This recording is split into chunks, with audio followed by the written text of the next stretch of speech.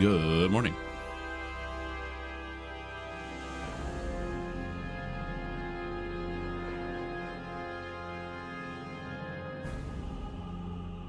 Yeah, I'm just gonna sit here and we're gonna be on starting until DDO is able to be played. So we won't be able to log in until then. So it's just gonna be you and me in the starting menu. Now, what you might be hearing might sound weird. You hear the music? You hear the sound? Might be like, this is strange. This music sounds oddly familiar, but not.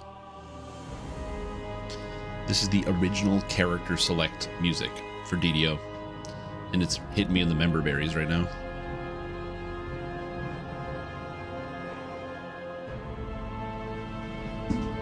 So when you were on the login screen and you were looking at your character list, this is what you used to hear. Oh my god. Right in the member berries. I figured it'd be fun to listen to like some older DDO music. And there's a playlist on YouTube by Ukenberger, who has basically every single song from DDO's history on here, which is pretty sick. So I'm just gonna let it go.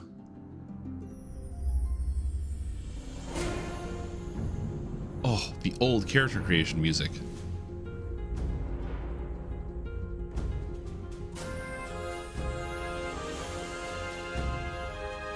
Oh my god. It's hitting me in the member berries so hard. Because this is the harbor theme sped up with like that harp on the undertone.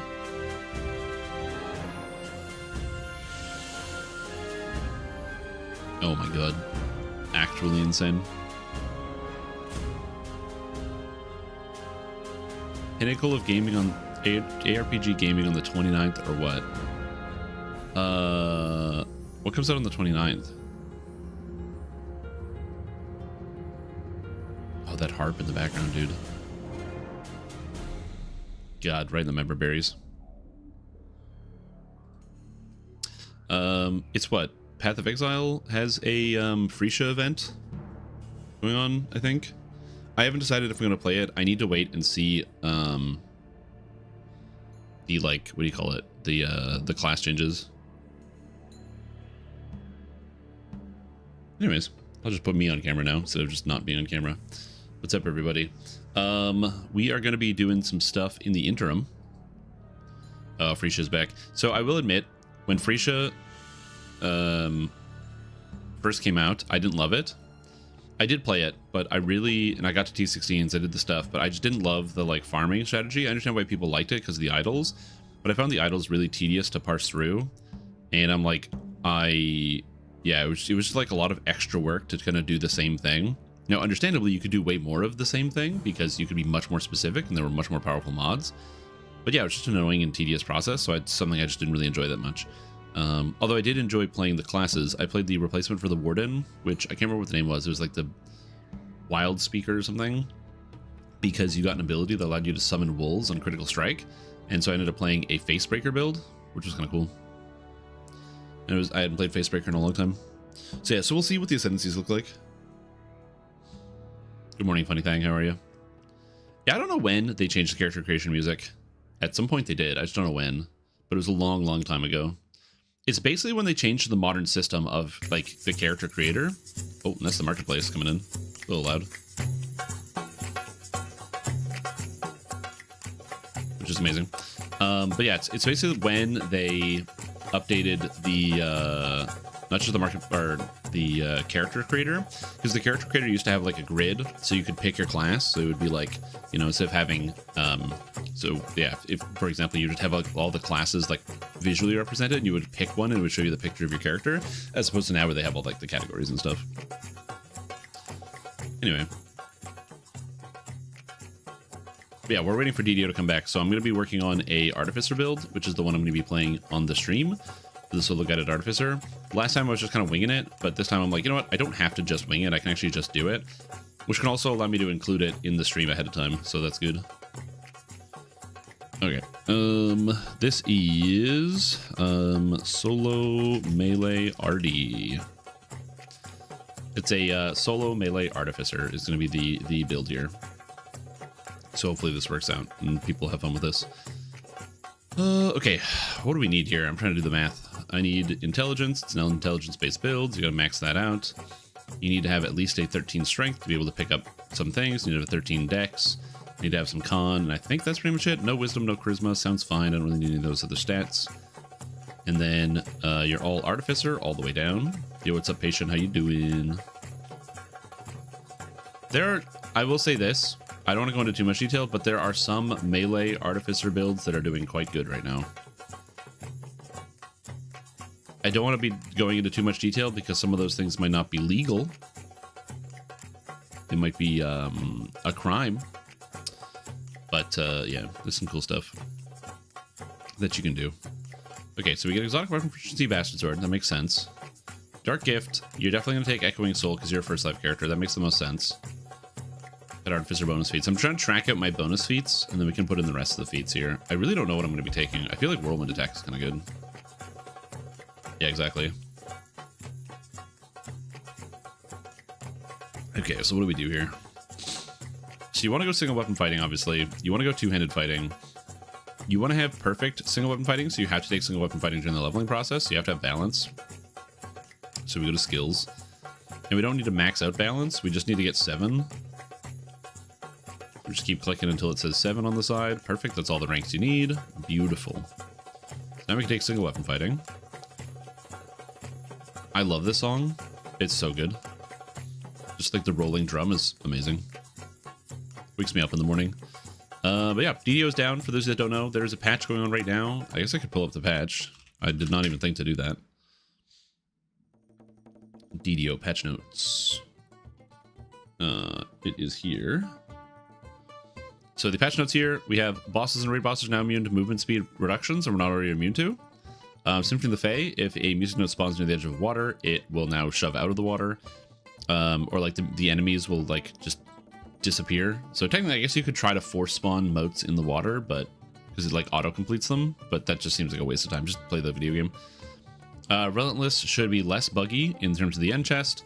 You can't make new characters on the expired worlds, and then some other bug fixes. Nothing too relevant, just some bug fixes.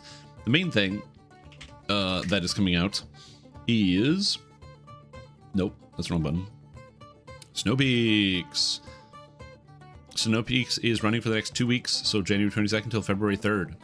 Here's the quick and dirty about Snow Peaks. As you play... Oh, there's all this garbage. Is there anything new this year? Let's see. Snow Peaks, other rewards. No, there's nothing new. So it's all the same stuff. So the way that you play this game is as you play, there will be champions. There's no pictures of them, but there's special champions type, the Scourge of the Snow Peaks. They actually have temp HP, so they have a shield. So you just have to beat them down. When they die, they drop keys, and they let you do one of two events. You either have the Snow Slide, where you slide down the slide, you pick up coins, or there's the Snow Climb, which they don't have a picture of here. TLDR, the slide is like slightly faster, I think, but the climb is less boring, so it depends on which one you want to do. Anyway, and then you turn in your coins for all of these different rewards. As far as which rewards are worth it, the Snow Peaks set is bad, but Snow Peaks Imbue Dice is the only one in the game that's like this. So Snow Peaks Gifts Imbue Dice is one you want to have. Make sure you get this if you play an Imbue build. Festive Charisma Dexterity Augments, obviously insane. The Snow Peaks Ruby is good for low levels because it allows you to add freezing onto weapon types. The Ruby of the Iron Hand is just cheap cold iron ruby, which is just fine. Eye of the Glacier sucks. Snow Peaks Sapphire of Speed is pretty good. Can be useful. All the weapons here, Frozen Skull, Ice Dragon's Tooth, Crystalline Snow Axe, and Sword of Snow, are sick cosmetics. These are some of the coolest weapons. They all look like ice and snow. I'm a big fan. I love these weapons. Visually, great job. Good cosmetics. The weapons are okay, level 4 weapons, or 5, but it's mostly just the cosmetic. Also, the Festival outfit is insane. It's wonderful. The Snowman pet is one of the best pets in DDO. And you might be like, how can there be a best pet? It's like a non-combat thing. There's no stats to it. How is it the best one? Get it. It's the best one. And then everything else doesn't matter. The candy canes are kind of nice because they're healing. They give you healing if you don't want to buy healing potions in current year. What you guys have to understand is the DDO candy cane. What this is it's basically a wand of cure moderate wounds that anybody can use. So there's no minimum, there's no UMD on it. It's just a wand of cure moderate that's just free. But the trick with the candy cane is back in the day, potions were really expensive. So when DDO first launched, the candy canes were in like the first festival. And that, like, I have old characters that have stockpiled candy canes because that's how we used to actually heal. It was like a real thing because potions were too expensive. You can just, and you couldn't buy like big potions. You could buy like Cure Lights, but you couldn't buy Cure Moderates. You couldn't buy Cure Seriouses back in the day. So the candy canes were actually allowed you to heal somebody else, and it was a big deal. The armor equals the robe. The festival. Oh, there's no. Is this different? The festival. It says festival armor. It should just be the robe. I don't. It's the cloak and the crown, so it should just be the robe. If we'll check in game when we get the chance, but it should just be the robe. Snowman pet snowstream. Yeah. So yeah. Anyway, that's all the new stuff that's coming. What do we want here? We want adamantine body for sure. Artificer bonus feat. Improved critical slashing is a great bonus feat to take. Improved single weapon fighting is a good feat here. I do kind of want quicken. It looks like I'm not picking up any melee stats for the most part. I'm not taking the two-handed fighting feat line because we're going to get it for free down here because that's going to be something here. So we have another feat. Artificer bonus feat. I'm trying to make sure I maximize usage of all my bonus feats properly. Weapon focus slashing. Maximize is not horrible here. So throwing maximize into here is not entirely bad because you can use it with rune arms later on. We want greater single weapon fighting. Greater. Bastard sword, yeah, it's up here. What's the DDO news? Game is down for a patch. The patch is fixing some bugs, and Snow Peak starts today. So you can do the snow slide. I know how much you love the snow slide, Ipsum. You can go and slide around in the snow and slide around and start sliding around in the snow.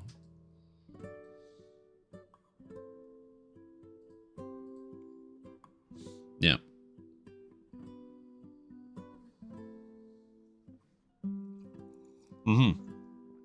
In the snow. Yep. Okay, so we got 1, 2, 3, 4, 5 feats to do something with. What are we doing? What are we doing?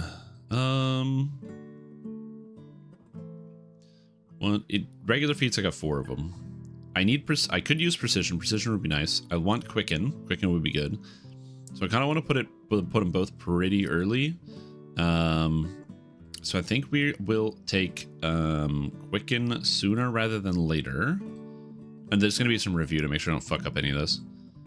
And then I like precision. The downside here is I'm not taking like whirlwind attack, power attack, cleave, anything. I could probably take power attack and cleave, if I'm being totally honest, and have like cleave and great cleave, and just have a bunch of AoE for the frontal. But like you do get AoE out of the Renegade Mastermaker tree, which solves some of that problem, but it's only one. But then you get the rune arm. I am not sure how I feel about this. I do like the idea of taking power attack and cleave though, because they did update cleave. For those that do not know, where's the button? There's the button. There's a button that lets you take feats that are not disallowed. Builds. No, Lemania features. Is that a thing? Settings? Oh, show and available feats. It's up here. Yeah, they changed cleave. So now it's +1 threat range and multi. So it's actually a pretty good attack. And great cleave is +1 threat range and 2 multi, which is again also makes it a pretty good attack. So both of those are interesting. It's definitely something to consider.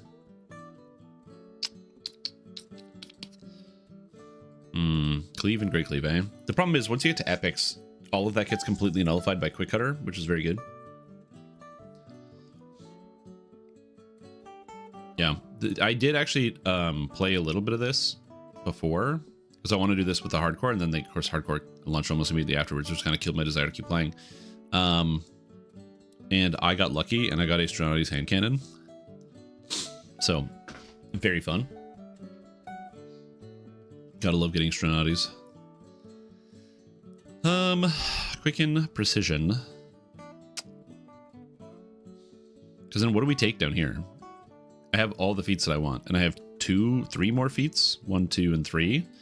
So that's where I'm like, man, you know what would be good? Cleave, power attack, cleave, and great cleave. and then I have like all the melee AoE attacks. And it really solves all that problem. Then I don't need to take any AoE in epics, which means I don't need to use like Quick Cutter. Quick Cutter's good, don't get it twisted, but it means I could take something else if I really wanted to. I do have Insight for reflexes, I have an extra. Power attack, cleave, great cleave. Power attack, cleave, great cleave. I mean, it's not horrible, and it's good damage, and the +1 multi will be great for Bastard Sword. Power attack, cleave, great cleave. Power attack, cleave, great cleave. No, power attack, cleave, great cleave seems better than dodge, mobility, whirlwind. Because you don't really need mobility, and then whirlwind is just replaceable by cleave. The only problem I have with dodge or with cleave, great cleave is that I have so many cleaves all of a sudden, and it's just cleave city, which is not necessarily a bad thing, but it's just a lot of cleaves. Is that a good idea? Is this the way of the future? We go power attack, and instead of quicken, you take cleave. And instead of precision, you take great cleave. It's a lot of damage, and then you just backload all the single weapon fighting feats, and then you go single weapon fighting, improved, and then you don't take quicken. That's probably okay as long as you take concentration. And then that also allows me to grab, instead of maximize, you can take quicken here, and then I can take maximize here, which lets me use my feats more efficiently. And then I still have one extra feat that I don't know what to do with. Which could be anything. Improved damage reduction? What a bad feat. I shall attend to it in a trice. Yo, the original dad, welcome back to the stream team. Appreciate we're having a fantastic day. Glad to have you here. Hope you're doing very, very, very good. Thank you. Welcome back to the stream team.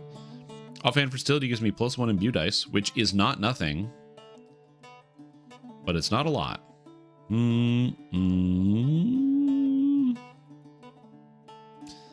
Okay, I think we're gonna go with Insight for reflexes does seem kind of good. Yeah, we'll go with Insight for reflexes. That does seem kind of good. That fits. So then you're just cleaving everybody. So levels 1 and 2, you just use a crossbow until you hit cleave, basically. You just rip a crossbow, you get cleave, and then you start cleaving it up. Try to find a bastard sword somewhere, but you're going to be using a crossbow for the first little bit. There's no real way around that. And then could take expanded clip, but you're probably just going to take patience here because it gives you +1 multi, which is good with all your other +1 multi abilities. We're going to take perfect two-handed fighting for the strike through because strike through is good. At 24, you're going to take overwhelming critical probably. Actually, you know what's better than overwhelming critical? Eerie aim for +10 to hit because you're an artificer and your hit chance sucks. Thought I had was Burst of Glacial Wrath, but maybe you can stun in another way. That's one of the downsides of this character is no stun as of right now. No crowd control, but what are we going to do? Maybe you can solve that. Maybe the answer is a sword sings with strike through. It could work. It could work. 27, this is where we take the overwhelming crit because overwhelming crit is really good. I almost always recommend Deific Warding here because even though Harbinger of Chaos is a great feat, Deific Warding is so much extra defense for a first life character because it's 10 PRR and MRR, but Harbinger of Chaos is also damage. I'll take Harbinger of Chaos here, it's more fun. There was a bug that I found that causes your client to crash. So I'm actually just going to save the game just in case. I'm just going to save it. So this is solo guided RD, just in case I didn't patch it, where your game crashes after you pick Deific Warding. Not your game, the program crashes. Yeah, the problem with the macro tech Epic Strike is that it doesn't really do a lot of damage. And then it makes me really sad. You could take Embolden here, honestly. So it's going to depend on where the DCs line up. I'm not sure what level 30 feet to take. You're going to have to wait on that one. Arborea is a great option here because +1 imbue dice, also plus melee range power, force universal spell power. It's a good option. Sign of Mechanus is just a bad feat all around. Everything about it is bad. There's no reason to take it. And then lastly, it'd be Sign of the Plane of Fire because it gives you imbue dice, evocation DCs, physical and magical resistance rating, spell power, and everything else. Probably going to go with Plane of Fire here just because it's too good. And then 31, we take DF Warding. And then 34, you just take Titan Blood, because you probably don't have a Heart Shard. Construct Exemplar is also a great feat. Big fan. I do like Construct Exemplar. Because it gives you repair ramp and magic resistance rating, which is just nice to have. So definitely a good feat. The only other feat I'm thinking here is Emboldened Spell for your spell DCs, but how often is that going to come up, and can we even get the spell DCs high enough? The answer to that question is probably no. So we're gonna probably see. I'm gonna put Emboldened Spell here for now tentatively, but I don't think it's that good. Also, the music is like mildly too loud. Oh, that's not loud. Oh, too much. Whatever, it's fine. Okay, that seems fine. And then we go to skills. Skills. I said skills, we go to skills. There we go. And the reason why we go to skills is because we have all this. So stuff you need. UMD. Max out tumble. You want search, disable device, open lock, concentration, probably spot for the people that need spot because they struggle with seeing things. And then after that, we have a lot of free points here. We don't need balance. Jump is nice. I do like having access to jump because it lets you climb over shit. I like repair because it gives you spell power, but I'm going to be honest with you, of all the things that have the most utility, jump is probably going to be the most impactful to somebody who doesn't play the game a whole lot. So we're probably going to go with that. Tumble is not going to be super relevant, but I just like having it ranks in it so you can physically tumble. And then, yeah, probably repair. And then my last point goes into spellcraft. This makes sense. Rune Arms don't stack Arcane Warrior. I believe Rune Arms do stack Arcane Warrior, yes. But the problem is you don't fire them that fast. Like, it's a lot of like button mashing, which not everybody might be ready for. Okay. So we are a Battle Engineer with some Renegade Mastermaker. So in terms of Renegade, well, in terms of Battle Engineer, you want the charge rate, you want the Sunder DCs, you want the Field Engineer, you want the 1 point in Caustic Strike, you want the 1 point in Shatter Defenses, you need this, you need to take this all the way up the tree. This tree is expensive. You guys ever notice that this tree is expensive? I feel like I'm spending so many points. And then we go here, we grab intelligence, because intelligence is good. You want that, you want that. You want one, this is a great 1 pointer. Is this a 1 pointer? Yeah. You want this. Okay, I got everything I wanted. That's good. I wasn't sure if I was going to be able to get everything I wanted, but this is everything I wanted. 1 point, 1 point. Get the cap here. You don't need weapon attachment. Kind of sucks. You get all the imbue dice. You get all the everything else. Everything else is good here. This is all quite nice. You don't need rack construct or disable construct. You don't need action boost here because we have this. So we grab the extra action boost. We grab the capstone. Perfect solution. Now, some people might be wondering, can you multi-class to make this better? Probably not really. You get action boost haste out of here, so fighter doesn't really help you. We've already looked at the multi-classing. You have to beat what Master Engineer gives you, which is 4 intelligence and then +1 to hit and damage, and also makes your weapon an implement, which is just convenient. So it's just hard to beat that. Okay, so that's good. What's up, Nemor Chai, Kevin Ed? How are you both doing? Hope your days are going good. Next up, Renegade Mastermaker. You can grab Easily Fixed because it's easily good. You grab the Supporting Construct because it gives you the PRR and the MRR, which is nice. Grab Alchemical Shield. Kinetic Discharge. It's a good 1 pointer. It's just another cleave. Mighty Slam is another good 1 pointer because again, it's just a stun that uses your Sunder DCs, which is why we max out Sunder here. Renegade Armor Mastery is very good for this character because you do need maximum dex bonus for a lot of this stuff. So increasing your max dex bonus is great.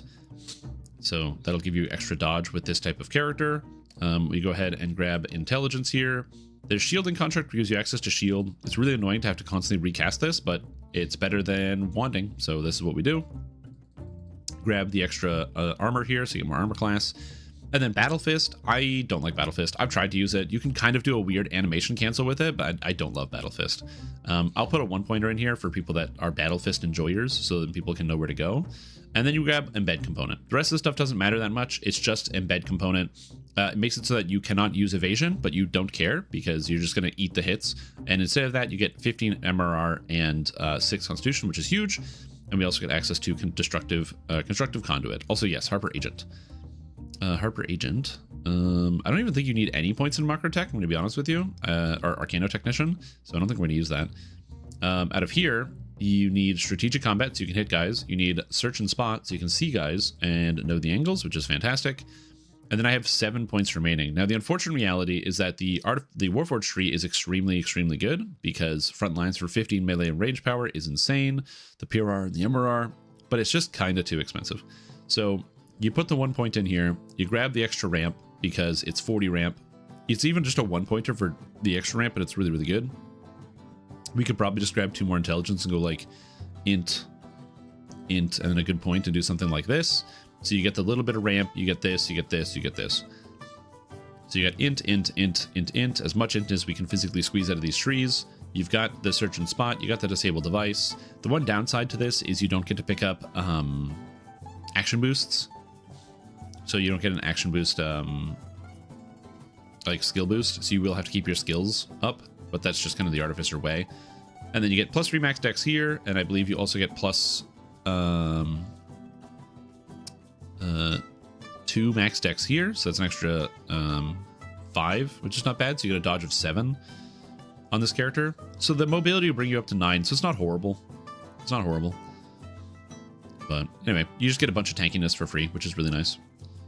Okay, and now we go Epic Destinies. Whee! What Epic Destinies do we use on this character? Great question. So my first thought is Fate Singer is really good here because, oops, Fate Singer's here. Fate Singer is really, really good because Fate Singer allows you to, oops, get access to the Epic Strike and Discord, so I actually have a consistent stun. Unfortunately, this scales off of stunning DCs, which is really annoying. Technically, you can get a stun that scales off of Thunder DCs by going into Divine Crusader and picking up the Consecration, and then getting the Cower effect. So you do cower people with Consecrate. It's an interesting problem. I don't know the answer to this one. I do like the Cower before me. It's quite good. So we can use this. And you get Thunder DCs out of the tree. So yeah. Yeah. Is DDO still dead? Yeah, DDO is still dead. Yeah, we have into hit, and then we have the trance, so we get that, yeah. So yeah, is today hardcore day? Today's hardcore day, yeah. That's why we're just fleshing it out. Because that way I can actually have the build posted ahead of time, because I can just dump this in a paste bin, and then if somebody's like, yo, do you have this build? I can go, yes, I do have it, tentatively. In the short term, shortly. Okay, so... I like Macrotech. I like Divine Crusader. Primal Avatar is not horrible. I just don't know what the main tree would actually be. So like the thing about like Primal Avatar is cool, and I actually don't mind it because you get one, the extra damage from the Mantle of Nature. You get the Imbue dice, which is good. Infinite mana if you really want it. You get access to Shard Storm. So there's a lot of utility out of Primal Avatar, which is cool. The problem is, if you take the Mantle here, well, now you're not taking the Mantle out of Macrotech, which gives you the Force Field Generator, the improved Aegis, and all this other, like, bullshit that is really, really good when you have a Rune Arm equipped, where you get 20% life. So, like, you know. And then Divine Crusader. I mean, in theory, you could do, like, the worst hodgepodge of all three of these. And have no burst whatsoever, and just have this character that doesn't do anything. And 45-minute training at 7 p.m., so it's fine. Oof, that sucks. You gotta get yourself some of these. Just get some medications and then put them in the body. It's always the solution to the problem. What's up, Barkarian? Good morning. Yeah, what are we doing here? What are we doing? What are we doing here? Like, I want to be Macrotech because Macrotech is cool. And I am an Artificer, so, like, I should be Macrotech. That's sick, dude. But, oh, that reminds me. I ran out of my vitamin D stock. I gotta buy some vitamin D for my daily D. There's a pharmacy nearby. I can do that. I'm just not gonna do that today. Yeah, I want to use Macrotech because it's cool and I am an Artificer. But, like, damn. It's just really hard to justify using the Macrotech when I guess I could use the Epic Strikes because I could use the Drive. I could go with Blast Drive and get the stun. Wait, which one is the stun? Oh yeah, Blast Drive. So I can go Blast Drive and grab a stun because it does work off Rune Arm DCs. Unfortunately, there is nowhere to get Rune Arm DCs except for this tree. Like, this is going to sound really wacky. Did you guys know that Artificer doesn't get Rune Arm DCs? And you might be like, that's crazy. There's no way that's true. Whoops. Unfortunately, this is not like Dragon Disciple, where they get a bunch of breath weapon DCs, or Dragon Lord, where they get a bunch of breath weapon DCs, because it's all about breaths. There's no Rune Arm DCs in Artificer. I mean, it's not really Rune Arm DCs, because you're picking up on Evocation DCs. So it's like Rune Arm DCs. Oh, no, you do. You get +2 Rune Arm DCs from Runic Efficiency. Wow, look at that. Yeah, we ain't doing that. So anyways, this is stupid and dumb. So yeah, we're just trying to solve problems here. We're trying to solve problems. But yeah. Do we just go macro tech for the beams? Oh, let's see. So this is ramp. You want to grab an epic strike. So you obviously take galvanic blast because it's good. We take the capacitors. We take Rune Arm use, which gives +1 stable charge tier. Rune Arm charge is good. You got to take the Rune Arm DCs. You got to take the imbue dice. You got to take a drive. So now we're going double strike, double shot because you need a drive. We got to take the blast drive. We got to take a boost drive. Boost or spark? Or echo or spark? I think it's echo is what you want. You want echo or spark? Echo or spark? Spark is... Oh, you want echo drive every time because it gives you more damage. You want echo drive. And then... Galvanic Tomb is good. No fail reflex saves on a 1 is also good. You grab Armor of Legends. You grab Maximum Overdrive. This is so useless. Oh, this ability is so bad. I guess that's you use Rune Arms. It's kind of cool. Yo,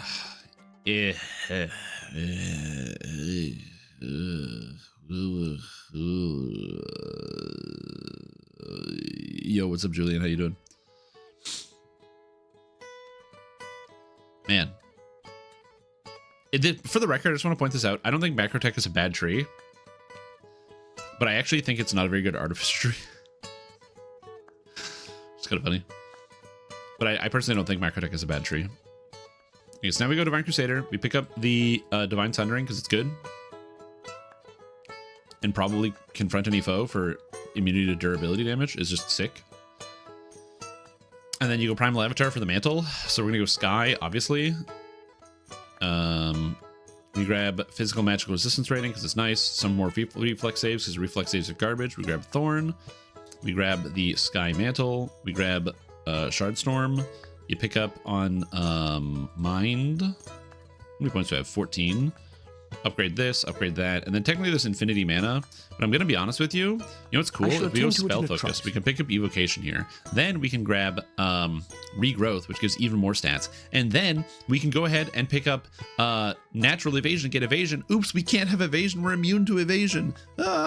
Anyway, Foy Chief, welcome back to the stream. Team Priestess, we're having a fantastic day. Thank you so much for tuning in. I hope you're doing very well.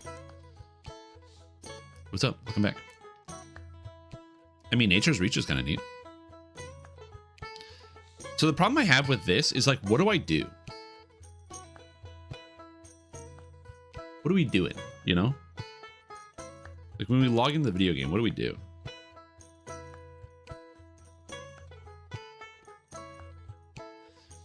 So in total of the actives we have Cleave and Great Cleave. We have Kinetic Discharge, Mighty Slam, Battle Fist, Caustic Strike, Shatter Defenses, Thunder Shock Weapons, Shardstorm, Galvanic Blast, and the Rune Arm. I feel like that is too much. That is too many things. That is too many things. And it's difficult because I think that means you basically don't want the cleaves once you hit level cap. Oh, I'm a rogue. Also, Braylord, thank you so much for giving out 5 subs. That's super kind of you. Welcome so much, a whole bunch of people. Welcome DS Jaka to the stream Team, Oh Hey It's Butler, Gold Dragon, 06, Need More Chai, and Ramthan. And Bradler, thank you so much. I hope you're doing very well. I know, like many of you, the game is down, and it makes me sad. Almost as sad as looking at the macro tech tree. So I appreciate you for both watching the stream and having a good time, and also gifting some subs. It's really, really kind. I appreciate it. I hope you're doing very well. Okay, so looking at this makes me want to cut the power attack and great cleave stuff. Because if I cut the power attack and great cleave stuff, I don't have too many abilities, and it means I can fit empower into my build that I couldn't do before. I shall attend to it in a trice. That's a lot of months. Also 1 month more than Cruiser, so that counts 2 stream Wolfipede. Oh my god, Kentos, also thank you so much for the sub. That's very kind of you. I appreciate you taking a minute to shit on Cruiser because you subbed for 1 more month than he did. It's important to recognize when you are in fact better than other people, so I'm glad you took that opportunity. So thank you so much. And Latency, also, thank you for the bits. Appreciate it. Hope you're doing very well. So thank you guys. That's very kind. Brayler, thank you for the subs, for the gifted subs, Foyjeef, Kentos, and Latency. That's very, very kind. Just spam quick cutter. So the problem is, you are correct. I could just spam quick cutter. No brain, no think, just hit quick cutter. For those of you that do not know, there's this ability here called quick cutter. Quick cutter is an ability. It does some damage, it does some things. This ability was deleted from the video game. SSG annihilated it. They dropped a nuke on it from space. It's still really good. So it's actually arguably still one of the best epic strikes in the entire game, which is again one of the reasons why I was an advocate for nerfing stuff. Because this ability was way out of whack. It was so much more powerful than everything else. So they gave it a slight nerf, and it's still insane. And you can just take this ability and completely negate the entire game. Yeah, I gotta go back and take Mage Armor. I'm just thinking.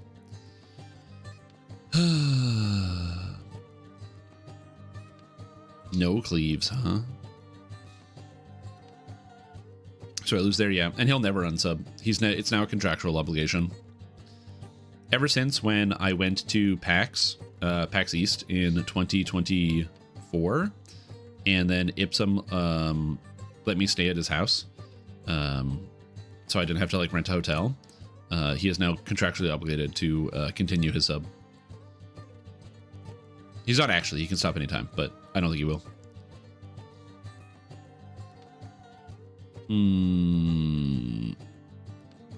Yeah, it's a way faster place to fall asleep. It's very comfy, very cozy. Nice warm hugs. So what do we drop? Double strike for mage armor? I'm so sad. Every option I have to choose what I want to drop makes me sad. Maybe you drop deific warding for epic mage armor? Yeah, it seems about right. Yeah. Okay, that seems fine. It's all said. Yeah, it's a good bonding moment.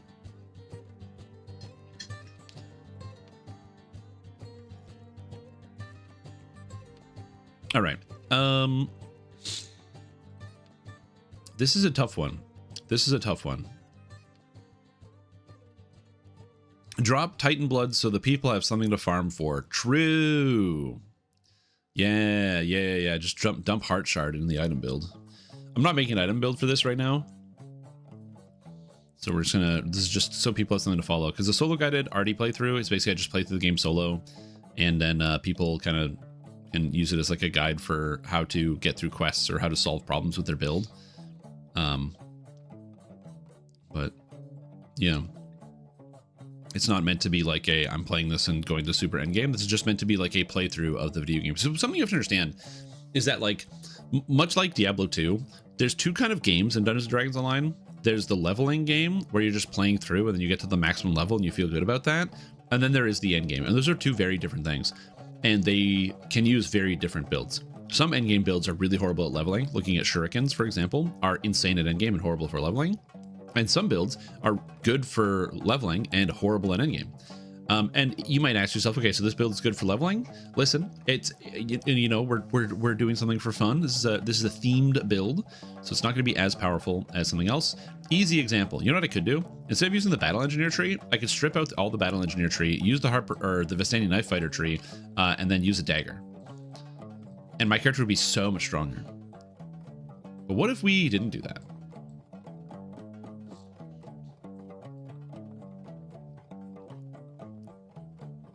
Maybe we don't need cleave. Maybe we don't need cleave.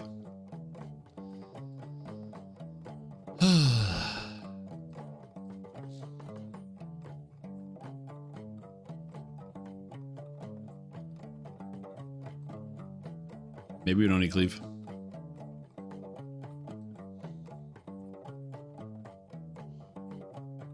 Yep. Oh, this song? Oh, this is A Tavern Far Away from Dungeons & Dragons Online. I'm not currently listening to any other music. I don't even know what song would come up. What is the most recent thing? Cantato by Luca Antolini. I don't know who that is.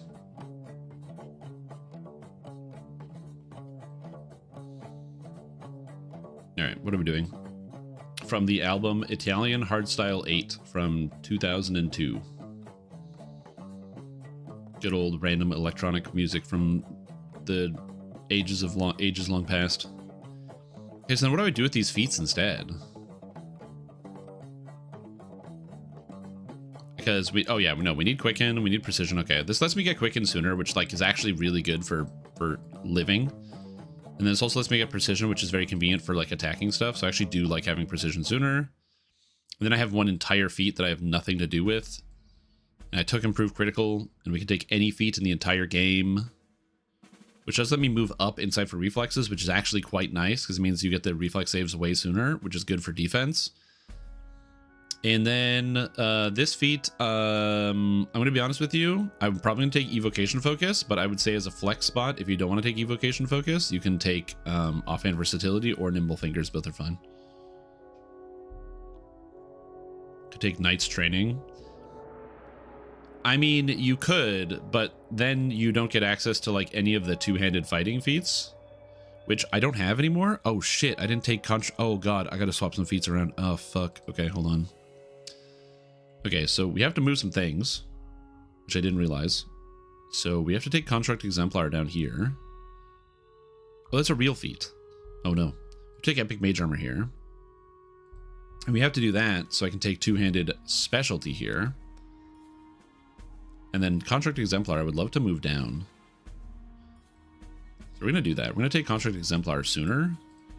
This defense. And then we'll take Eerie Aim up here. Yes. Although, I'm going to be honest with you, I'd rather take Eerie Aim here. And then move Overwhelming Critical down here. Yes. Yeah, it's Bastard Sword. First life, no past lives.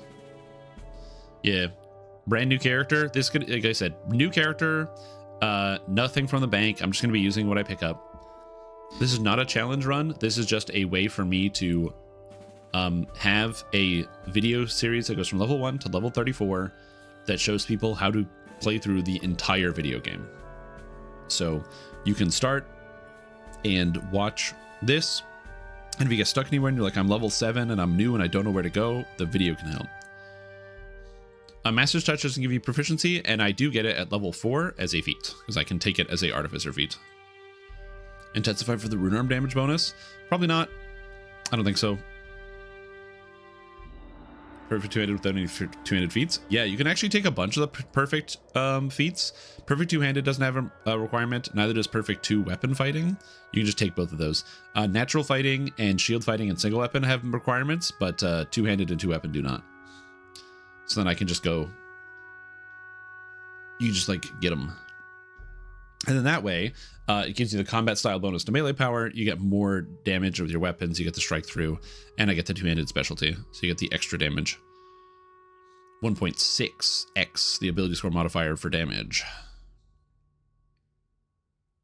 Which actually doesn't matter because I already have this. But it's technically a 0.1, but it's not that big of a deal. Class and race, this is Warforged Artificer. And I think that's basically it. I have 6 points remaining, but I don't know where I would put those. So now the goal here is a higher focus on the elemental and magical damage portion, which is more interesting. It's like cooler. Maybe like, is this better than what you could be doing? No, because as a reminder, the best option is just taking Quick Cutter and just clicking that and ripping your way through the game. But like, what if we wanted to use Macrotech, you know? What if we want to use Macrotech? I could get Weather Any Blow, because all this stuff doesn't help me too much, and neither does this stuff. I got the spell DCs. Do I need Evergreen? Am I ever going to run out of mana? I'm trying to think about this. Do you ever run out of mana on this character? I really feel like you don't run out of mana. There's no way you run out of mana. The only spells I cast are healing spells. There's no way I run out of mana. Because the only spells I have are Shard Storm, which costs 20. Galvanic Blast, which costs 20. There's no way. The Trance, which is 15. There's no way. You'll have like 3,500 mana on this. Because I'm thinking, because I could take Evergreen, which would give me 100 mana and also infinite mana. But also, what if I went Divine Crusader, pick up the melee power, pick up the armor class, the PRR, get the ramp, and then also be able to pick up bonus to all saves, fortification, PRR, MRR. Like I'm thinking like PRR, MRR, +1 to saves, pick up Weather Any Blow, like, and then that's 6 extra physical or 11 physical resistance rating, so it's even tankier, even less likely to die, and then just grab some universal spell power or something. Epic meta magic. Yeah, seems good. True, yeah. I could just, that's true. I could just use a shrine. Yeah, because the whole point, we're just clicking on people. We're just clicking. That makes sense. Feels good. All right. So like I said, this is a first life character. I'm just going to use what items I pick up. The hard part is Echoing Soul is really good because that solves a lot of my problems, like Disable Device 73. But thanks to Echoing Soul, which gives me +20. So that's going to be a problem and a half. I don't know if I will take this, but I will include this in the build because I think that it is it's relevant. Because this is what I would take on a first lifer. If you are playing any type of first life trapper or high skill user, you want Echoing Soul. It's way too good because it can be difficult to have all of the stats be high enough without Echoing Soul. All right, DDO check. Can we play DDO yet? I'm doing pretty good, Olive. I'm doing pretty good. Let's see if the game is functioning. Connecting to patch server. Come on. Come on. The Winged Knight Patron Coffer has arrived. What is the Winged Knight Patron Coffer? And there's no link on the website, which is interesting.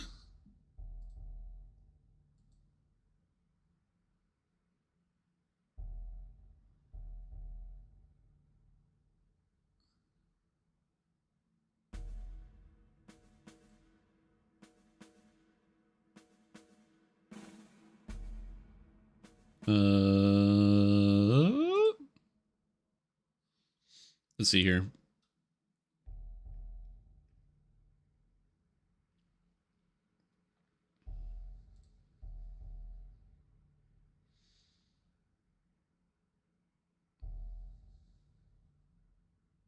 Okay, sounds good.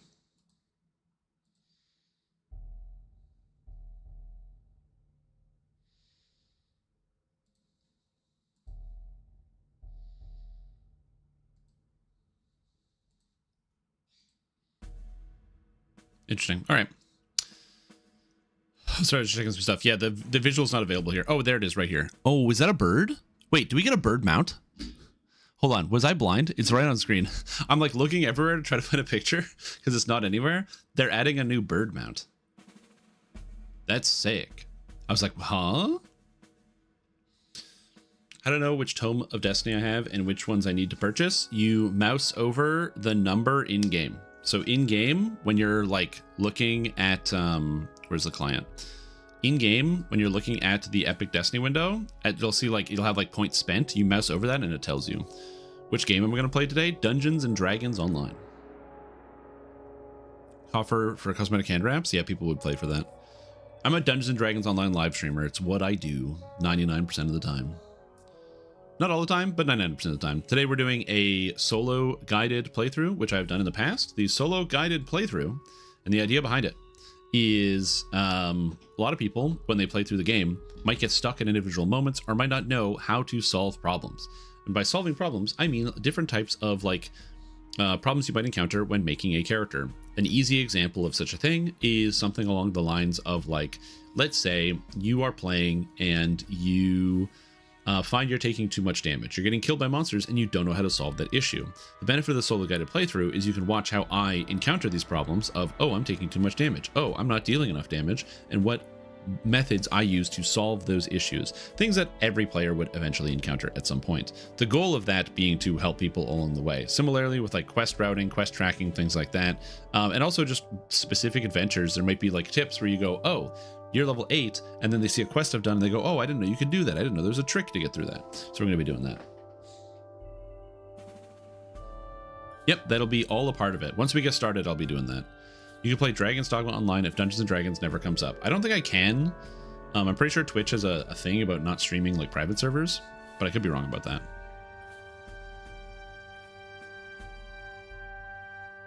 I've never gotten Dark Gift, had no clue what Echoing Soul was.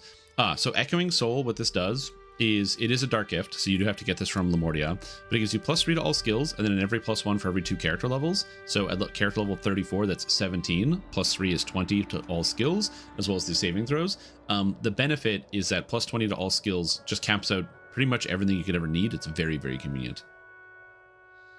Good Shnadi with bonuses solves all AoE problems. It does. Yes, I do. ! Discord in the chat. It's how you join the Discord. There's a command. I mounted her up and she looks like $1 million. Oh, that's kind of cool. Are you talking about the new one from the event? Green Country? Well, it's not no gear. I'm going to be putting on items. See, the problem is I just didn't really like that unicorn that much. I didn't like the saddle. The saddle to me wasn't that interesting. So I much prefer the kind of shiny unicorn that I've got. So yeah.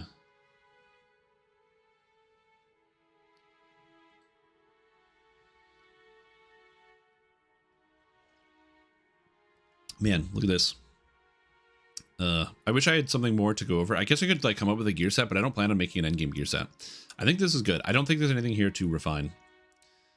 What are the odds that the servers just don't come up? And we're just stuck. There is the Midnight Wing Patrons Coffer, which is very, very cool. So we'll be taking a look at that once we get in game. I will let you guys know that this patron coffer, if you don't know what this looks like and you're like, man, it looks kind of cool, bird mount, that sort of thing, it looks interesting. I don't know if I'd want to use it or wear it. What if it's ugly? What if it sucks? Well, I'll tell you one thing. We'll look at it when we get in world because I got a free key from DDO. So though I do have to update the text of the live stream.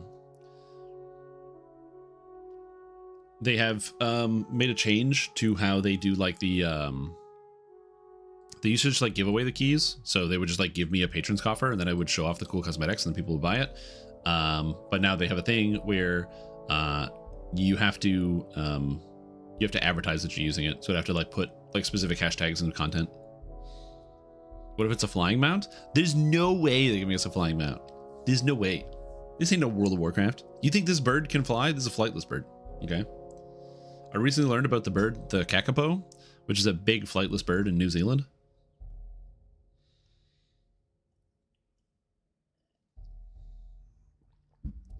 Yeah, the carpet's pretty neat. Man, this game is never coming up. Anyway, double check in any major flaws. Sometimes you forget things. Yeah, melee arty. We're going for the melee, dude. We got 1400 life with no items equipped. We got 100 PRR with no items equipped. That's excellent. 100 fortification with no items equipped. Also nice. Max dex is 8 with no items equipped. Delightful. Sweet. Sounds good. And then offensive breakdowns. We've got... oh no, where's my DCs? Where's my DCs? Tactical breakdown bonuses. We got 10 Sunder. That's not enough. That's not enough. What about magical breakdowns? What's my cash levels? Spell school bonus DCs, 3 rune arm, and 16 evocation. It's not enough. Oh, this character's gonna be bad. This is gonna be bad. This week's code is hilarious. Wait, what is the code? Is there a free? Did they have the free code? Oh, free snow hair dye. Coupon code is blank. Where is it? Huh? Oh, Arcane Archer. So basically, you're just trying to get as much double shot and range power as physically possible. So if I go to gear here, and we'll put in like a thing. So in terms of filigrees, what you're looking at is Salt Marsh. You want where's Wild Hunter? So I'm just gonna throw it in here so you can see the set bonus. You want Wild Hunter. Oh, not the raid one. There probably is raid ones, but Wild Hunter. You want not Celerity, Deadly Rain, because Deadly Rain is Deadly Rain. You want Spines of the Manticore, I'm pretty sure. And oh yeah, because there's the raid Spines of the Manticore, right? Range power. Yeah, Spines of the Manticore here. So you would do like, you would double down on all of this.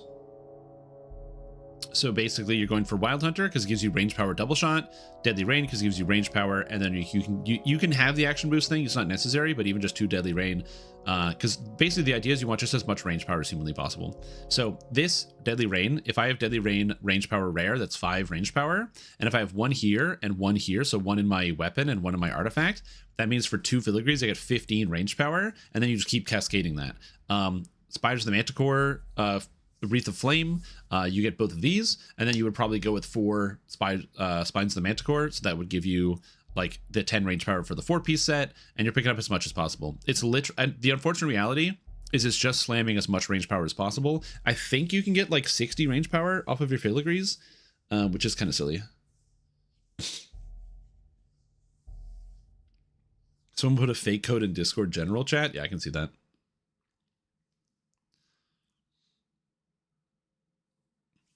That's pretty much it. You're just slamming as many range power filigrees as you possibly can get. Complete sets not necessary. Yeah, basically all the range sets are kind of bad. You could argue maybe Wild Hunter with the +1 many shot charges could be good for the burst, because it makes you more bursty. So maybe a full Wild Hunter. But yeah, the unfortunate reality is that none of the sets really matter. Even some of the ones that are really cool, like where are you? Embrace by Light, Execution. It's not Treachery. Trapper's Delight, Touch of Grace, Talon Back, Long Shadow, Inevitable Grave.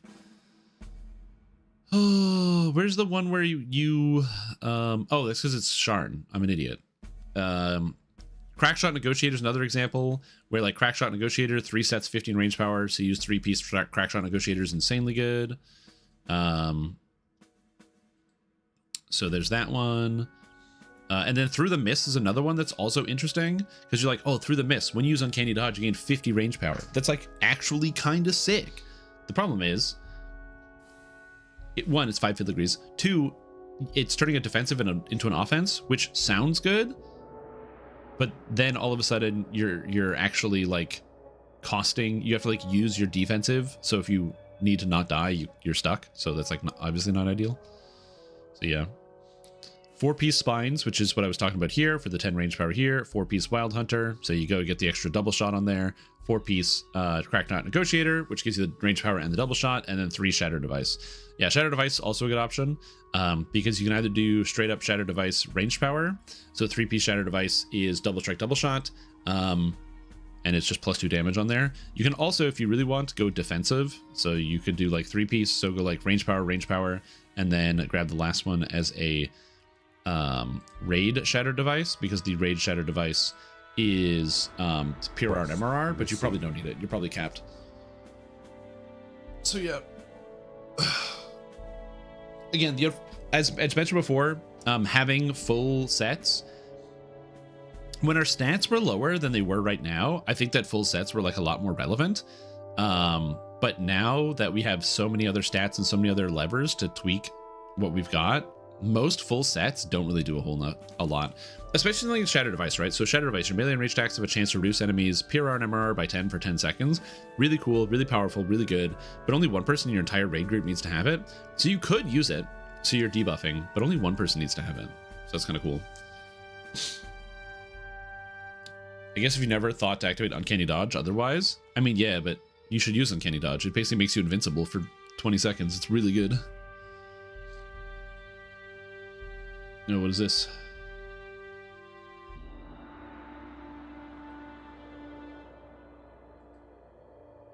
Oh, pretty. Look at that.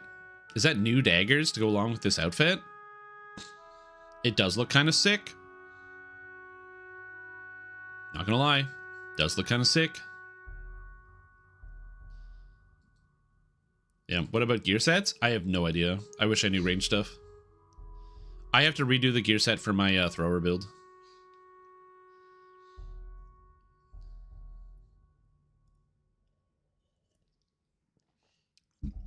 Yeah.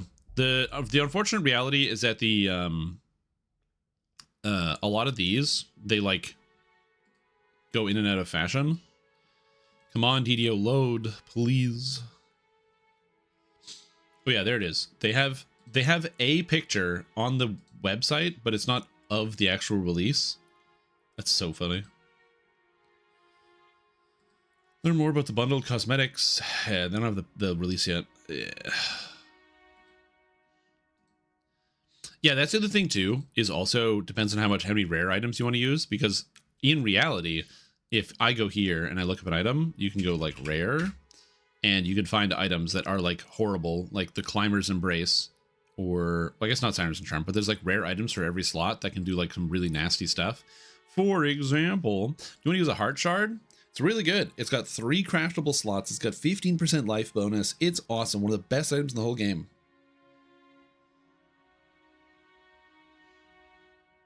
But yeah, that's a price to pay, man. Go farm that bad boy. Devil's Infernal Dance. So Devil's Infernal Dance is from the University set. So that would be right here. Artifact, ability, artifact, double strike, double shot, artifact, fort power, fortification bypass, artifact, melee range power. The upside of the set bonuses is that they do make it easier to farm for items. Especially these ones, because they're craftable. Gives you over 500 HP. Yeah. The only upside to farming the Heart Shard is if you make a Heart Shard farming group, people will jump in. Because nobody has one still. So that way, you can just like make the quest faster by having people run with you. The downside of that is you will inevitably watch other people pull their Heart Shard before you get yours. So it's a tough one. But yeah, so I wish I had a better answer in terms of like what actual armor sets you should use, but making an armor set is like a Herculean task now. You just have to like very slowly go through everything and just be like, what's good? Ranged. All right, let's start reading. Yeah. Yeah. Yeah. Yeah. I just go. Not ideal. You guess it's a garden from spring to fall? Yeah, garden from spring to fall for the entire time? Oh, that's awesome. I should go outside more often. Season's Warding? Yeah.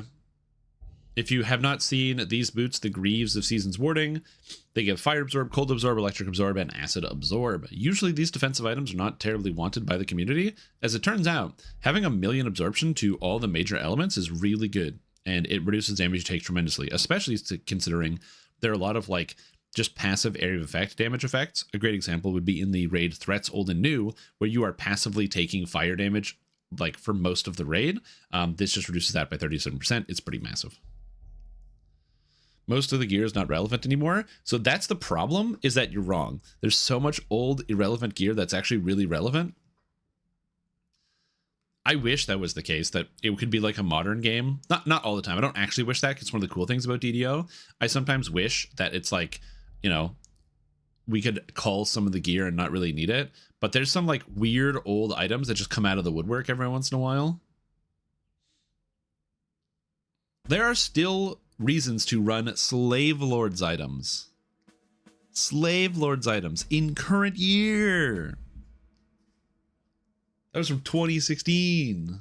And there's still some sets where just the best item you can put in a slot is a Slave Lords item. So yeah. Like, there are some horrible items. A great example, which I will never be happy about, is the quality dexterity pair of boots that also have insightful spell focus mastery. That makes me so sad. But yeah, that's why, like, when people ask how do you make armor sets, my answer is like 4 hours of staring at it in the builder to only realize you made a terrible mistake, which is why if you want to do endgame, make friends. Making friends is an excellent way to get better at doing the DDO endgame, because putting together gear sets is a very collaborative process. Arcane Trickster with Dex spell DCs any day now. Hold on, I got you. There we go. Yep.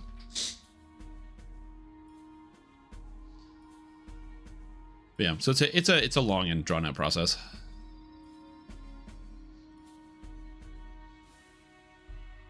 Especially if you want to craft all your items. If you're cool, if you're cool, you can send me a set and I'll poke holes in it. Yeah, and be like, hey, this item's garbage. This item's horrible. Why are you using this? Go away. Get out of my house. Is there like a melee? Is there something that gives me all the stats that I want? No. I want like spell DCs and tactics DCs in one set. Spell DCs, ability scores.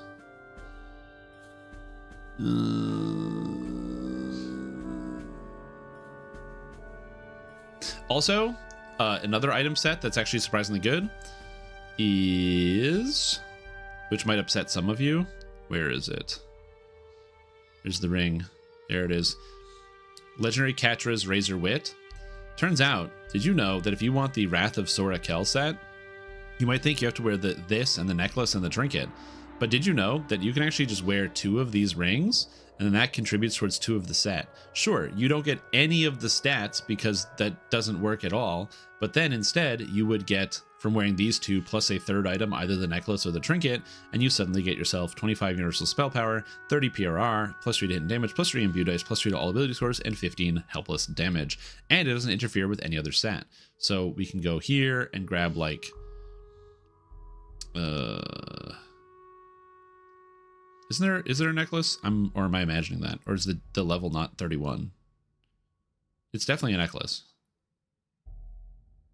Or is it gloves? Or is it bracers? Am I blind? Am I an idiot? Don't answer that. Yeah, Lost Hag's Heartstone. But there's another item. There's a third item for the set. Oh yeah, head slot. Right. But yeah, you can either wear this and get the insightful spell focus mastery. And yes, it is the gloves. Thank you. It is the Mania's Fists. So you can wear the Mania's Fists, and then all of a sudden for these 3 slots, you've gotten all that. And then you might be like, well, isn't that bad? Well, you still have all your Sun Augment slots open, or alternatively, you can just wear a 3-piece set that doesn't use any of these. It's kind of sick. Also, Elemental Attunement Rings from House C is really good. There's a lot of stuff you can do there. So yeah, as like I said, these are all bad. Sorry for one post about politics, but did you see my PM speech from Tuesday? It was really good. Yes, I did. I don't love everything the Canadian government is doing, but I do appreciate some things, for sure.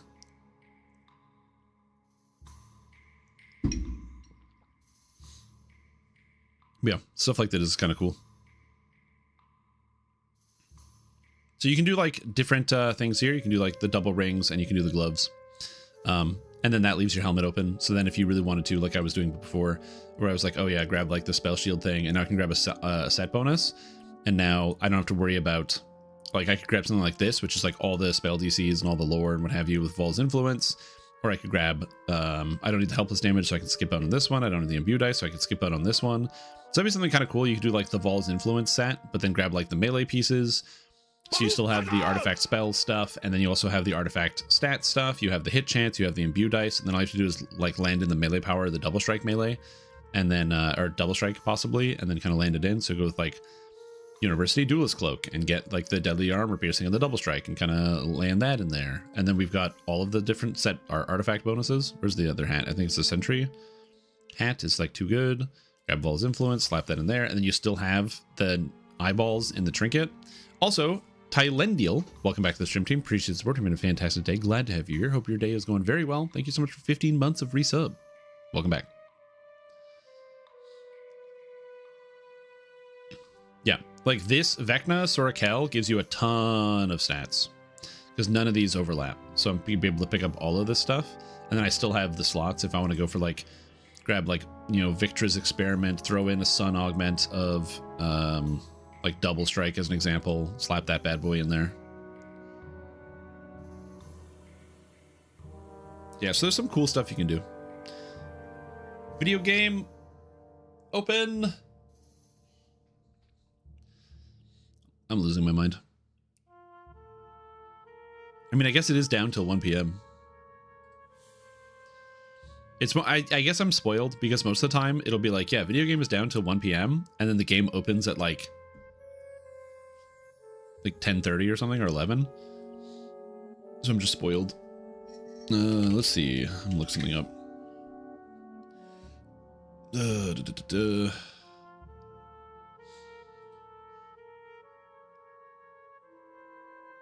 Hey, look, you guys might complain about the coupon in DDO being the helmet, but it could be worse. You could be like Lord of the Rings Online, where their weekly coupon gives them dwarf candles. It's so much worse. This might be the worst coupon code of all time. My God.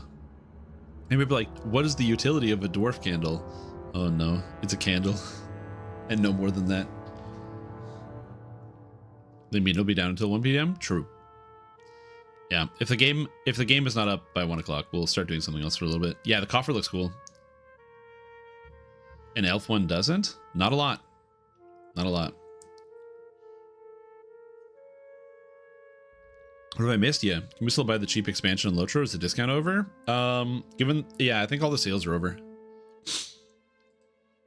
Yeah, anyway. This is a good setup if you need something basic to like kickstart your character. Again, it means you'd use no rings, which kind of sucks, but these items are extremely easy to farm because you get millions of copies. You can farm them in heroics, and then you just got to upgrade them. Very, very easy to do. Well, you can't farm them in heroics. I guess you got to get the legendary version, but they're very, very easy to farm. You can farm the materials, the crafting materials in heroics anyway. And then you can just grab these and then boom, you're done. And they also aren't terrible because you get magical sheltering, you get physical sheltering, you get the exceptional and insightful alluring bonus, so plus 20 to charisma skills. You get fortitude and will saves, and charisma and strength. Again, not horrible stats. This entire dead ring kind of sucks. But it's a ton of stats for free. Yeah, and if you are a caster, you can just use the artifact instead. It's not a horrible artifact. The Night Hag's Hearthstone, so you could use this if you wanted to instead. It's not horrible. It's not great, but it's not horrible, so you could do that if you wanted, although there's much better items now. Yeah. So, again, overall, you got a lot of flexibility. But yeah. Yeah. All right, so the build's looking good. I'm gonna get rid of this so it's not here. I'm gonna clear all this. I don't want this showing up. And I'm just gonna double check to make sure my feats are still good. I mean, nothing had changed. I'm just like making sure I'm not missing anything major. Enemy 10 body at 8, so you gotta wait a little while to get some actual defense, but that's okay. That's okay. You don't need that much defense. Just heal. Just tank it. Just tank it. We got Quicken. We got the repairs. Everything should be fine. We got the heals. Need to get the spell power. It's okay. We got Maximize. We got Empower. It's gonna affect the Rune Arm. We got Embolden. Does that affect the Rune Arm? Hold. Maximize, Empower, Intensify. It doesn't work with Embolden?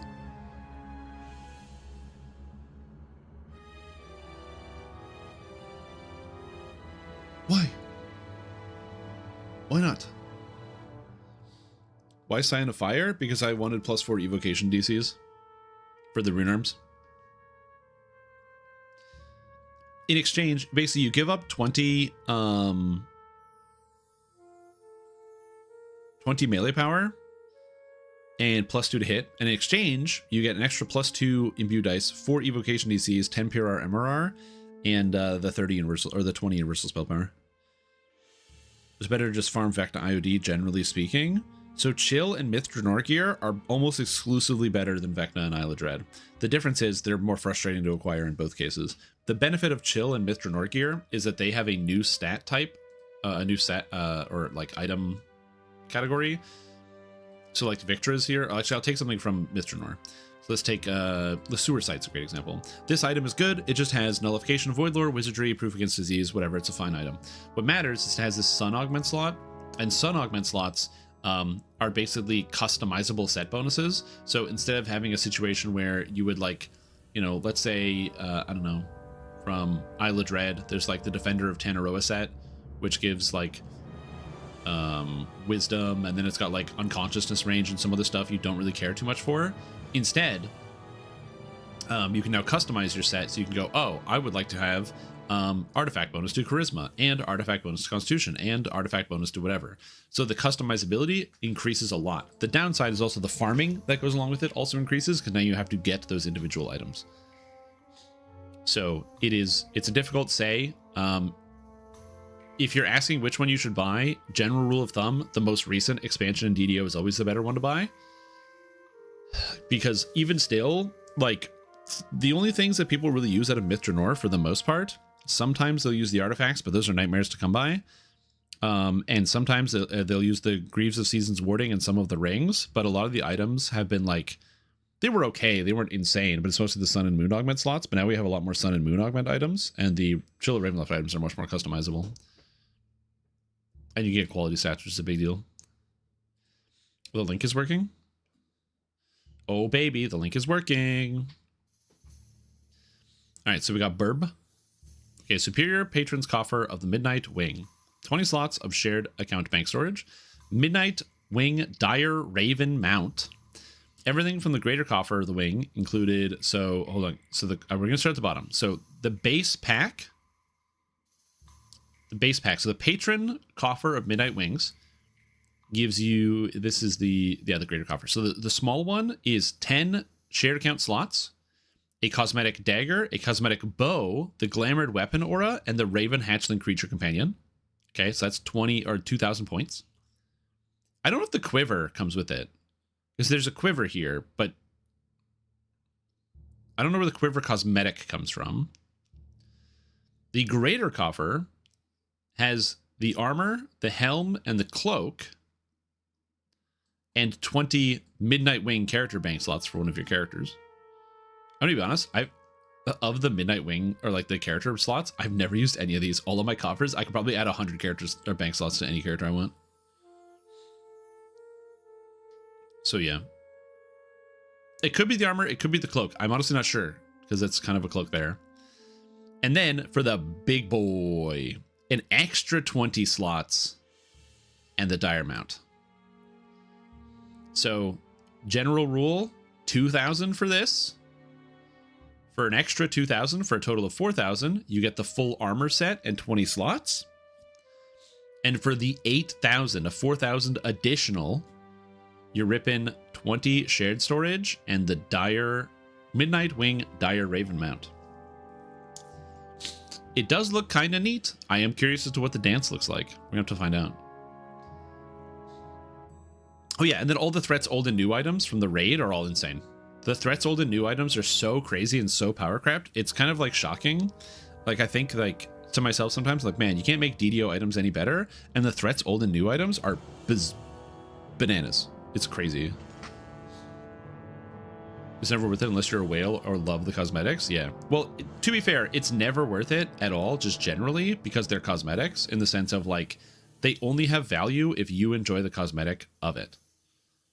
So I'm not a salesperson. Maybe I am, because I have a thing where I have to literally write on my stream later, hashtag Midnight Wing and hashtag DDO creator.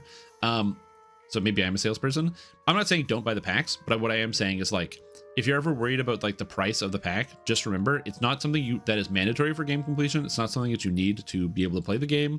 The shared account storage is nice, but like that's a lot of points for storage.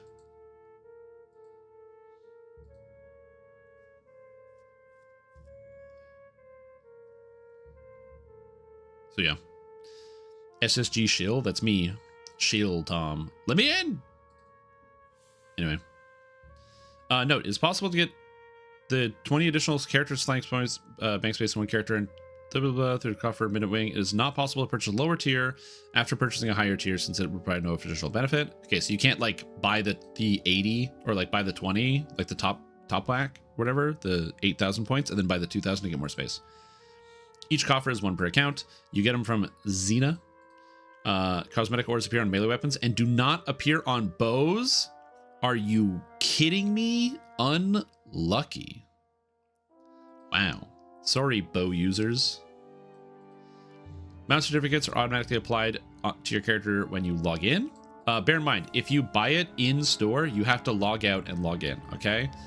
A lot of people get confused because they buy the thing and then they're like, oh no, it didn't apply. My game was broken. When you buy it, you got to log out and log in. Pet certificate, same thing, log out, log in. The Raven Hatchling creature companion comes with a predetermined set of skills, and this creature companion cannot learn skills from the DDO store. Interesting. If you move servers or lose access to your Raven Hatchling or die a Raven mount, talk to Xena, and there's more supporter packs here.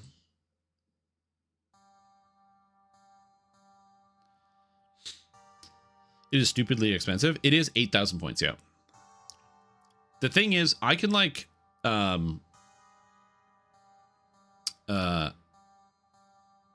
I will say this, and this is really important. I think some of you guys underestimate the power of whales in DDO, because you might be like, yeah, it's stupid. No one is going to buy this, okay? Absolutely nobody is going to buy this. And every time somebody says nobody is going to buy this, they're always wrong. They're so wrong. They're the wrongest people ever. Every single person that has ever said that people aren't going to buy something in DDO has never been more wrong. They are like the kings of wrongness and the queens of wrongness. They're the most wrongest ever. Best example I can give you. Number one, whenever an expansion comes out, any type of new expansion, you might be like, I'm not going to buy the big expensive pack. It's like $130 US. That's like $1 billion Canadian dollars. I'm not paying for this. That's crazy. So you don't pay for it. But when you log in game, you see those mounts, you see those outfits everywhere. You see them literally everywhere, constantly. You go to New Character Island, you see those characters literally everywhere. It's crazy. Same thing. I remember it was the this was many years ago, but it was the they called it the season pass. It was like the worst season pass ever. Not like worse isn't bad, but like they called it a season pass, but it was not a Fortnite battle pass. Basically what the season pass was it was 300 US up front. So you had to spend $300, but in exchange you got 2 years of VIP, which is $200. So you're already out 100. We have to make the 100 gap up, and it was up front. But during those 2 years, you also got daily gold rolls, and on top of that, you got an exclusive silver dragon scale cosmetic, and any quest packs that came out during that time were automatically added to your account. So you didn't need to buy them; you just were given them for free. But it's part of the $300. And so a lot of people were like posting on the forums, so like this is, and they also, it was limited amount. They only sold 1,000, right? They only sold 1,000. That's it. So there's a whole bunch of people in the forums that were like, this is stupid. No one's going to buy this. Why do people spend their money on this? This is crazy. But then two things happened. Number one, they sold out in a week. And you might be like, it took a whole week to sell out, but they sold out in a week. That's 300 grand. Okay. So they moved some chips around the table, but also almost immediately afterwards, all the people that were like, hey, this is bad. This literally the same posters on the forums were like, this is ridiculous. This is not fair. I didn't get a chance to buy it because, as it turns out, getting a daily gold roll is disgusting. I have almost 100 XP potions in my bank from when that was a thing. I was gold rolling every single day, getting all sorts of free stuff. You're getting like 5,000 XP. You're getting pets. You're getting all the XP potions, the sentient XP things. Instead of being bummed out, you're like, oh shit, more sentient XP. You're getting all sorts of crazy stuff for it. Same thing whenever one of these patron coffers goes out. It's like, you know, you can complain all you want, but you're gonna see it's like the how many people do you see chilling on the wolves in town with a new wolf coffer?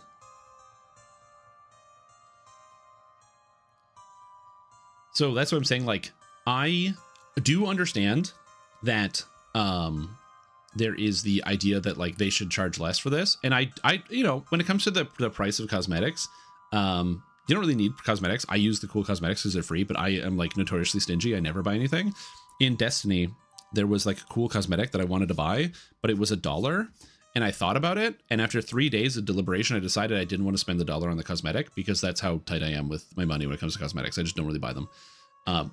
But people in DDO, man, a lot of people, it's just they open the wallet. SSG put out as much content as they did supporter packs. I agree. When we first started getting supporter packs, I was surprised by how many we've gotten. There are people that buy 6 copies of their expansions. Their botted multi-boxers can play new stuff. That is true, yes.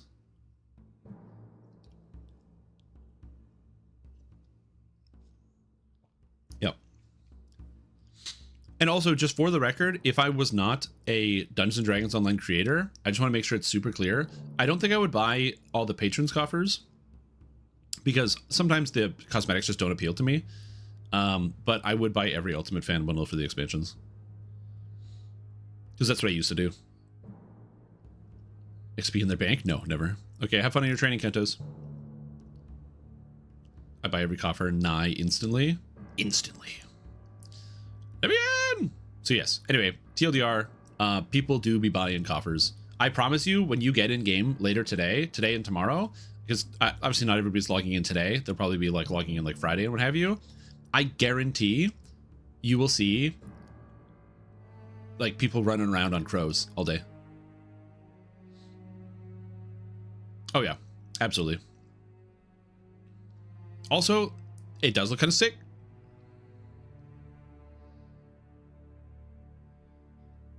So yeah, made myself discipline roll. It's not so much that I make self-discipline rolls, it's that I have an aversion to spending money. I've always been like that.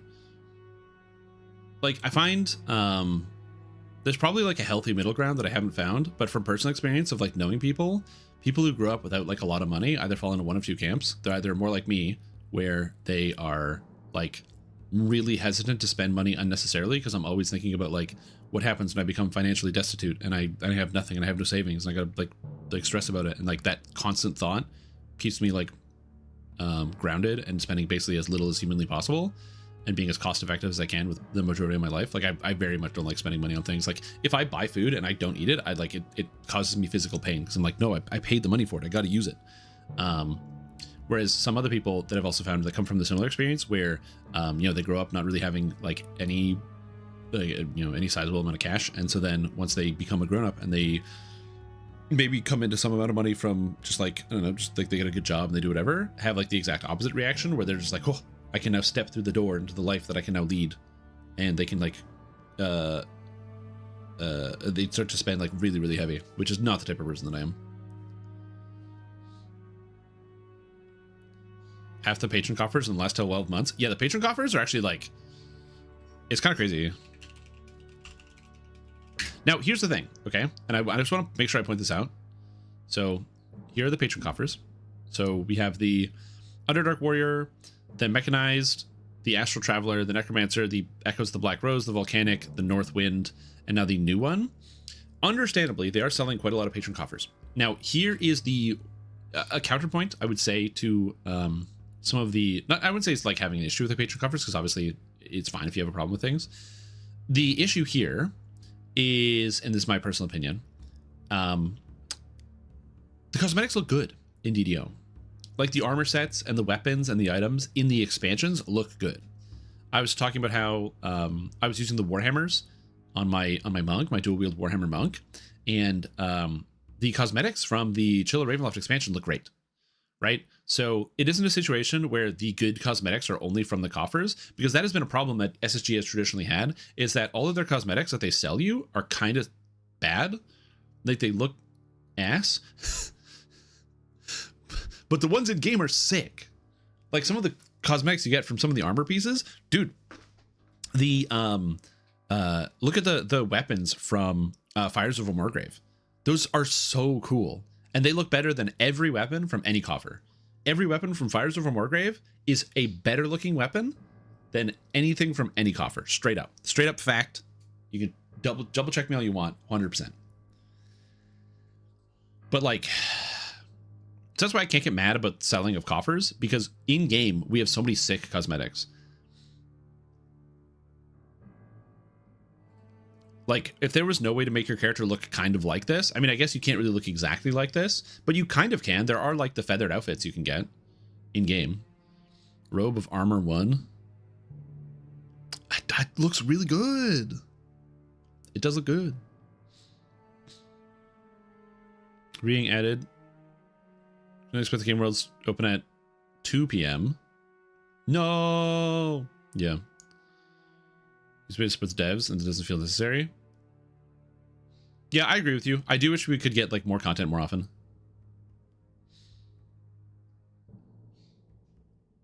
Okay, counterpoint. And this is just a counterpoint. So we look here where they're selling the coffers, right? So assume that like the first coffer hits because it was the Underdark one. We got the pet. Mechanized warrior coffer. I'm gonna be honest, I don't see a lot of those horses. I see some, but I don't see a lot of people riding robo ponies. This is where we start getting into the people get on the coffer train. Every time a coffer came out, bro, I saw people riding around and all that. The volcanic patron coffer, I swear to God, everybody was wearing it. Everybody was wearing the volcanic patron coffer. That I remember that looks sick. So we look at this. May 9 to 19, 2024 is when we start hitting coffer fever, where all of a sudden, okay, these are like really good now. Here's the thing. I want to make sure this is understood well. As somebody who's currently looking for a job, who's applied for like, I don't know, like 300 at this point and heard nothing back, a lot of companies like to wait decades before they actually hire anybody. What if they are looking for people to hire with this money, but they haven't hired them because that's not industry practice? That is a joke, by the way, but I don't know. I don't know the answer. I literally don't know. But that shit's really, pour one out for everybody in the chat who's works in IT and takes 7 months to get through a job interview process. New cosmetics in bad light and with a pure black background, they need to hire someone who knows how to market anything. I do agree that sometimes the visuals on the marketing is a little baffling, where like this stuff doesn't look bad because this is obviously it's meant to be like in Ravenloft, so these cosmetics do look quite good. But yes, we have on occasion seen some like not amazing setups here. Background check was 7 months. Oh god. Applied 300 jobs, no calls. Yes. It's really bad right now. Again, it'll turn around.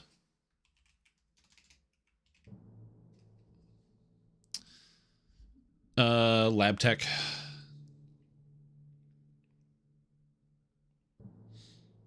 No, not wheat horse. Go away.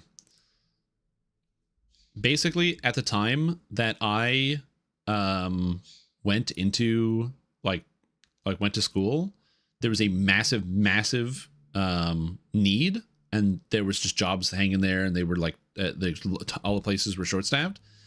And then you know what happens? You go through school, you finish school, and they filled those jobs.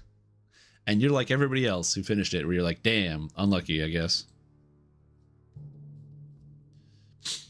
And on the one hand, I would like to tell you that it's like, oh yeah, it's because I'm bad, and I'm unskilled, and you know I have no talents and I can't do anything.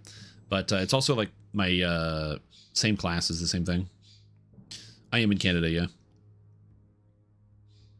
Weekend bonus, Fey Loot durability gain. It's kind of cool. Check is necessary. Yeah, that makes sense. It's just funny. 7 months is a long time. But like I said, it's like anything else. It's just ebb and flow. I could also just like, go into another field, but you know, I don't want to.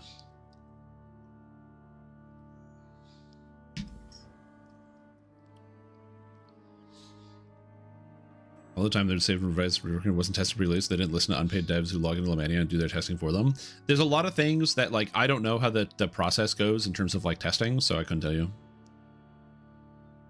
That is a crazy racist thing to say, Browsing Monkey, and that is also not true. It is not because I'm white, and I can confirm to you because Canada is a very diverse place. In my class that I took for this, there were a lot of people in my class that were all from all sorts of different cultural backgrounds. And of my graduating class of 60, as of right now, only 3 people have gotten jobs, regardless of their country of origin or what they look like or their ethnicity or their background. It's I cannot disagree with you more on this statement. And I don't think it's a healthy attitude to have. It's straight, 100% racist. I don't know what to tell you. It's a crazy racist thing to say.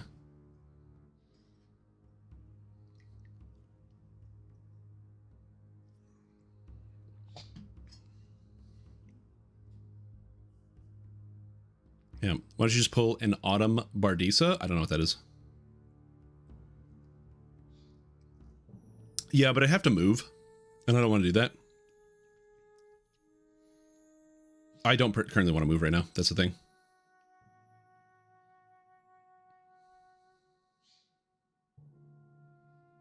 Oh, no, I don't want to work illegally. I have no idea. I want to do that. Yeah, but still, 20% is still good for anybody that hasn't finished it up. I assumed that they would do like a special gain for the event, for the durability. But yeah, we're not there yet. Okay, well, since the game is not going to come up for like an hour, I'm going to slam around to the bazaar while we wait. Because the bazaar is good. I mean, fake it till you make it can mean something very different to different people. But yeah. I am licensed. Yeah, I don't need a fake license. Try just doing a Ponzi scheme. Yeah, I could just like steal people's money directly from them. That's an option. I've definitely thought about that. As a content creator, the desire to do a pump and dump scheme just grows every minute, every hour. Yeah, just do a meme coin, just rug pull some people. I think about that all the time. It's like, man, people put their trust and their faith in me, and then I could destroy it for short-term personal gain. Which would probably end up turning into long-term personal gain, because, you know, if you make like a life-changing amount of money from screwing over like millions of people, I mean, I can't screw over millions of people, but you know, do a cooler crime like a jewelry heist or art thievery. True. Yeah, so we're just gonna play a round of the bazaar while we wait.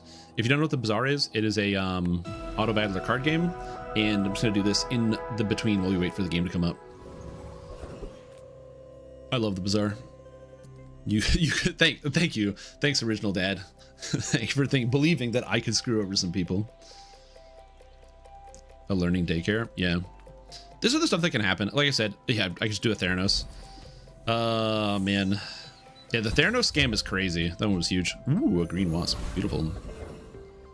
A poorly named awesome auto card battler. It could be. More friends. Oh my god, I got Micro Dave. We got First Aiden. We got the red Firefly.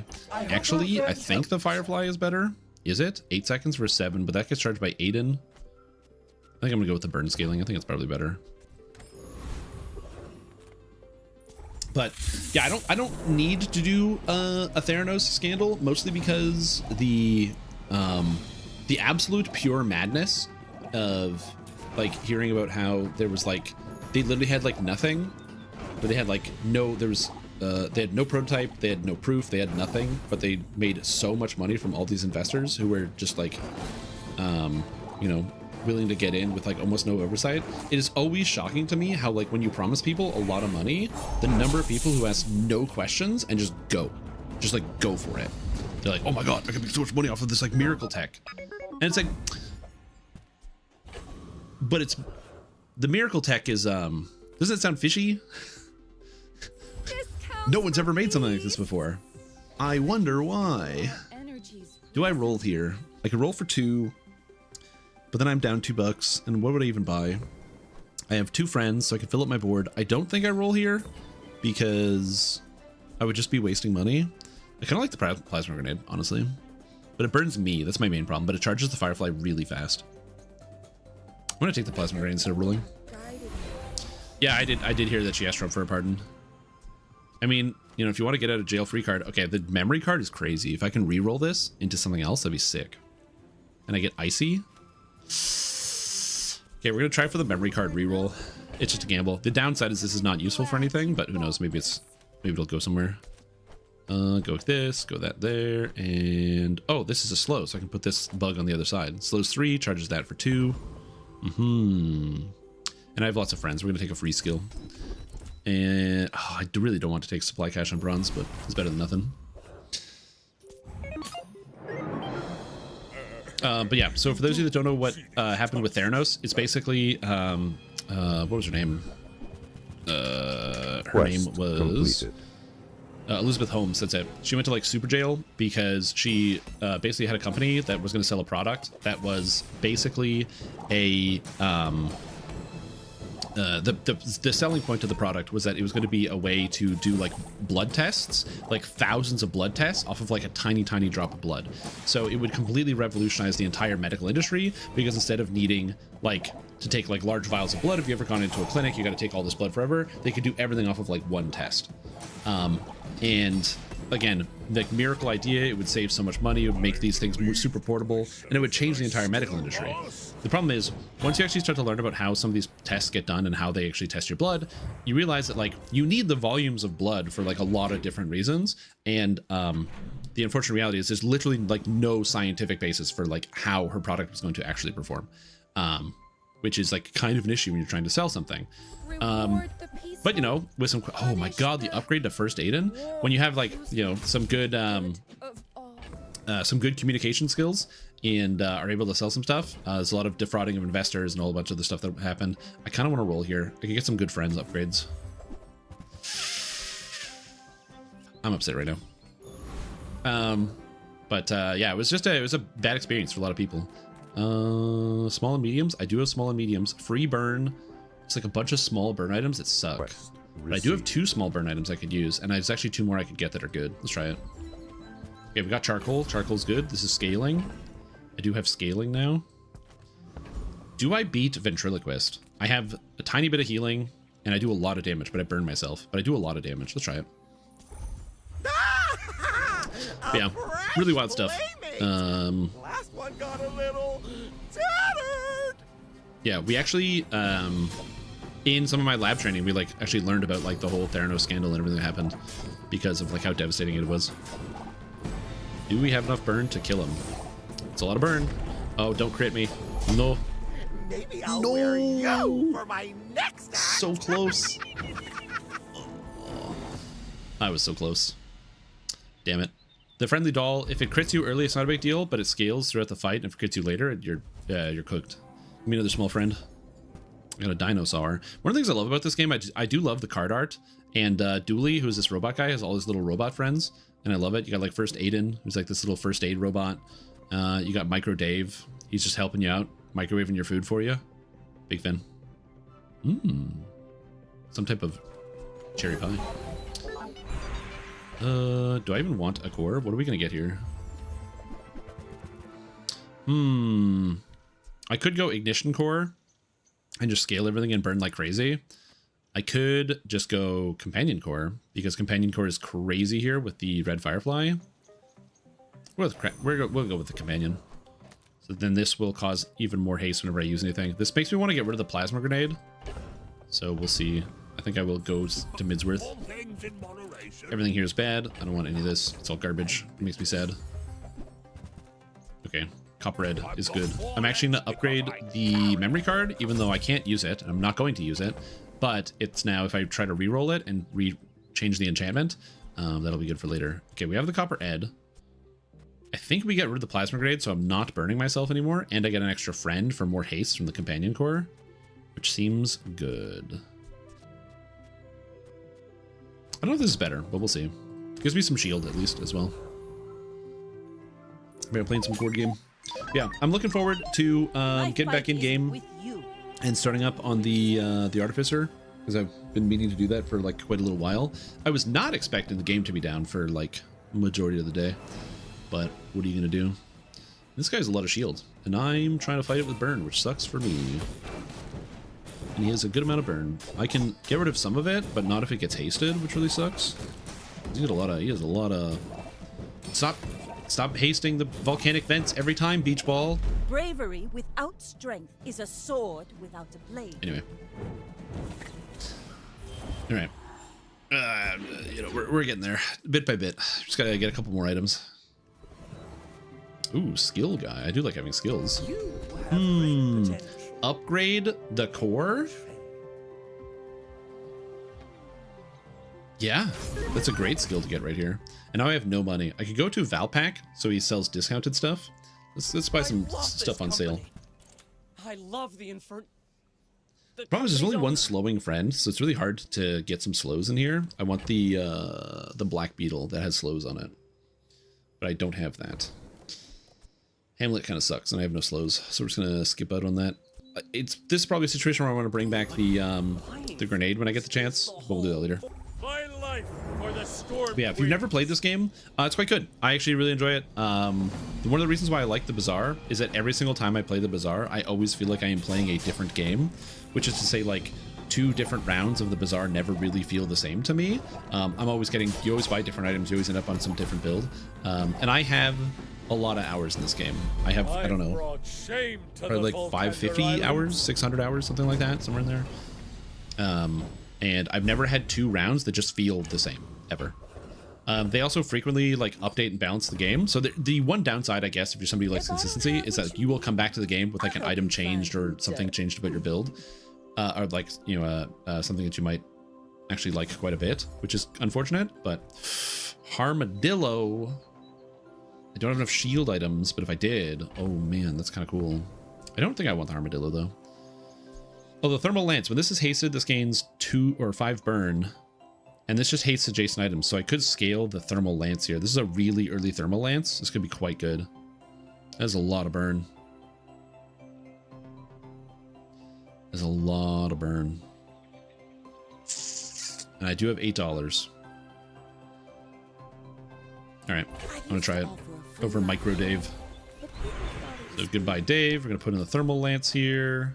We're gonna put in the grenade, I think. So the grenade goes in here, and then we have the dinosaur, which kind of sucks. I don't have enough tools, but it's fine. And let's reduce the cooldown of the Firefly. Yeah, we're Fire Spark build, exactly. All fire, baby. Now I have $0. Let's get some free chocolate. Thanks. It's not cheesecake. I mean, I guess it is cheesecake. Sponge cake? You know, I never thought the fact that it could actually just be cheesecake. That's pretty wild. Hey, Shrim, what DD should you aim for? My DD should 125 Dragon Breath and R+. Is this on the mark? Yeah. Anything above 120 is going to be pretty good because you're going to miss on some things, but that's either because of like monster differences, or because of like this Reaper specific bonuses. No, don't hydraulic press me, bro.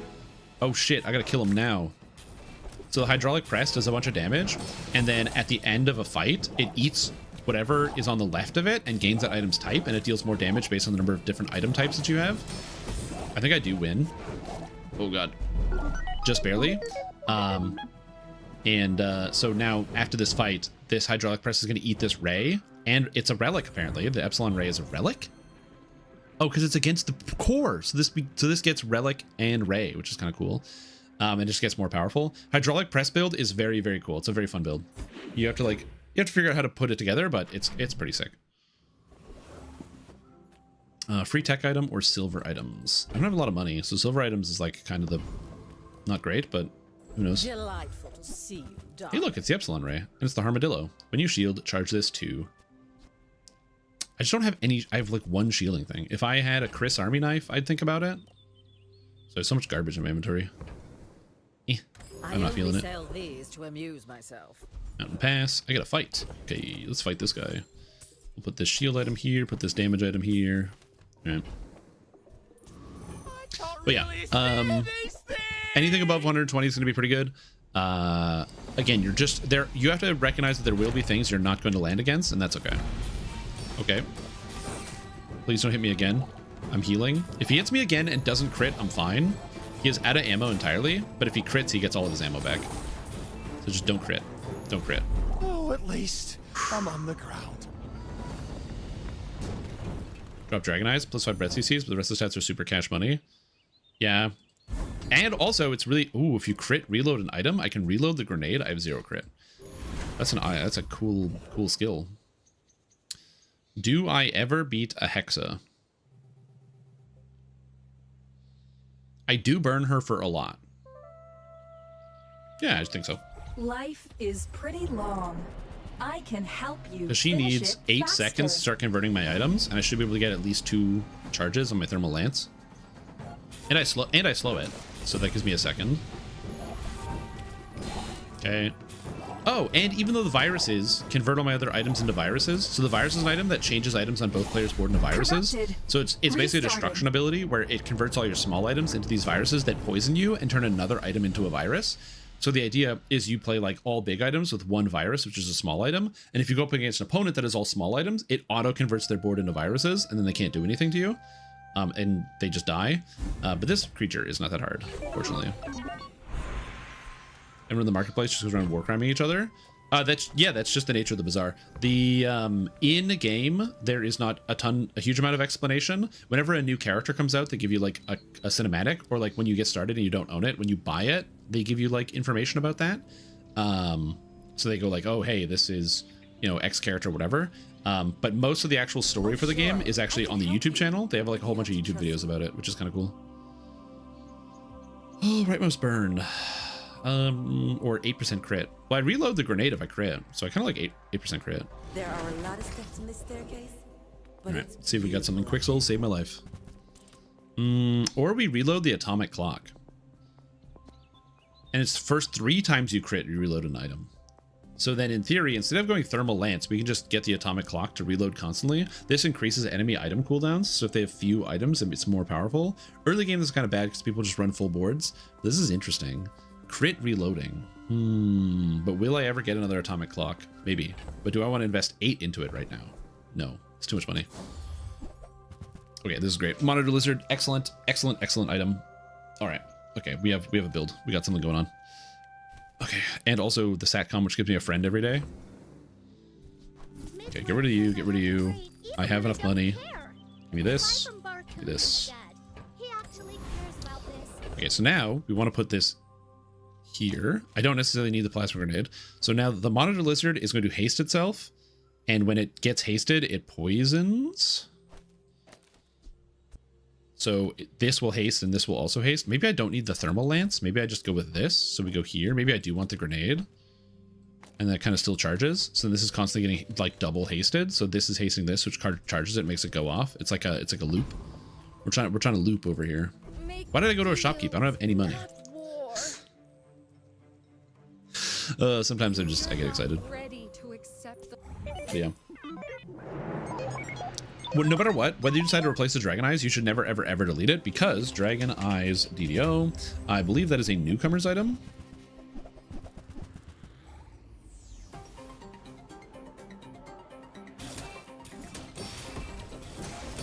Yeah, newcomers. I do like the quality of charisma, and the breath weapon focus is kind of sick. Also, I got murdered by this guy as I was looking away. The smoldering gun is really good. Smoldering gun is very, very good. Unfortunately for me. Also, he's using no enchanted items. He's just going fast. Oh, and then also rigged doesn't help. So rigged, when you use the first item, it hastes everything, and this charges whenever you basically apply any status to the game. So the narwhal goes off, it hastes everything, this gets to me twice, and then I'm already down like 200 health, and then he just keeps going. Unfortunately. Very, very, very strong build. I have no money. I'm gonna give me something for free, please. Remote control could be good, just not here. I'm gonna take some free XP. So I gotta level up. So what did I get? I got a charcoal scaling damage. I do like to have damage, like inevitability, so it's kind of nice. So I will take that. I will take the inevitability for now. This is every time you use a friend, it gains more burn. So as the fight gets longer, I just get more and more damage. Also, $16 is $16. Oh my god. Sick. Yes, most of our citizens are roaches. Is there a problem with that? I never read the description of the Dragon Eyes. I look out on the battlefield. What do my Dragon Eyes see? Druth Felgon, Dragonborn Barbarian. Is that a reference to Legolas?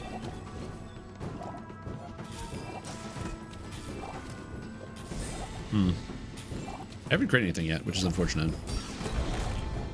I haven't reloaded my thing. See? How much poison did the monitor lizard apply? No, my stuff is cooler. Yeah, partially. It's hard to say. 70 poison. It's way more than anything else. Okay, so that's definitely worth it to use. Ooh, augmented defenses. Whenever you sell a small item, or your shield item is +1 shield. When you sell a small item, you get +1 bonus. Actually massive. So I could just like buy gumballs here if I really wanted to. I don't think that's a good idea, but now I can sell all these small items. Glad I held on to these for so long. Buying the gumballs would give me an extra 10 on the shield bonus, but I only have one shield item. I gotta go to Kina to get some stuff. I need some actual equipment. Okay, so technically this is good. If you have a friend and a tool... Do I have a friend and a tool? No, I don't have any friends that are also tools. I had one, but I sold it. Gives you multicast. Nope. Well, I can upgrade the grenade. That's kind of good. Slight increase in my stats. Sure. I don't really want any weapons. I don't really want any income either. I mean, I do. Income is how much money you get at the start of each day. So I go up to 9. And I do have 8 days ahead of me. So that's this is like getting $16, 16 gold delayed. And the docks is not going to give me 16 gold. So we're just going to take it. I don't really need the money though. So that's probably a bad move. I probably should have gone to a shop to try to buy something. Because I'm probably going to lose today. Unless this guy's build sucks. And given that he has 2 insane skills, I don't think his build sucks. Oh, the slows. Oh no, he slowed my lizard. Not my Liguardo. Oh god. Okay, well at least I can slow him. The unfortunate reality is he is also playing a burn build, and I burn myself with this plasma grenade. So usually the idea is that my opponent is not playing a burn build, so this self burn is negligible. But yeah, he is also playing a burn build. Damn. His build is also just kind of like a pile of stuff. It's actually not that good, but my build is worse because my build is a worse pile of stuff. Gotta make some better decisions here. When you haste or slow, this gains 5 damage for the fight. Okay, that is damage scaling, so I actually don't hate this. It does let me hit hard, and I kind of like having the damage scaling, so I think we will take Salt Claw here. I don't really want to keep Copper Red. Also, this is damage scaling, so I kind of want to have this. So I think I'm going to take the Cinders, just because it's guaranteed 2 extra burn on the Firefly, which goes off all the time. And then Small Item Man. Come on, save the day. Okay, we're saving the day slowly. We have the Blue Beetle. When an adjacent item poisons, it charges, and this freezes things. This is an excellent item to have. Because I can put this next to the Monitor Lizard, and then it will constantly reset. So I can actually do this, put this over here. So we're going to be constantly freezing stuff, which is nice. Love that. Big fan. And Crypto. We'll buy the Crypto. It rerolls its value, so I'm spending 4, but think about how much money I can make off of this. Excellent choice. Okay. And now I get a new skill. So Balanced Friendship, when you use a friend, your weapons gain damage and your shield items gain shield. So that's kind of good. There's also, when you use the core, an adjacent weapon gains 10 damage, which can also be kind of good. I think I like the Balanced Friendship because as my items go, I just get incrementally more powerful, which seems kind of good. And this guy is just going to kill me. I don't think I can even attempt to survive against the Foreman. I have the only slow I have is a freeze. So he just kills me. I think I'm going to kill these sandwich artists. No, I'm going to go with the Zookeeper. He's got friend stuff. Obey His my friends. command. Feel my whip. Also, this guy has some of the best voice lines in the entire game. I love this guy. But yeah, he's got some friends. He's got like the Salamander Pup here, which does some burn, but most importantly, when you sell it, it increases the burn of your items. Or he's got the Trained Spider, when you sell it, increases the poison of your items, so I increase the poison of my Monitor Lizard. Eldritch Chicken loves me. Don't do anything. And that's him saying that the angry chicken loves him. This thing back here as it eats him. Best voice lines in the whole game. An extra fight. If I take the fight and it's an easy one, I can level up today. I get an extra level. Ooh, and it's a sandwich artist. I'll give you one chance to choose the right toppings. One chance. I don't need anything from this guy. Technically, the bread is kind of neat because when you haste it, your regen items gain regen. So if I could haste it, I could use it. There's also the giant sub, but I have no way to heat this, and I don't have any other food, so it's kind of bad. The food is the domain of the hero Jules, and she's really fun to play. I've just been having a lot of fun messing around with Dooley and playing some like French shenanigans. The breads, the meats, I can only ask, why? He doesn't like my choice of breads and meats. Well, all right, sell that for some more money than I paid for it. Thank you. I'm not going to use this anymore, so I'm just going to get rid of that. So now I have tons of money, so I really got to spend it. Ooh, but I can get the reroll and the freeze. Okay, it's got to happen. You rely too much on reality. I just get hit a friend, In reality, hit like freeze bug. I don't know, hit such something. thing. Ask anyone. It's Oh, always been this way. whoa.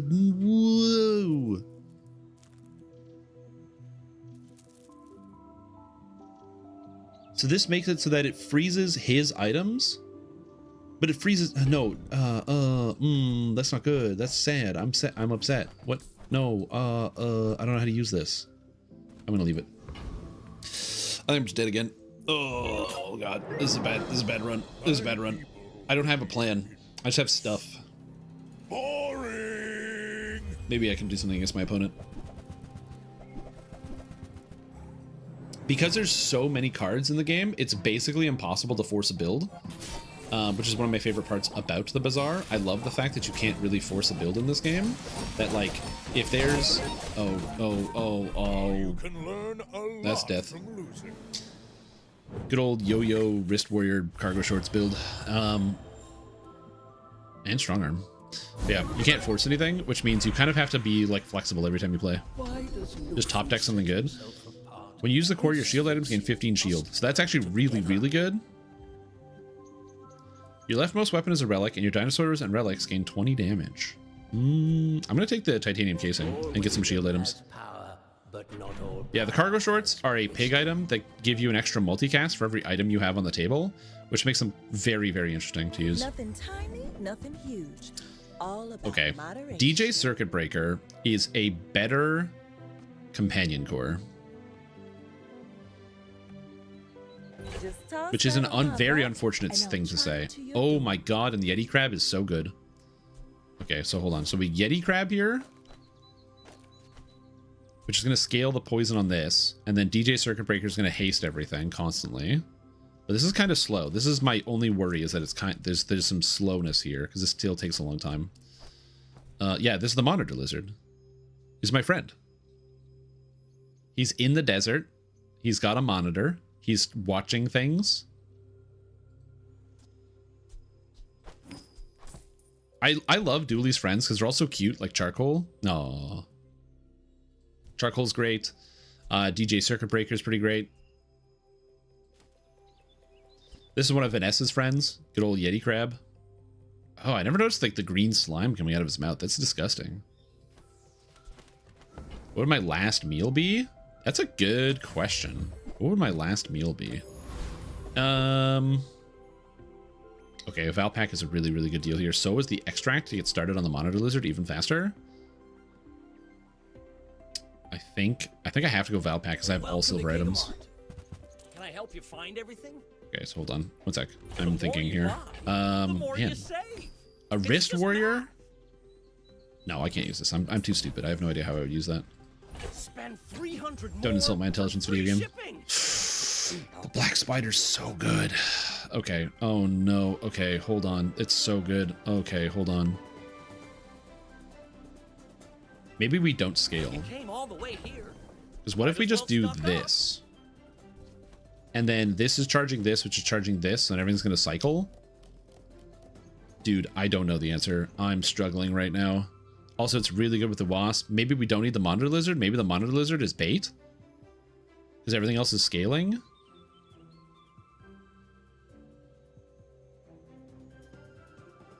Hold. Maybe the lizard is bait. Hold on, hold on. We put the we put this. So we have the inevitability. We have half of the bugs. We have this bug, so everything's now hasted and it'll be cycling. I need a faster small item. This is useless now. Oh god.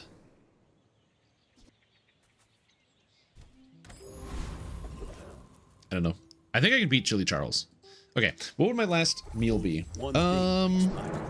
If I do like a 3-course, if I was like gonna die, that's a tough question. Last meal. I mean, I would definitely probably do, if you said 3-course appetizer, main, and dessert. What would I actually want? Because there's a lot of really good options. I mean, obviously there's a lot of really good options. I get to choose the food. I would say, for me personally, if I had to choose choose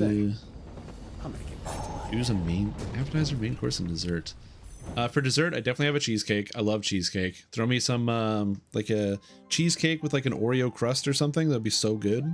I'd love some of that. For like a main course, I'm gonna be honest with you.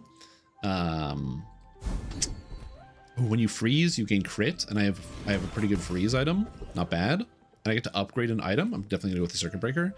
Think. What else would be good? There's a lot of good food you can get.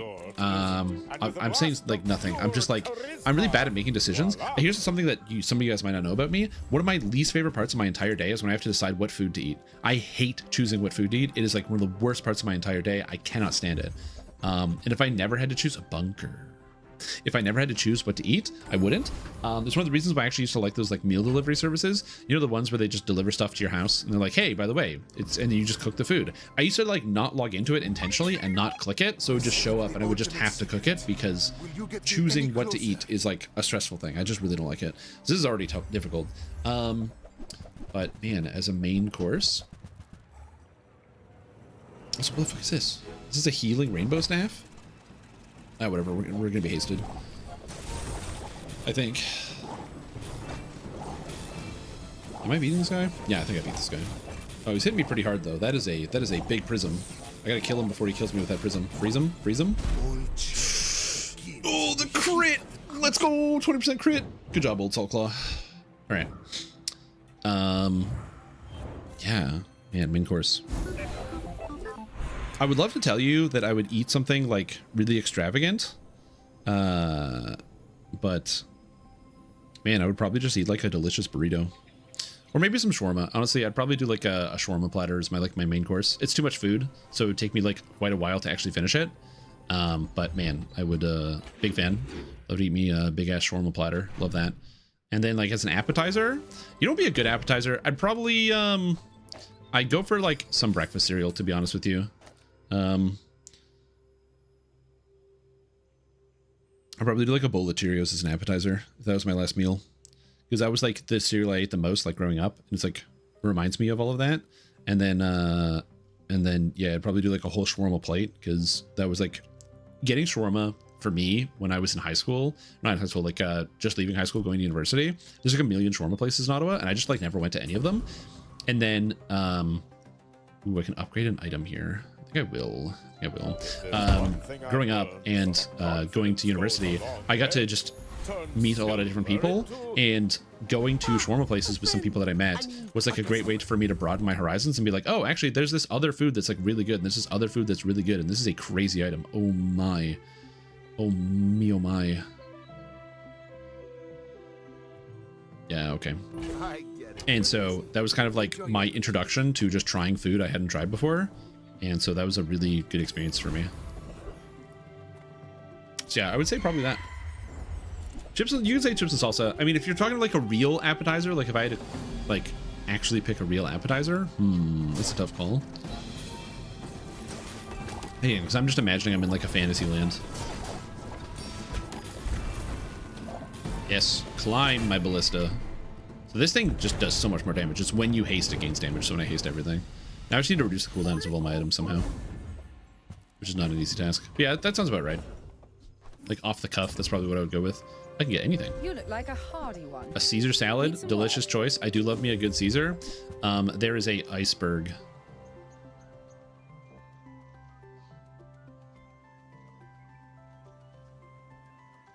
There's like a shitty Canadian restaurant that's probably similar to Olive Garden called Eastside Mario's. And I love going there because the food is really cheap and inexpensive, but it's just like cheap pasta. And oh, the iceberg is so pretty looking. I kind of want to buy it, but I can't use the iceberg. I have nothing to do with this.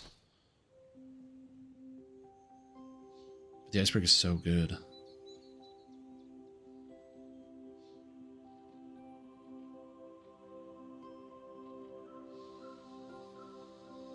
Let me skip the iceberg.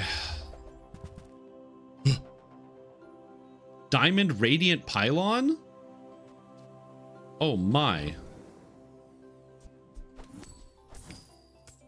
I think I have to keep the Diamond Radiant Pylon. That looks like That's a crazy item. the Seraphina with the enchanted gear. Shiny antimatter chamber. This is really horrible, but it is shiny and it is large. I'm tempted to just take it because I could reroll this into a large shiny item, but this can't turn into most of the large items I would actually want outside of thing. Yeah, I think I actually reroll past this. I think so. I think we go past. Heavy Monitor Lizard. When this is hasted, slow an item. Oh my god, that is illegal. What? Also, Restorative Ice 9000 is crazy. Oh. When you freeze, this gains 20 poison. That's really good. Okay, I think we're changing the game plan here. Like, what will you do with that? Okay, hold on. This is garbage. Goodbye. Sorry. So now this poisons and freezes, and when you freeze, this gains poison. So when these are freezing, it gets more powerful. So it's going to heal me for even more whenever this goes off. And this is when you freeze poison. I kind of want to take this, but maybe not. This is like a crazy item on its own. Dude, this is where the bazaar gets wild. I got an enchanted shop, and then all the items are good, but I don't know how to use them. But this is like, when this gets hasted, slow an item. So I could basically put this next to the Firefly, and it's going to chain go off, which is going to chain the circuit breaker and cause it to go off like crazy. So these things are going to go off constantly. So maybe it's just better than the Black Spider, which it probably is better than the Black Spider. So maybe we just kind of do this, and we put that like so. So everything is going to go way faster. A gift from the Empyrean. Well, I guess you did pay for it.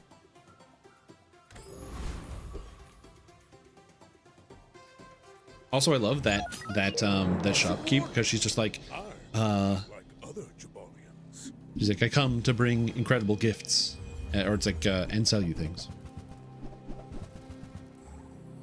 Dinner would be street fish tacos. Oh, street tacos are so good, dude. And everything's hasted, so now everything's getting slowed. So now we're freezing everything, and the Ice 9000 is healing me. 600 heals. Go away. Screw you, Regal Blade. You didn't get a crit. He's charging the Regal Blade. I don't know how he's charging the Regal Blade. He's dead. Oh, he's charging the Regal Blade for the textiles. That's a crazy build. This build is good. All right, we got something going on. We're cooking. We're cooking. Something is happening. I can't use the first aid in right now, but something is going on. This is working. Okay, something is happening. I actually won today. Shield or heal. Both of these are awful enchantments. These are both awful enchantments. You get an enchantment when you get to level 10, and both of these are really, really, really bad. I guess I take shield because I do have shield scaling. So that makes the most sense. So I guess I'll go with shield on the circuit breaker because it's going to go off constantly. I don't know what the number on this is going to be. It's probably going to be bad. But I'm not replacing circuit breaker at this point. 121. All right, cool. Not cooking though? That's a different character? True. I am not cooking. See my joke? The game won't be up till 2:30 is kind of true. Yeah, it is kind of true. And then I don't need this. I don't need the core. The core is useless now. I don't need Copper Red. I don't need the Slow Spider because this stuff is too good. Curio is insane. You see landfill? I see if I get some slow items, I'll be very happy. So we just need some slow gear. Come on, Curio. Come in clutch. Come in clutch, buddy. Come in clutch. I got a haste item. I got a burn item, but I need slow gear. Unfortunate.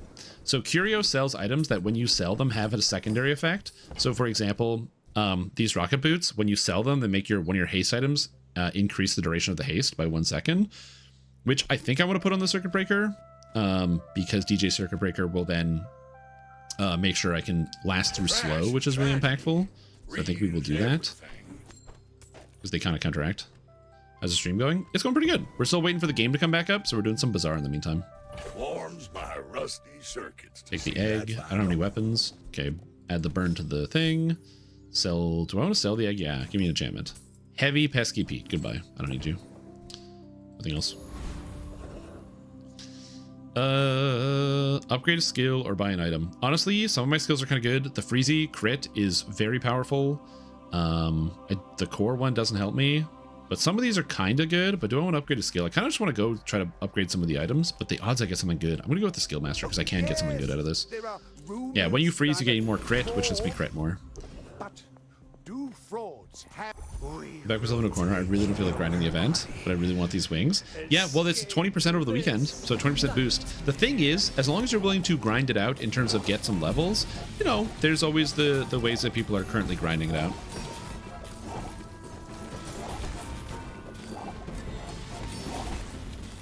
They would never sell hardcore cosmetics. People would burn their office. I don't know if they actually have a centralized office anymore.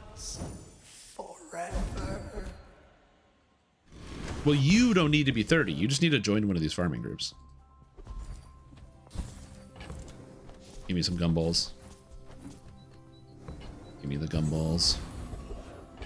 Oh, and I get to level up. And I get to go to JJ. It's kind of cool. Yeah, it has burb. I'm very excited. I will be looking at it once we actually get in game. We're just not in game yet. I don't want any of this. I do like Momosaur, especially my Momosaur's little Dianosaur in the background.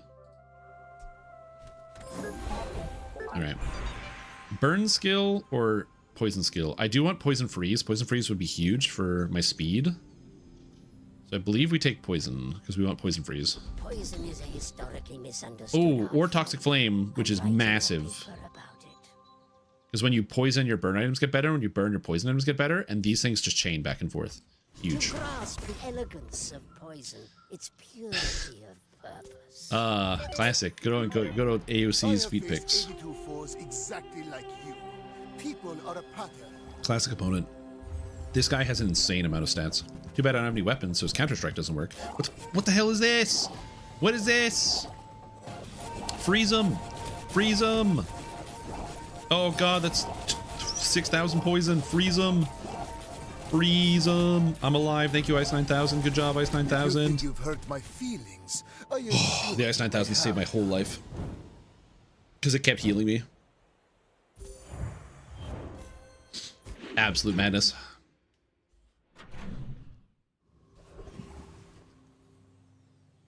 Did we down burn the storm weekend? Well, I mean, you have like a couple days. I will say, obviously, it's not going to go like instant if you're trying to get to the level cap. But yeah, you can go pretty quick. The only thing I want is Ice 9000 DJ Circuit Breaker. Pterodactyl is interesting, but I can't really use it right here. The Diamond Atomic Clock, and when I crit, I get to reload it. Oh, it's so good. Am I even a master merchant? Skill vendor. I could go XP, but I want the skills. Poison freeze. Thank you. So now when this goes off, it will freeze something, which is very helpful. Freeze guy. Is there any way I beat Frost Street Champion? I gotta try. Oh, he's got the haste freeze skill, which is good, and he's got the snowflake, which is good.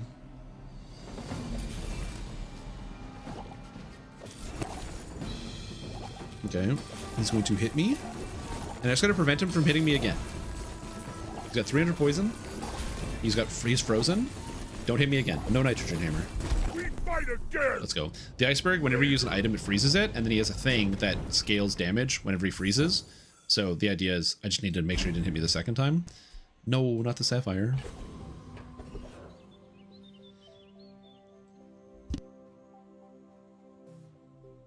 Sneeze. This is item to the left, right? Item to the left freezes more. This is actually very good, but I can't... I could flip my board to make it so Ice 9000 freezes for slightly longer, but I don't think it's worth it.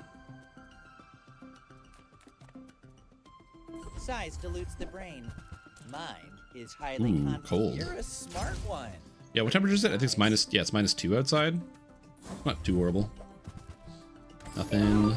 Level up. Give me gold tier loot. Something CDR. Or poison. Poison's fine, I guess. Ice 9000 is the heal. So I do kind of want to have that be slightly higher. And let's get something for free. I got a Race Carl. Race Carl is interesting. When you haste, it charges, so it can go faster. I just don't have any good damage scaling, so we're not going to need that. All right, see if we don't lose again. You are a child. Yeah, the red ones are cool. I do want the blue ones. I don't think I'm going to get it.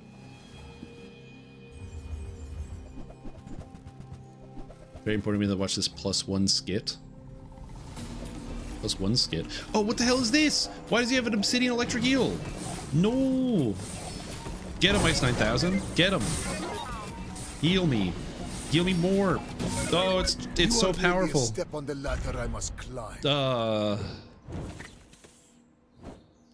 How is he scaling damage? Oh, when you crit, your weapons gain damage and everything has crit because he's got the double Orly. He's got a deadly Orly and a regular Orly. So once it flies, it always crits, then it scales damage. Damn. Okay, that guy, that was some crazy stuff. I could upgrade these 2 items, or I could roll for an enchantment. The only enchantment I would possibly want would be freezing, or I could just try to level up twice and go for a diamond skill, I think we're gonna go for Fate's Bounty. We're gonna try to get a second level. All right, so we're gonna upgrade an item here, and the item I want to upgrade is in fact the blue beetle for extra freezes, because it makes me faster. Sometimes I do. This game is not like terribly hard to understand. It's because I'm not taking time to mouse over what the cards do. So like to explain what happens on my board specifically, this item just hastes something. Haste is it charges twice as fast. You can see the charge time on the left side of the item. So it's 4 seconds. That's how long it takes to go off. So every 4 seconds, this will heal me for 40 and it'll haste another item, which means that item will charge at double speed.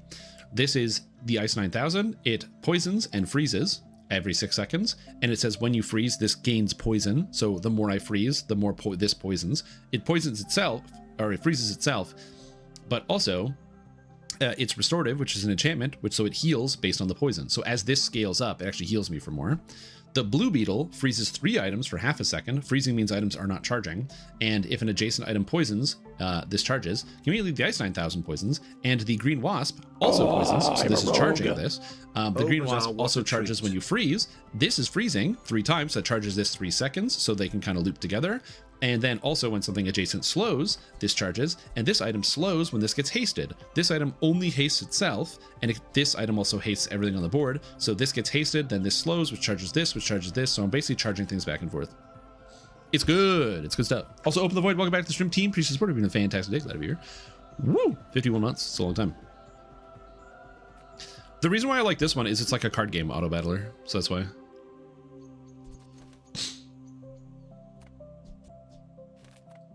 All right, see if we can get something good here. I don't want any of this. I'm currently stuck on the friend build. So DJ Circuit Breaker charges when you use friends. So even though these items could be useful, they're not friends, so I can't really use them here. Yeah, what's up, Open the Void? How you doing? Anything good in here? I have a poison. Well, I'll just put that here, put that here. I'm just gonna sell all this. I can't use any of these items. Sell. I have no use for you. You make me sad. I am going to try to get... I have 3 small items I could upgrade or maybe get a better version of. Bomb Squad is not helpful for me here.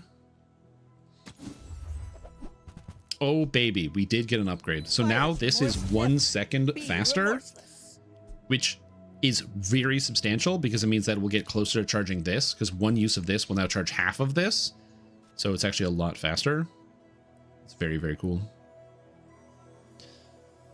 I am tempted to flip my whole board and grab the fiber optics, which will charge the Ice 9000. So basically, what I'm tempted to do... So fiber optics is when you use your leftmost item, charge your rightmost item. So take this out, and then flip the entire board. And then just put this here. So now, whenever this goes off, it charges the Ice 9000. The one downside to this is my start is slower. But once I start going, I am now going to be constantly spamming the Ice 9000, which will freeze more things, which will then cause this to charge more. We're gonna try this and see how it works. Lord Arkan is a great test because this guy's a nightmare. Is this creature challenging? Because he has a spaceship that uses all of his items whenever it goes off, but also whenever he uses an item, this spaceship attacks me, dealing damage to me. Go heal me, Ice 9000. And this guy got cooked. He couldn't do anything, so that was good. This monster is usually extremely difficult, so that's a very good sign. Oh, reduce the cooldown of something by 9% and the item is flying? Also interesting. Oh, come on then. All right. Oh, there's some items in this game that this is where it gets hard. 3D printer. Transform 3 copies into 3 copies of a small non-ledger item to the left of this. So now you have to think, okay, how am I going to use this? There's some cool items that are thinkers. This is a thinker item. This does not immediately just go into your build. You don't just buy it. You have to like have a combo. So yeah, you got to think about it though. Poison scaling. None of these are good friends. Who cares? Get out of here. Curio. Off you go. Give me a slow upgrade. Slow upgrade. Damn it. No slow upgrade. Okay, buy this. Buy that. Buy this. Slow upgrade. No slow upgrade. Wow. Unlucky, dude. Unlucky. Buy that. Sell, because it gives me more value. Sell this, sell this.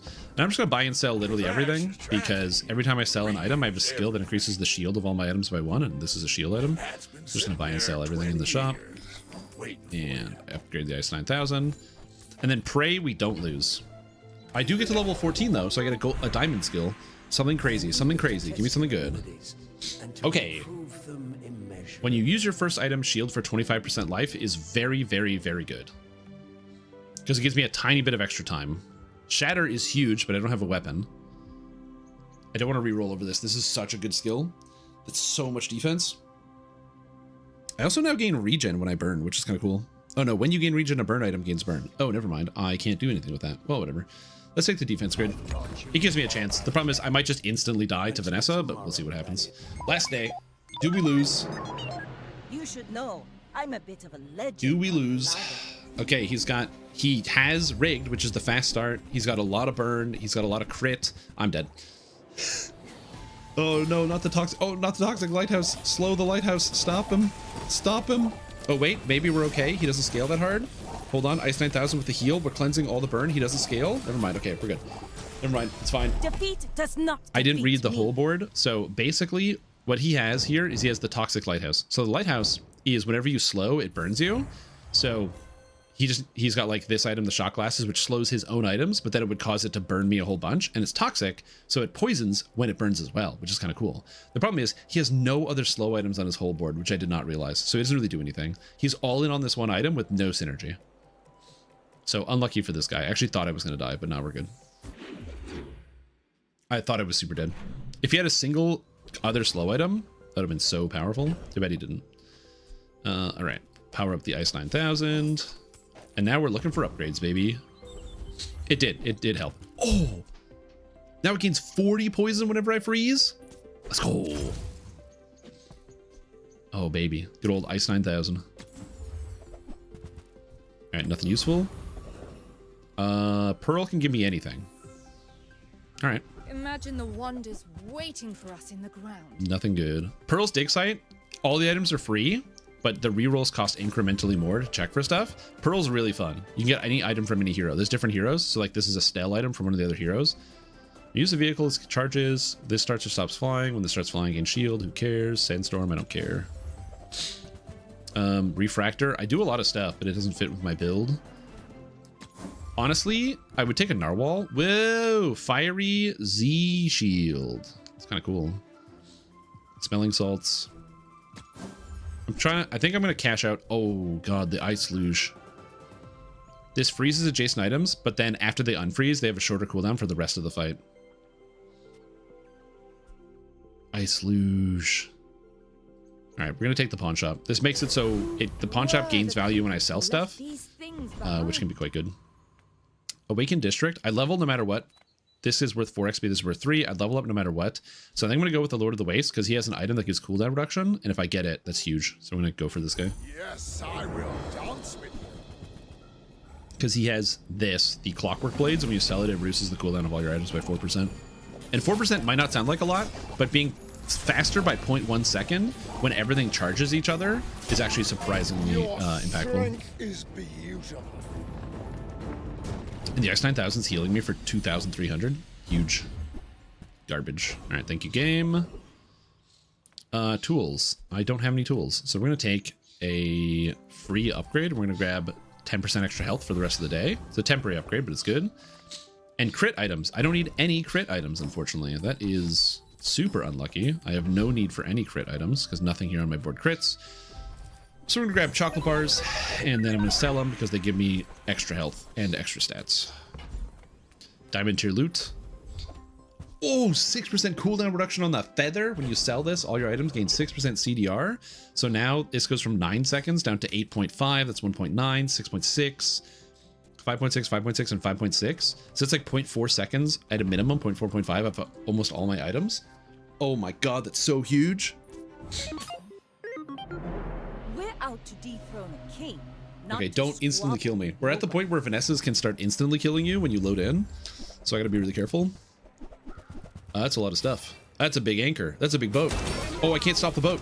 Oh god, I can't stop the boat. That anchor's gonna hit me really hard. Oh, but I can stop the anchor.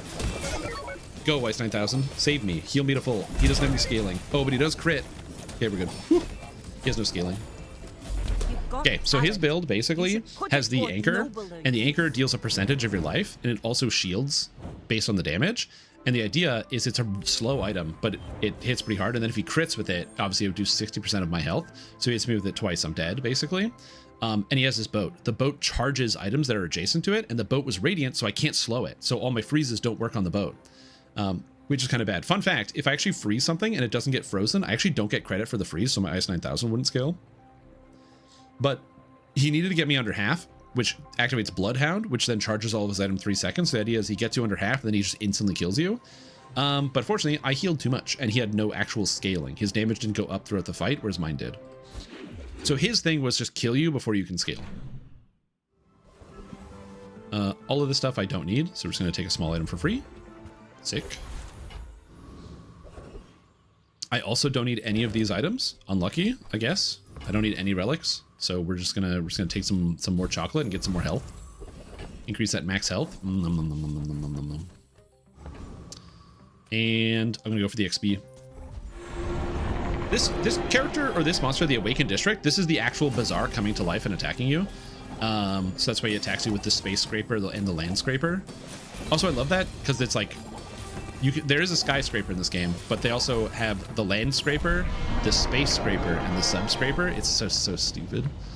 And they're all different items that do different things. They're pig items. But he has the Soul of the District, where you shield based on your health, and you deal damage equal to your shield. This basically, if the Soul of the District goes off, you just kill somebody. So it's pretty powerful. But it has a long cooldown. Prosperity. Your shield items have plus shield equal to the value of your items. Cool. Ooh, I can go anywhere. Sweet. No, I don't want this. Give me a new shop. That is XP, but I'm already going to level up, which gives me another upgrade. So no, I don't want this. Haste, slow cooldown items. That's a haste item. These are technically a slow item. Ooh, scrap metal. Hold. Reduce cooldown of your leftmost item by 6%. But it upgrades the item. Huge. And now all I need is tech and tools, and I have to buy them. But this is expensive. Like, this is a tech item, but it's $32. So I guess we just buy and sell. God, that's the worst buy and sell of my entire life. I guess we buy and sell this. That's a lot of money. Please have smaller tech and tools. Tech. Nice. And this one's on sale. Oh, baby. Okay, so hold on. I need one more item. So I have to be able to, and I have one more shop day.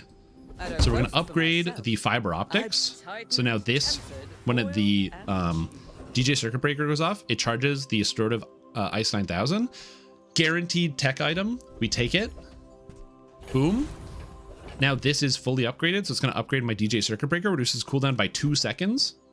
So I up, and also 6%. So now it's a 6.2 second cooldown. So whenever this goes off, it charges this 2 seconds. Oh baby, unless this guy kills me, watch the loop. Watch the loop. Oh. Let me know what this is gonna be good. Oh no! What is this? When you slow charge and knife tricks? Oh no! Go! Get him! Kill him! Kill him!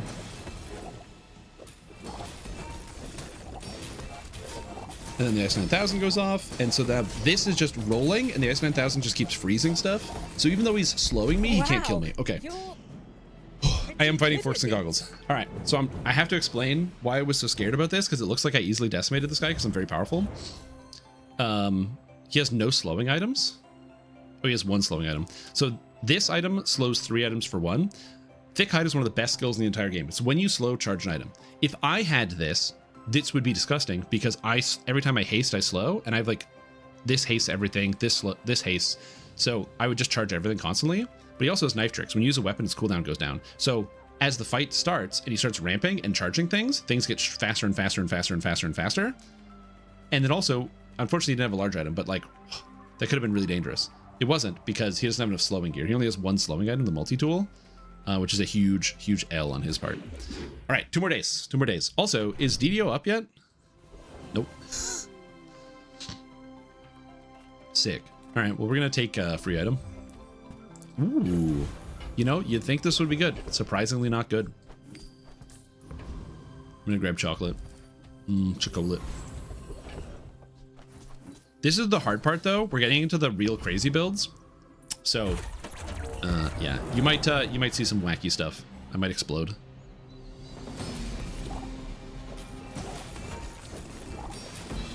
Because I still don't freeze quite enough, which is a bit of a problem. So we'll see how this goes. Dude, I love the Bazaar. I started this game out thinking I was going to lose. I had nothing. I had a pile of garbage. Dualtron. So this is an item meant to work with all of this slow and freeze stuff, because basically when you haste, slow, poison, freeze, or burn, it charges this. And when you use a friend, it shields. So the idea is, with this on the table, as you use your friends to charge this up, you're constantly shielding, and then this just slams them for like 900. Really cool build. Doesn't work with what I'm doing, but really, really cool. I think I kind of want to just like buy... I kind of want to go with the gumballs, honestly. The odds that I actually get the friends that I want are really low, so we're just going to hit the gumballs.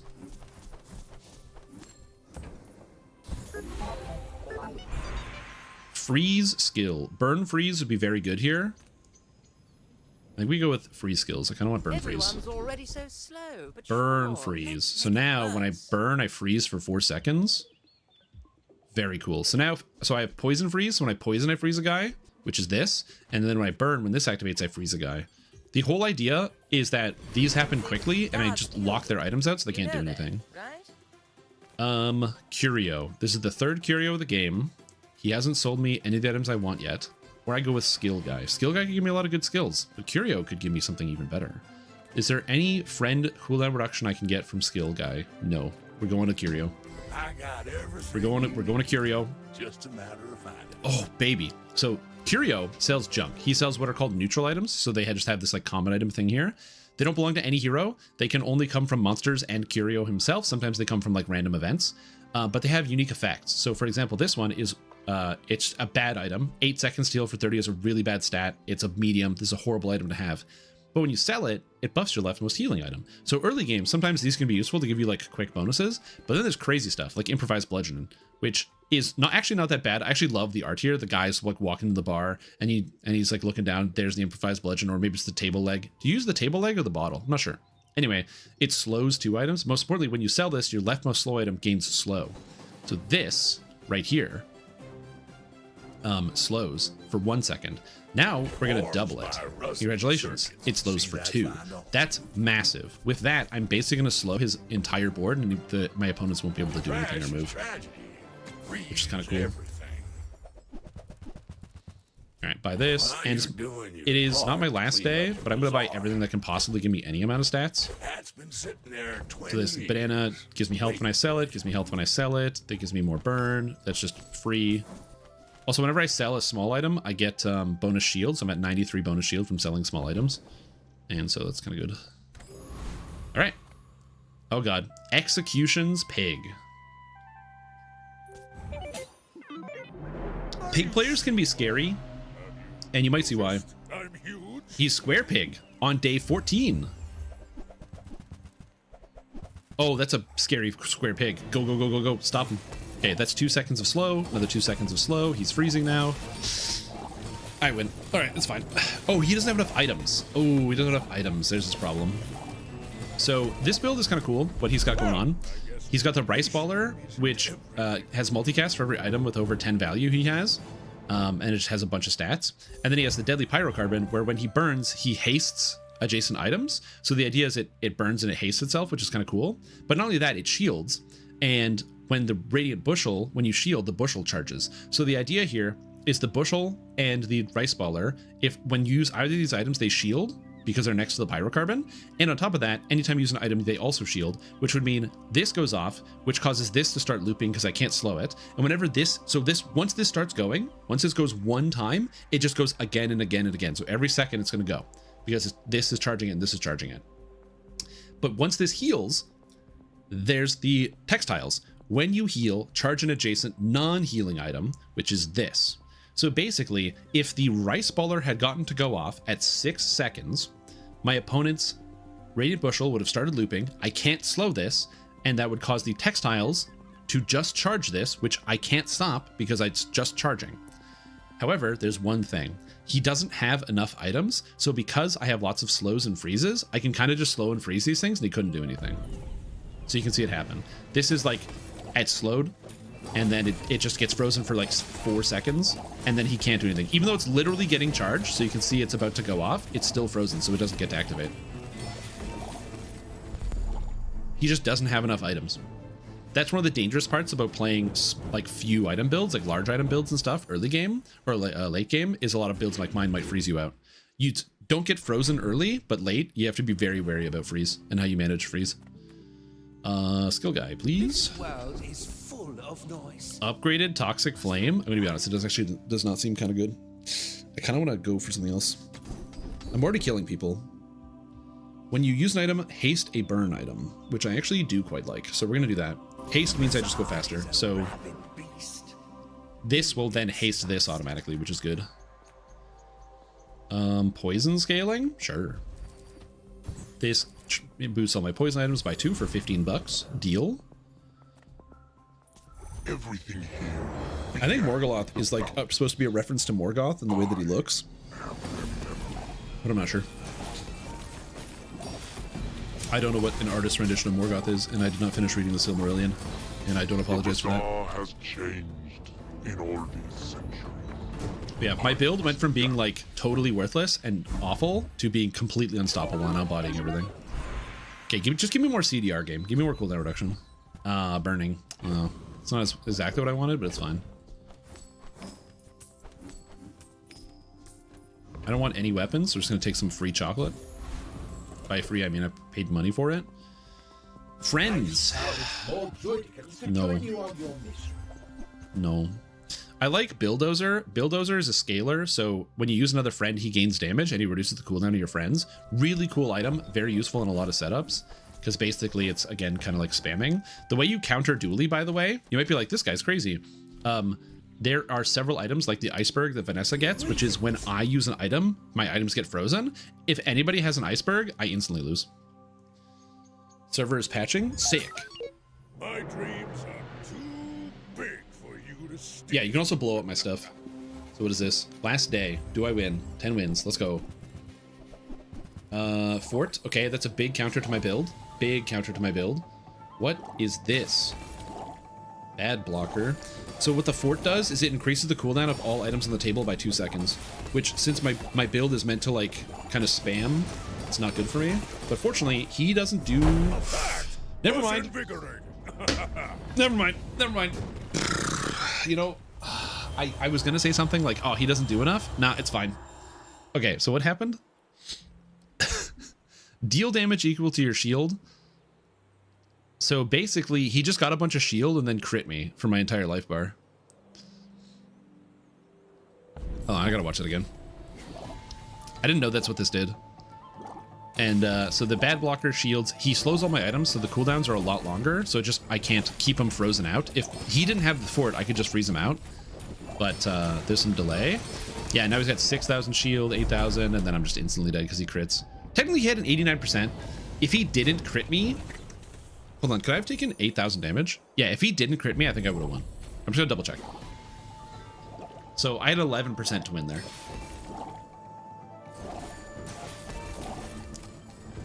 Oh yeah, totally. Even here, I had 16k. Oh, this goes twice. This has multicast. Right, so I died no matter what. It was 100% dead. There was no RNG, I just died. Damn. That's pig. Also, because items are flying. Actually, do you have any flying items? No, he didn't have any flying items. God damn. That's crazy. Well, almost there. Again, once you get up to like day 14, 15, 16, you just have these pig players, because pig is all economy, so that he can like basically buy everything in the bazaar late game. If they get there, you just gotta get run over. So almost got it. Almost got it. Anyway, Bazaar, great game. I love this game. I play it all the time. Big fan. Here is proof. I'm a legend rank. Look at me. I'm a legend player. Yeah, I have 500 hours logged in this game. So, big fan. Yeah, this is the reason why I like the Bazaar. There's 3 reasons. Reason number 1, the art, the music, the direction is very, very good.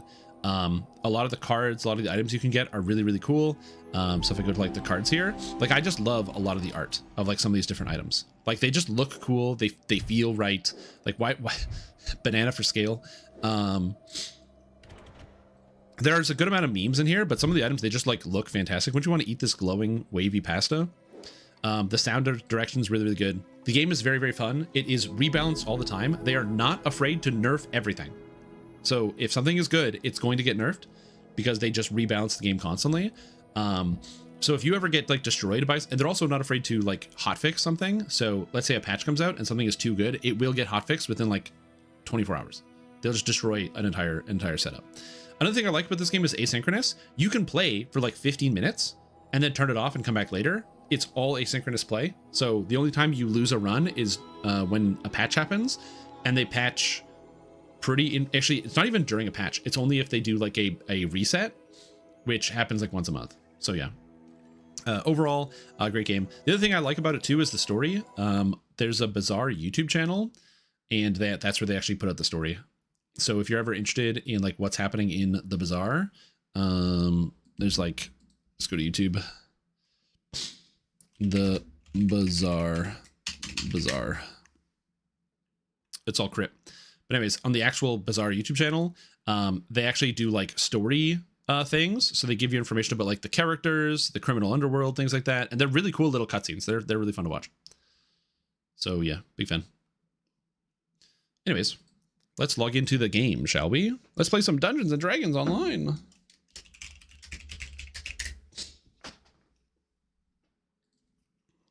Yoink. Okay. Yeah, Bazaar. Good game. Warning about the Bazaar. If you start playing it, you will probably keep playing it. It's really good.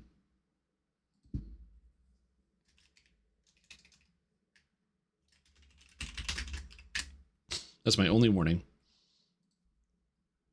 It's really, really, really fun.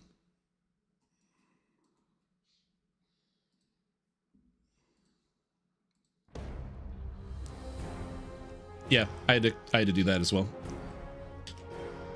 1 second, I'm just doing something real quick.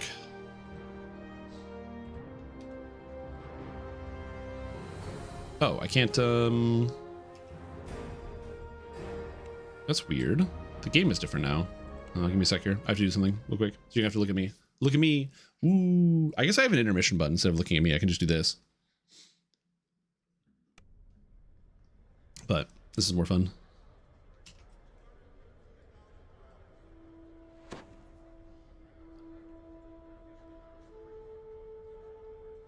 Your coffer looks sick. Does it? Dang, that's crazy.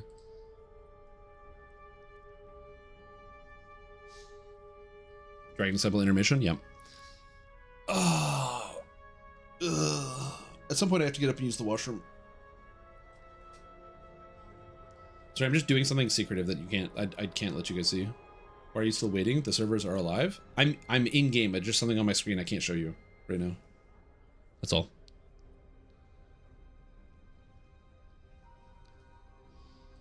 Yes. Something. Yeah. Secret shill, SSG shill code. Correct. I got my shill code here.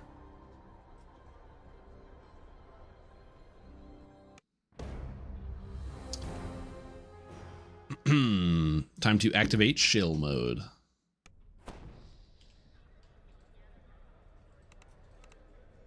Where is it? Oh, there it is. Oh, baby. Oh, it uses the raptor. It is a raptor model. So I'm assuming it's gonna have the raptor dance. Yeah. I mean, that makes sense. Dinosaurs are birds. So this tracks. But it's still cool. Look at him dance. Look at him dance.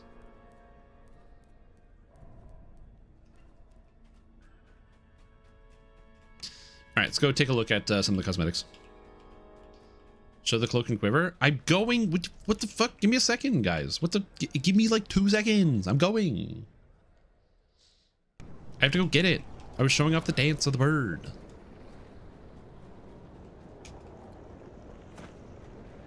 Just a raptor desync.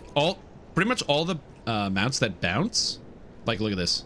They all do this, where they desync the motion. Every single mount that bounces does that. So the cats do that, the dragons do that, this does that. Sometimes the horses do it. It just kind of is what it is. How have they not fixed it? I have no idea. Oh! Oh look, it's other people who also have the thing.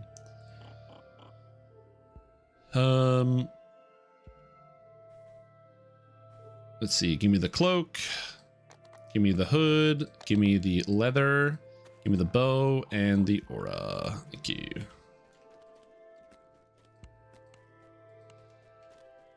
An Eladrin named Flurry has been spotted in the Hall of Heroes. All right. Telling all who will listen about the Snow Peaks festival. Oh yeah, Flurry is here, Snow Peaks is right here. So you can do Snow Peaks. We'll do a little bit of Snow Peaks here. Yeah, I'm hurrying. Ah! How does the bird swim? Like every other one. Alright. Let's throw this on. Throw this on. The cloak has the quiver. Okay, that makes sense. That tracks. Wrong shot. Yeah, penguins swim. Do penguins swim? Penguins swim. Penguins have to swim. Alright. So here you go. Here is the Raven outfit, the new one from the new pack. Let's get some proper lighting on here. Looks pretty good. Again, the quiver is on the cloak. So if you want to have the quiver showing, it is on the cloak itself. It is not like separate or part of like the bow or whatever. And then I only have one of the daggers because I'm an idiot and I should have gotten both. But this is what the dagger looks like. Let's take a click off. So this is what the dagger looks like. Again, looking pretty good. Let me get this weapon out of here.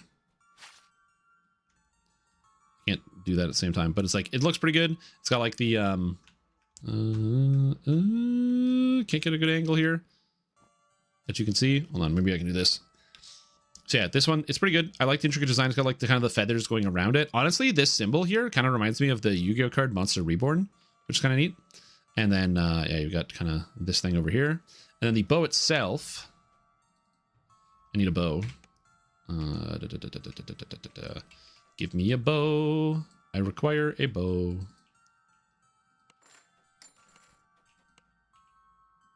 Where's the bow slot? There we go. I don't deserve to risk with our yet foes on the field, but I'll take it. So this is the bow. Whoops. It's pretty cool looking. It's got like oh god, it's got like two birds on here. It's like a bird and then another bird, like on the handle of the bow. Is that the handle? What do you call that? The grip? Where I'm gripping? Yeah. I'm gonna be honest, this is a complete outfit. So if you do want the bow, it does look pretty good. Unfortunately, you can't get the weapon aura because the glamored weapon aura does not work on bows, sadly. But it does look pretty good. Yeah, and then we have the weapon aura, which we'll put on the dagger here in a sec. Glamored weapon aura. Slap it on. Get a weapon. Slap it on. And now we have the glamored weapon aura. Which, okay, let's just back up a bit. Back up a smidge. So yeah, so you can see it's kind of like, it's like this blue haze. I'm going to be honest with you. The glamored weapon aura, I'm going to turn off my thing. There we go. The glamored weapon aura that you see here. So this is the actual aura effect. This reminds me, you know what this looks like? This looks like that blue glowy effect from like Minas Morgul from like the Lord of the Rings movie. That's what I see when I look at this.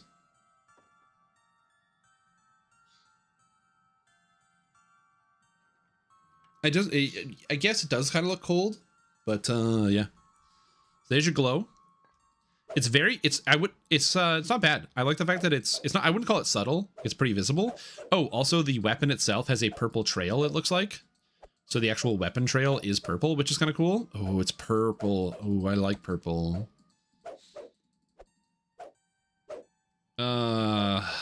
I like the purple trail, man. It does look good. Also, I have my bird. I didn't even notice this. What does it do? Bird. Where's the bird pet? Just go to the bottom? Oh shit, I have to find it in here. Fuck. No, I don't think there's any of these. That's a raven. Oh, there it is. All right, we have... Oh, it is a raptor. Yeah. So it's just a raptor. It's got the attack. It's got the roar.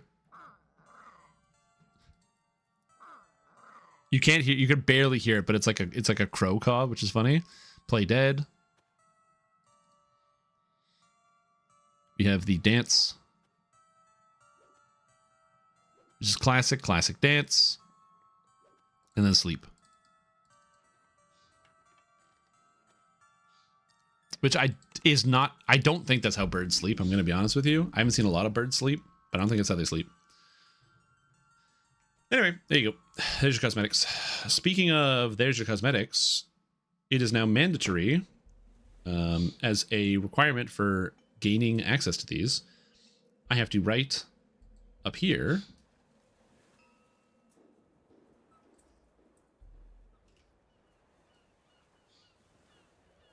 I'm changing my thing. There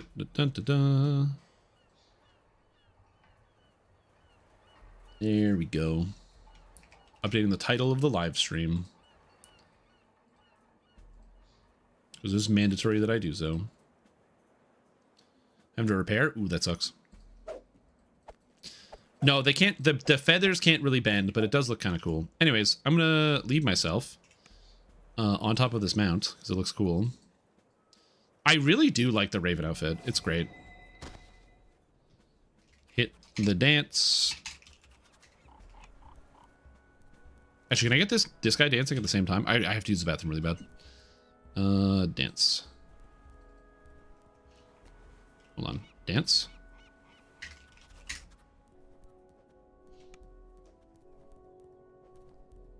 Here we go. Enjoy the dances. I will be right back.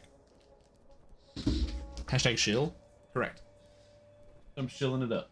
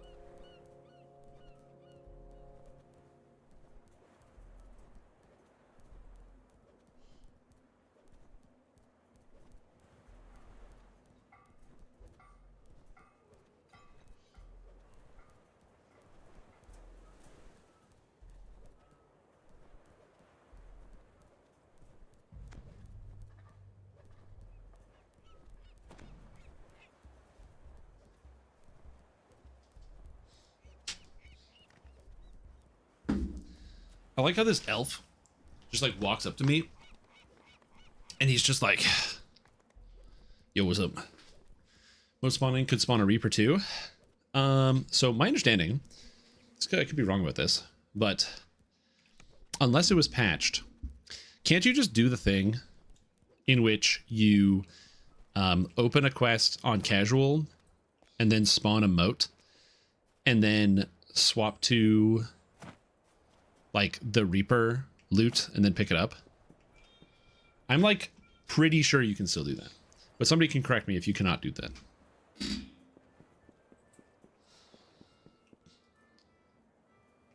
Damn, this looks good. I'm not gonna lie, this looks really good. The cloak also kind of like goes like tail shaped when you sit down. The desync is absurd though, dude.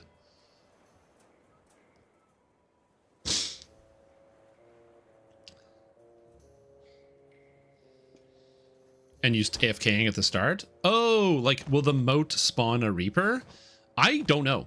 That's actually a great question. I have no idea if a moat can spawn a Reaper.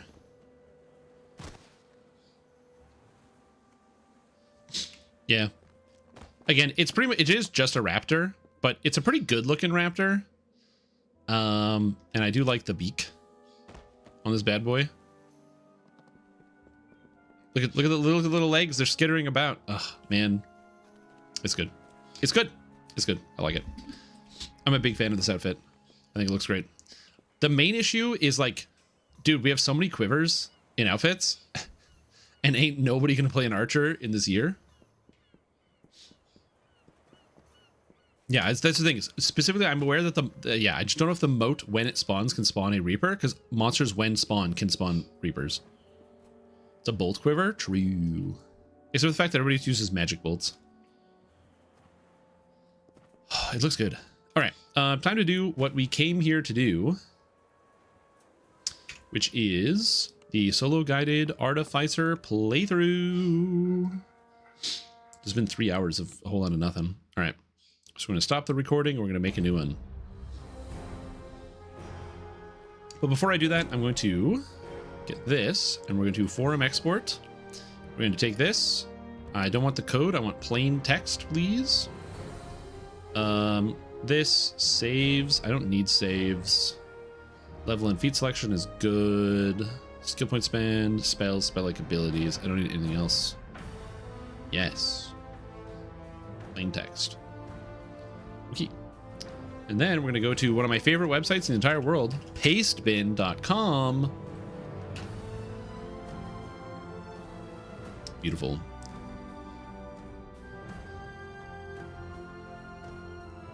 And this is Solo Guided Artificer. Google Docs is good, but Pastebin is just so good for making something super quick. Big fan.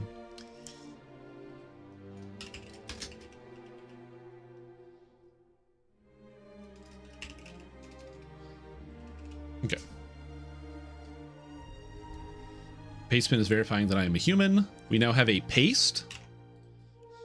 Now I'm going to go into the robot.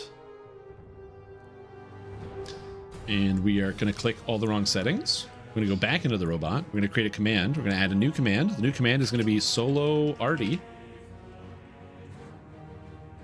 We're going to dump in the paste bin. And it is there. So exclamation point solo arty. It will give you the full build, should you wish to see it ahead of time. So if anybody is like, oh, what's the build you're using? Exclamation point solo arty. Thank you, Sunflash bot. Dude, I'm so happy that my Sunflash bot works. The other robots that I had just not functioning and just deciding to stay asleep all day is so much worse. So I'm happy that it actually functions. Okay, so now we go to the DDO menu and we are set. Dude, it looks so good. Oh my. This is a really good outfit. Is that a floating necklace of some kind? Uh-oh. No, there's a visual bug. No, and there's some type of seam here. What is the seam? Maybe that is a necklace, but the necklace is like floating. It's almost there. But the rest of the outfit looks really, really good. The only problem with these is like I get it's supposed to like cover the knees, but like if somebody who can definitely hyperextend their leg, I'm like, I would stab myself to death with this thing right here. Look at all the belts. I love anime characters. So many belts. We got belt. We got more belts. It just at 100% is like a very anime outfit. I kind of love it though. Okay. So I think it's time we get started. So during the time that I'm recording here, I'm going to be doing a lot of things where I will sound like YouTube. So to make sure it's super clear, if you're like, oh, Stream Tom, it sounds like you're recording something for a YouTube video.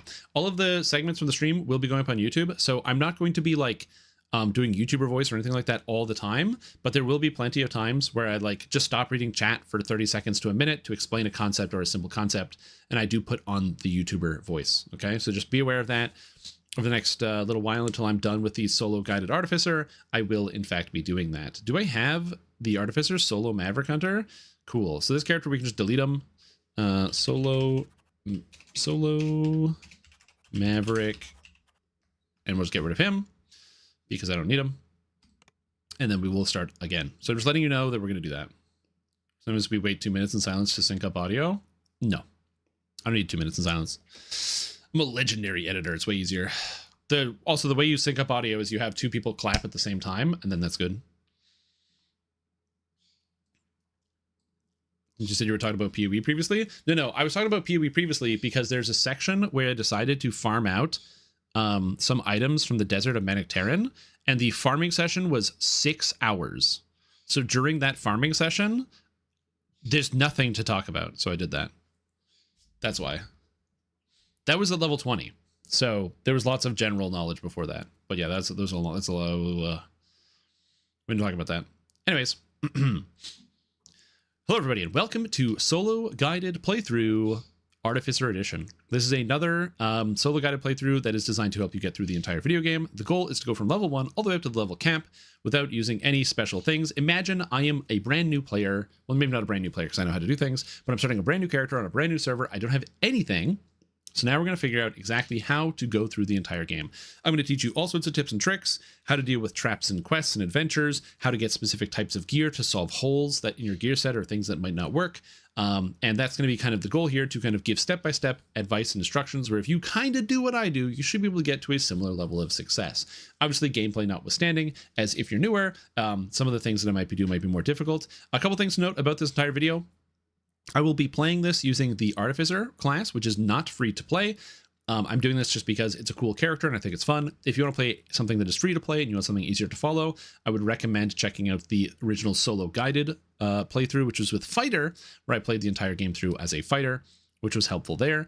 On top of that, I will also be, because I'm a VIP, this is not in a brand new account, I will be entering quests on elite difficulty. If you just follow my path on normal and hard and then threw in a couple extra quests as a free player, you will have or somebody who doesn't own all the content or doesn't own VIP, so you can't open on elite immediately, you'll be able to have a similar experience. So let's get started. So one of the things I did before this is I actually made the entire build in the DDO builder ahead of time. So the DDO builder, which I will link in the description of this video, I have already made it and produced it. So if you're watching this, you'll have access to the build. But more importantly, that's one of the things you can do to have great success, is to make your builds ahead of time. It can help you plan stuff out and you're not kind of making decisions on the fly. However, I will explain all of my decisions as I go. So even though I'm not making them on the fly, you'll still understand it as we go through.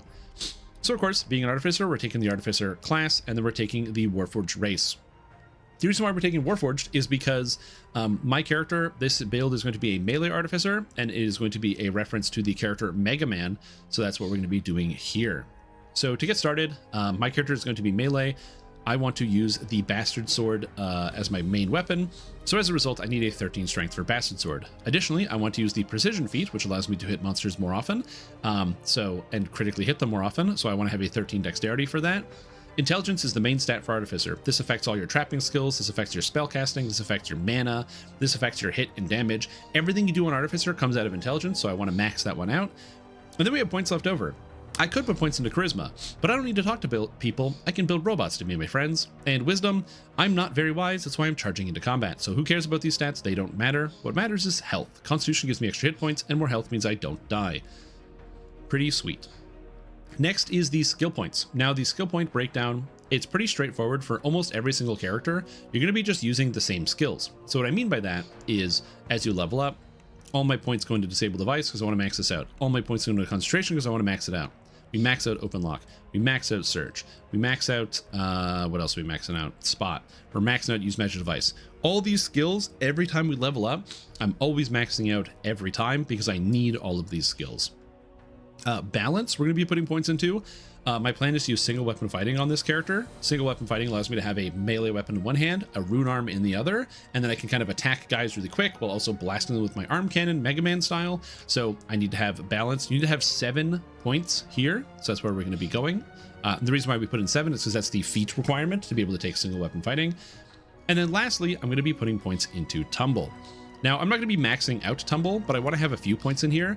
Generally, as you play Dungeons & Dragons Online, it's pretty easy to get bonus to skills and other things. So, for example, it's pretty easy to get bonus to just like all of your skills, or you increase your dexterity so your skills go up. Tumble is something that you need to be trained in to be able to use it. So that's why I just want to make sure I'm training it here. And that's what we do for skills.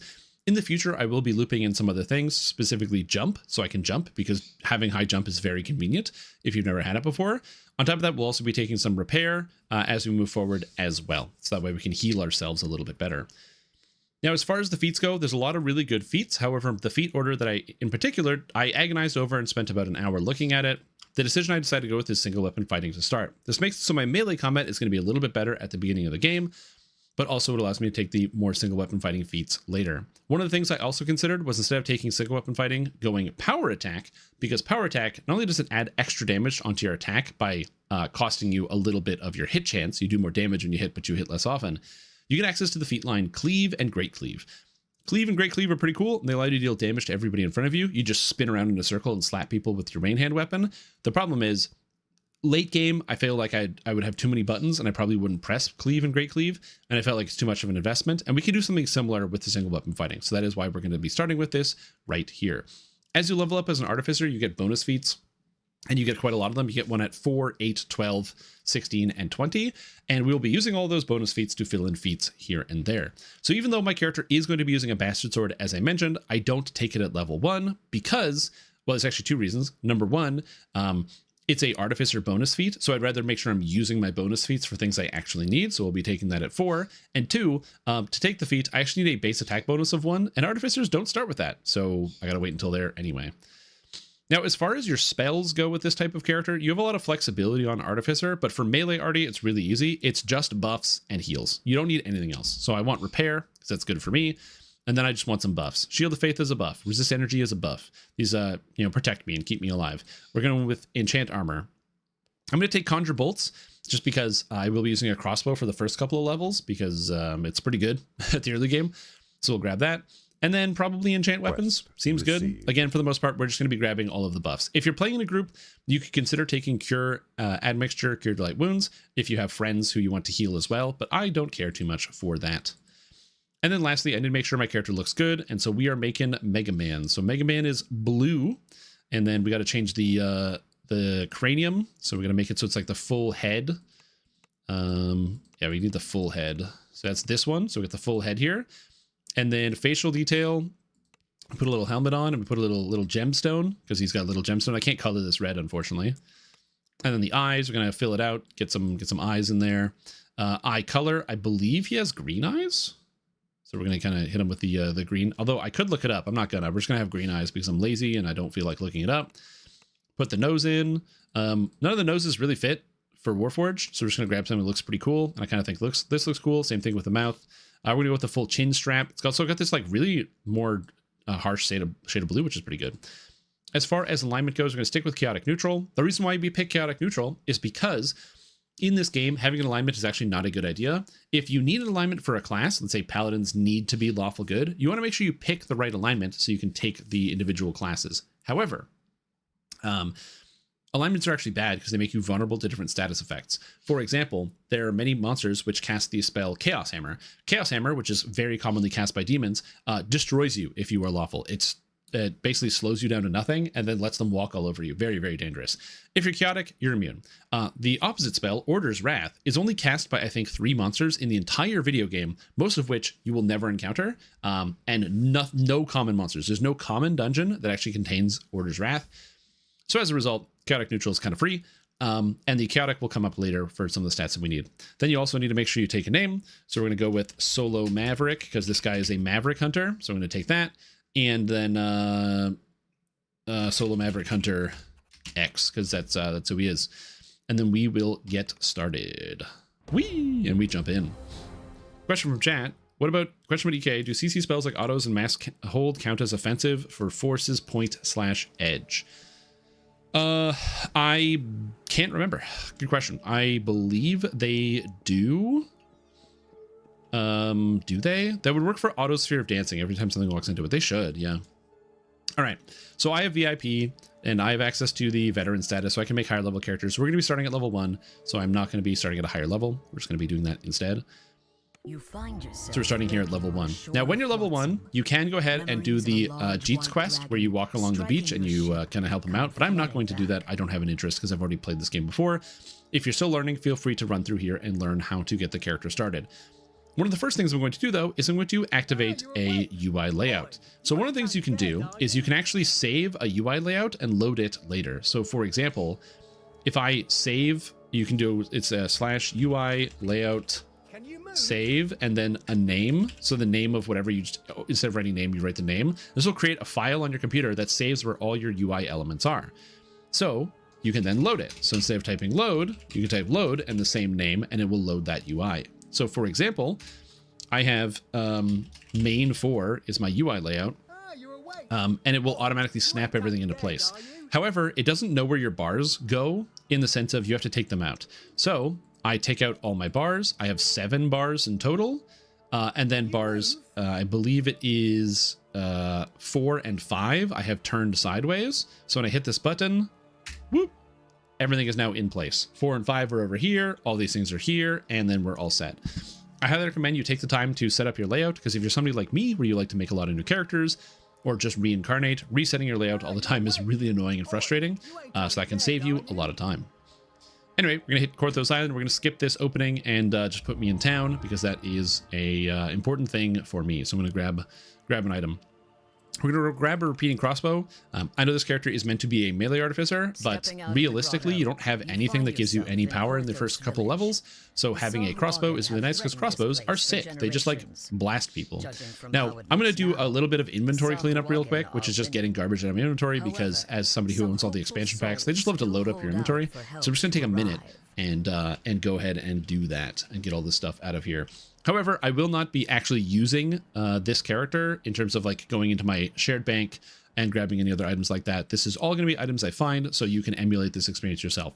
However, one of the things I will be using is some mounts and some outfits. One, because I want to look cool, and also because mounts let you get around. If you do not own any mounts, you can earn some mounts through the keep on the Borderlands. You can also earn mounts through endgame raiding. And of course, you can just buy some in the DDO store, and also every expansion comes with mounts in some of their different editions. So getting access to different mounts is relatively easy, whether you want to earn them in game or just buy them. So I will be using a mount because it's just going to make me move faster in town, which is convenient. Spotted in the Hall of Heroes. Blue mode gives 15 durability. Isn't it normally 10? I think. She promises thrills. That's not too bad. Plentiful rewards. Okay, so let's get rid of some garbage. Hello everyone, welcome back to my Minecraft channel. It's actually a really good channel. Like and subscribe, and don't forget to like the subscribe button and subscribe the like button. Yep. Thanks for watching the video, and check out my other videos. Yep. End scene. Yep, that's me. That's exactly how I talk. And I would tell, that's how I would also describe it to people. No, it's actually good. It's actually good. That makes me think of like, you know, when a friend tries to get you into a TV show and you start watching it and you're like, this show kind of sucks. And your friend is like, no, but it's actually very good. It's actually very good. It's actually good. That's what that makes me think of. Okay, garbage is now out of the inventory. Beautiful. So now that we have the garbage out of the inventory, something that's important about Artificer is you do get a dog. So we're going to summon a dog here. So crack him open. And my pet, my Iron Defender pet, his health bar is under here. So I'm going to move this little tumble menu down. I'm going to pop him over here. The Iron Defender pet is not amazing, but he does have some cool tools. So in your regular character sheet, you have a pet panel. Click pet and it opens up my Iron Defender. And now I can go ahead and give him his collar, which gives him some extra damage. And I can give him a docent, which gives him some extra defense. Good job. Good boy. So he now has that. I guess I could have worn that docent myself, but whatever. It doesn't matter. The pet will be useful. One of the things that's cool about the pet, though, is you can actually get them ship buffs, which is one of the next things we're going to do. I highly recommend you get an invitation to a guild to get you access to ship buffs. And if you don't know how to get access to a guild, all you got to do is either make friends and find people to play with, or join a random leveling guild. There are lots of leveling guilds on the different servers, so you can just find somebody who's in one of them and join their guild just as a way to gain some extra value here. So let's see here. Tycoons is a guild that pretty much invites everybody, and this looks like there's somebody who's like kind of doing a thing. So let's go, this person's in Saltmarsh, so I go, hey, can I join your guild? And I hit him, and we're gonna see if we can get an invitation to one of these guilds. There's a couple different leveling guilds on the different servers. As I said, Tycoons is one of them. Not Tears Palladium. Tears used to be. They used to have a lot more people. I don't know if it's because they're just on a different server, but we'll see. Another one is there's also is Blue Light still here? Yeah, there's also Blue Light. There's another guild you can just join in where people will just kind of add you, and boom, I'm in Tycoons of Tomorrow. Thank you. Perfect. And now that I'm inside the guild, I am now capable of getting guild buffs. I go over to the guild ship portal here. There are airship portals everywhere, and I can click on the buff bar here and automatically gain a whole bunch of guild buffs. The guild buffs are fantastic. Not only do they give you a whole bunch of stats, bonus XP, and other stuff without you having to do anything. Literally nothing. That's it. I'm just in the guild. I have a bunch of bonus stats, +2 to all my base stats, more health, more armor, everything cool. But on top of that, it's just convenient for getting around the entire world, which is nice. And they give you a town-based movement speed buff. So let's say you didn't want to buy a mount. Well, guess what? You don't have to. If you just join a guild, all of a sudden you have town-based movement speed and you move really, really, really fast, which is cool. Now, however, one of the things that's annoying up here is that you have these millions of guild buffs, and that sucks because you can't see anything that's happening. But what you can do is under UI, if I go to guild, I can go hide guild buffs, boom, and now they're invisible. So it just has this little timer to let me know when I have to come back to refresh my buff. So yeah. Anyway, last thing we're going to do here before we actually get started playing the game, I'm going to go to the Hall of Heroes quickly, which is to get the rest of my cosmetic set, because I do want to look cool. You don't have to buy a cosmetic set. A lot of the items in DDO actually look absolutely incredible. The most recent expansion, Chill of Ravenloft, has some insanely cool cosmetics, and there's insane cool cosmetics all over the game. But you know, this new one just came out, and I want it, so we're going to grab it. So I'm going to grab the armor cosmetic, the hood cosmetic. That's kind of cool. And then, is there a single weapon? Yeah, we're going to grab the Underdark Warrior. We're going to grab the Kopesh. And then I'm also going to grab the Midnight Weapon Aura, which is cool. Slap on some cosmetics so my character looks amazing. Grab this here. Oh, I don't have I technically don't have armor equipped, so I can't look like I have my armor. There we go. I'm going to put the Underdark Warrior Kopesh in here, and boom. Now we have a cool weapon cosmetic. Wow, look how cool my character looks. It's just the new cosmetics, so I want to be able to show it off. All right. So that's pretty much it. I have no real prep going on here. All I have is a crossbow, which is going to be my main primary weapon. So we're going to go back to Korthos Island, select some spells, and go on some adventures. As previously mentioned, you're not going to have a lot of resources when you first get started. So be aware that like things are going to, if you have literally nothing, it might be a good idea to do a quest to get some tiny bits of gold. Also, make sure you arrange your action bars in ways to make sense. I have a video about key binding that I put out in the Beginner Basics series. Long story short, the easiest way to do key binding is put items that do the same thing in the same places on all your characters, and then you'll never get worried about where those buttons actually went. So as a simple example, repair light damage is a heal. I put my heals on R, so that way I don't have to think, what button do I press to heal? I just press R and I do heal. I'm doing crossbow because I don't have any good other options. That's why. I'm going to grab Conjure Bolts so I can summon bolts, which is nice. And then I'm going to take Enchant Weapon because Enchant Weapon gives me some extra little bit of damage. Oh, thank you. I have coffee. That's very important. Always stop and get coffee.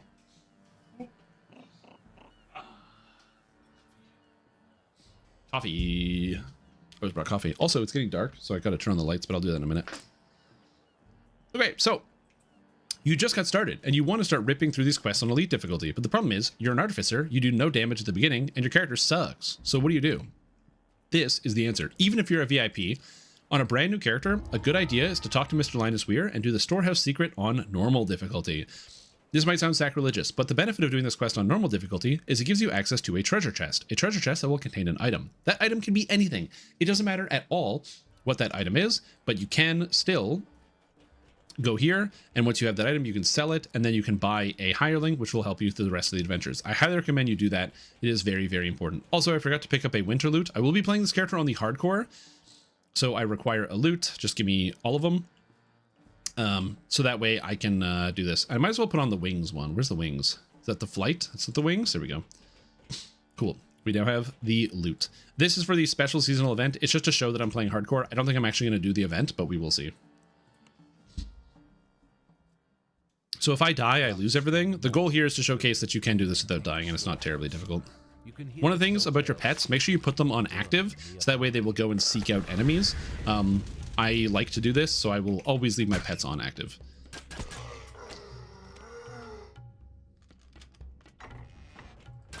Anyway, we're just going to be blasting stuff. Again, I don't have to try too hard. On normal difficulty, a regular crossbow makes my character, especially with the ship buffs, really, really, really strong. So the monster's just going to get completely obliterated by my regular crossbow. If you're brand new to the game, it might take you a little bit of time and practice to get used to like using some of the individual buttons or using certain things. But in general, the crossbow is very, very, very good. The one downside of the crossbow, breaking barrels, man. Breaking barrels. It's really horrible. I can't recommend doing this.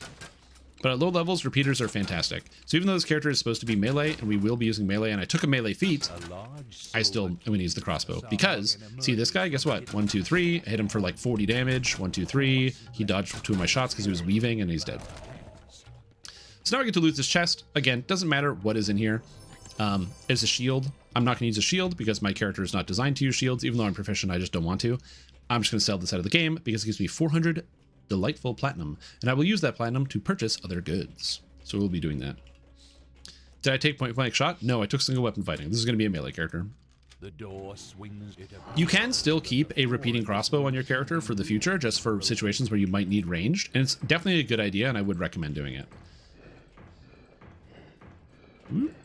There we go, and we are done. Now this character is actually easier than the last time I tried to make this video segment, and the reason it's actually easier than before is crossbows have since been changed to now just use dexterity to damage. So we are going to be going for intelligence to damage to use this for everything. However, in the meantime, being able to add a little bit of dexterity to our damage with the crossbow is nice. It's just an extra 2 damage per shot, which doesn't sound like a lot, but when you shoot 3 times, now that's 6 damage, and that just might let you one-shot an enemy.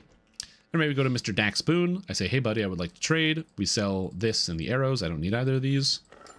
I don't need gems. And then, boom. Now we can buy Byron Sword Scout. Now Byron Scout Sword Scout, Scouty, Swordy, Scouty, will solve all my problems. When I enter a quest, I can summon Byron and he will clear everything for me. I'm going to take the Rugged Belt because it gives me 5 extra hit points. False Life is really nice. 5 extra life is really good. So it's just free health. Health is good and I don't want to die. And now I'm just going to use Byron Scout Sword. So I'm going to get that quest again, and we're going to do it on Elite. And now I'll be doing all the quests on Elite. There may be certain quests that I might tone down the difficulty on, but I will let you know when I get there. By this point, I should be very, very strong. So we can pop in here. The difference between normal and Elite is the monsters get, like, way more health and way more damage. So if you are not used to going into quests on Elite difficulty, it just takes some time to get used to. But it's not so difficult that you can't overcome it. Also, during this playthrough, I'll be using hirelings most, if not all of the time. You will see a conflicting advice out there from people advising new players not to use hirelings because hirelings can be bad or they're not very good or something like that. Don't listen to those people. Hirelings are very, very, very helpful. Having an extra person to take a little bit of heat off of you is really, really nice. Having a healer to heal you when you're taking damage is really, really, really nice. Highly recommend always use a hireling, especially if you are new and you're playing solo. They are tremendous. Like, look at this. I don't have to do anything. My guys just run out and they take care of all of the monsters. They got rid of Elite Streaking Tylendal. That is not a thing in the game anymore. If you're watching this video and you don't know what that is, there used to be a mechanic where you would get bonus XP 10% per quest up to 50% for doing a streak of elite quests.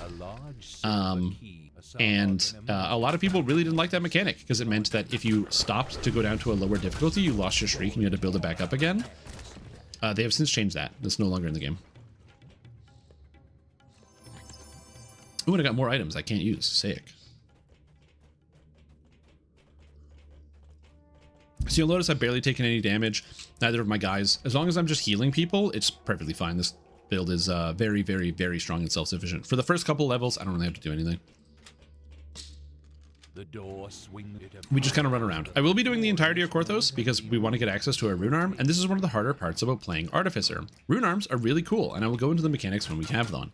However, rune arms are irritating to come by because they do not randomly drop in the drop pool. They only come from specific sources, usually quest chain rewards. Later on in the game, they actually do start dropping from quests as special items, but that's like way later, so it's going to take a while.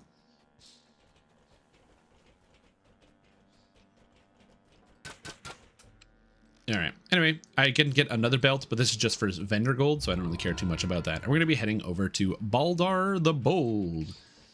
Talking to this guy, he says, hey, protect my crystal. Now, since the last time, again, I tried to stream this challenge, the King of the Crystal quest has been made dramatically easier because now the crystal here used to be able to take 3 hits on elite difficulty. The monsters are going to rush in and try to destroy it. And the crystal can only take 3 hits before it explodes in a comical explosion. However, now it's been changed. It takes about 20, which means you can just shoot the guys and everything is fine. I'm going to put Byron on aggro. I'm going to stand up here so I can kind of like shoot guys when they spawn in. And that's about it. Very, very simple stuff. In the future, when I have more money, I will use some of that money to go buy materials and resources. But for now, I don't need anything like that. Consumables are really, really useful. In every single beginner basics build guide that I put out, I always let the person who's watching it know what type of resources can be really useful for beginners, what type of potions, what type of scrolls, things like that. And there are a lot of those things, but right now, not really necessary.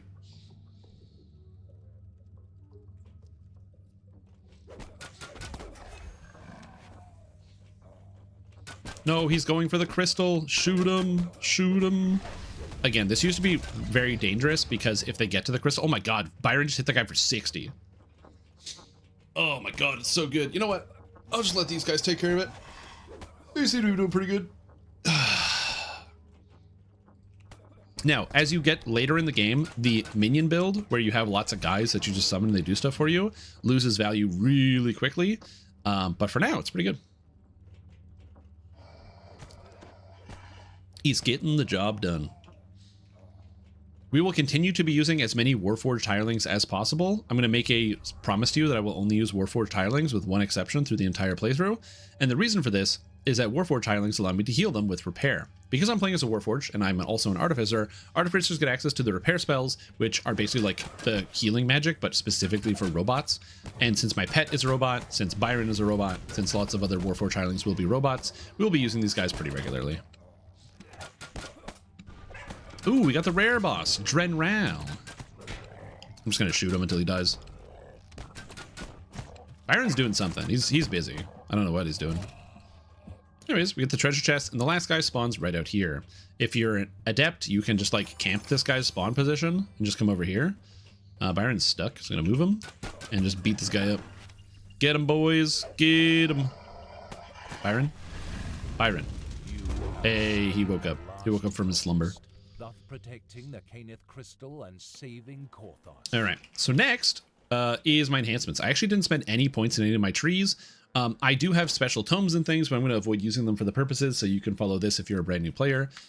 For the actual points, one of the first places we're going to be spending our points is, you might think, oh, Battle Engineer. It's like melee stuff and range stuff. It's kind of cool. Maybe we're going to get Master Maker. It makes you tankier. The unfortunate reality is you kind of have to go into Harper Agent. Harper Agent, which is also another mandatory thing for this build, gives you access to intelligence to hit, intelligence to damage, and of course know the angles, which allows you to basically double dip on your intelligence and get even more damage. This is really relevant for your character, and it will help you a tremendous amount. On top of that, it also gives you access to search, listen, and spot bonuses, which you will need for disabling devices and traps and what have you. So this tree ends up being very, very good. We will trim this down a little bit, but for the most part, you will be using Harper Agent as kind of like your main tree at the beginning, which is unfortunate because Harper Agent isn't necessarily a bad tree, but it's like a boring tree. It's just a bunch of like flat stats as opposed to cool abilities, but it just becomes like the first thing you want to get. Now, Spearbane here is the best one of these bracers. Spearbane reduces the damage you take from any type of piercing attack. Piercing attacks are very common. Sahagin do piercing with their spears. Kobolds do piercing with their little claws and with their spears. Orcs use spears. Everybody uses spears in the beginning of the game. So piercing is kind of the best damage reduction to have. So that's why we take that. All right, so now we're going to summon up good old Byron Sword Scout and go again. Also pretty much all ranged attacks. Yeah, it's good note. I'm going to be running through here. Ever a good Dragon Disciple build in your build archives? Yes, I have played Dragon Disciple relatively recently, and I made a Dragon Disciple build last year in like October. So if you check the build repository, it's there. Exclamation point builds in the chat. A treasure chest glimmers in the dark passage here. There's a Sahuagin anyway, here there's a bonus for breaking the altar before this guy conducts his ritual. However, if you just shoot him and he dies, then he dies before the ritual happens. It's pretty cool, huh? You continue to hear cultists about their evil work from further inside the crypt. Anyway, we're just gonna walk around shooting guys.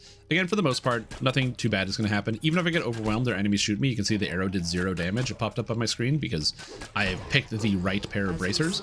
I will still be able to just heal myself whenever I take an amount of damage. And that's one of the nice things about Artificer. Look, I'm not that fast. I'm slowly plodding around, but guess what? These guys are getting blasted by my crossbow and they can't fight back. Another reason why I did pick up the intelligence to hit kind of early and maybe sooner than some of you might have expected, increasing your hit chance in the early game is really, really nice because monsters don't have a ton of health at the beginning, but they do have a reasonable amount of armor class. So the skeleton I hit on a 2. His armor class is like 10 or something, but a lot of these Sahuagin have closer to 20. So increasing my hit chance, even if it's only by +2, is relatively impactful at this early stage of the game. And I'll be doing what I can to get even more attack bonus. Also, standing still is good. When you move, some people might not know this, when moving, you actually take a -4 on your hit chance. So even though I'm going to shoot this guy from a distance and I'm jumping and shooting, if I really need to hit something, that's where you want to stand still because you don't have that -4 for attacking and moving.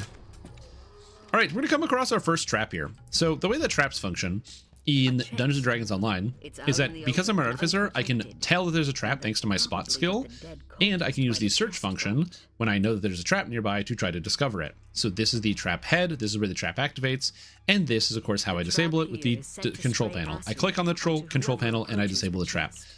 However, there's a bit of an issue here, and one is, what if your disabling skills suck? What if you went a couple levels ahead, you're doing a level 9 quest when you're level 7 because you want to be cool and you can't disable the trap? A lot of traps have ways around them. Not every trap, but a lot of them. For example, the trigger mechanism of a trap is very important. This trap here, I can disable it, but the way that this trap actually functions is it activates when I step inside the water. So by stepping in the water, the trap activates, but now it's not going to activate again. I'm totally safe because it activates when you step in the water. So learning about how the traps work in DDO can give you the opportunity to kind of outsmart the game a little bit. So even though I have the ability to disable traps, I don't necessarily have to. However, fortunately for me, there's a trap box on both sides, so I can disable the trap from this side. Whoop, I failed because I rolled a 3, so we'll try again. As long as you don't fail by 6 or more, you get to disable the trap regardless. You also get an XP bonus for disabling all of the traps in a quest. So if you see more boxes you can disable and you want more XP, you can disable it to get a bonus. So I have a 10% bonus for disabling traps now. How cool is that? Arrow Harpers are a bit more in the open. Yeah. I think Harper Agent could definitely be a tree that gets reworked into something that actually does stuff. So that'd be kind of cool. Hey, and it's a moat of music. This will be my first moat. I don't know how many of these I'm going to do, but I'll try it. It's level 1. See how dangerous this is. It's a green moat, so it shouldn't be dangerous at all. Unless my game crashes. Okay, so we crashed to desktop when that loaded. So that's cool. Huh. So my character might die.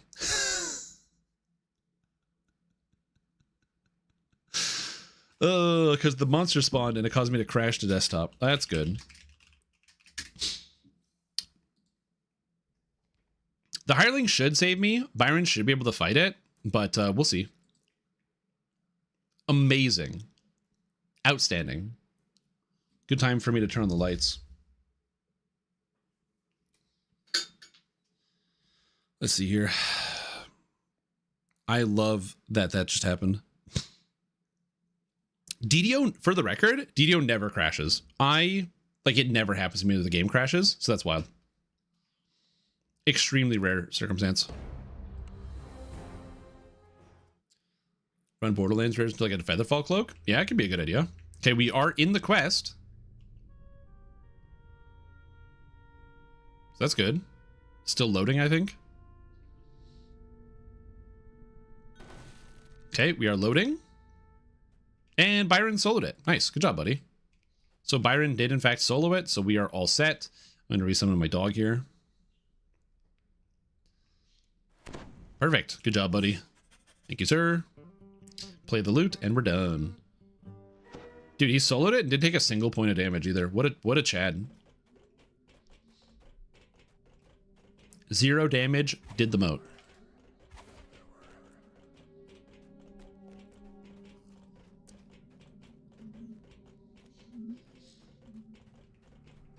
All right. Anyways, now we have all the things. We go here. Sometimes when the game crashes, you just got to roll with the punches, you know? It's going to happen. Sometimes your game is going to crash and you're going to go back to your desktop and be like, dang, what's going on here? But that's okay. Can you die, please? That's how you handle it? You just DC and let Byron do the whole thing for you? Yeah. I will say, there's a content creator that makes content for Diablo 2 called Zarf and the Loot Goblin, and he has a video where he plays through the entirety of the game, normal, nightmare, and hell in Diablo 2, doing 0 damage and only letting the rogue hireling deal damage from Act 1. And it is an excruciating video to watch. It's brutal. Also, don't take the amulet of the brute. It has minus stats. If an item has minus stats, it's almost exclusively a bad item. Keep that in mind. So we're going to take the amulet of inner focus, so at least it does something positive. But yeah, that video is really hard to watch. Cool idea. Imagine playing DDO, but you only use your hirelings and you don't do any damage yourself. Interesting concept. All right, so now we're level 2, so we're going to level up. Head over to the Artificer trainer, Mr. Sever Armund, and put points into all the things I put points into already. The one exception is I no longer need to put points into the tumble skill, so I'm not going to. So instead, I'm going to start putting points into jump, so I can jump higher, because jump is really convenient. I get one more skill point, or one more spell. I'm going to take the heal spell, because why not? A Blade of Armor is also nice, but it's kind of expensive, and it doesn't really do a whole lot to protect me. And later on it will, but it doesn't do a whole lot right now, so I'm going to take a Cure Mixture. And now we're level 2. Let's go! Exciting. Whenever you level up, your pet is going to get resummoned, so keep this in mind. So my pet is now level 2, which means it also loses all of its buffs from the ship. So I'll have to go back to the ship because I leveled up to give it more buffs. And then I get a new spell. I'm going to take Resist Energy because it can make me take less elemental damage, which can be convenient sometimes. Skeletonite when I play Pale Master in the Catacombs. Yep. All right, so now we're going to go into the Collaborator. And again, same thing. We're just going to summon Byron, and he's going to take care of literally everything for me. I don't have to do anything. Fun fact, if you have a hireling in here, do not dismiss him. Because if you dismiss a hireling, you can actually fail this quest, because it says do not leave until the Collaborator is dealt with. If you accidentally recall out or dismiss a hireling, somebody technically leaves and you instantly fail the quest, which is really funny. Anyway, I got a lot of spell points, so I'm just going to keep everybody topped up while nothing is happening. What's up, Ritz? What's up on your max? How you guys doing?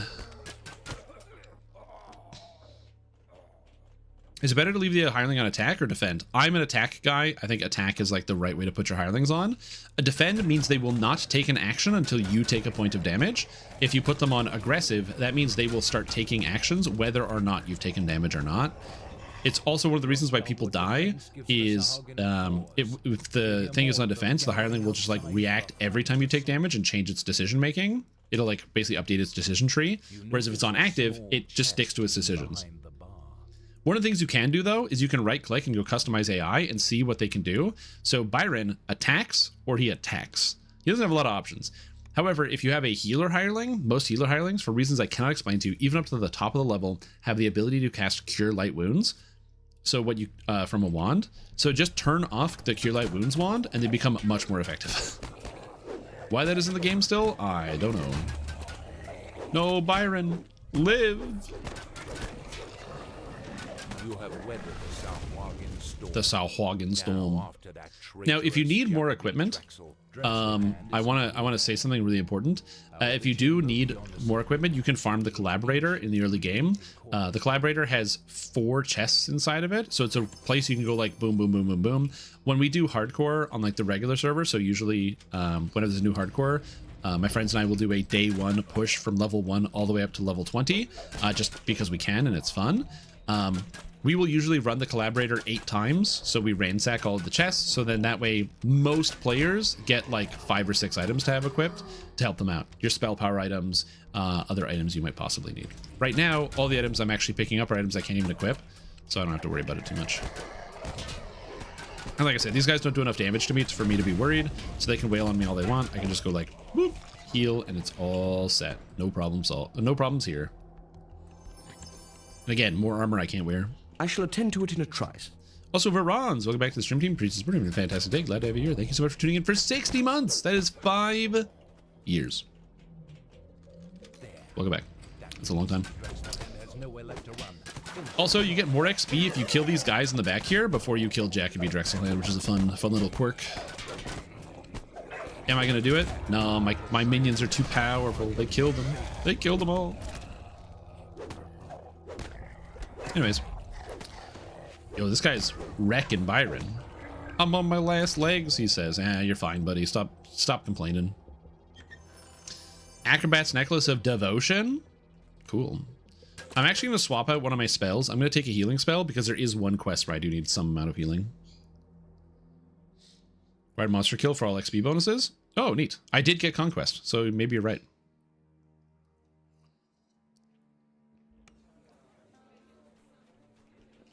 All right. So now we go here. There's a bunch of items. I don't care for any of these things. So I'm just going to take this discarded ring because it gives me 10 mana. And we're all set. I'm going to do a quick sell, and then we're going to go out into the wilderness. It's time to take the Monsters in the wilderness. Out in the fight them all. There's no items I can possibly buy that will help me here, and I don't really need anything.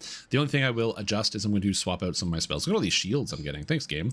Oh, I got Boots of Featherfalling. I didn't notice. Boots of Featherfalling are nice because they just allow you to featherfall, which is just a convenient little stat. So I'm going to slap that on there. Same thing with this necklace. This necklace isn't good, but I will have some amount of healing, so I will keep that for the situation going forward.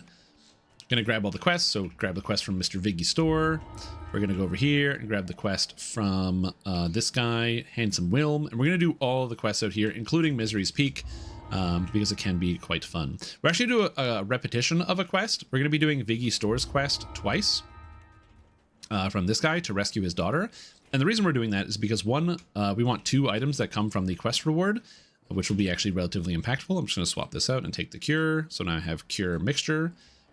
I want 2 different quest items. One quest item that I want specifically grants oh hey, what's up, Ingram?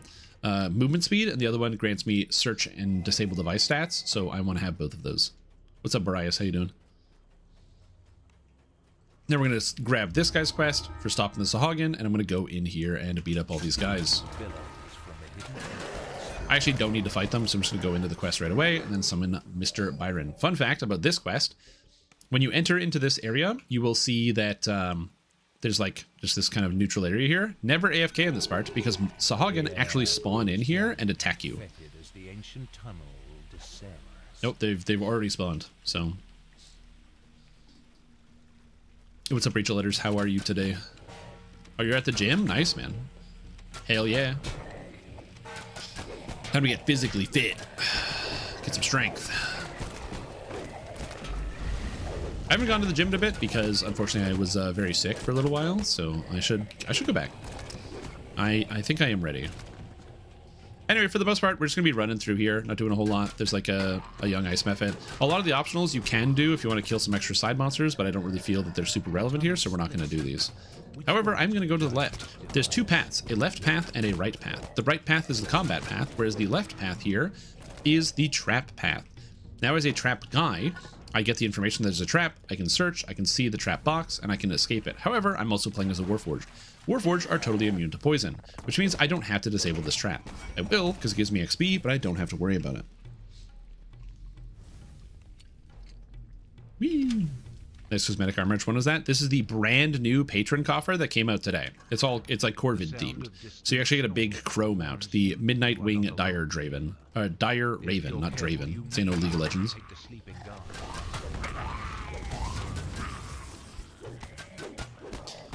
No sharpshooters distinct advantage within the confines of Windlasher Canyon. I can believe that.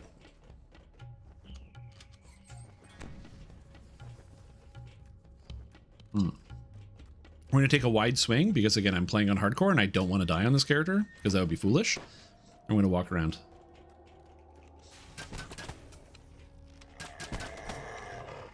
Yeah, very cool for any type of rogue type character. Again, I would love to play the instant kill Dampier. Hopefully SSG fixes the Ascendant Bite at some point.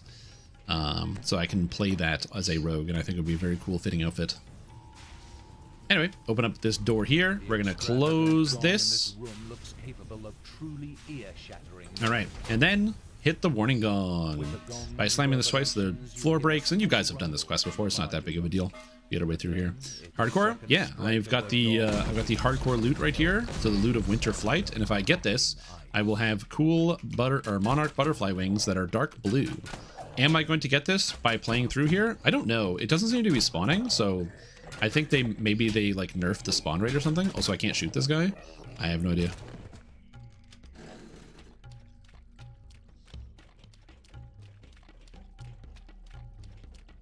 Motes don't spawn in Korthos. They do. I had a mote spawn in Korthos Island, in Hayton's Crypt. If they're not supposed to spawn in Korthos and it happened in Hayton's Crypt, then that's one thing, but yeah. You spot a rusty hatch submerged in the putrid water. Yeah, the mote spawned and then my game crashed, which is awesome.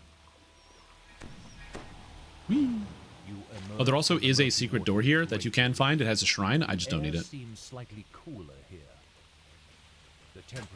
Oh yeah, maybe the crash was related to the fact that it's not supposed to spawn. I don't know. Those guys popped out, so they want to get me. Yeah, maybe that's what caused the crash. Well, you get the same amount of XP at early levels and late levels. Alright, so now I loot this chest and I got Boots of Nimbleness. These boots are not very good, so I'm just going to have them. Now, Crack, this dangerous spider up here, I'm actually going to range it down. And the main reason I'm going to do that is because, one, it's kind of dangerous, but also there's traps up there, and I don't want to fight it with traps.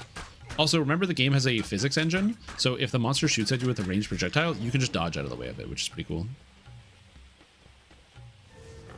Hey, there it is. Alright, cool. So there are motes here. Anyway, there's traps here. They didn't show up. You might have noticed that none of my buttons went off, and that's because my spot sucks. You need to have a good spot to be able to spot traps, and my spot is not good, so I can't really spot traps that well. Alright, see how bad this is when I'm actually here. Byron took care of the first one, so maybe it's fine. Shadow Goblin Warrior. Good job, boys. Get 'em. That's it. Nice. This is going to make it take a little bit longer, but yeah. Ahead is the giant. All right, and now we got to freeze this guy, and you just do the puzzle. They're level 6. Ah, it's okay. I mean, my character's an artificer. I'm basic level 20 already, you know, very powerful. If you don't know how to do these puzzles quickly, one of the best ways is to tell your hirelings to go away so they don't step all over you all the time and distract you while you're doing them. But with a little bit of timing, you too will have all of these puzzles memorized. Just play the game a lot, and you'll be good. So as I said, you're going to notice I'm not doing a whole lot. So far, my health has barely dipped, neither does my hirelings. Again, Artificer is relatively strong, and just having hirelings is good, and if anything happens, you just want to make sure you heal. However, one of the things I do want to point out is these little pips down here. If I do get into trouble, I can tumble, but the way to make it a lot better is you go into the gameplay settings, and you want to turn on the experimental tumble controls. That way, when you press block while moving, your guy will just do an action roll like you're playing Dark Souls. Additionally, if you don't want to craft traps, you can turn off gather trap parts, and it'll prevent you from picking up trap parts, which can be very, very annoying. Also, I told my characters to stand in the old dungeon, and so they were still standing there, so I had to summon them to me. With secondary as a renegade, what does your character do, Ungermax? Anyway, I don't need to be shooting these guys. I'm just getting... I get easily distracted, and I just shoot bad guys when I'm running around. I don't have to shoot most of them. All right, now we enter probably, I would argue, the second hardest quest in Korthos Island now would be Redemption here. This quest is not terribly difficult overall, so it's not like I have a lot of dangerous things we have to do. However, there is a part where we have to protect an NPC close to the end of the quest, which is why I picked up this healing spell. This healing spell will allow me to protect the NPC very, very easily. The work looks very recent.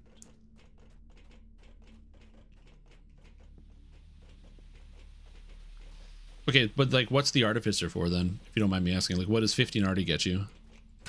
Because I feel like if you're gonna use Renegade Mastermaker, you probably only need like 4 already. I just don't know what the 15 would do. There's a secret door here with a valve that will turn off the poison, but remember, you are in fact playing as an Artificer, so you can kind of actually ignore the poison. You can just walk into, or not Artificer, you're playing as a Warforged, so you can just kind of ignore it. And then there's a trap here where I can disable this trap. Because my character is an arty and I can do that. However, bear in mind, you can always just tumble through traps, and you get to add your tumble score to your reflex saves. So because my tumble is 7, my reflex is +3, but I get a +10.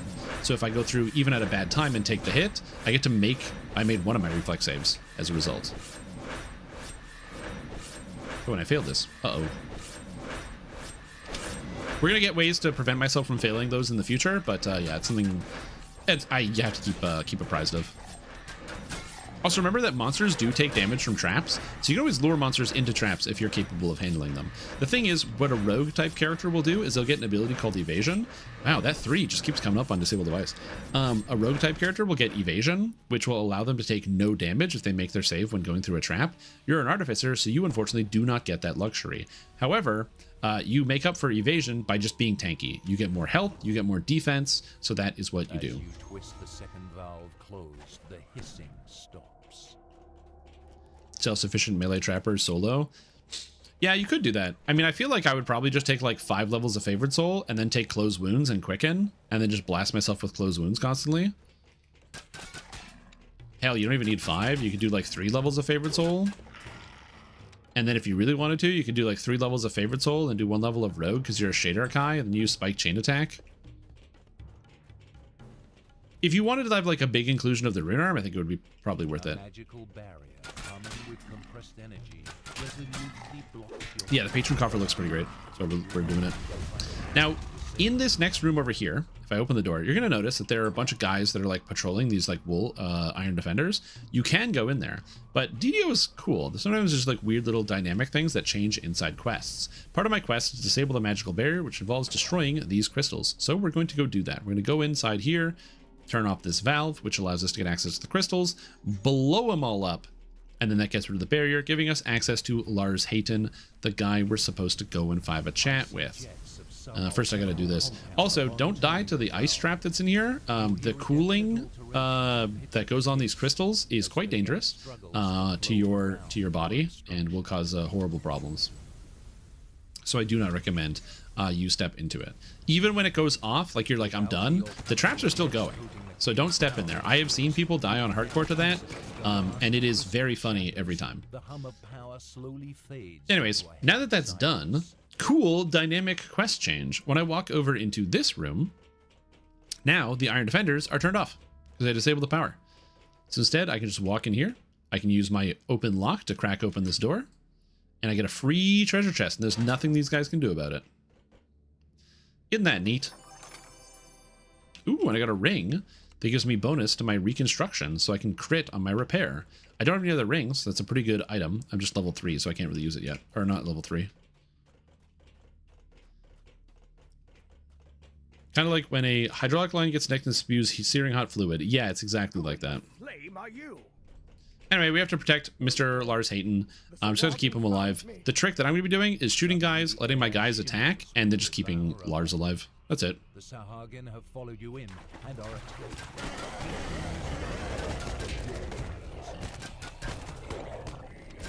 Yeah, the only problem with the 15-5 is that, like, when you play a 15-5, so 15 Dragonlord, or 5 Dragonlord, 15 whatever, is that your melee with your Dragonlord just becomes such a focus of your character. It's like, why would you invest time into Rune Arms when you can just do way more damage if you did, like, more melee stuff? And you can kind of apply that to almost everything.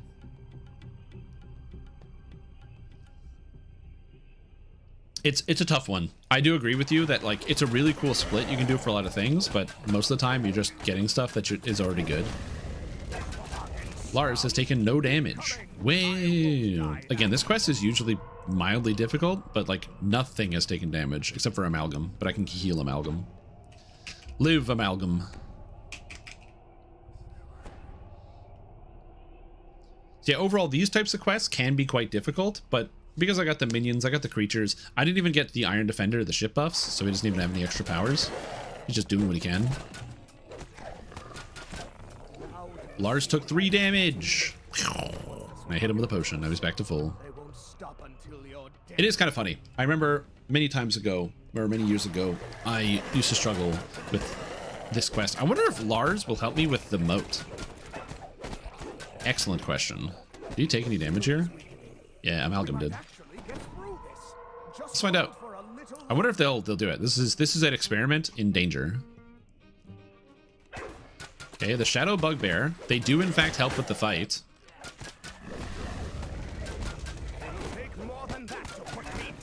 It'll take more than that to put me down, Sahwagen. Hey, and we're done. Nice. The Swahagan magic is gone. We beat them off this time. Whee! Hayden looks weary after surviving. You also might be wondering, oh, if crossbow seems really good, why don't you just keep using crossbow the whole time? You can. You can honestly play a better version of this character, which is just crossbow, and you just play a ranged character, and it's really powerful, and there's no downside, and it's really good. But I don't know, I like playing the melee, so that's why we're doing melee. I do appreciate how many shields I've gotten. Almost every single chest has contained a shield. Thank you, DDO. Very cool.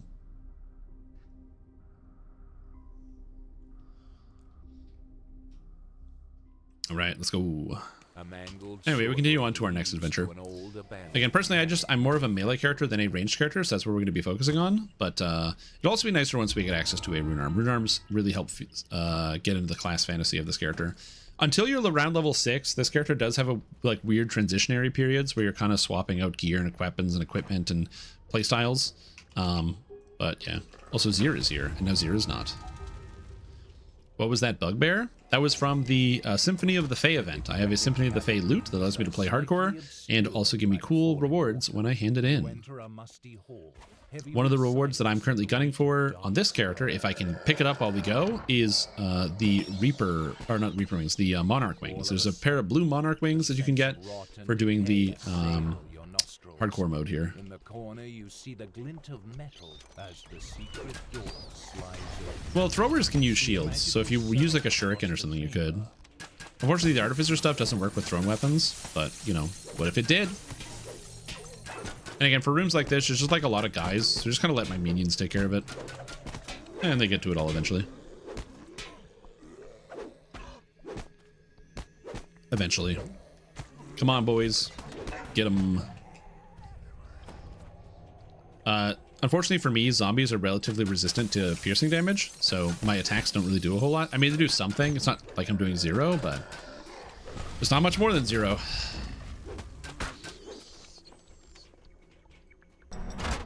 Oh yeah, I could. That's true. I did not think about that segue, but that would have been a good place to do that.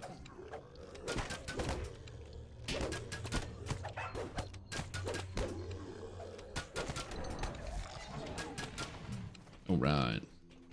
Yeah, a lot of the stuff in the early game, especially with Artificer, because you just have a lot of tools, like the fact that most of the time it's like, oh, how am I going to get through this quest? I'm just going to summon this guy, and this guy is going to kill everything for me. And I'm also going to get my dog, and the dog is going to kill everything for me.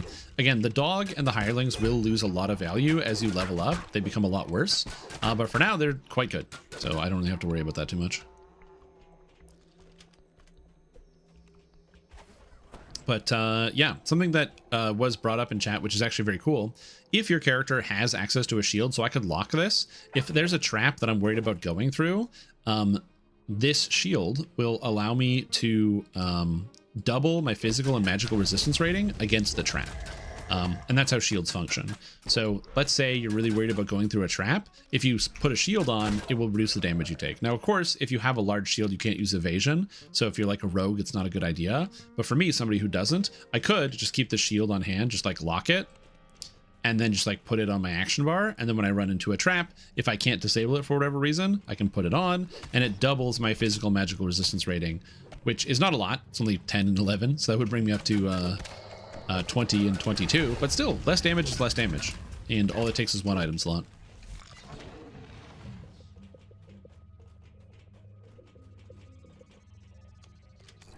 But yeah, overall, again, nothing too crazy. A lot of just like walking around. I don't have any problems with this character. One of the things in DDO is you have to learn how to problem solve of like, I'm not doing enough damage. How do I get more damage? I'm taking too much damage. How do I solve this problem?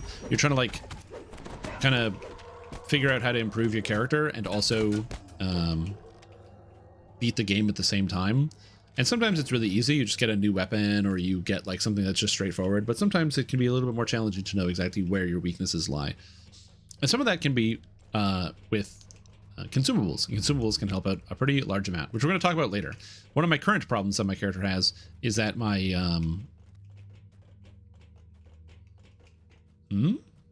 Oh, did I not pull a lever somewhere? I didn't pull a lever on this side. I'm silly. One of the current problems that I have is that my character's search and disable device are not very high. Even though it's 11, I'm still going to be failing on some traps. So we're going to have to circumvent that problem, and there's a couple ways to do that that can help you out. So I'm going to show you guys what you can do. One of the most important things is actually do the quest. That's a good one that helps.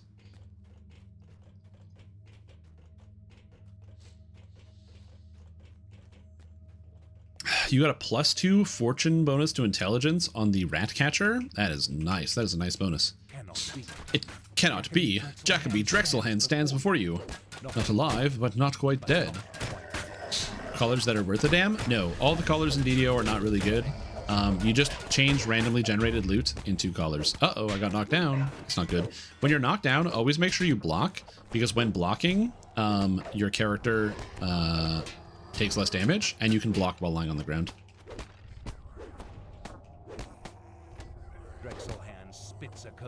For the winter coffer? I'm not sure. Anyway, they're gone. And now we're going to loot this chest, because this chest has some neat items that can come in it. Ooh, roll a 1, still open the lock. Let's go. Still got it. I got the protective gloves, which just lets me cast shield once a day. That shield is actually quite nice. It prevents you from taking damage from magic missiles, which is good, but also just +4 armor class in the new levels is great. It'll bring me up to an 18, which is good. So we'll be having that. Armor class is a stat that I don't think a lot of people understand very well because it's not super clear. Armor class doesn't reduce the damage you take by making it so that when you get hit, you take less damage. Armor class instead makes it so enemies can't hit you. Basically, it's saying these are your defenses, and an enemy needs to break your defense to be able to hit you. So armor class encompasses not just like being tanky and shrugging off hits, but also like, you know, you have armor on your shoulder or like on a bracer, so you like kind of block an attack by pushing a sword out of the way. As a result, you don't take any damage. It's like a glancing blow sort of thing. So armor class can be quite useful. On top of that, it also is it's really good throughout the entire game, but in the early game it's a little bit crazy. If you've never actually used armor class as like a primary mechanic, armor class can allow you to take significantly reduced damage in the early game, and it is one of the reasons why you might see other players, maybe you like play in a group and you see somebody who is just like sprinting through a quest and they are taking no damage. They don't get hit by reapers, they don't get hit by anything, and their health just never goes down. And that's because past lives, which is what you get when you reincarnate, you set your character back to level 1, you get some bonus stats. There is a past life called the Martial past life from the Epic track once you're above level 20, and that gives you a bunch of armor class at the beginning of the game. Having a lot of armor class at the beginning of the game is really, really busted. And lets you use some super wacky stuff. Also, if you're watching this video and you're like, wow, Korthos looks really different. I don't remember all these pipes being here, and the shadows and the fog, that's like different. SSG actually has been doing some touch-up updates to Korthos Island. They haven't said anything, they just have been doing it, which is interesting. So we don't know exactly where all of that is going to go, but it's cool. The early game does look quite good. And I got another shield! All shields all the time. Which cosmetic set is this? This is the brand new Midnight Wing Coffer outfit. It looks great. I'm a big fan. I especially like the Corvid mount. So I get the Raven mount, which is good. There's a trap here. Now, because my character doesn't have a very high wisdom, my spot is going to suck. Because my spot sucks, most of the time I'm not going to be able to see any other traps as I go through the game. That's where knowing where all the traps are come in. You can use the DDO wiki as a way to look for maps to see where traps are so you don't walk into them. Or you can do what I do, play the game for 2 decades and just memorize every location. You know, it's maybe not the most convenient thing to do, but it does work. Alrighty. So I'm going to come down here. Hey, another moat. Let's go.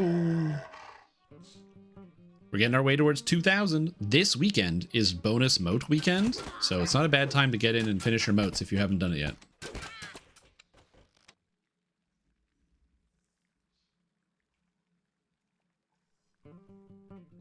Is it to celebrate the release of the Midnight WoW expansion? No, I don't know why you would think that. Also, I didn't even know there was a new WoW expansion coming out. When does it come out? Spill innocent blood no more. What kind of bonus are we talking about? It's a bonus to the loot durability gains from the event. So when you gain durability when you activate one of those motes on your loot for the Symphony of the Fae event. So the you get a bonus. So I think it's 20%. So if you would normally get 5 from activating it, you would get 6 instead. Is it too late to start your motes? Not if you play a lot. You just gotta play the game a lot and you're good. But you definitely want to play a lot. Basically, you're not gonna get all 10, but pick 1 or 2 things and then grind it out. And it's very doable.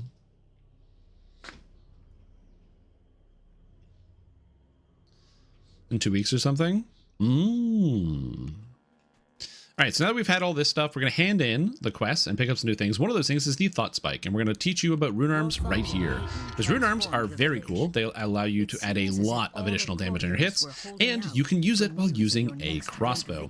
So I'm going to give you the rune arm basics so you can get a bit of an understanding here. There's a rune arm key that'll be in here, so you have to know what your rune arm is. So if I go to rune, there's whatever your used rune arm is. When you press it, your character will start charging. And when you press the button again, you will release a blast. Now, with the rune arm, it charges up. Mine maxes out at 2. It tells you what your maximum charge is. As you get higher levels, you get higher charge tiers as your max. When you walk, you go down to tier 1. This is because there's a stable charge tier, which is 1 for this rune arm. So I can use it, but then if I stand still, it then powers up. But I have to stand still to get it to do more damage. Now, the other thing about this is that it's really annoying because you have to press the button to activate it, then press the button to fire, and it's just frustrating. What you can do instead is in the actual Artificer category here, you can take rune arm use. This feat, not only does it explain how rune arms work, if I click it, my character will now auto charge the rune arm. So I don't have to press the button to charge it, just to discharge it, and I'll just passively discharge it. One of the cool things about this is you can discharge while walking, while moving, while jumping, while casting spells, while doing anything. It doesn't interrupt any of your animations. It's literally just free damage as long as you press the button. But there's another problem with it. The rune arm sound effect is loud. This like bzzz, bzzz, as it charges is very annoying. So you can actually turn that off if you don't want to hear that. Some people like it, but I personally do not. So if I type in rune and I go into audio, you can disable your rune arm sounds. So now you hear the blast, but you don't hear the constant charging and blasting, which can be very, very convenient. So now I have this auto charging. I don't have to think about it, and I can just press a button to get some free damage. How cool is that? Now we're going to take the Blessed Goggles for the Bless bonus, which is kind of nice. Ooh, now I can cast Bless on myself, so I have some more clickies. And then we're going to get another clicky here from Viggy's store. Now, Viggy gives me the Troubleshooter's Goggles, which is a massive trapping item. It grants Search, Spot, and Listen, and the Troubleshooter bonus, when I get 2 of them, also gives me Open Lock and Disable Device. However, I'm going to actually take Anger Step, and I'm going to do his quest a second time. The reason for that is because Anger Step allows me to cast Expeditious Retreat, which is great for movement speed. So now my character can actually move quickly through quests. So I now have a bunch of like buffs here that I cast when I enter an adventure, and it's a lot of item swapping. Most of the buffs you're gonna get in the game aren't clickies. Clickies are actually relatively rare nowadays. It's just a weird relic of the past, but for the first couple levels, it's just nice to have. In the interim, we're gonna level up as an Artificer. Okay, I'm going to check my thing for what I took, so we're just going to put all the skills in. If you are following a guide, make sure you reference your guide so you don't take the wrong things by accident, because I've done that before, because I'm not that smart all the time. I'm going to take Quicken here. One of the reasons why I'm taking Quicken is Quicken increases the speed at which you cast spells and makes it so they can't be interrupted by enemies. I personally want to do this because by making it so my character is able to cast faster, I can avoid getting interrupted, which can heavily reduce the amount of damage that I take, which is nice. I can take Personal Augmentation Insightful Strikes to get intelligence to hit with my weapon. However, I already have that from Harper Agent, so I don't need this. So just for now, we're going to take Repair Moderate Damage so I can heal myself. And in the future, we're going to get more spells. To get more spells to be able to cast them, you have to learn them from a vendor. But I don't have any gold right now, so I'm going to have to get some more gold to do such a thing. So First, I'm going to put some more points into the actual Harper Agent tree. And for now, I'm just going to take, normally you would take this ability here, Know the Ankles, which gives you a lot of extra bonus damage. But the problem is my stats are kind of low. So the amount of damage I get is actually not that great. Instead, I'm going to take Harper Enchantment, which will give me +1 enhancement bonus to my weapon, so +1 to hit and damage. And I'm going to take Awareness here. This will allow me to increase my search and spot even more, which makes me a little bit more defensive against traps and be able to find stuff. Additionally, I got my Iron Defender here. He just leveled up to 3, which means I got to go get him some ship buffs, and I want to buy a new Hireling, and I want to equip some spells. So yeah, there's a lot of stuff to do. Leveling up is fun. I also have a new item I can equip now. I got a ring that gives me a chance to crit when I cast repair spells, which is convenient. I'm going to repair my stuff. I'm going to sell some items out of the game. And also, if there's items you don't want to have in the sell window, what you can do... Can I invite this guy? Hold on.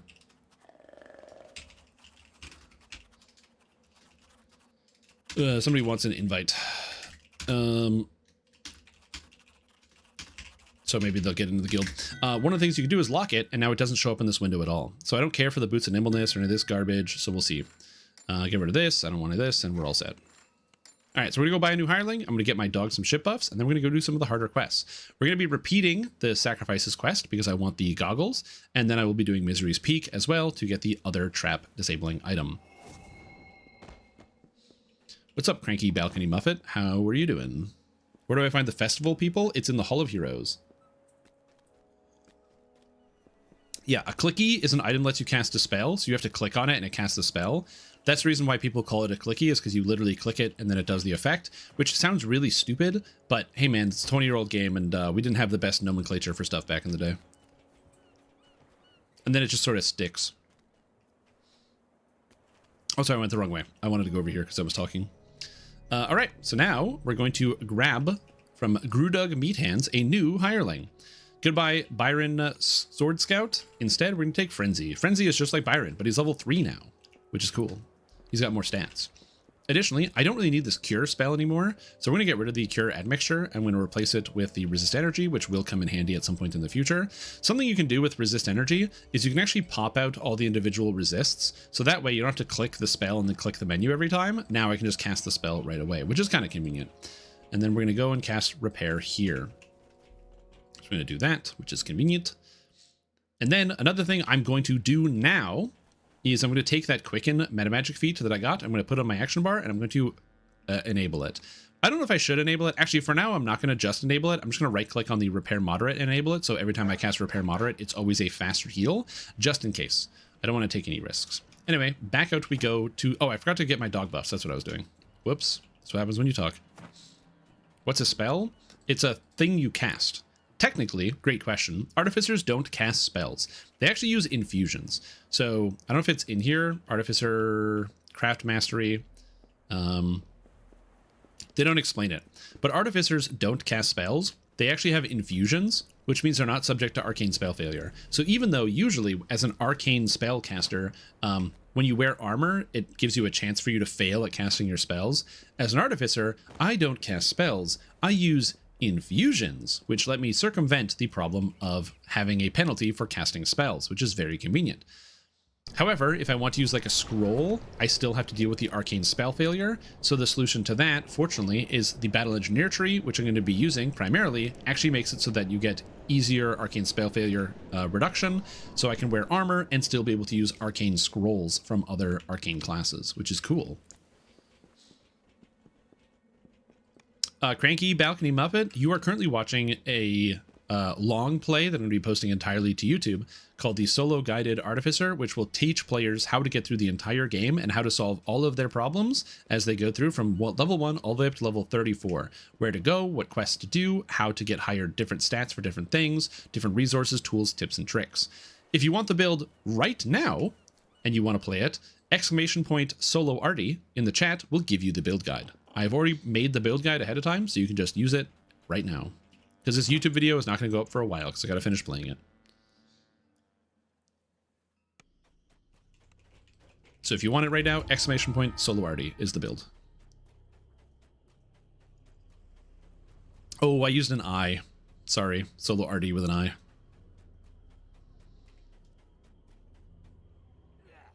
There you go. So that's the paste bin there, has the whole build. The keys can randomly drop from treasure chests, but the keys also drop from not just the treasure chests, but from champions. So once you do a quest on level 3 or higher on hard or elite, you can now spawn champion monsters, and some of those champions will be Snow Peaks champs that drop keys when they die. So just watch out for the Snow Peaks champs and get them. I fortunately have like 150 keys. So, yeah. This entrance. Anyway, we're doing this quest a second time because, as I mentioned before, I just want to be able to get the extra item when I returned it down. Okay, so we cast this, and then I have these gloves that give me stats. Shield. I probably should cast the movement speed sooner rather than later, but whatever. And then it does 16 damage from my blast. Nice. The one problem with clickies is all castable spells from items share a cooldown, which is not ideal. Also, that spell just couldn't make it. So in general, you don't have too many clickies. I'll probably replace this glove for a wand of shield at some point. Hit him for 19 without doing anything? Sick. Snow Peaks coins from last year expire? No, the Snow Peak stuff doesn't expire, which is really nice.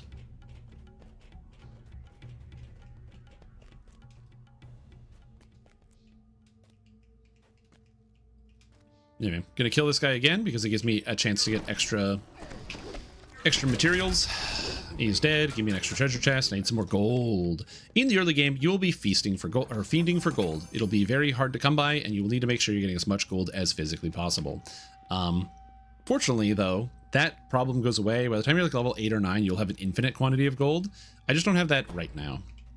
All right, so remember I said you can disable the trap? Remember, there's always ways to avoid traps. This one, you just hug the left wall and you don't take any damage. Oh my gosh, the lag got me. Ooh, geez. This is why we have the Cure Moderate on a Quicken. So I can go whoosh and get rid of that. And look at that crit coming through. Crit ring. Yeah, my main character gets capped out on platinum all the time and I have to go waste it on stupid stuff.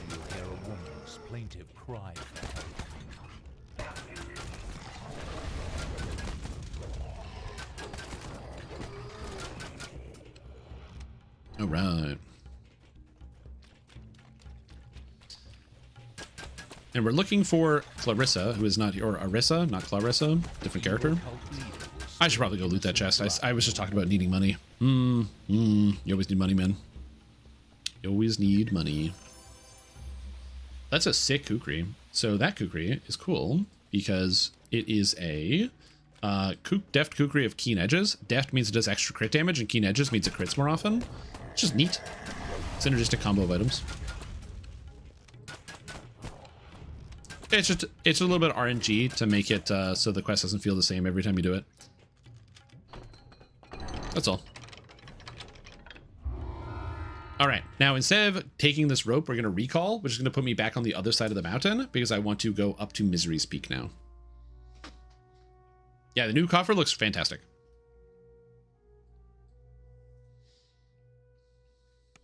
This entrance leads down into an. How did I miss 3 times? I am bad. Anyway. Yeah, I got the Corvid here. It looks great. Whee! Unfortunately, it doesn't flap, it swings as you fall. Talk to Amalgam, and up to Misery's Peak we go. A lot of people's least favorite quest. Plat cap because we're seeing a chunk. Yeah, the hard part about giving new players is they actually also have a really low plat cap, so it's difficult to give new players gold. Because if you go, free-to-play accounts have a plat cap of 10,000 per level. All right, already have Ironling, right? Yep. I've said this before. My suggestion to Sanderson Games is sell a potion. There's a vendor that sells potions that heals for 500 flat. So 500 health flat, and it costs 50,000 platinum per potion. And then boom, your gold economy is fixed. Now, endgame players, you want to buy a potion, Cool. You have 10 potions, costs you 500,000 gold. So you buy 20 potions, it costs you 1 million. The potions are really useful. And now, all of a sudden, if you want to get plat, you're going to be selling stuff, and it revitalizes the plat auction house. No, it's a regular potion. Just make it so you can drink them whenever you want. Healing is really, really, really easy if you want it. Like, that doesn't heal as much as like a single cast of Renew, which all you need to do is put points in the Unyielding Sentinel tree at endgame. I'm saying this would be like a level 30 potion. Like an endgame item. Their faces set in silent, eternal screams.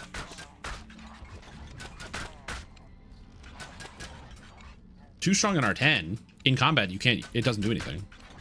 You'd only drink it out of combat. And again, if you're in R10, you can heal yourself out of combat. It'd be good for raids, because you can take a hit and then heal yourself. If you're doing like an R1 raid or something. So then, you know, you're playing a paladin with 200 healing amp, and then it's healing you for like, I don't know, maybe like 700 in a raid.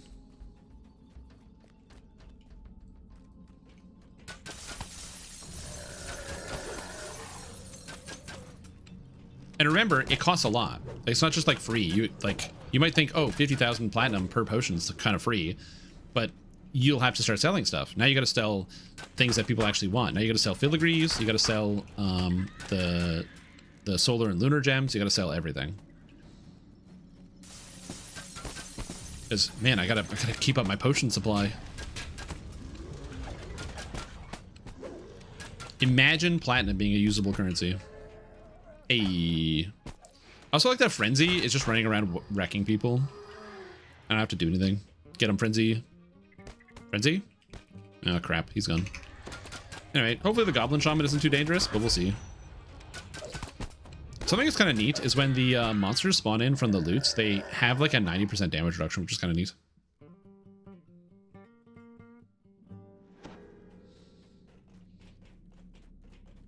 Make an item that scales with your wealth. No, I think that having a vendor that sells really powerful potions, because we haven't had potions be useful in a while. And again, you might think it's like that's like a really crazy number, but the second you enter R1, the value of that potion goes down dramatically in combat. It's not zero, but it goes down a lot. And for any like really hard content, you're not going to be like, it's not going to actually move the needle on anything like that. But it is a high level of convenience, because it means that when you drop combat, now you're like barbarian can just chug a potion to heal in between.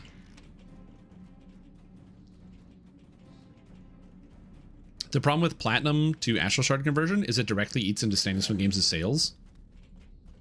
And so I don't think they want to eat into their own sales. Also, if you have Astral Shard to Platinum conversion, it means that players can now buy gold with money.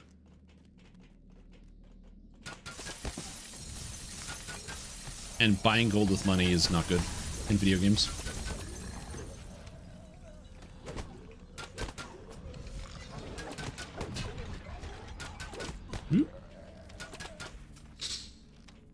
It was easier than Elite, so no worries about those potions. Ah, true, true.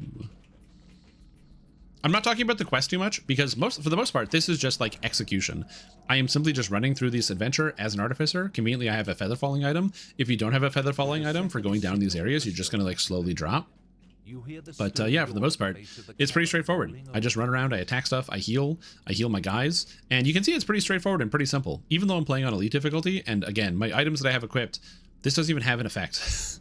I don't have anything really crazy here, but I do have just some neat stuff that's helpful. You're going to notice I'm blasting the rune arm pretty regularly too. It's quite good.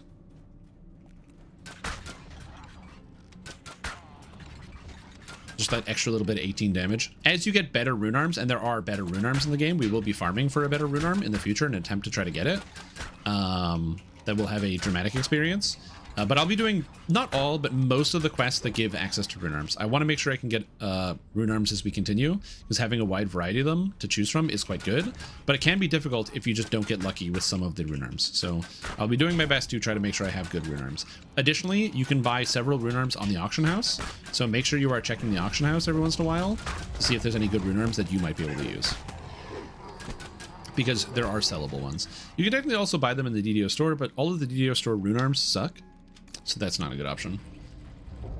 Chills run down your spine as you finally come face to face with a dragon that has been terrorizing Korthos, even at rest. But yes, so we'll be running the Waterworks quest chain in an attempt to get a rune arm. If we don't get one under there, we will be running the Shanticor quest chain. If we don't get one, we'll also be checking Shrani for his hand cannon in Three Barrel Cove. We'll also be checking for the Chimera's Breath out of the House Beneath chain. So we'll be doing a lot of different quests with the hope of getting a rune arm. Will we actually get one? I do not know. I'm not going to go get Recoil, but I do like your excitement for Recoil. Oh yes, Catacombs also has the Light Spirals rune arm, which used to be very bad. So fun fact about Light Spirals, let's say you tried Artificer in the past and you didn't enjoy it because there's a rune arm that shoots out beams of light that does light damage. How cool is that? An Artificer crossing into the land of the domain, taking the power for himself. Well, that item sucked because the Light Spirals, when you shot them, would get deleted instantaneously. They would, the projectile would materialize and then disappear. And the reason was because, allegedly, the projectile was too tall. So when you would fire it, it would actually begin under the floor, and then it would collide with the floor, and then it would immediately disappear. So the rune arm didn't work unless you were like in very melee range, so you could spawn the projectile inside of an enemy. That has been fixed, so now Light Spirals is really cool, and it's a very powerful effect. So Catacombs is another good option. However, getting the rune arm out of the Catacombs is now a complete nightmare because the items used to be just for completing the quest. Now they are from the individual quests themselves, meaning it's almost impossible to get that rune arm. But if I don't have one, we will give it a shot. Waterworks and what do you call it? Shanticor have a much higher odds of dropping the rune arm. I don't even know what quest it comes from. It's Candlelight, I think, is the name of the rune arm. I'm gonna look it up. Let's see. DDO Candlelight. Candlelight. Candlelight drops from Endgame Archbishop's Fate, the final quest. All right.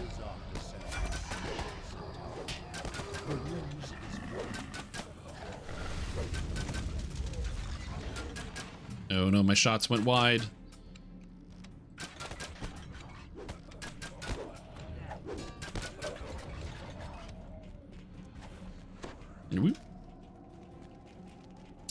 The overall chain wrapper can still drop the rune arm. Oh, heroics still can? Okay, interesting. I guess then they just didn't add it for epic then. That's good to know. Anyway, I'm just gonna start shooting these guys. I'm gonna let my... I don't know what my goon squad is doing. They're doing something. Get them, boys. This is awesome. Crafting a level 23 bonuses. In heroics? Or level the actual rune arm. Also, I love that these like spellcasters, they like try their best, but for some reason, the spellcasters in Korthos Island, they only cast like level 0 spells. So they cast Ray of Frost and Acid Splash, which does 0 to 3 damage, which with regards to me is not enough damage. Unfortunately, I can just run across here while shooting and blasting people.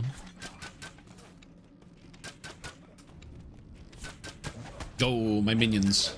Intercept. Do an activity. Where are you going? What are they doing? Oh, that's really funny. We're not going to be doing any Kenneth crafting, but bear in mind, as an Artificer, you actually do get free levels of Kenneth crafting, so I'm level 2, because you actually get to add your Artificer level to your Kenneth, or half your Artificer level to your Kenneth crafting level.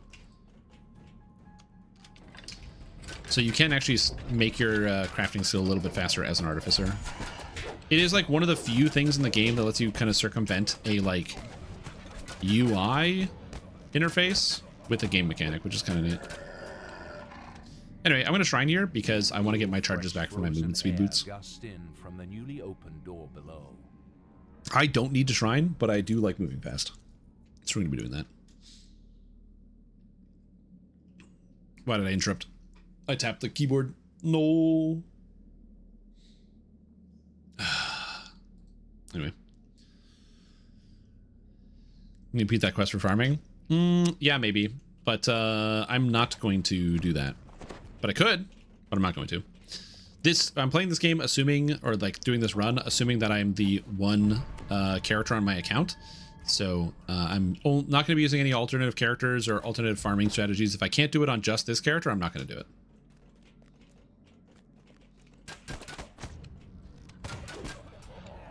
New offer. Are we going to see Kenku, Arakakra, or another playable avian race? I don't know. I don't know what the next race added that might be coming to DDO is. I assume that if they end up doing a Planescape thing, that we'll get Githyanki, especially since how many people like the Githyanki race from getting to interact with Lae'zel in Baldur's Gate 3. So who knows? Maybe we will. Or maybe they go the avian route. Honestly, there's no way to know. Hell, maybe we'll get like straight up werewolves since we got the wolf race, or maybe they'll do like a Skyrim or an Elder Scrolls crossover and we'll get Nords.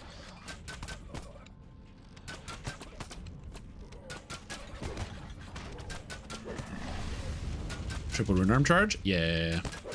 Again, the progress on this character is not super fast, but it is consistent and it is easy. It's one of the things that's nice about Artificer. Artificer is not the fastest, but boy is it easy and boy is it consistent. Need more dwarves? Are you guys sure we don't need another elf? I feel like we need another elven race. I think it'd be kind of cool, you know? Like, what if DDO had more elves?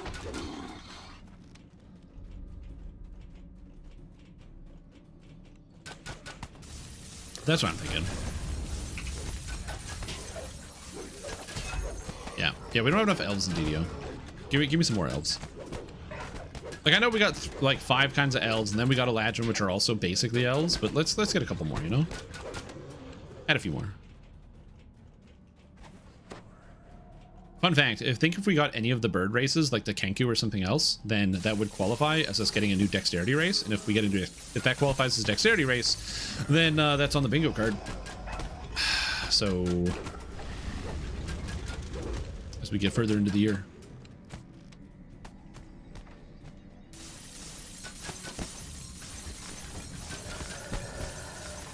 Yeah, Eladrin are great. I love the Eladrin. Really cool race, powerful. They got like neat like character building options. Eladrin are very cool.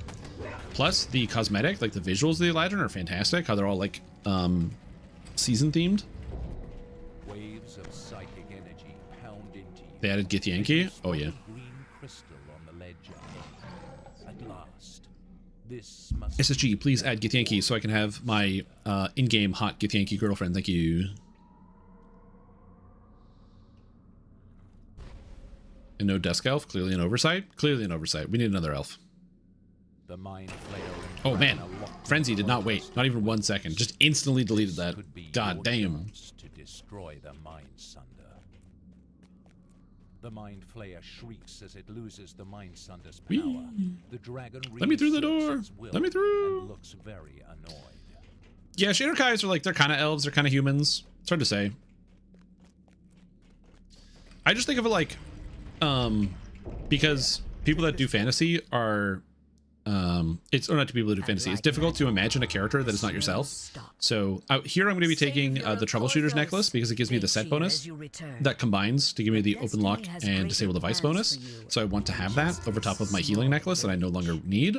And then because I completed the other quest a second time, I'm going to be going here and picking up from the mayor the Troubleshooter's goggles. So now I have the Anger Step and the Troubleshooter's goggles. Sweet. So now I have a bonus to my disable device and my open lock, which is pretty nice. So my disable device is now 15, which is good. Good. Now I'm going to sell some stuff, get some money, and we're going to buy a couple items which will help me as I continue my adventures here in the harbor. But what I was going to say is the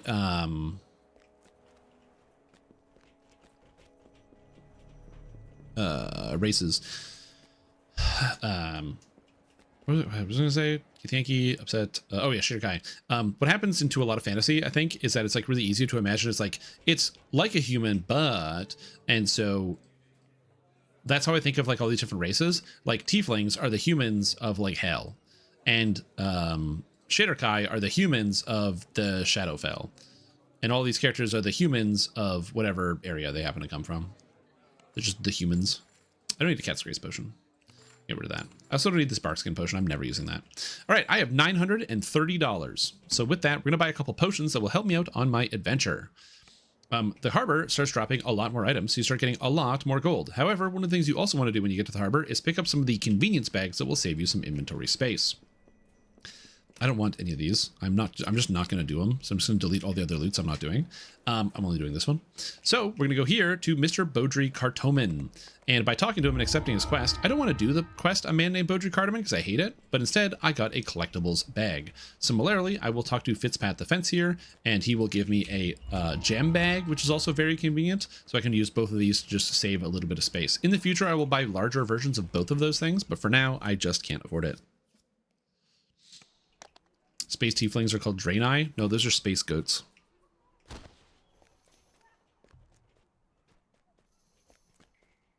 All right, so now we're gonna go to the potion vendor here. I'm gonna buy a couple useful potions. Number one, I'm gonna buy a couple curse removal potions because in case I get cursed, I want to be able to get rid of it. Number two, we're gonna buy some lightning resist potions because getting blasted by lightning can be bad. Actually, I don't need the resist potion because I can cast the spell. I don't have to worry about that. Nice. Good job. Past me. I have the spell here. I was about to buy resist potions. These can be useful in case you run out of spell points, so they are still useful. However, I'm now going to buy Fox's Cunning Potions, which give me intelligence. The benefit of Fox's Cunning Potions, can I afford this? Yes, I can. I have the money. The benefit of Fox's Cunning Potions is the extra +2 intelligence not only gives me more hit chance, soon it will also give me more damage once I pick up intelligence to damage, but it also increases my stats to disable device and search, so I can find and get rid of traps even easier. Very, very useful, something we will continue to use.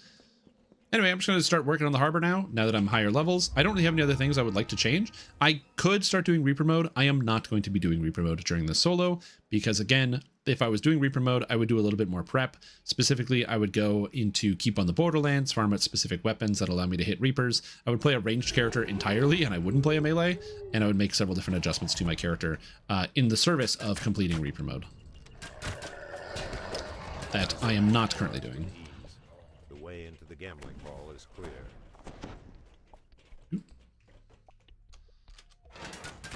Anyway, blast him. No, the dog is too fast. He dodged around my magical blasts. Plain touched, having fiendish ancestry. Yeah. It's like you can see the difference in the evolution. So the early DDO tieflings that are in the game currently, they just look like people with like very thin tails, and they're basically just like half devil, half person. And again, that was kind of like the initial take on what tieflings were. They're just like the humans of the demon world. Whereas the 5th edition tieflings are like very distinctly their own race, and they're like people who practiced some type of demonic sacrifice many years in the past is now manifesting as an individual like experience as a tiefling. But I think tieflings can have children, so I don't know. I'm not gonna look up the specific mannerisms as to how these things work.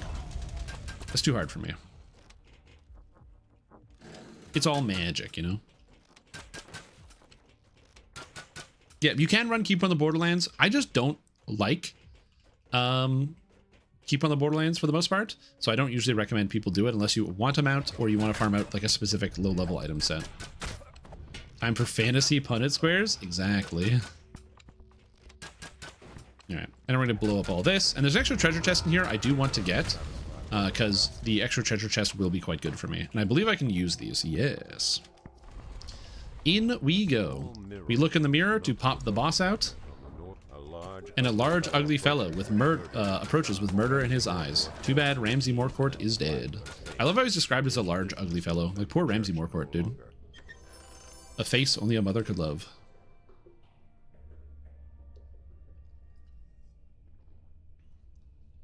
Shrimptom was the free Borderlands IRC. Yeah, I didn't have a choice about that.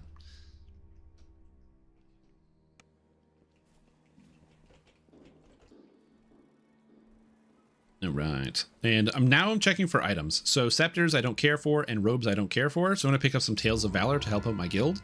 But yeah, I don't need any of those items. I should be taking all of the items so that way I can actually get more equipment and sell things. So foolishly, I should actually just not pick the guild's renown. So I'm going to do that in the future and just avoid the guild renown. But yeah. The Dungeon Master can say some funny things in Dungeons & Dragons Online. One of my favorites is in the quest Stealthy Repossession, which we will be doing, in which the Dungeon Master says an interesting quote, which is like, this place stinks of refuse and unwashed kobold. You wonder if a washed kobold would smell any better. Excellent question. It smells of unwashed kobold. What do the washed kobolds smell like? Do they smell good? I have no idea. Nobody truly knows. All right, so now we have a trap here, but because of my level increases, the items I equipped, and also the Fox's Cunning, I'm now up to plus 18. So even on a 3, I succeed on my disabled device, which is very convenient. Oh, right, I forgot about the Protect Elec. Yeah. Gotta make sure I do that. Now, in this adventure, all of the rubies only drop out of the barrels. So yeah. Also, make sure you're vigilant. I sometimes forget about things, because especially when streaming, that's where I get distracted a lot, where I'm like reading chat instead of actually paying attention to the video game. So don't get distracted like me. Focus on your gameplay if you're playing on hardcore. If you're playing on like the regular game, like softcore mode, and there's no real penalty for dying other than like, oops, I have to restart my quest. And it's not that big of a deal, I would say. But if you are playing on like a hardcore mode, which Artificer is very good for, just make sure you're like paying a little bit of attention. Can you die, please? Oh, I dodged that lightning bolt like a champ.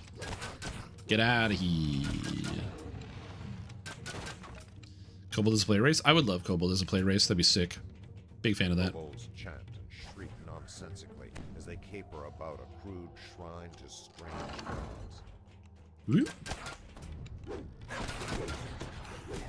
Kobolds All right. run up a rickety barricade. Man, breaking all these barrels with a crossbow really makes me want to stop playing crossbow right now, but I can't because it's so good. I don't have my primary weapon. At some point, I will need to get a bastard sword because this is a bastard sword build, so I will need to get a bastard sword eventually, but not yet. Ooh. Oh, another thing you can do is if there's like dangerous monsters like those kobold shamans, just let your goons go in and get them. So I kind of got out of the way and I let the goon squad run in and try to take them down. People have wanted playable kobolds for a very, very long time. Many years ago, I believe it was 2015, SSG put out a poll asking whether we would like to see a kobold race or a dragonborn race.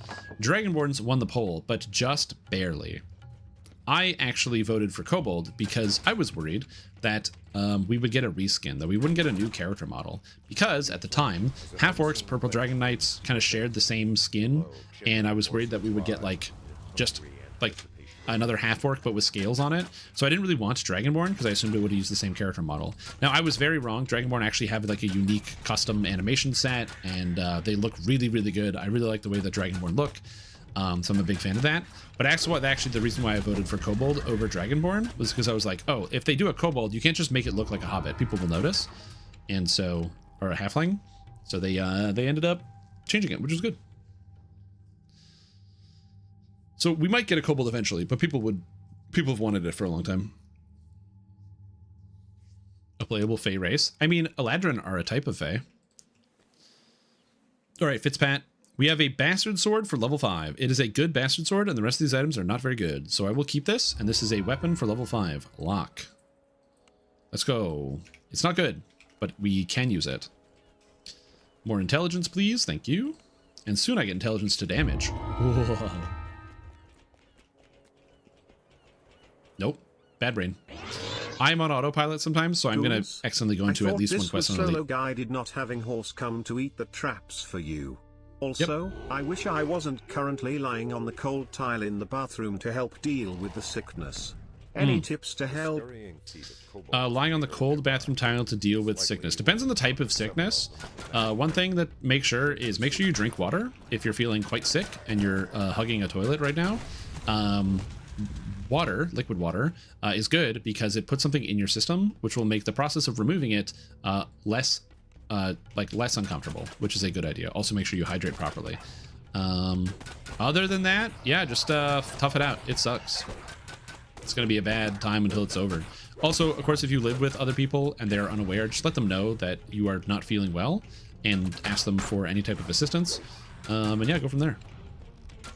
Nauseated? Oof. Nausea is the worst. It's one of the reasons why I understand why as a D&D status effect, when you're nauseous, you can't do anything in D&D.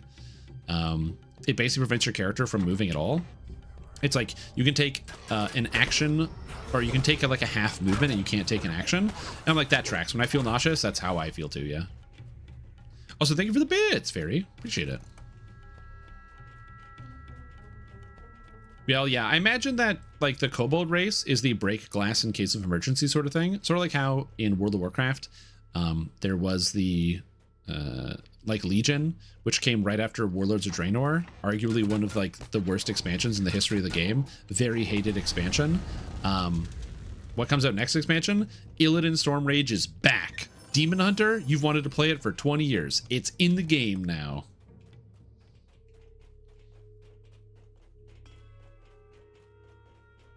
We don't have to deal with the wretch. Yeah, that's gross. Oh, the flu, it's bad? Yeah, it can be pretty bad. Yeah, I thought I got the flu. It turns out I got coronavirus again. It was very unpleasant. It was a very long 3 weeks. Gives you a speed boost when moving towards the bathroom. It does. There's a trap here. I'm going to jump over the trap so I don't have to deal with it. And I'm going to disable the trap right here.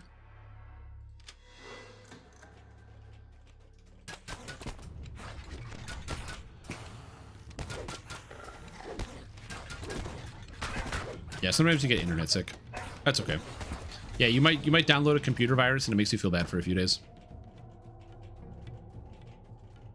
And also the project today is we are currently doing solo guided Artificer playthrough. The goal is to be melee arty, but I don't have melee weapons I can equip yet, and crossbow arty is too good in the early game. So for Blood Knuckles, you just want to watch him. When he does his combo on you, you want to make sure you get out of the way. That's why we have the dodge roll.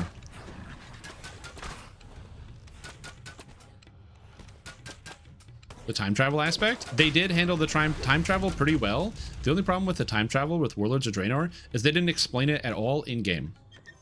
The entire reason, like the expansion before Mists of Pandaria ends with us putting Garrosh Hellscream in jail, and it is like a big deal, big cutscene. The tensions between the Alliance and the Horde are really high, but at least Garrosh is in jail, even though he's done all his rampaging and is the big raid boss. And it was also 15 months of Warlords of Draenor, or not Warlords of Siege of Orgrimmar. And then they do the rug pull of, by the way, why are we going to pass like Draenor in another timeline? It's in a book you didn't read. Is it in the game? Nope. You got to read a book.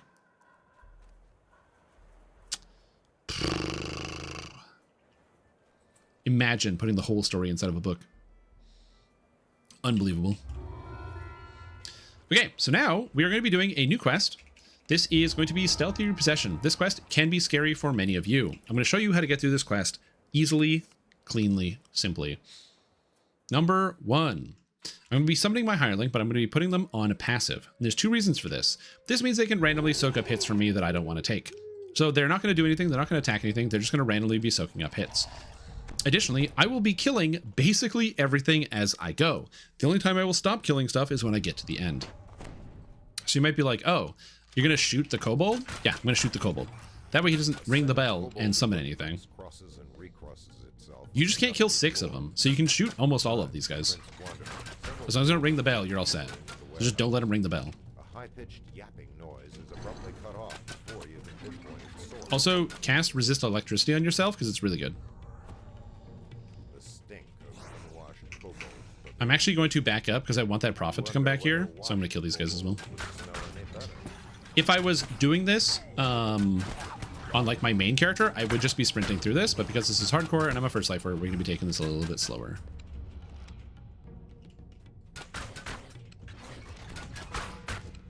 Can't believe I can kill him.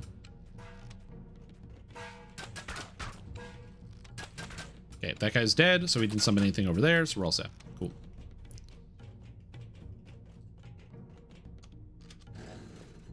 New for the Snow Peaks Festival. I don't believe there's anything new this year for Snow Peaks. A stairway leads yeah, you want to buy the festive augments and the cool cosmetics that you don't have. Some of the cosmetics are excellent, and I can recommend them to anybody. Anyway, the big ones want their treasure back. Okay, so now I can't kill any of the little kobolds, but that's okay. We don't have to kill any more little kobolds. I'm gonna kill the shaman right here.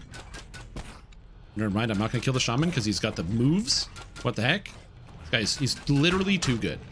He's just sliding back and forth everywhere and I can't damage him. All right, and now at this point, I'm basically not going to kill anything. We're just going to run to the end of the quest without killing any monsters. I have no alert whatsoever, so I don't have to worry about like, oh no, I have like a dungeon alert, which means the monsters will slow me when they hit me. I can ignore all of that and we can just go straight to the end. The hardest part here is the kobold shamans. You just have to make sure you know where they are, and if you see them casting a lightning spell, you tumble.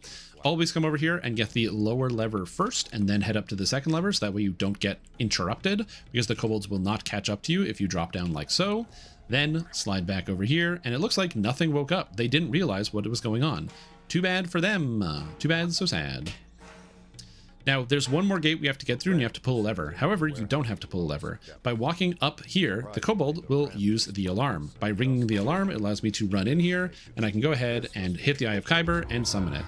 Then we pull the guys to us. I tell them, hey, go inactive, start killing people, and that's what we do. Unfortunately, I did get cursed, but there's only one more shaman, so I'm not going to use my curse potion because it is expensive, and we're right at the end, so I don't have to worry about it that much. These guys are dead, and then everything is gone. And that is how you do kobold stealthy repossessions without really causing any kind of danger to yourself. It's pretty good.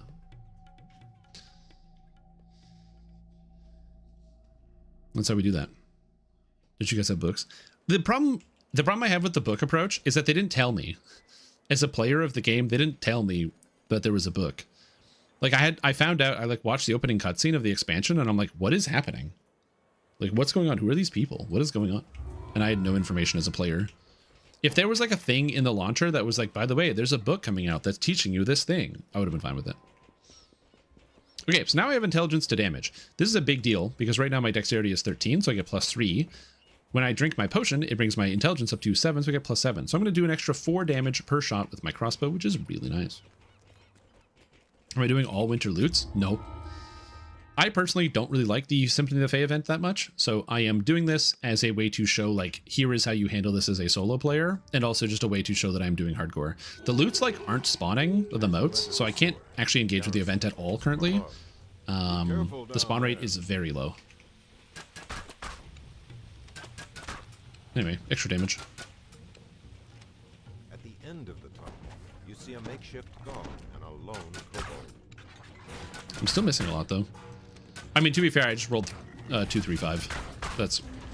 Oh, I grazing hits on an 11? Oh, geez. Oh, geez. That's some hit chance. Finishing quests too fast? If I'm playing as... I've said this before and I'll say it again. I have no reservations about calling this event strictly bad. I think almost everything about the event is bad. And which I've said before. If a first life character with no items on is doing quests too fast for me to engage with the event that is meant to be fun, that's not my fault. That's a problem with the event.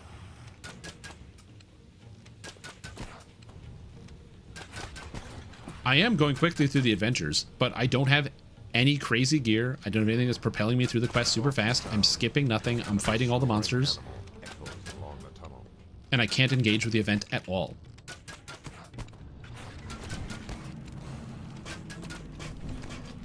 Oh my god, my dog is eating traps for breakfast. No. I'm an intelligence based build.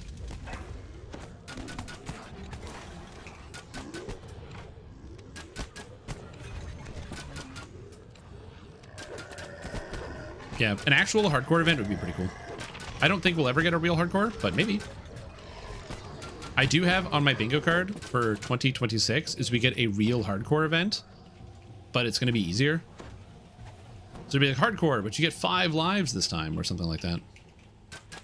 So here you want to make sure you kill the sentry, so that way it doesn't summon all the extra monsters. If the sentry goes and blasts the alarm here, it can be very bad for you.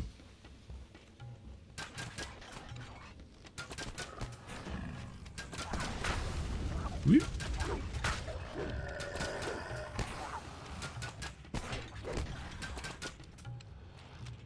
Yeah, intelligence based for using like repeating crossbow and what have you is quite good.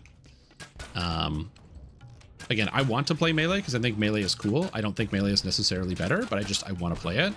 So that is why I'm going to be doing that. But like I said, once I can actually equip a bastard sword and I have one, it'll be very cool. I don't have a lot of gold. Possibly I should have put points in the haggle skill, but we'll see. Metal grinds on metal. And I could only hit mobs in 20s. Yep. Yeah, the stats of the monsters is very high.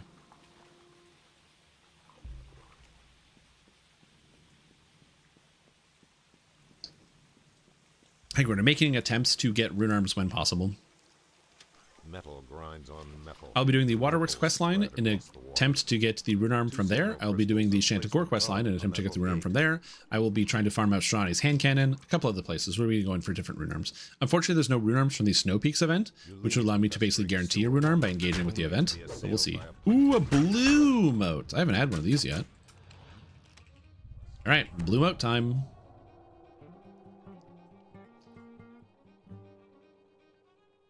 It didn't activate the loot. There we go. Now, one of the main problems is that that some people have noted with the loots is that they do have relatively big footprints. Oh god, you're taking a lot of damage, Frenzy. Which means that for me, I don't have point blank shot or anything, or precise shot. So these things, I kind of just like shoot them. Ooh, that shout hurt me. Oh, sonic damage. Fortunately, I can just heal my guy. That's fine. I am on Thrain. What song am I listening to? I am listening to Humanoid High-Tech Mix by The Hose.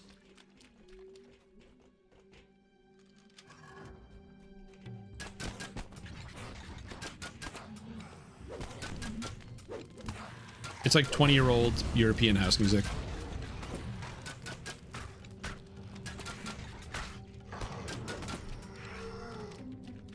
First life monk, freshly 20 on the Borderlands, looks at Hezru. Yeah, the Hezru really mess you up. Ceremoniously discarded beside a brazier. All right. And now we can take level 4. Let's go. What's up, Fire Tiger? How are you? Is a Hezru a Slad? No, a Slad is a creature of chaos that comes from like usually like realms of pure chaos. A Hezru is a demon, and demons come from wherever demons come from. It is also a chaotic creature, but it is not the same as a Slad. Charisma 1, accuracy 5 is quite nice. And so I do like having this. I will take it because it is useful for later. So I will take the summoning. I don't need the summoning effect, but +5 to hit is really useful because my hit chance is kind of bad. Grim hates Korthos. I wouldn't say I hate Korthos. No, I don't hate Korthos. I like Korthos.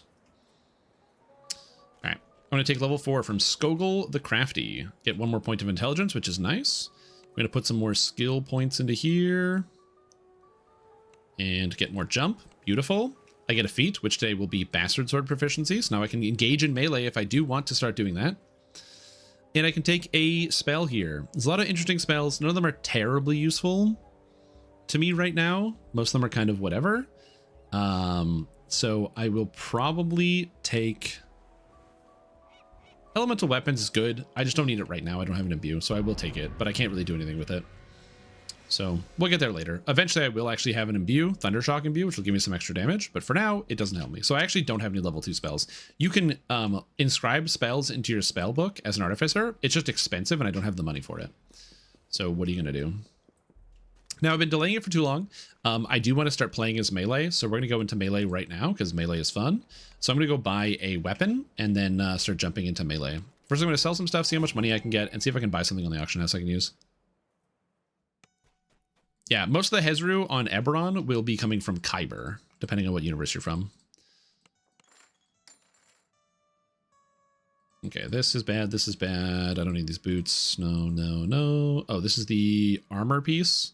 It's the only armor piece I've gotten so far, but I can't use it for a couple levels, and the stats are kind of whatever. So we're just going to get rid of this. Reconstruction necklace is nice, but I really don't want to swap off my other item. Selling the acid thing. And I haven't found any thieves tools yet, which is unfortunate. Okay, so I have $1,000.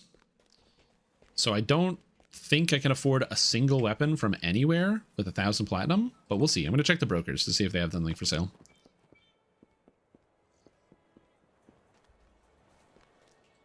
Saltmarsh or Feywild trade-in. Well, the problem is it would take forever to farm. If you've never farmed out those crystals, it takes a very, very, very long time to farm out those things, Stu. All right. So I do have some money, but there is no Bastard Sword here, unfortunately. Dang. It is patch day, so a lot of people haven't sold items to the brokers. If you didn't know, the brokers allow you to sell things to them to gain increased money And then people can also buy the stock, which is kind of cool.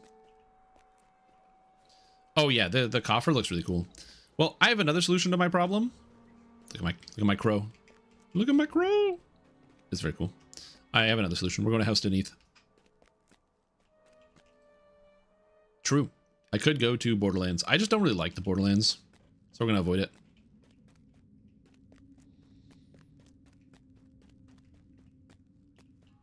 We're going to go into here.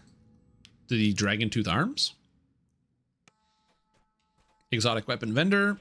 Hello. And I'm going to buy a +1 Bastard Sword. All right. Let's go. Bastard Sword. Woo! We're all melee now, baby.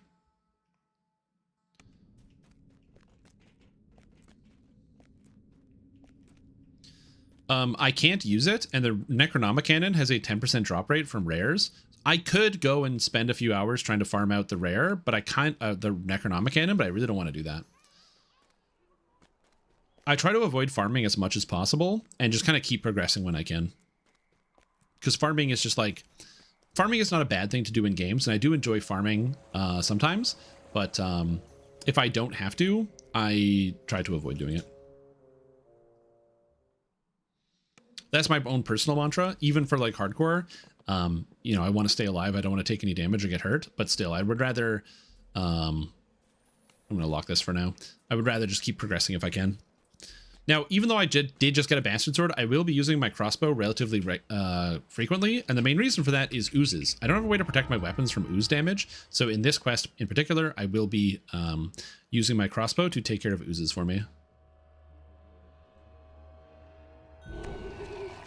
Oh yeah, it's a really, really good rune arm. No disagreement there. But like, the unfortunate nature of the 10% drop rate is I could spend like 8 hours and not get the Necronomicon. And I'm, as somebody who's also trying to make like entertaining content, I don't want to like spend 8 hours in the Feywild Wilderness and not get a weapon or not get the item I want at the end of the day. Because you're going to find an average of like 4 rares in Feywild every time you go do it at a 10% chance. That means in theory you should get it after about 3 runs through the entire Feywild Wilderness. But the problem with 10% chance is that you could also not get it until around 40 runs of the Feywild Wilderness. And that's still within like a standard deviation.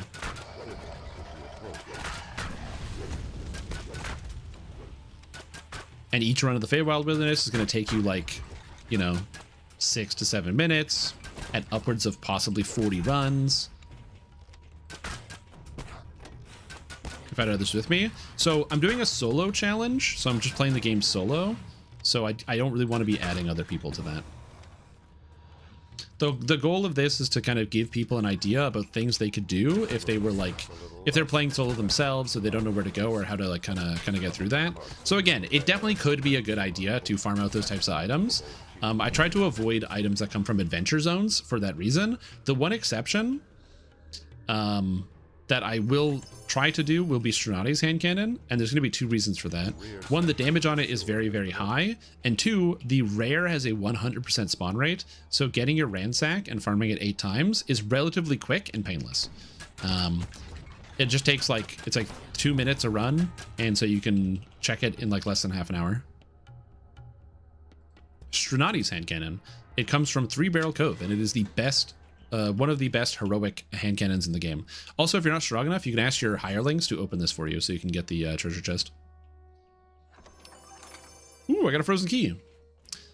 It does the explosive cannon shot, and the explosive cannon shot deals both physical and fire damage, and it's very, very good.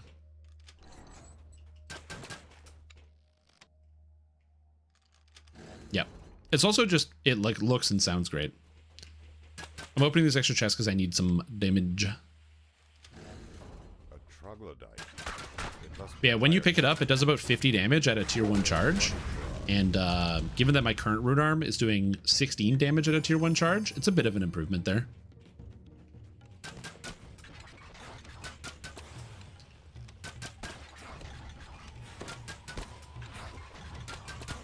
Yeah, get out of here. You can't shoot me.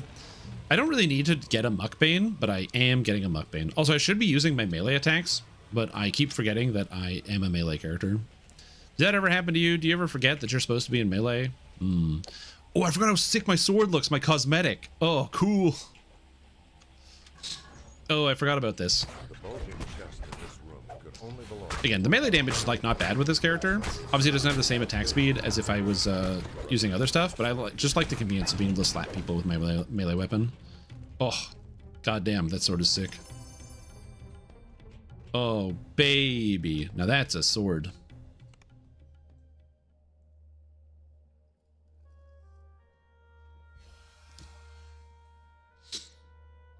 Basically an epic version, yeah.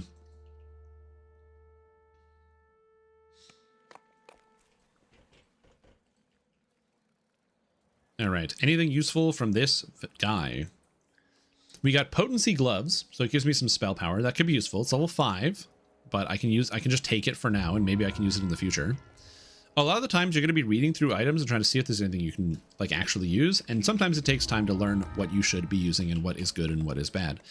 I actually do have a video in which, as part of the beginner basic series, I go through the entire harbor where I completed all the quests on a character, and I go through every single item and every single window to try to help determine or to see if I can actually use the item on that. And I have that as the reason that it's there is I want to make it so that if you don't know how to evaluate items, that video can possibly be helpful in assisting you with trying to evaluate items on your own for things that maybe you might not be looking for. I should probably have trip or something on my action bar, but I don't. So I should probably take that out, just in case.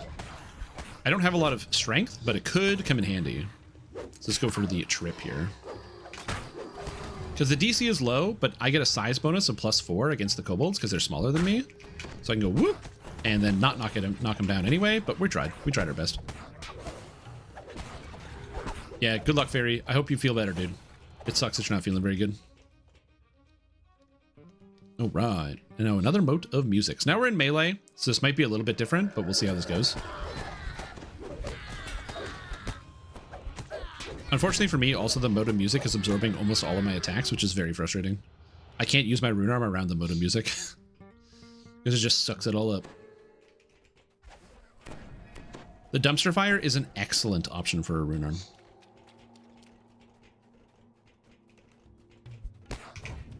So I tripped the shaman as I ran past it and then went for the other shaman just with the hope that I would actually land the trip on it, and I did. Yeah, dumpster fire is very, very good. Suppressive fire is also very, very good.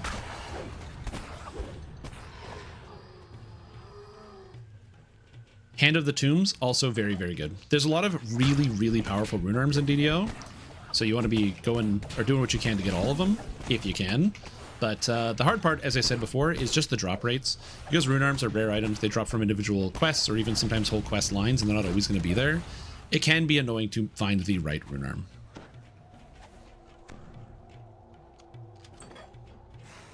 Okay.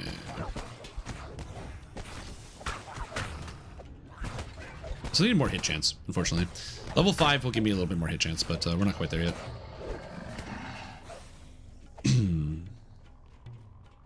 Countless kobolds scratch and scurry somewhere very... Arc Welder is also very good, but yes, Miserable Farm. Sorry if this has been asked before, because I tend to watch vids and post. I'm boring. It's a good conversation while soloing stuff, but none of this previous VODs are on YouTube. The VODs should be on YouTube. The Streams channel should carry all of it. They don't just delete the live stream section of the channel, so the VODs should be there. But if you're saying that the VODs aren't showing up for you, I can look into that. The Fire Tiger. They should all be there. That's one of the benefits. The reason why I like dual stream to YouTube as well is because it saves the VODs. So if it's not actually keeping them on the live channel, I'll have to look into that.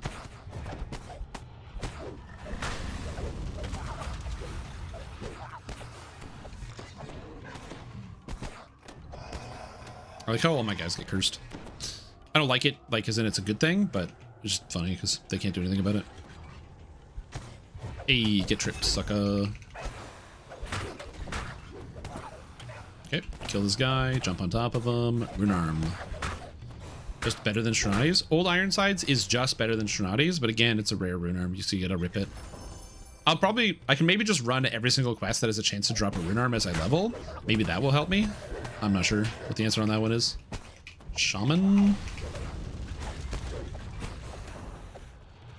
Here we go, kill these guys. If it's not the most recent stream, it's gone missing. Interesting.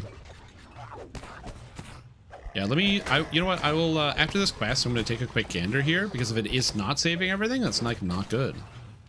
So that would be bad. Curse was permanent? Yes, I do remember when Curse was permanent. Curse and blindness, if you didn't know, used to not have a duration because they don't have durations in 5th edition, or sorry, in 5th edition 3.5. If you get blinded or cursed, you're just stuck that way till the end of time. And yeah, it was a interesting design choice. I mean, it makes sense. You go blind, you don't just like cure blindness randomly, but my god.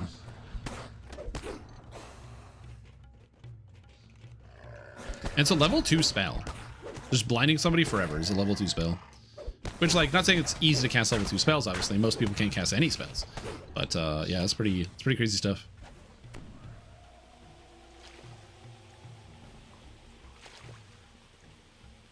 And consider you get to flag you for favor and level up for the rewards, yeah. And then this guy is a higher powered guy, but it's okay. We're just going to blast him. Go, my guys. Kick his ass. Alright. Yeah, a lot of video games like to do death penalties. Alright, we're going to take a quick second. I'm just going to double check to make sure that my my thing is actually working. So let's go here. I'm just going to double check here. Okay, so you go here, you go to live. 23 hours ago, 5 days ago, 6 days ago, 7 days ago, 8 days ago, 4 weeks ago, 1 month. It seems like they're all here. Yeah, they seem like they're all here. You're not seeing them here? I feel like every live stream is here. So yeah. You click video? Yeah, that's only for like actual direct uploads to the channel. Yeah. I used to upload the VODs directly, but then when you can just stream to YouTube and it just auto saves it, just consider the value. How much time can I save? Okay, this is a horrible necklace. Ring of Cold Res, I don't need. Force crit is fine. You know, I really wish I got like a docent. That'd be kind of cool. We're just gonna take a high power piece of equipment that gives me more money when I sell it. But nothing good so far, nothing good. Go streams. There you go. Yo, yeah. Yeah, that's the reason why I kind of do the thing. YouTube on Twitch, they used to actually save the videos forever, but they don't. They changed their policy on that, which is fine. Their company. But and also it is like a lot of data. For the record, I don't archive every single stream that I do because that is so much data. I just don't have the space for it. But now I can archive on YouTube, which saves me a lot of time. The one downside is it means that if I ever need to rip something off of YouTube for a video, that it doesn't look as clean. So that's why, like, for example, this, I'm specifically recording this, and then I'll be editing this and partitioning it. So cutting out breaks, like if I have to get up and go to the bathroom, that won't make it in the final product when it goes up on YouTube. So yeah.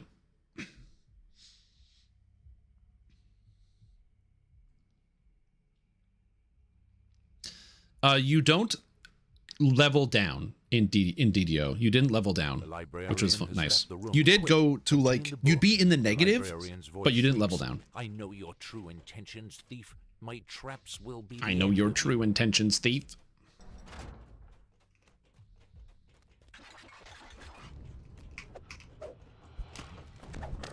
All right, so now this section can be quite difficult. There is a lightning trap in here, which is very, very dangerous.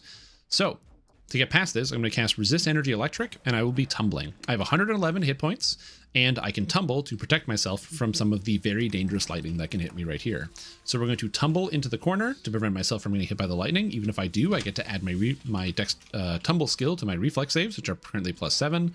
Same thing, tumble so we don't take any damage. And then we're going to use this. I have Resist Electricity. My reflex saves are okay, and I can heal myself. So we're going to tumble again. get rid of the rune, tumble, and we are okay. That's basically how you want to get through that. It's the reason why tumble is very, very good. It can give you a huge amount of defense when you need it, especially from traps, which is why we want to use that. In theory, what I also could have done is worn this shield, which would have given me a magic resistance rating of 22 against it, because when I put the shield on, it gives me 11 magic resistance rating, but I didn't think about that because it's hard to think about everything, so I didn't think about it. Can I use this? Oh, magical sheltering docent. I didn't even notice I picked that up.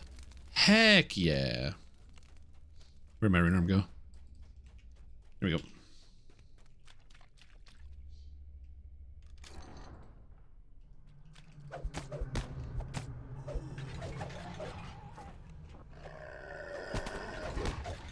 You had a ton of runes? Yeah.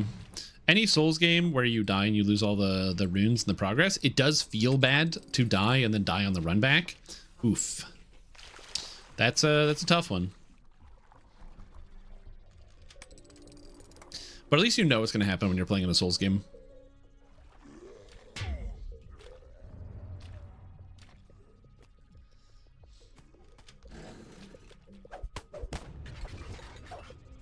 Hey, I was about why are these guys just sprinting in the water? Are they just trying to get to the dog and the hireling that are swimming?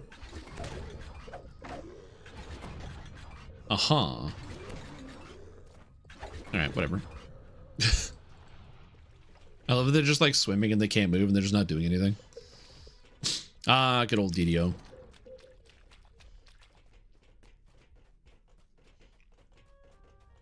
Yeah, at some point I played EverQuest.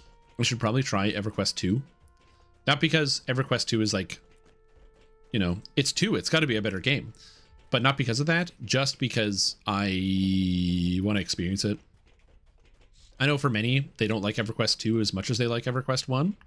And I wish to know why. Playing EverQuest 1, I see the appeal of it. It's a very, very cool video game. It is a very slow video game. It's a very incremental video game. But it has some neat features. And I much like, one of the things I do appreciate it is it gives you a real sense of like challenge in the world, because the game just is hard all the time. Everything about EverQuest is hard. Everything is hard. Everything can kill you. If you make a mistake, you're just dead. And you can like slide backwards in terms of progress. So yeah, it's but it's not saying that that's necessarily a good thing, but I do think that it's a different style that some people might be might appeal to them. As somebody who does play a lot of modern MMORPGs, good items, good items, good items. Come on, good items. Got nothing. But I do have a level 5 shield. As somebody who plays a lot of modern MMORPGs, it is very common for games not to challenge you as much as they probably should. Okay, Renegade Defender gives me 10 life, and then I can do a 1 point for easily fixed for 20 repair amp, or I will say ramp for short, which is great because it means I heal myself for 20% more. P1999. I don't know about that. Should is a weird term to describe that by.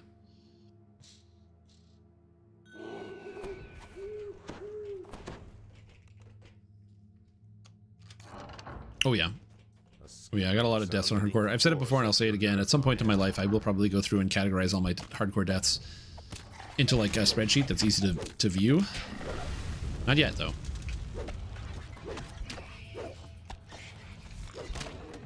Blast. But we'll get there. Yeah, I like seeing old video games and what they have to offer and kind of what their value proposition was, where they're like, this is our video game and this is what you can experience when you play. Because as I said before, I think a lot of video games that are like a lot of the older video games that are just like pain for pain's sake, you know, they don't really hold up to today's standards, just because I'm a grown up and I don't have enough time to like throw, like if it takes, you know, 60 hours per level of the game, it's one of those things where like it could be really fun and rewarding, but you know, as you get older, you just don't have as much time to spend on it when you were like 20. And so, you know, things just change. So I do enjoy the more consumable video games now and then, but yeah. Charisma Wizardry Accuracy 5, which I can use right now, and it's straight up better than the other pair of goggles that I got. Sick. Awesome. The charisma is also nice too. So we can lock this. And now this is the first of the swaps. So trapping swaps.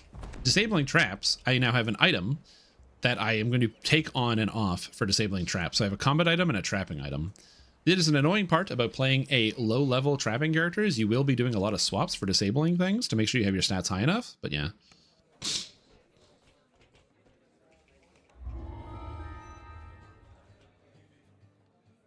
Challenge, quality of life, and punishment? Yeah.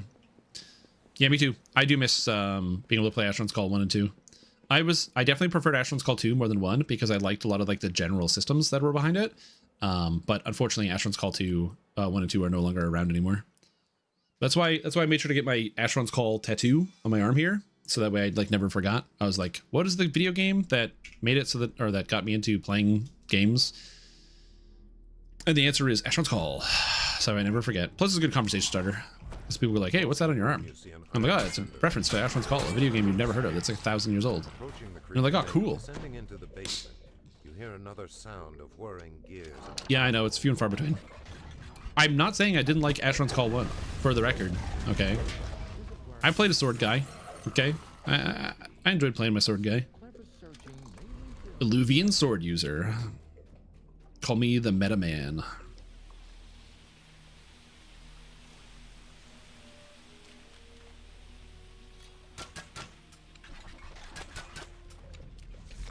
Having +5 extra hit chance is bonkers. It's so good. But yeah, for me, there are a couple things that Asheron's Call 2 did that were really good. One was like character design. I really loved the look of a lot of the characters, but also the different classes that were available. And I liked the system that went behind building out and making the classes. Plus, I enjoyed the gameplay of like interweaving different skills and the resource management system that fell behind it. Again, there's a lot of cool stuff in Asheron's Call 2 that you don't get in 1. 1 is a good game, but the actual moment-to-moment gameplay is much less involved unless you do the PvP. And to be fair, some people really enjoyed the PvP of Asheron's Call 1. But the individual moment-to-moment gameplay is a lot of like attack high, attack low, attack high, attack low, which is fine. But you do that a lot.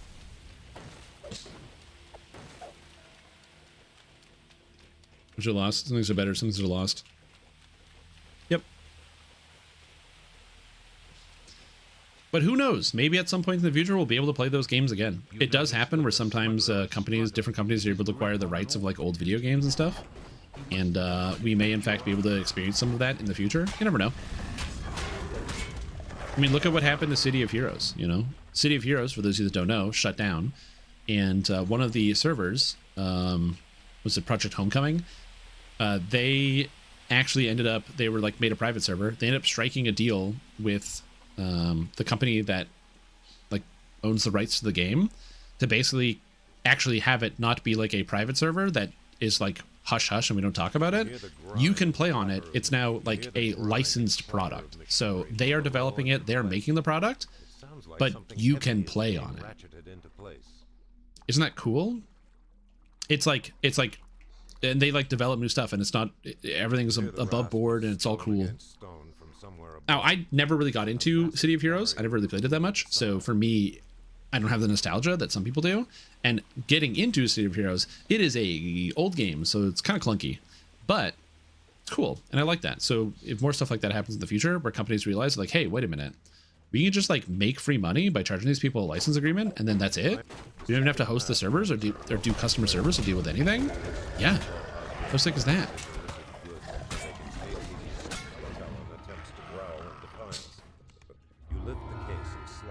So yeah. I got Masterwork Thieves tools. So important thing about Thieves tools, when you get a better version, you want to either delete or move your first one and put these into the first slot.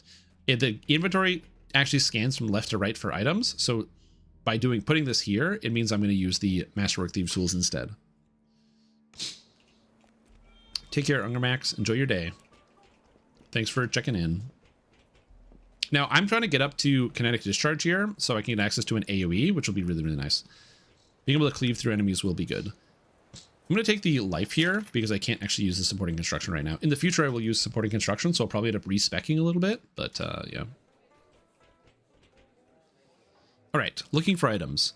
Physical resistance rating docent of Death Block is cool. Con 3, also very cool. Ooh, and a feather falling ring, also good. I think I think I'm just going to take the death block so I don't have to think about it, because death block will be a necessary piece of the puzzle at some point, and the other stats on my chess piece suck. So we're going to do that. So I'm going to do a quick sell here. Garbage, garbage. And then look at how much money I've made after running all these quests. Like, I've made so much money. Disable device 4, I don't need this. Troubleshooter goggles, I should absolutely lock these. Where are these? They're here. Lock. I don't want to sell those now. And resist sonic potion is useless to me. Cool. 2,700 platinum. Oh, baby. You can make tools in the future. I just don't have the ability to make them, but we will talk about crafting later. You don't want to farm salt much for Death Ward? Not really. Death Block is good enough. As a Warforged, most of the stuff you have to deal with, like the energy drains and what have you, as a Warforged, I'm immune to, so I don't care. All right, we're going to do Waterworks next, but first, I have to use the wash room, so I will be back in a moment. So hold that thought. I'm also itchy. There is AC private servers. I don't know anything about that. Couldn't tell you. I have never heard of any private servers for Asheron's Call. That's madness. I don't know what you're talking about. Would they even name a private server for Asheron's Call? Something crazy? Like Cold Eve or something? I don't know. That'd be madness if that existed, which it probably doesn't exist. Because you can't talk about private servers on Twitch. Like, that'd be crazy. So I wouldn't talk about something like that. And I definitely don't play anything like that. If I did know anything about that, I wouldn't do that either. Yeah, definitely. That's for sure. I don't have a level 255 character on a private server for Asheron's Call. Nope, nope, nope. That's not true. Don't have that. Not a real thing. It's all in your imagination again. It's an illusion.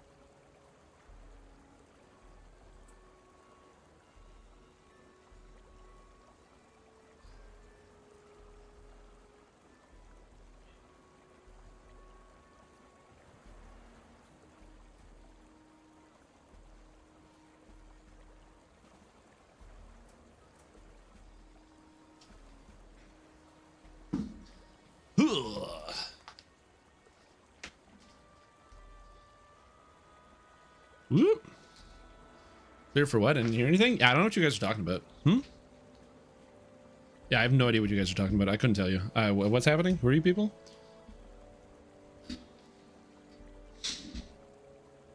Okay, we're back. Okay, so far the adventure has been pretty good.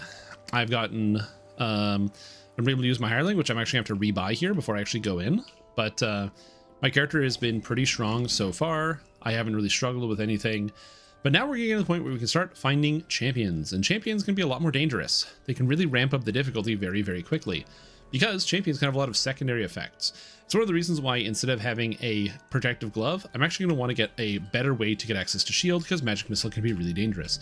The extra armor class also helpful. So I'm actually going to be selling the protective gloves and getting a wand of shield. Now, wands are normally really annoying to have to deal with because they only last for like 5 minutes, and recasting the wand every 5 minutes can be kind of frustrating. However, one of the benefits of being as an artificer is you get artificer knowledge, which gives you increased caster level with a lot of different tools. Increased caster level with wands, scrolls, potions, and other tools, which is great. So I can go here, grab a wand of shield, and I have a 65% chance to activate it, and I will get an extra caster level. Unfortunately, it won't increase the duration at all, but it is what it is. So I will go ahead and delete my, that's not what I wanted to delete. We'll delete my old gloves here, and we will go run some waterworks. I don't think I have anything else here that I can use. I think it's just it. I haven't forgotten anything, so into the dungeon we go. And we're going to attempt to get a new rune arm. Will we get a new rune arm? I don't know. Sewage permeates the air around you. Also, I'm going to summon my hireling. I'm not close enough to the start.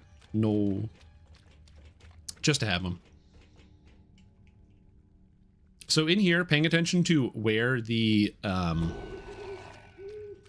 kobold shamans are is going to be much more relevant to my journey and to my ability to stay alive. So I'll have to be very careful about keeping attentive track of the kobold shamans. The weekend bonus does not work on golden motes. Scam! Big scam.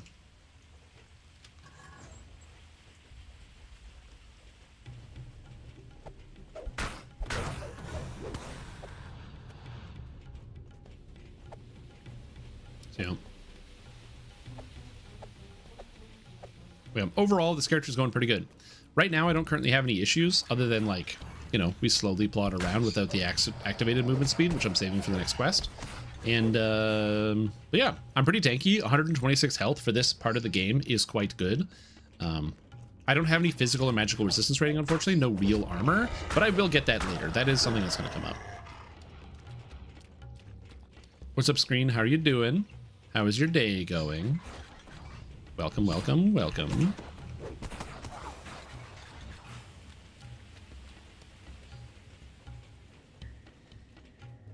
All right. So like I said, overall, when you're playing as a solo character, you can also, one of the nice things is you don't ever have to worry about like other people.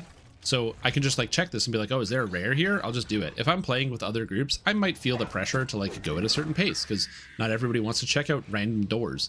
But I do currently. Also, I got a mote of music. That's kind of sick. If you want to do the motes and make it easier on yourself, a good place to do that is adventure zones. Adventure zones are great because it's technically normal mode, but it does count as the actual level of the area. So this howler is not an elite level howler. He's a normal level howler, which means I will get the credit for the blue mote, even though I'm in a lower level zone, a lower difficulty zone. So it is a way you can farm out some of the motes. I'm at 63 charge at a 2000. There's no way I'm going to cap this out, but we'll see.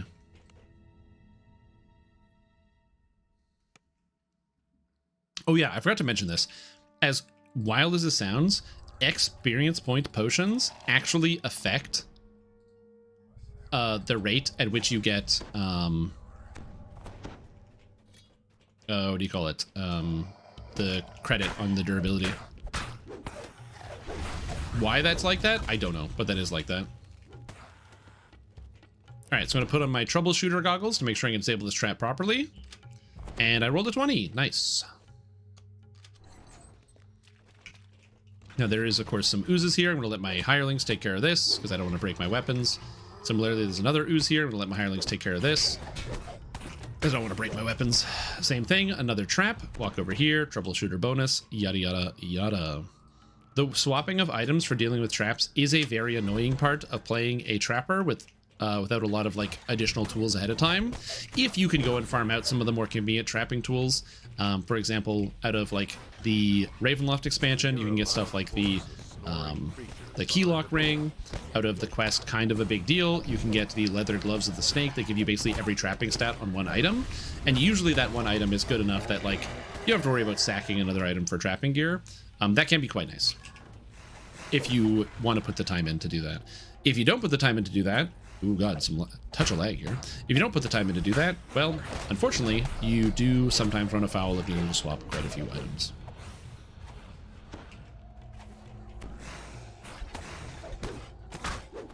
Much, and at least reveals you could somewhat mix it up.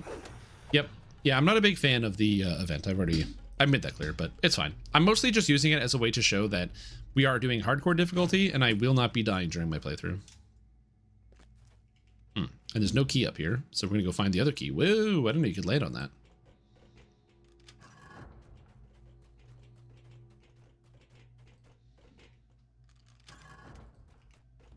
Now, Spite is interesting because it's a champion, so it can hit pretty hard. And it can wrap you up in webs, which is really annoying. It didn't, unfortunately, but it can do that. So can these little Black Widows. So this room can actually be quite dangerous if you're not prepared for it, because you get webbed and then the big spider just bites you and kicks your ass. But it didn't, and I got an extra chest. Treasure. Being aware of which rare creatures can be very dangerous at which moment is an important part of soloing, especially if you want to stay alive. The unfortunate part about this, when I talk about how I prepare for a lot of these situations, is knowing what's going to be coming in advance. Some of that might seem antithetical to going on an adventure. I'm going on an adventure. I don't know what's happening, but I'm going to prepare the best I can to stay alive by knowing everything. Yeah, it is just kind of a consequence of the way the game is designed. And to be fair, if you knew what monsters were coming ahead in your D&D adventure in pen and paper, it would be a lot easier. One of the reasons why the preparation is so important is because of the way the Dungeons & Dragons Online was initially designed. This game was designed for you to do normal, then hard, then elite. Right now, obviously, if you're a VIP, you can open elite automatically, like I can. However, when the game first launched, that was not a feature. You couldn't do that, and you wouldn't want to. The elite was way harder by comparison. Our characters were much worse, and as a result, because you weren't getting magic items and stuff, and so it was expected of you to do normal, then hard, then elite. So when you got to elite difficulty, you knew where the traps were, you knew where the monsters were, you knew where the bosses were, and you wouldn't get surprised or blindsided by something. Nowadays, you know, a lot of people will enter their quest for the first time on elite. When I do a new expansion, I enter the quest on elite difficulty, assuming I'm just going to be able to beat it, which is maybe a bad expectation.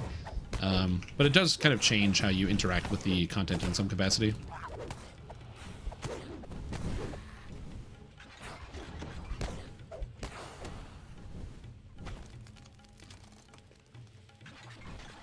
All right, talk to this guy, blast this guy, recast resist electricity. There's a fire trap right through here, and the fire trap is probably going to get activated by my hirelings. Oh, it didn't. Nice.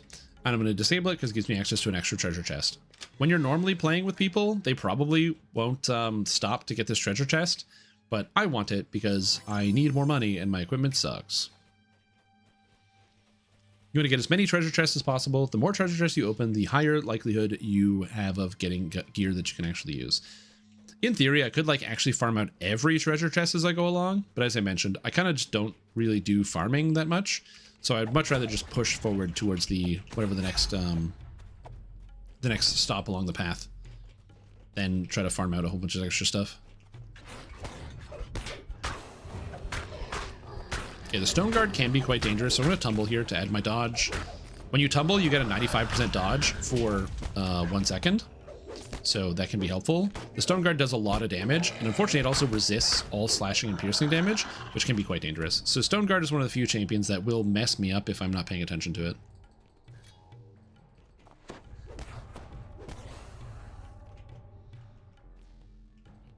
Accuracy, nice. Get my buffs back on, drink another potion because I'm taking too long. Well, that's one of the downsides of doing quests longer is you do have to like recast buffs basically. And by having a need to recast buffs, it does make it kind of a little bit more expensive to do some of these quests. It's a weird way of looking at it, possibly, but I'm also going to shoot these guys so I don't have to deal with getting blasted by lightning. Nope. And I'm out of range of this guy's lightning, so I should be able to just shoot him. Nice. Ow! Never mind, he got me anyway. And that, I roll a 1, is why I don't rely on evasion ever. Bad idea. Now I do have the jump. I can actually jump up all of this, which is very convenient, because sometimes you don't. This is because I put points into the jump skill. So being able to just jump climb this, if I didn't want to shoot those guys or I didn't have a ranged weapon, I'd be able to just jump up there and get them. More shields. Nothing but shields, man. Nothing but shields. Now there is a trap here, and I'm going to disable it for the extra experience points, because that's good. Swap. Disable. Just trying to build in the muscle memory, honestly, so I don't screw up. Because that's the other thing that can happen when you play for long periods of time without taking breaks. You can also kind of just slip up and make mistakes, things you wouldn't normally do. You know, you might overlook something.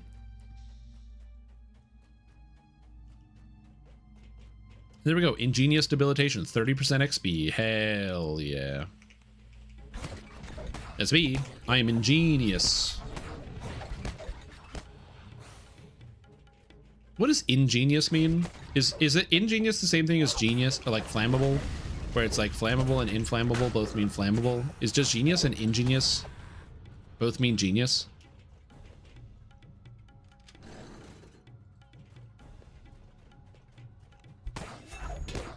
Because it's one of those things I'm just thinking about now, and I don't normally think about that. Thinking about the words that we say regularly? No, not for me.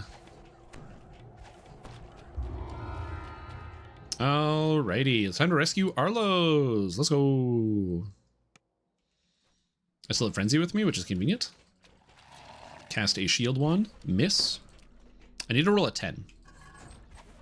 I got a 10. Nice. There's a shaman here. I went for the trip. I didn't get it. He goes for the ice storm. He dies. Ice storm can be quite dangerous, but fortunately he didn't cast like a solid fog or something, which would have been way more dangerous. Compustive Gloves of Repair Amp. Yo. If I manage to get an item like a fire rune arm, the rune arm from here is a fire rune arm. That's an excellent combo. Or Stronati's hand cannon. Again, excellent combo. That would be great. Now I'm going to cast resist electricity on myself, which I should have done.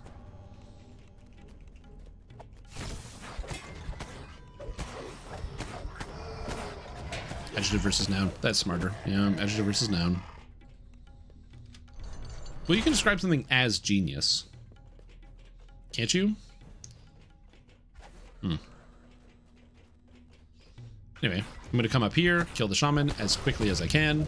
In this next section, I cast resist electric on Frenzy. Your pets really struggle with this next section because they love diving in headfirst to fight enemies. So, yeah. Also, I'm going to kill these guys that spawned.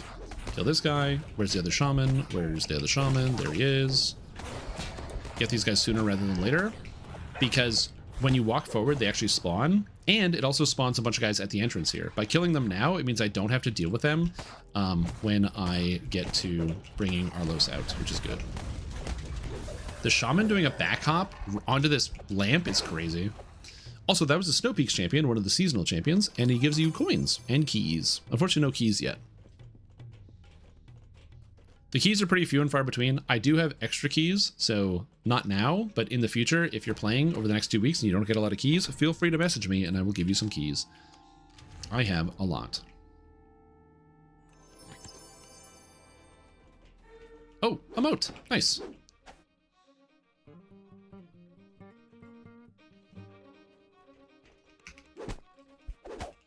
Oh, right.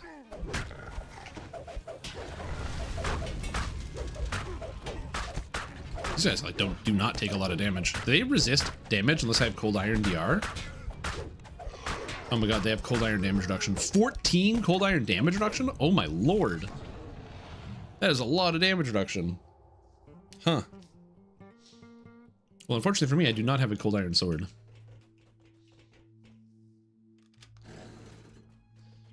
All right, and now I'm gonna use my crossbow. Why? Because my guys are gonna run up and do the melee thing. So they're just gonna fight stuff as it comes in. And this gives me an opportunity to just kind of snipe things down. take care of the shaman while my pets kill everything else. Goodbye, shaman. And the warden is now here on top of me, but he's gonna die. He's gone. Good. There we go. And another Snow Peak ski.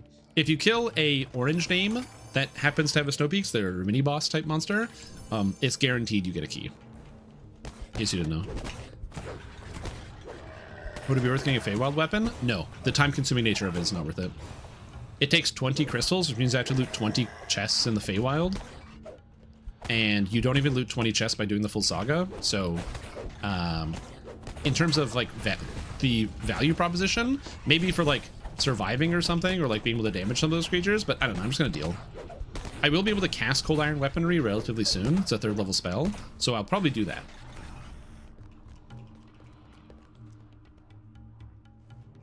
All right, so now we find Arlos. Everything is dead, and we just look for Arlos. Hey, buddy, what's up?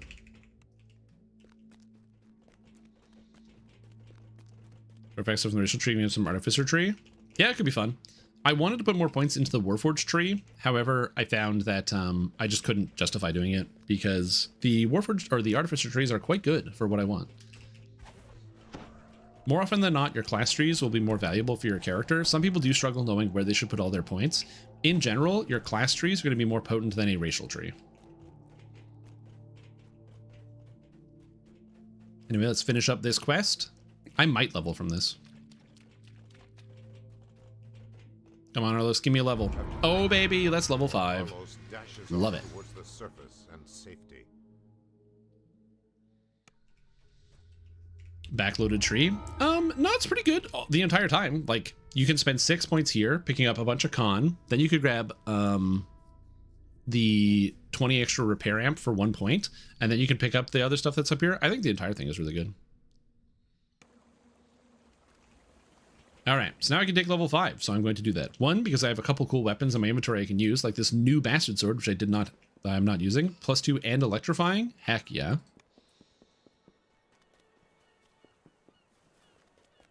Artificer trainer. Artificer trainer. Level 5. Let's go. Not tumble, jump. Use my jump skill. Let me go higher. I don't need Biesk weaponry. And in fact, I don't really need any of these things for the most part. So I'm going to take Toughen Construct, which gives me more armor class. It's a good buff spell, and it will help me in the future. I do need spell components for it, though, so I'm going to have to go buy spell components right now. So I'm going to go do that. At some point, I will learn the different Artificer spells. There are rare Artificer spells, ones that you can't buy from vendors. So there is a rare scroll list. I would recommend just double checking that as you play to make sure that you don't miss out on any spells. I can Toughen Construct my dog. That's true. Arcane Reagent Vendor. Hey, buddy. I'll just sell because I'm already here. The selling is good. Get rid of this.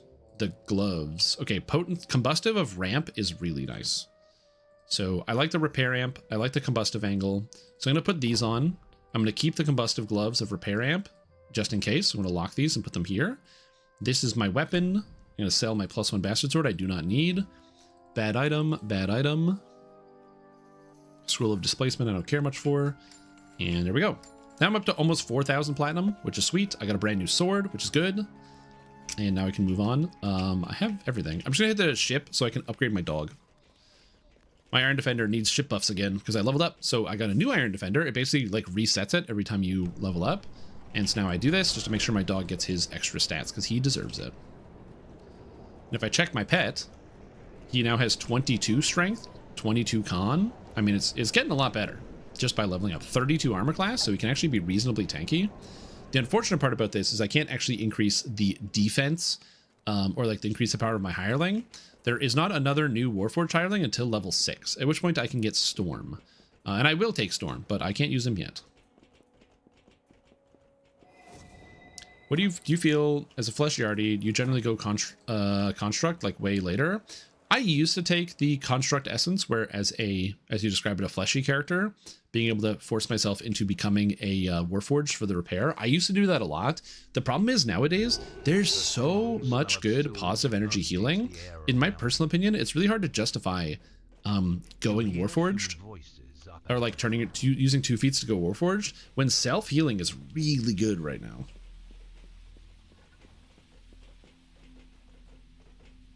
I would only really recommend it for like flavor or because you think it's cool, more so than for power. As a general rule of thumb as an Artificer. It's either play a Warforged and be a robot, or play a human and be a human. Is my thought process there.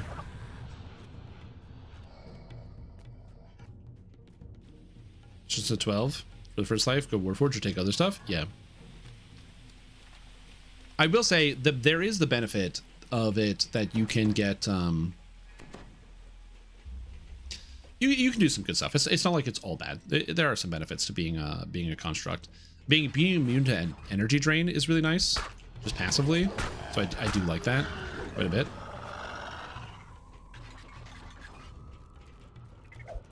Die. Unfortunately, you can't apply that effect to yourself to be able to like heal yourself. In here, there's the converter, which lets you apply this to anybody and you can repair them. Unfortunately, you cannot do that to your own character. Yeah, also, I don't know why it has a duration of 3 minutes and a cooldown of 3 minutes. I guess the idea is you don't have multiple, but if you're like midway through a quest, or like you finish a quest at a 2-minute cooldown, like you use it, then you finish the quest, it doesn't reset, so you have to wait to cast it again, which is a silly proposition.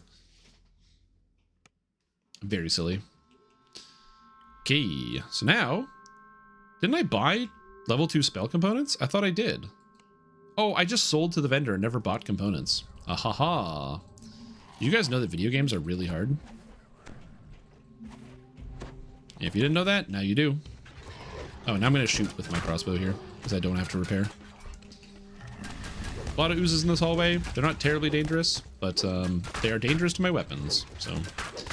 On higher difficulties, they can be quite dangerous, like on Reaper mode, especially if these either spawn with a bunch of Reapers, or they all spawn as champions.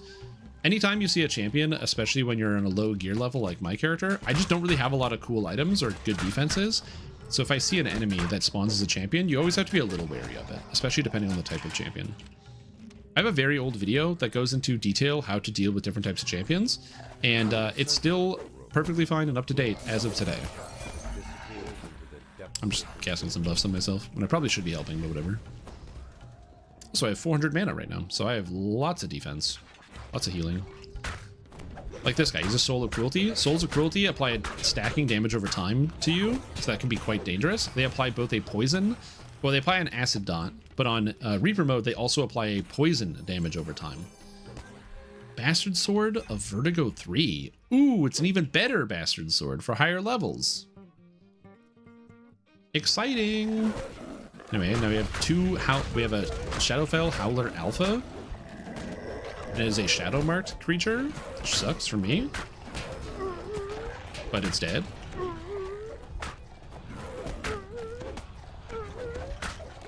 These guys, they have a lot of health. 1,000 health Goblin Great Shaman. I don't even know what this does, other than stunning frenzy. Oh, good. I am helpless.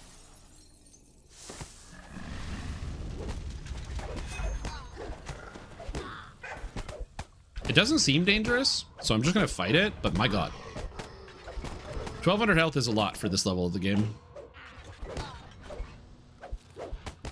Don't put diseases on me. It hit me with a red ache. Blech. Terrible if its effects were doubled? Yes. The problem with augment summoning is that summons are generally bad.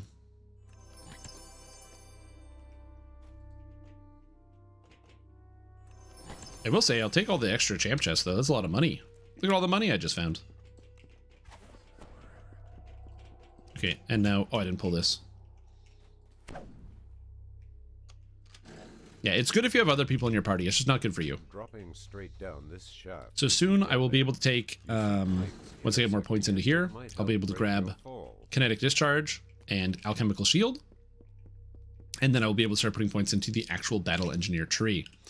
Again, it feels really weird. The strangest thing is once I get to level 6, I can actually drop out almost all my points at a Harper Agent and just have 3 points for strategic combat. Maybe I'll keep awareness, and then I will put my points into Battle Engineer instead for the actual effect. Now you might be like, wow, did you just run through that hallway without looking at all the traps? I cast Resist Acid, so I didn't have to.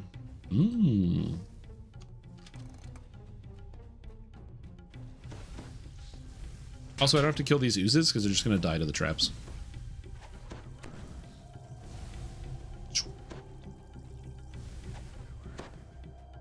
I'm probably going to use the shrine that is up ahead exclusively because the shrine will be very helpful for me. Iron Defender needs healing. Okay, in this room, there are Kobold Shaman. However, in this quest, the Shaman have Nyax Cold Ray, a spell that deals a very high amount of single target cold damage and is quite dangerous. As a result, it is not recommended to go in here without some type of cold resistance or some way to ensure you mitigate it by making all your reflex saves. My solution is I let Frenzy run up before I do. That way, he eats all of the stupid lightning bolts and cold rays, and then I can just shoot these guys down. They are very dangerous. I have taken over 150 damage from these bad boys on Reaper mode, obviously, not on Elite difficulty, but still, getting one shot by Shaman because you didn't know they could cast a spell is never a good feeling. Because you go, wait a minute, that's not a lightning bolt, and you're dead anyway. So not ideal.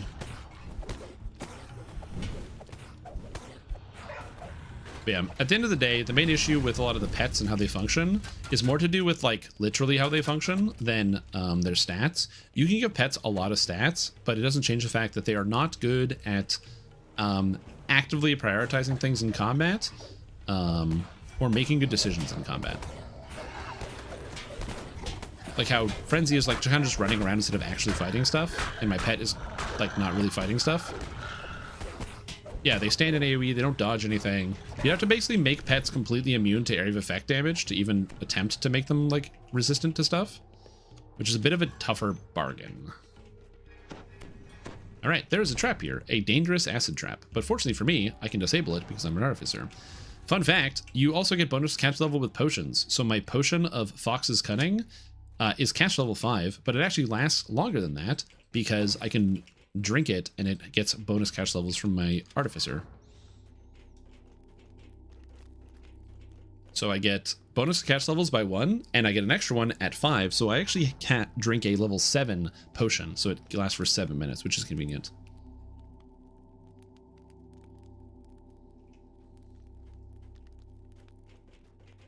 They will tweak the amount of things throwing negative levels. Possibly. The biggest issue with the Death Ward change is that shadows can now give you strength damage while you have Death Ward, which feels counterintuitive, but it is how it works right now, so we'll have to be mindful about that. Lightning resist, cold resist.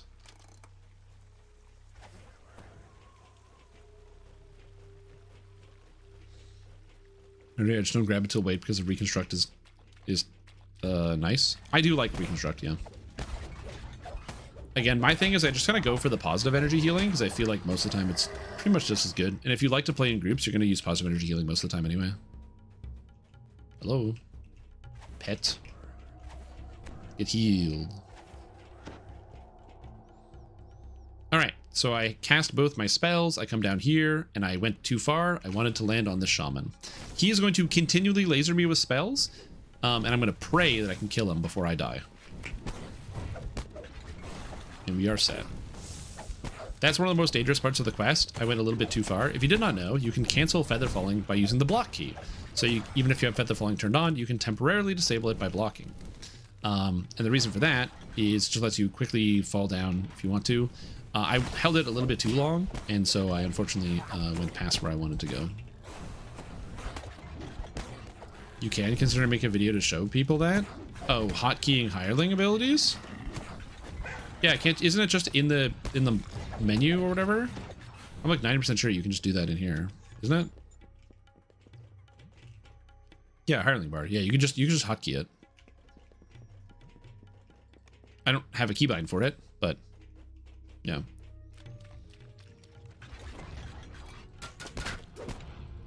So Busy, Guess what? Your wish has been granted. You can hotkey hireling pet abilities. Yep. It's in the computer, baby. The files are in the computer.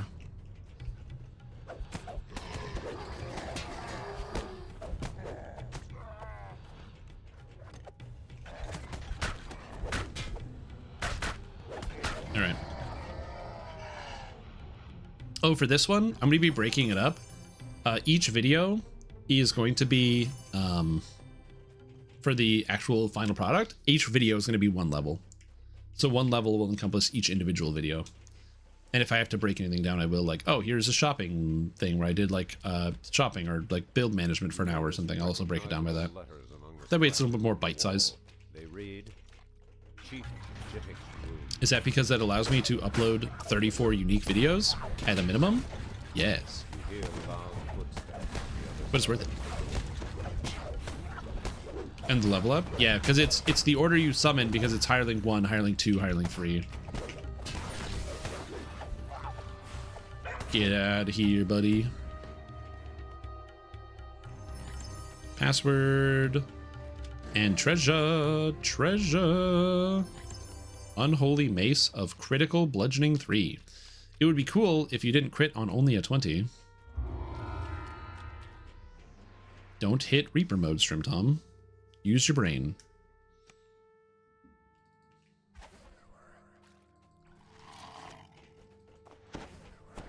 It's finally melee? True. Yes, please. Get out all your pogs now. Yeah, it is happening. We're just quickly running through the melee arty. If you would like to check the build out already, there's a command in the chat, !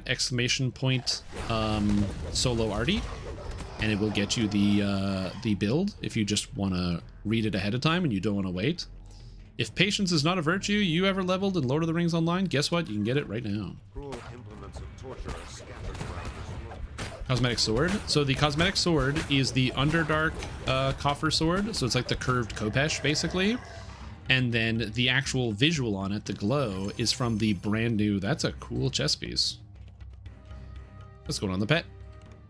The actual glow is from the brand new pack that just dropped.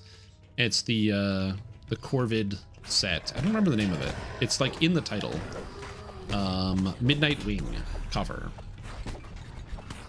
I was hoping you wouldn't say the new coffer.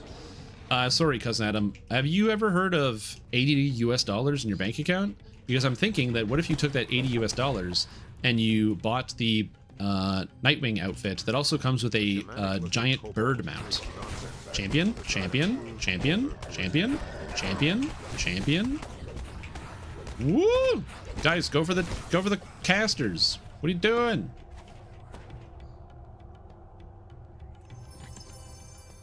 But think about it. What if you just, you know, take a second mortgage on the house, then buy the coffer? You know? You really got to make sure you exercise all your options. You got to think about it. Yeah, how many kidneys do you need? You got 2. Do you need them all? Did I forget to cast Resist Lightning when I came into this quest? Ooh, washed. I'm washed up. Do we have 2?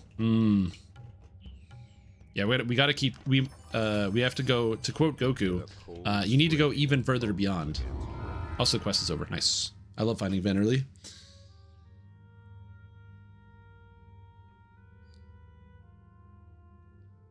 Once again, my summon items are plus pass lives are plus 30 all stats, 40 MR, PRR, and melee power. Yep, it's still useless. But what if you get the Cry of Battle filigree set, and you're a warlock using Enlightened Spirit for pet buffs? All right.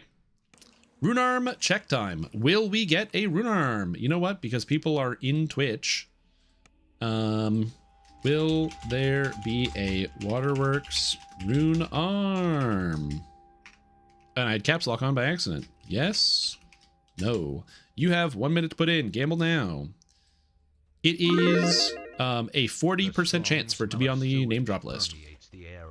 Gamble accordingly. You hear human voices up ahead.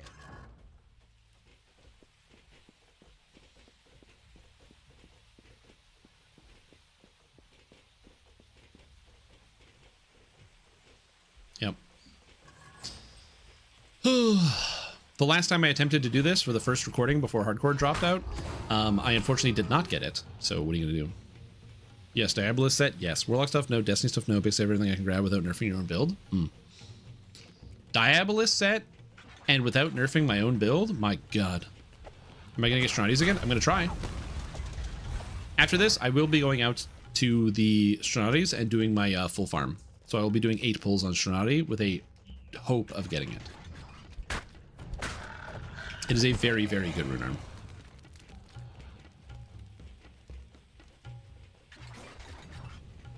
Yeah, I made a lot of people mad when I ripped the Stronades on this character. It was like my 3rd run too.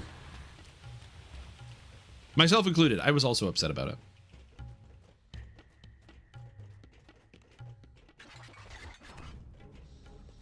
All right, here we go. All the bets are in. Give me a rune arm. Show me a rune arm. Ooh, we got nothing, ladies and gentlemen. We got no rune arms. Wow, unlucky. All the people that said yes, congratulations. You just got fleeced. There is none. But there is Tales of Valor. You fleeced. All right, now we're going to try to farm Strani's hand cannon. 4th heroic life, using all your builds currently, the U58 melee imbue warlock. Nice! I'm glad to hear you're having a good time. Hopefully my builds will continue to be helpful towards you in the future. Hookstraft. Stratf. Yeah. All right, so we're going to do a quick 3-Barrel Cove intermission. 8 pulls on Stronade. Stronade is a skeleton that always spawns in the same spot.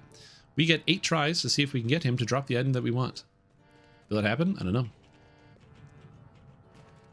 I pulled a jib on your first try. Oof. You should know that's what happens. By the way, that character is now a permanent character. Can we Gamba on the pulls? Good call. Gamba on the pulls. Will Strim get Stronade in 4 pulls? Here you go. Go well.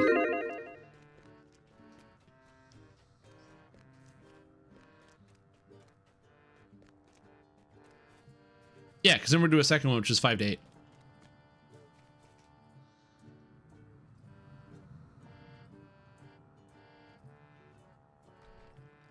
So you run out here. It's much faster if you have a mount. You run all the way out here. You find your way to Cannoneer Stronade. You beat him up. He's not that hard, but he has a reasonable amount of health. Your pet just runs around doing nothing, which is sweet. Everything dies, and we loot. I'm gonna give it a sec for the Gambit to go in though. Is that the bird mount? Yeah, if you haven't seen it, this is the new one that just came out.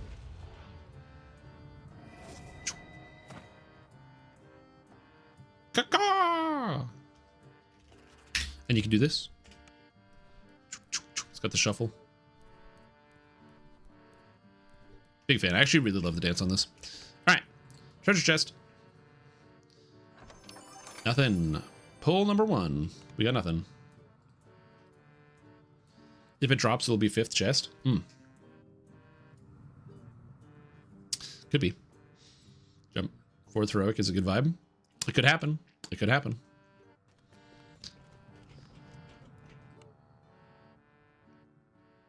It is a reskinned raptor. That is correct. But to be fair, dinosaurs are birds. Well, birds are descended from dinosaurs, so it fits. You buy $80. Hello, coffer. I know, isn't that the worst? Look at him go. He's flying. I do wish he flapped his wings as it went down. You know, it would be good if I reset the instance. When you're farming, make sure you hit reset before you enter the quest or enter the area. It's a really good idea. We're all just reskinned monkeys. True.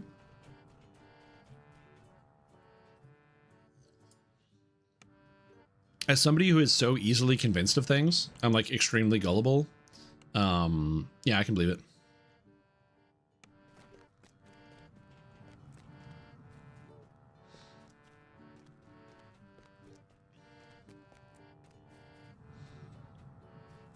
kind of fish? Biology? Hell yeah, man. Maybe we'll get there. Hollow bones. So when somebody asks you, have you ever eaten a dinosaur? The answer is, yeah, man. I eat dinosaurs all the time. My favorite dinosaur? Chicken.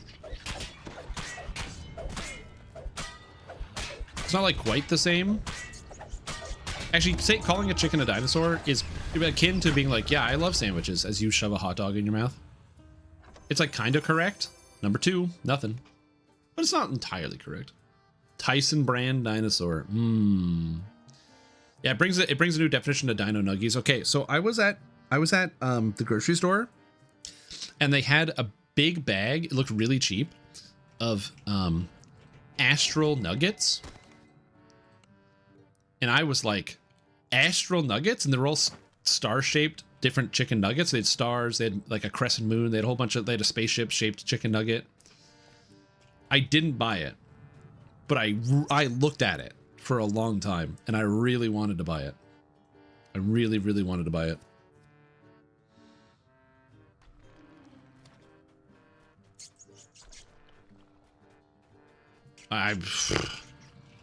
Boy, howdy, did I think about it.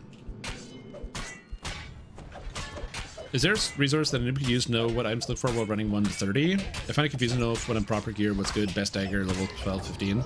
There isn't really a list of like best items at individual levels, and one of the main reasons is like everybody's build is so different. There are some simple things, like nothing on 3. There are some simple things. So for example, the best rune arm at 5 is Strani's hand cannon. But even when it comes to weapons, there's like some weird considerations. Again, there's the really simple ones: quarterstaffs, elemental bloom at 7. Easy, easy, easy, easy. Or like, but it really depends on like the weapon type and what it is you want to use it for. Also the farm, because you can get misled. An easy example I can give you is the Sky Pirate's dagger is one of like the best leveling weapons is in the game. It's so good. It's this awesome dagger. You will never get the Sky Pirate's dagger. It is so rare. You will farm for generations. I've never pulled one. I played this game for 20 years. I've never found one. Okay, that's how rare this item is. But you could get it, and it is cool. But like, that's a rare item. Okay, that's a rare item.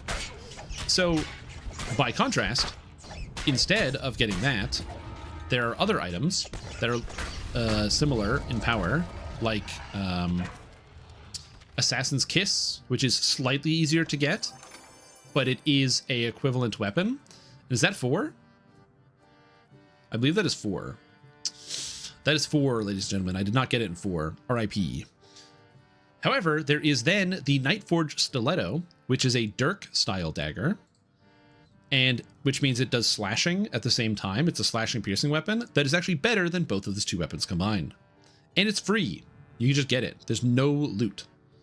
So yeah, will Strim get it in 4 pulls? No. But the real question is, will Strim get it in 8 pulls?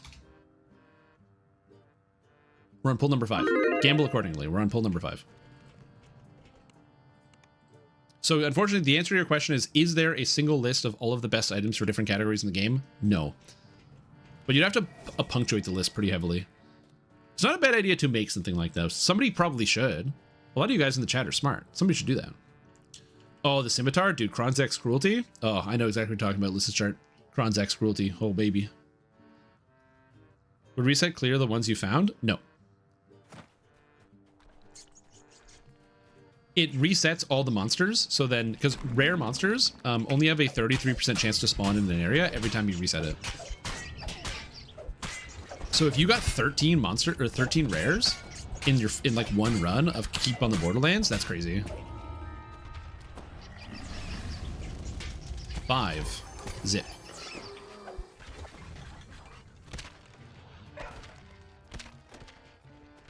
Although I want to do this. Chest. Enable detailed chest information. Thank you. If you, oh, do you mean like reincarnation? Reincarnation, yes, will reset all your progress in all your areas because it's like you have a new character. But yeah, the other answer that can help you out a lot of it's just experience, is honestly, just asking people, the best resource I can think of is just the human beings that play Dungeons & Dragons online. People that play DDO are really, really kind. There's a really good community. If you are curious about that, you can either use my own personal Discord, which is almost exclusively about Dungeons & Dragons online, which I'll give you an invitation to.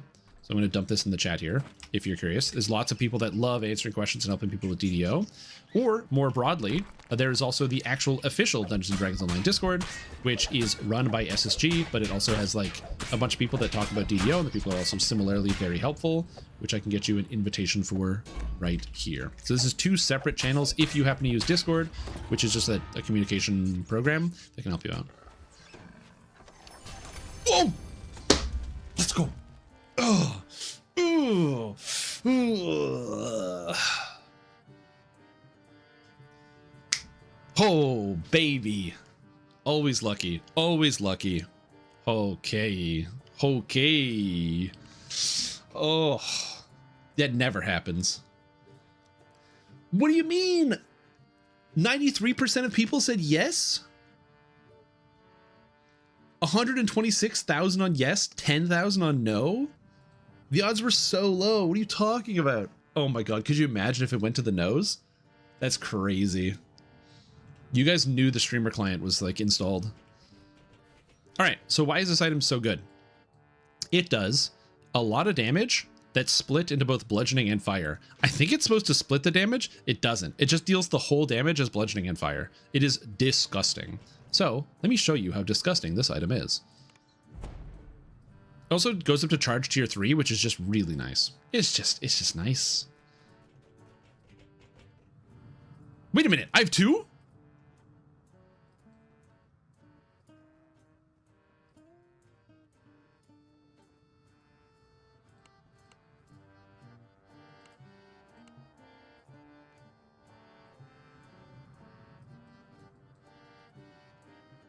Hold on. Where are the pulls? Hold on, where are the pulls? Where are the pulls? Frenzy left. It was the second pull? Oh no. It was the second pull. No, hey, you didn't notice either. You guys didn't notice either. Hey, that's not my fault. You guys didn't notice either. Okay. We're all taking the blame for this one. You guys didn't notice either. Look. How about this? How about this? Get scammed. I can't believe I pulled 2. What are the odds? I had no idea. What do you mean? I got 2 and 6? That's crazy. Ugh. I can't believe I got 2 of them. I just saw the second one. I'm like, wait a minute, that doesn't make any sense. How do I have 2? Unbelievable. It has quite the high drop chance. It is 100% 10%. There are people in chat that have farmed this for like hours or multiple characters. Oh my. Oh my. Okay, so just for the record, I am genuinely sorry. I do apologize for the scam and the people that lost their points, because absolutely you got scammed. I didn't see it. I don't know how I didn't see it. It's probably in the VOD. It's probably very clear. That's actually crazy to me. Oh yeah. Yeah, I'm 100% sure. So apologize for scam. Apologize for scam. You did get scam, but listen. Get scammed. I don't know what to tell you. Man, that's crazy. Sorry, I'm like riding this high right now of pulling 2 Shrenatis. That's crazy. You know what? True. We can check the VOD. We can check the VOD. So we're gonna do a live replay. We're gonna do the live replay of the VOD because it's here. So can I full screen this? No, I can't. Okay, whatever. How about we jump to live? How does that sound? Oh, that is live. Okay. Okay. So we.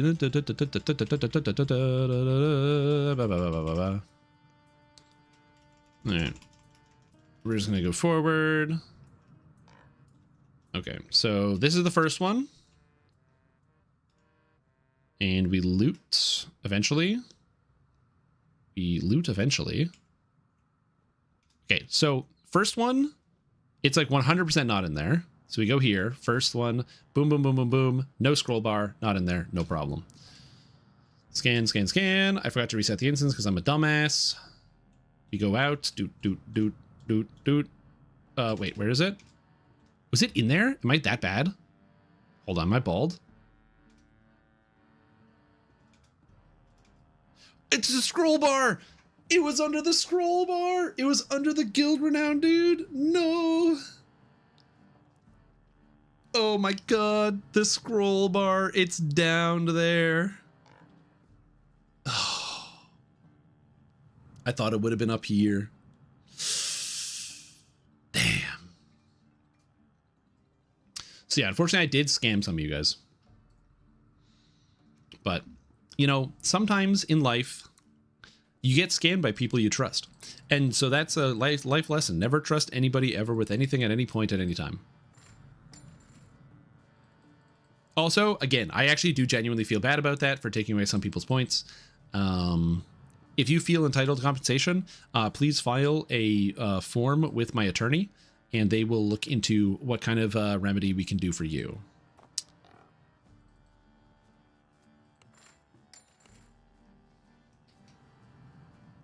Yeah, that's some wild stuff. I can't believe that just happened. Absolute madness. Spinal tap? I mean, just farm the spinal tap. That's crazy. All right, anyway, I'm just putting this in the bank because I want it for later. Let me show you as to why this item is as good as it is, so you can have an example.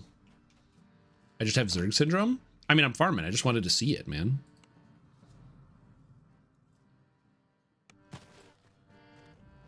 Okay, so let's do some contrast. So if I put on the Thought Spike, right? So I'm going to put you on passive. Thank you. Go passive. The Thought Spike does 25 and then 9 in a single target blast. Okay. Pop it over to Stronati's, and that was a tier 2. A tier 1 Stronati is going to hit this guy for AoE average 30 damage per target. I am now that was 50 damage. I'm now a bowling ball spellcaster. I just shoot cannonballs at people.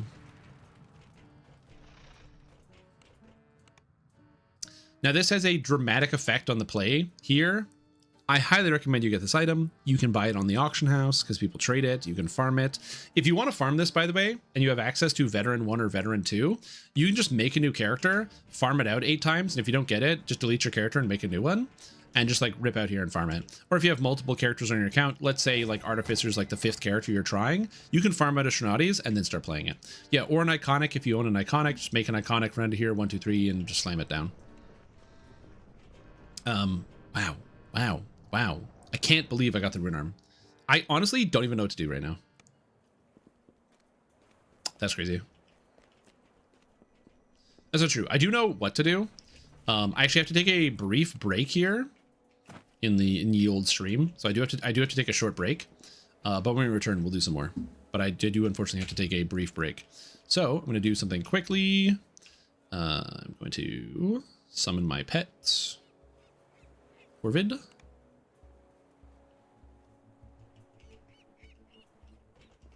Okay, I'm going to get him to turn around. And then we're going to do this. And do this. So we have my pets, we're all dancing. This is the character sheet. This is the character sheet. This is the current point spread. And I will be back in a little bit. Actually, I'm going to be back in a little while, so I'm going to grab because I'm grabbing a little bit of food, so I will be back in a little bit longer than that. So we're going to put a food BRB here. Anyway, there we go. Whoop. So I will be back, but I'm not going to be here now, so enjoy. If it comes to a specific node in the chest, yeah, exactly.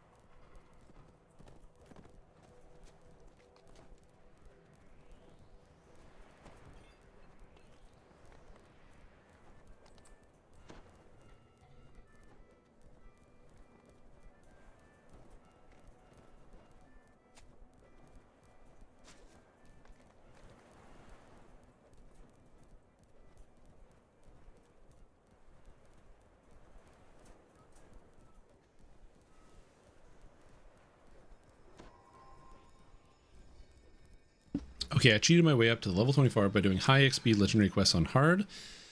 Might be time to finally start proper EE quests. Yeah. Do Moonsea just lag out? I have no problems on Moonsea because I'm not playing on Moonsea. So, my girlfriend bought just like jewelry. Wow. Also, Yusukai, welcome back to the stream team. Appreciate the support. Have a fantastic day. 45 months is a very long time to be watching my stream because you could have spent more time not wasting your time. So thank you so much for doing that. Hope you're doing well. Appreciate it. Welcome back. Played Lotro off and on for nearly 20 years. Decided to check out DDO. I'm enjoying it. Your guides really helped. Oh, glad to hear that, Amir Casual. Sorry for stepping away and not seeing your message, but I'm back now. So we are good. 4 years, 11 months, and 30 days. Is that one away from 5 years exactly? That's crazy. So if you hit follow age tomorrow, it should in theory say just 5 years, nothing. That'd be kind of cool. It's kind of sick. But yeah, anyway, so my girlfriend, she got this jewelry and it came in this little pouch. So it's like this little pouch here. I'm gonna put it bigger. So it's like this little tiny little pouch. And so it was just, it's here, it's really small. But for some reason, she bought 5 pieces and they all came in individual little pouches, each piece, which is just kind of silly. It just seems pretty wasteful because they could have all just gone in one piece since they're also individually wrapped within the pouch. But now I have all these pouches. And so now I'm going to use these as a prop for Dungeons and Dragons, where what I can do is I can just put like items into here. So I can like get like a printout of the magic and then put the magic item in the pouch. So if like my players beat a boss fight or do something like that, and I'm like, oh yeah, you find some cool magic, I could just toss the bags on the table and then it's like a cool way to deliver loot. I don't know. I think it's kind of cool. I don't know if it's going to be a good idea, but that's what I want to do.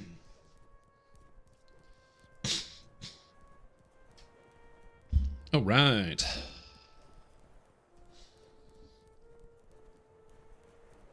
So let's spend some actual points. With regards to spending, what I want to do here is toss in some toughness, grab kinetic discharge, grab alchemical shield. So we got the cleave, and then we are set. Cleave the damage, then go into full renegade here.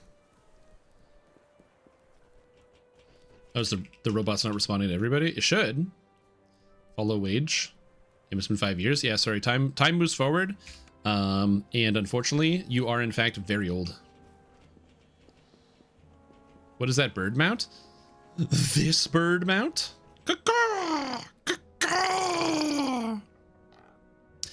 This bird mount is new, brand new. It came out today, in fact. This is the Midnight Wing Dire Raven.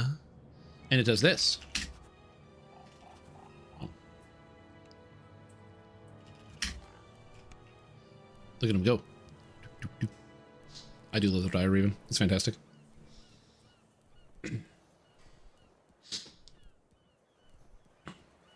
Oh yeah, the Crown Royal bags are great for dice. Good dice bags. I like how the bot is just not responding to some people. I don't know why it's like that, but it is mildly funny. I apologize that you have to experience the fact that the bot is not working for you, and it is a negative experience I wish I could change, but I don't know anything about computer programming, and I didn't make the bot. I have no idea how it works. But I imagine in my mind that the bot is just picking and choosing and saying to individual people, no, you don't get to know. That information stays outside of your reach. An eternal error has occurred. All right.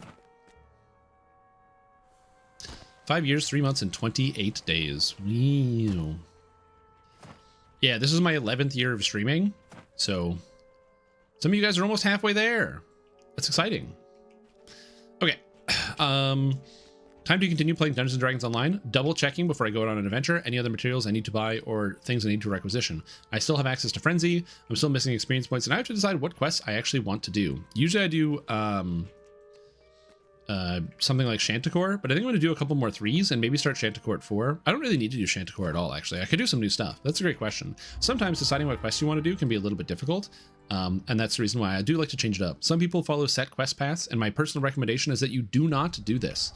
The problem with following a set quest path is you will eventually get bored of following that set quest path because it feels very, very samey. You take a game where you can go anywhere in the world and go on any type of adventure and turn it into a game where you are doing literally the same thing every single time you log in. And I can't recommend that to most people, but again, it is something that some people do enjoy doing. So to each their own. Dull and lifeless flank the gate. Could do the depths at some point. to activate them within the tunnel. I'm playing my winter loot for EH Trial by Fire and then Explore Area and repeat. Was levels my quest to save EH Farm? Anything jump out to you? Oh, the quest that I have used for this. Can you die, please? Thank you. The quest that I've used for this is Grim and Barrett. Because you can do Grim and Barrett, pop the moat, and then jump into, what's the quest called? Haberdasher around the corner and reset.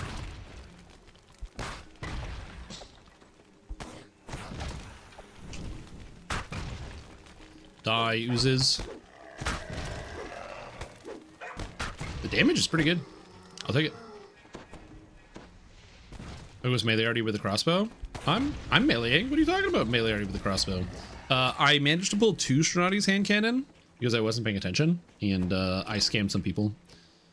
I'm gonna take this little time to thank you for getting me back into DO. I started playing 2 years after the game came out, and your videos helped me get back in the game after finishing off some of my character projects, like getting completion on a single character. Oh, nice! Well, I'm glad to hear that you had a good time, Man of the Unknown.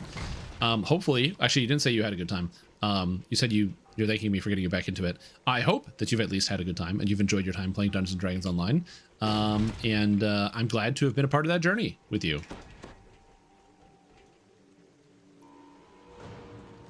I can't break my weapon, dude. Level 2 spell components. You know, I could buy level 2 spell components, but what if I just never cast level 2 spells? You gotta think about it like that, right? The body of some of the missing adventurers. This hand cannon is so gross. It just lets me overcome all of my challenges really easily. One of the reasons why the hand cannon is so good is you can attack while also swinging the rune arm at the same time, which makes it super powerful. But yes, I was in fact crossbowing uses, and I don't apologize for it. I needed to do it. It was a requirement for me to crossbow those oozes. Yeah.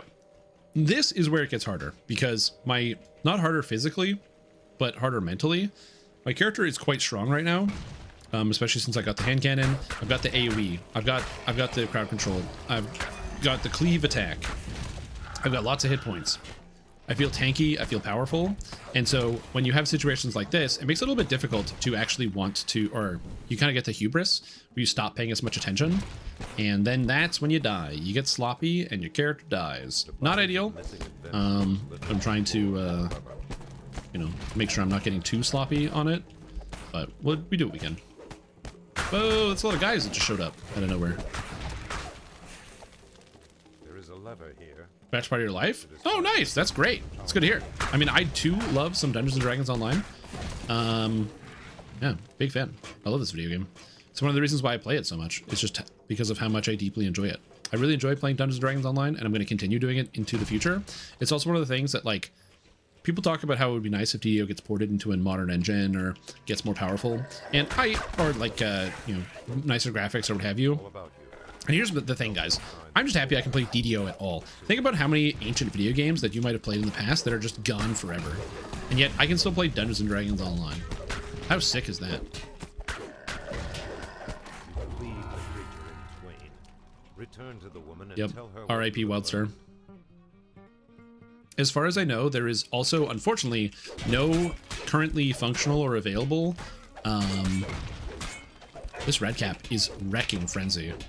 But there's no functional or currently available private server for that either. Like, how many of you guys remember MAG? Do we got any MAG gamers in the chat? I miss MAG every day.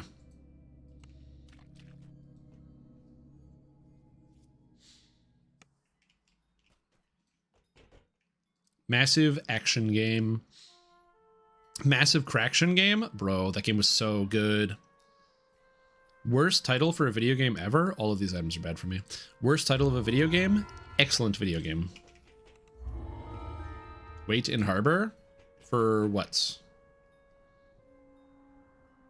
If you're trying to give me something, I am doing my solo guided playthrough, so I can't accept any handouts from you.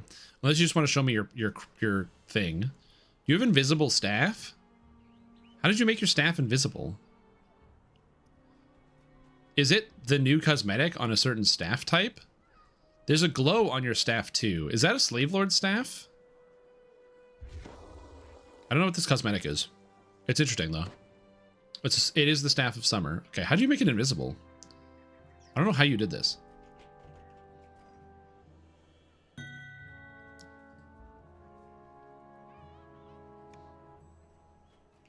Is it just missing? Oh, the new aura makes it invisible? Amazing. Everything always works in DDO.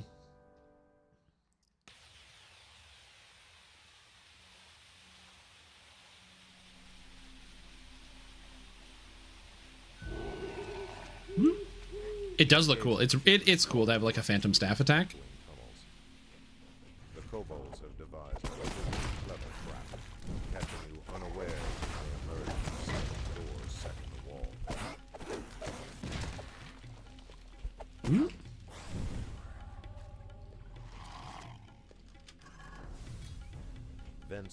Am I stream then?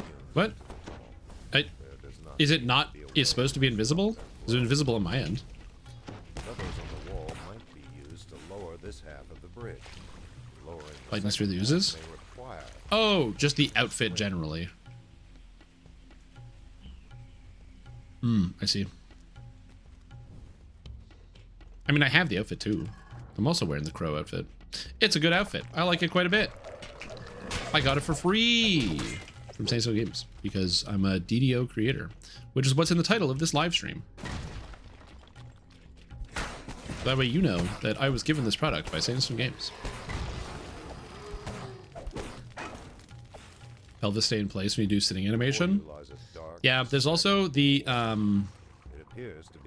Feywild Dreamer light armor that allows you, that is also known as the butt armor, as the butt is very differently colored and very pronounced on that armor set. Why? I don't know, but it is.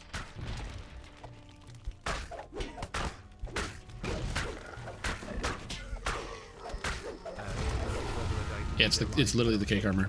Is patch notes for came out today? If so, I can go find them. Oh, there is patch notes for what came out today. I can give you the TLDR.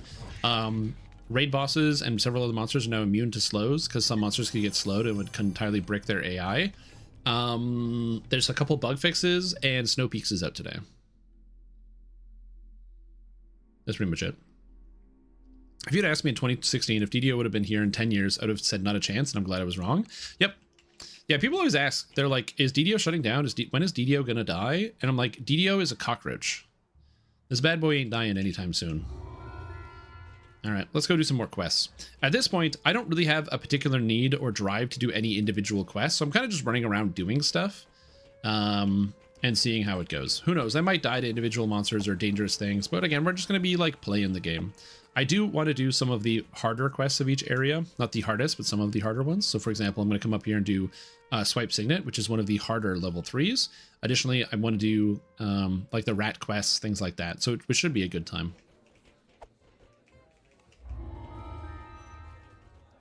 Sure, are there any useful epic hirelings at all? Something that would actually do something? There are rogue hirelings that actually work and disable traps. There are healer hirelings, and then outside of that, no. You want to just quiver in the feather pattern? I do like the quiver quite a bit on the cloak, I will say. I agree. The quiver is pretty good. No, I'm not going to use the greater heroism pots, but I am going to get heroism potions, which I was going to go into later. I just don't need it. Healer, healer, or healer nuker?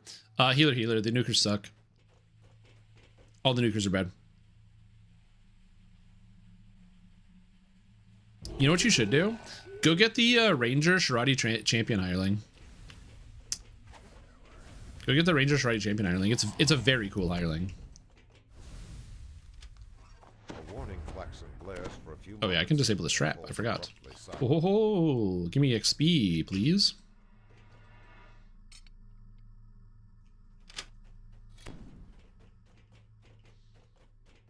Hydrate? Oh, I do have water. I could drink some. I'm gonna move this button here because that's where my brain keeps pressing F. That's what it wants to press. And all their mana in 2 seconds and then chug the biggest mana potions. It is fun to watch. But yeah, so for those of you that don't know, Shirati Champion is a ranged exclusive Epic Destiny. The whole point is it's meant to support ranged combat. The Shirati Champion hireling has a weapon because there were no bow hirelings back in the day. The only bow hireling in the entire game are ranged hireling. I guess there's Drossheart, who is a ranged hireling, and then there is the Dryad or the Eladrin hireling from Mithranor. Those are the only two ranged hirelings in the game. Those ones came out many, many, many years later.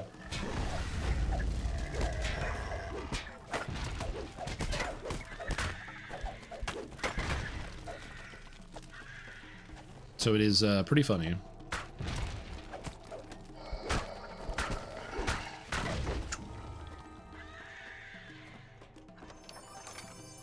Yep, I personally also really like the cosmetic for the cloak. I think this outfit looks great.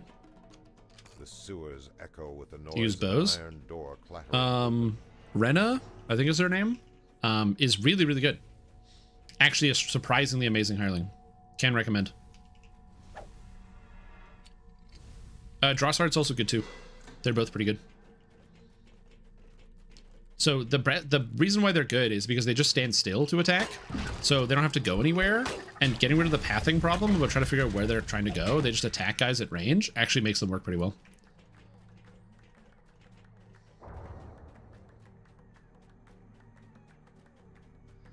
Surprisingly. I don't think we need a like DDO2, as some people like want to imagine us getting at some point, where it's like they just revamp all the systems and we get a brand new Dungeons & Dragons Online. As cool as that would be, I wouldn't say no, but I don't think it's ever going to happen. What I would like to see is like revamping of key systems, like hireling AI would be a good one.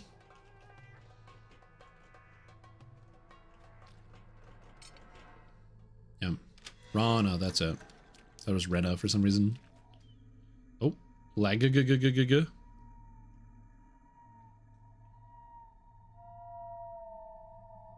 Lag. Oh my lord, what a lag spike. It's funny because I like haven't lagged in days in DDO. Wild stuff.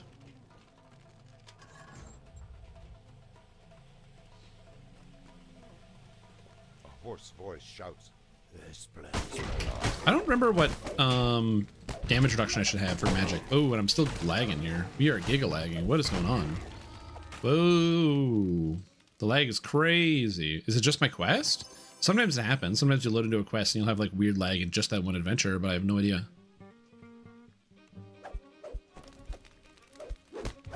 Can you? Yes. Will you? No. I mean, yes. Yo, I'm still giga lagging. This is not good. And we have a Fae found. Well, the lag? That's probably fine. Alright, somehow fine. I think maybe it's just the quest. I'm honestly not sure. But there's like a second of delay. It's kind of wild. There we go. Okay, now the game's working again. Nope, there's like a second of delay. I have like a 1 second ping right now. What is going on? Am I lagging? Is the stream okay? Do I have like some type of horde packet loss?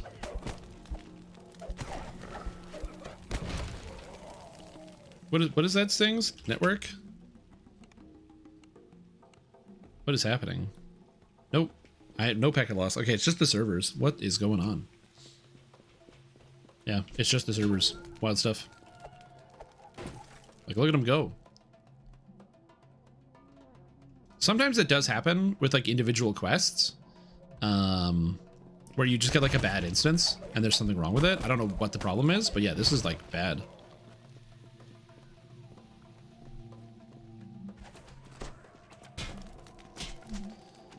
And unfortunately, because I was slow, my buffs are falling off, which is very annoying. Oh god. Oh geez. I can't even get up there to fight this guy because I am lagging so bad.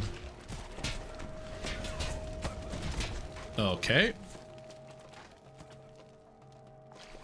This quest might be too hard with this lag. I'm gonna be honest with you. Like, this is unplayable. What the fuck is happening to my video game? Hello? It's not like regular lag, where in old DDO lag, the game would just like freeze and nothing would happen. It's like sometimes there's like a second delay, sometimes there isn't, sometimes and things are teleporting. This is weird. This is weird stuff. Not weird that there's lag in DDO. That is a very, very common thing in the past. But like just the way it's being presented right now is really weird. Yeah, and I think it's just my instance. I think my instance is broken.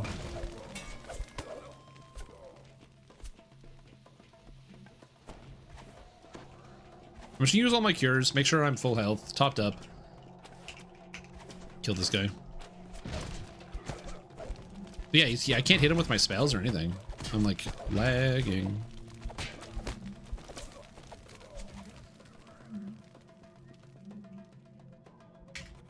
I'm bug reporting this. This is crazy.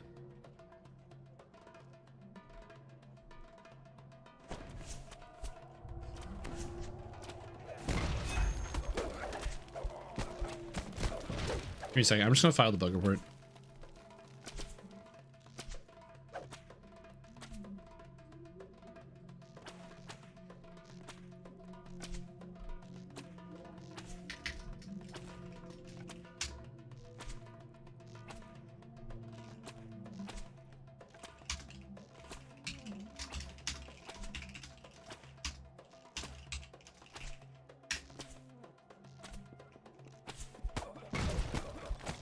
All right.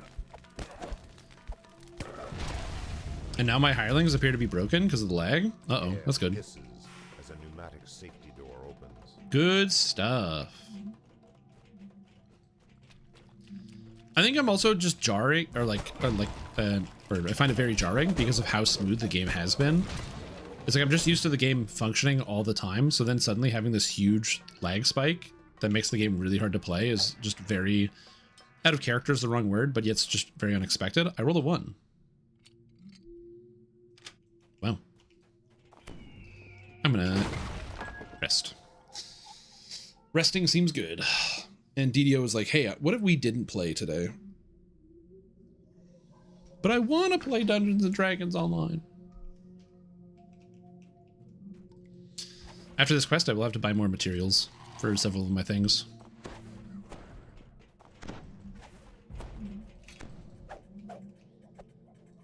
This is a dire check at this point. 3s and 1s all day. True. I should probably banish one of my dice to dice jail. Also, Quinn the Quickfoot is great because he sounds really dumb and he dies. And the whole place is called the Quickfoot Gang. So I just imagine that Quinn the Quickfoot is like actually an idiot. That they just, like all the other guys in the gang were like, hey, you're the... They just like were bullying him and they're like, yeah, you're actually the greatest of us. We should name the whole gang, like should be named after you. And he's like, yeah. And like, yeah, I should be called Quinn the Quickfoot. And they're like, yeah, of course, dude. And he's like easily the worst one. He's like, tremble before the might of Quinn. But he's actually horrible. Yeah, exactly. It's big wimp low energy. They trained him wrong. It's a joke. Also, what's up, Brackard Raiders? Hello, everybody. Welcome, welcome, welcome to the stream. Hope you're having a good day. What's happening, everybody? Welcome. If you're tuning in just now and you don't know what's going on, I'm lagging like crazy in this quest, which is awesome. And also, I am currently in the process of working on my solo guided Artificer playthrough. So for those of you who are newer to Dungeons & Dragons Online and don't know some key tips and how to solve certain problems, you can always reference a video series like this and be like, well, Shrim is at this level. How did he get to this point? What does he have? What did he do to make the character feel the way he's supposed to be? Yeah. Has to be instance zone. Yeah, I didn't click the button. And again, I think it's just the actual instance itself that's causing problems. I still wish I kept your trunks from PAX East to sell the highest bidder. Wait, did I leave trunks? Did I? I don't remember doing that. Oh, maybe I did. That's probably true because there was like the hot tub event that we went to. And then I remember getting changed and we were at like a hotel. And if I recall correctly, I didn't have any swim trunks because I was like, oh, I'll just get some cheap swim trunks while I'm there. I don't have to actually like pack it up and then have to worry about it. So I didn't worry about actually keeping them. So I did buy like just some cheap swim trunks somewhere random in Boston. I think I went to I found like an Old Navy or something. Yeah, that's what it was. I went to an Old Navy, got the swim trunks, and then went there. And if I recall correctly, I wrapped them up in a towel, and I don't think that towel ever went back to the hotel. I think I took the towel from the hotel, RIP hotel. Yeah, we did. There was the DDO hot tub stream, where several DDO streamers got together in a hot tub. The audio was unwatchable. It was horrible. Because we didn't have like a proper mic setup. So yeah. I'm going to do the depths chain because I can and it's fun. And that should get me to 6. Oh yeah, they got 100 billion towels. I don't think the Marriott or whatever was like missing a towel. But yeah, that doesn't surprise me. Talk to these guys, which takes 100 million years, and then we go from there. Now this quest chain is relatively short, so there is a lot of like pretty quick adventuring to be had in here. There's also quite a few traps, but it's relatively simple once you know how to do it, and fortunately I do. The only thing you have to be scared of is there can be a couple rust monsters in here, which can wreck my entire year, which is why I have hirelings, who will save my day. I have to be very careful about the rust monsters, though. Actually, I have to be even more careful because I didn't buy any of the consumables I needed, because I was talking about a hot tub. So I'm going to go buy the consumables that I need.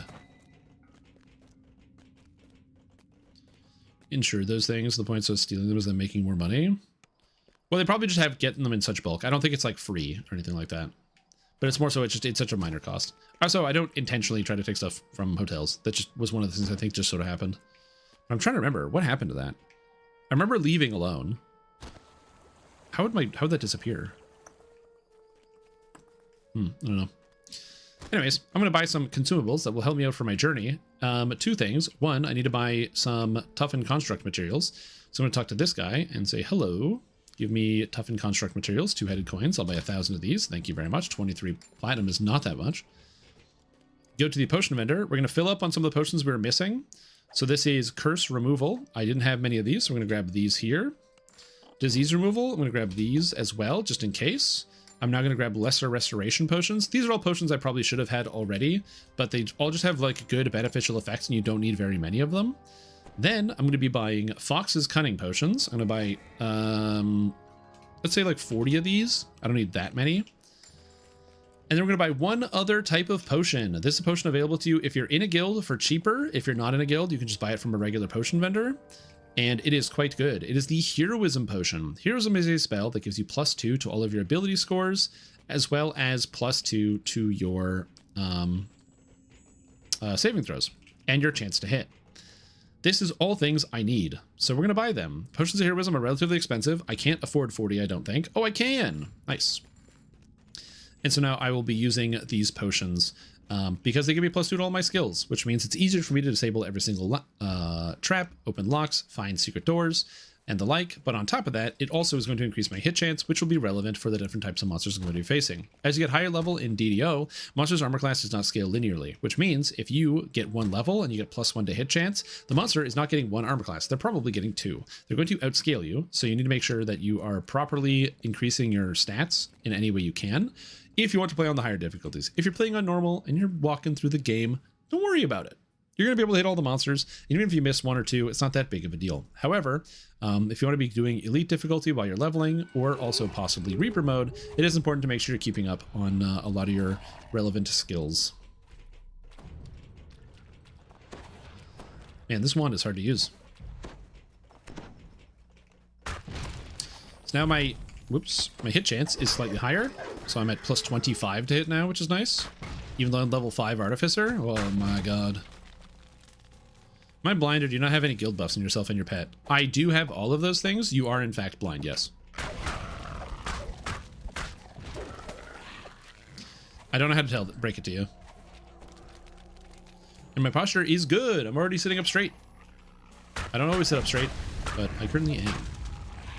I find after eating a meal, it's nice to, or my posture is usually a little bit better because I've got more energy. Gotta refill the tank, man. Now, I really want to get some Rune Arm charge speed, which we will be going for later. Once I get to level 6, I get a lot of extra points back that I can use to kind of flex into different things. And I will say, It's really fun to just play this Blastiarty. I like playing melee. I like having access to the rune arm, which is good. It feels very satisfying. Jimmy with the stand up for 30 minutes right after I ate. Sick, dude. I love that. I'm going to remember this float. I'm never going to forget. And when you least expect it, you're going to be lying there on your deathbed, okay, many years from now, and you're going to be with your family. And then all of a sudden, you're going to feel the bed start to tilt upwards into a standing position as the bed tilts you onto your feet. And you're going to see me at the end of the bed with a little controller being like, tilting it up.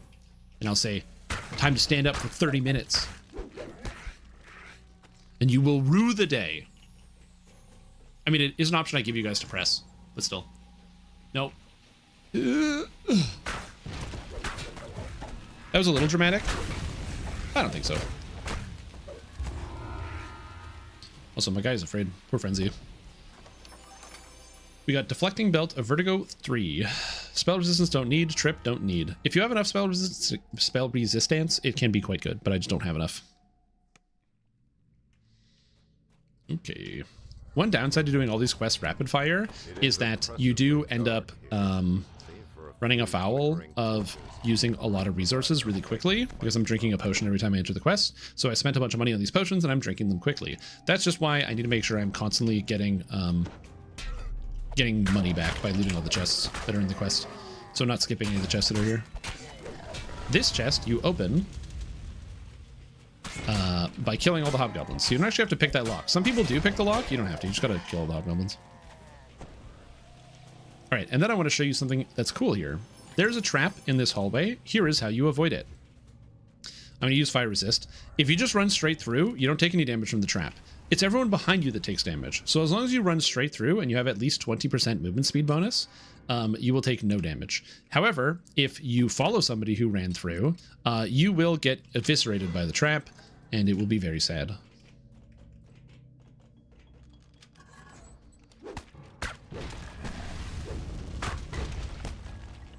So just always be careful about that. Be mindful about that trap in particular. It'll get you. Also, this Necromancer guy is scary because he casts Sleet Storm, so you just want to kill him as fast as possible.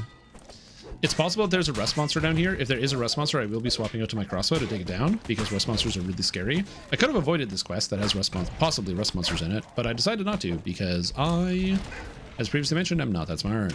And sometimes you got to put yourself in harm's way for no apparent reason, so... You know, you guys know how it is. It's for content.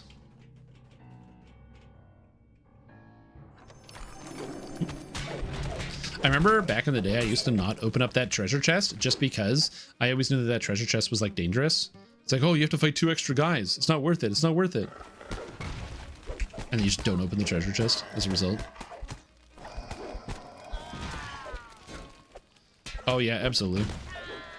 If I was a D&D character, I definitely would not have a very high wisdom. My wisdom is not very good. At least I do not think so anyway.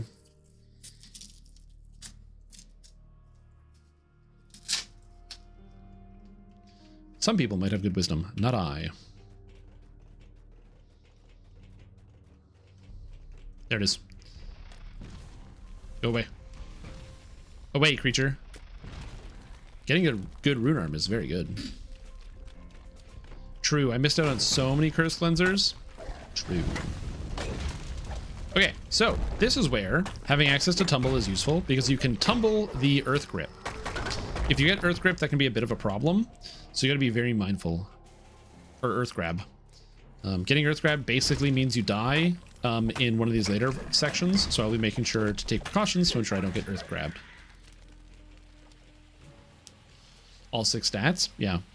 Like people are like, yeah, I'd probably have like a 15 intelligence. I'd probably have like a 17 intelligence or an 18 charisma.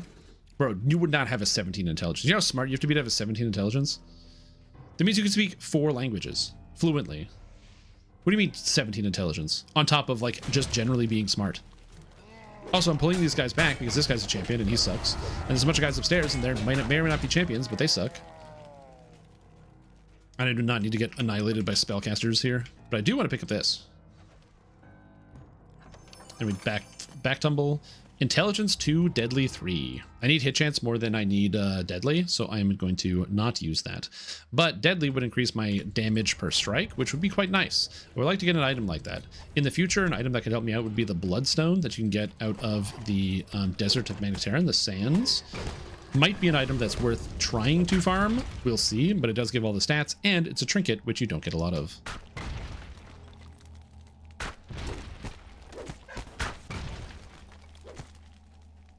Like, almost everybody that's on planet Earth is going to be like a 10 or an 11 for their stats.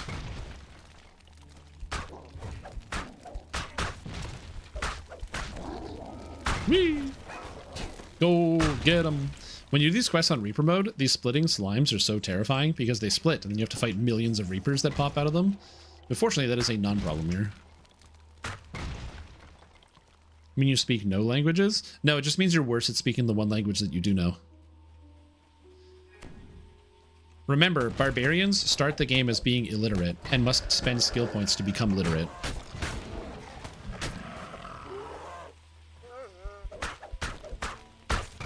Which is just awesome game design.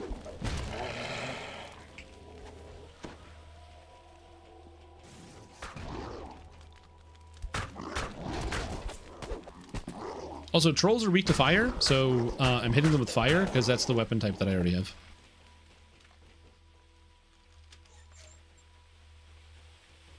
Yeah. It is an interesting experience. Good old retail.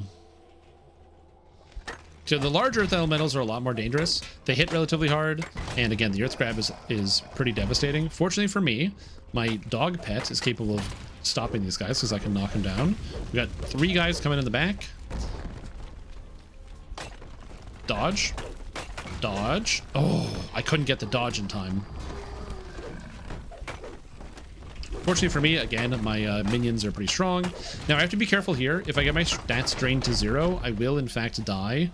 So I have to make sure I don't get my stats drained to 0 by the wraiths that are here. I don't have a great solution to that problem, and I don't know how I'm going to solve it, but I just have to have it not happen. Oh, God, and the mode of music is here. That's not what I want to see. Good. Ads. Tank. Tank, my boys. Tank them. It's that purple attack. You just gotta dodge the purple attack. That's the draining attack. You just gotta dodge the purple attack. So when the purple hand comes up, you gotta get rid of that. Dodge out of that. On normal, not going anything above. Yeah, be safe. If you just play the game, you can level up on hard pretty easily and consistently. And the reason why I know that is because back in the day, that's how we used to level everything, is on hard. Before the Epic Elite change, where we started playing on Epic Elite, we used to always just play on hard mode. Oh my gosh, my pet is knocking down the Shadow Grim Bugbear. Actual insanity. I can't believe that's happening. Also, these guys are really dangerous.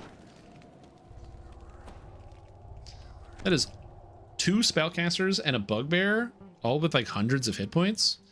Woo! Spooky.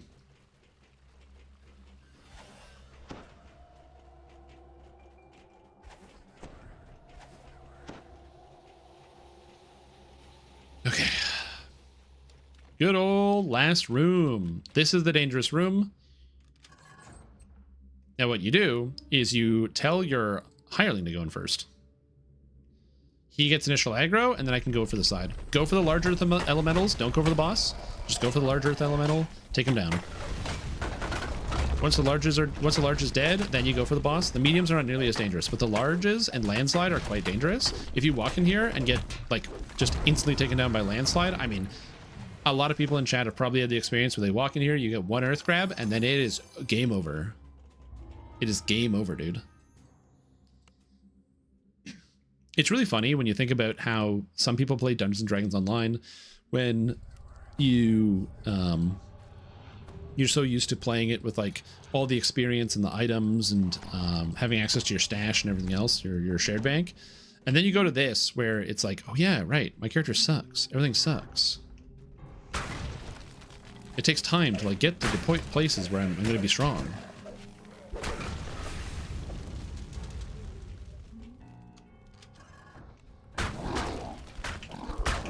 Oh, combo. Always dodge the combo. We see him come for the combo. We always hit the combo. Always dodge the combo, baby. Also, a little XP you need to level. Yeah, true. I am leveling up relatively quickly.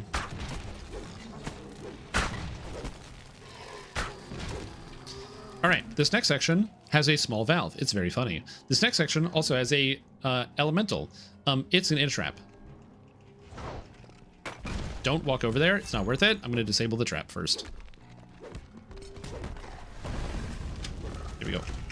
It is a blade trap that can one-shot you. Always be careful with that. Okay, there's no rust monster boss. If you break this crate, it summons a fire elemental. This used to be a party wiper back in the day. Somebody would break the explosive barrel, and then all of a sudden it's the mad panic because everyone's like, oh my god, there's a fire elemental, run for your life. This trap, the way you want to avoid it is you just run across the middle section here. So I'm going to disable this trap, right? But if you fall in between, it's actually worse than just going on one side because you get hit by both sides of the trap. The trick to doing it, you just walk over the middle. Don't jump. If you jump, you fall in between sometimes because you tap your head on the ceiling and you go in. You just walk over it.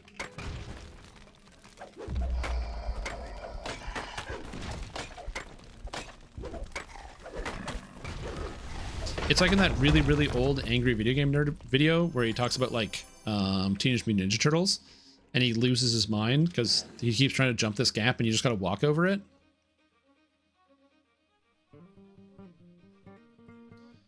You walk over it.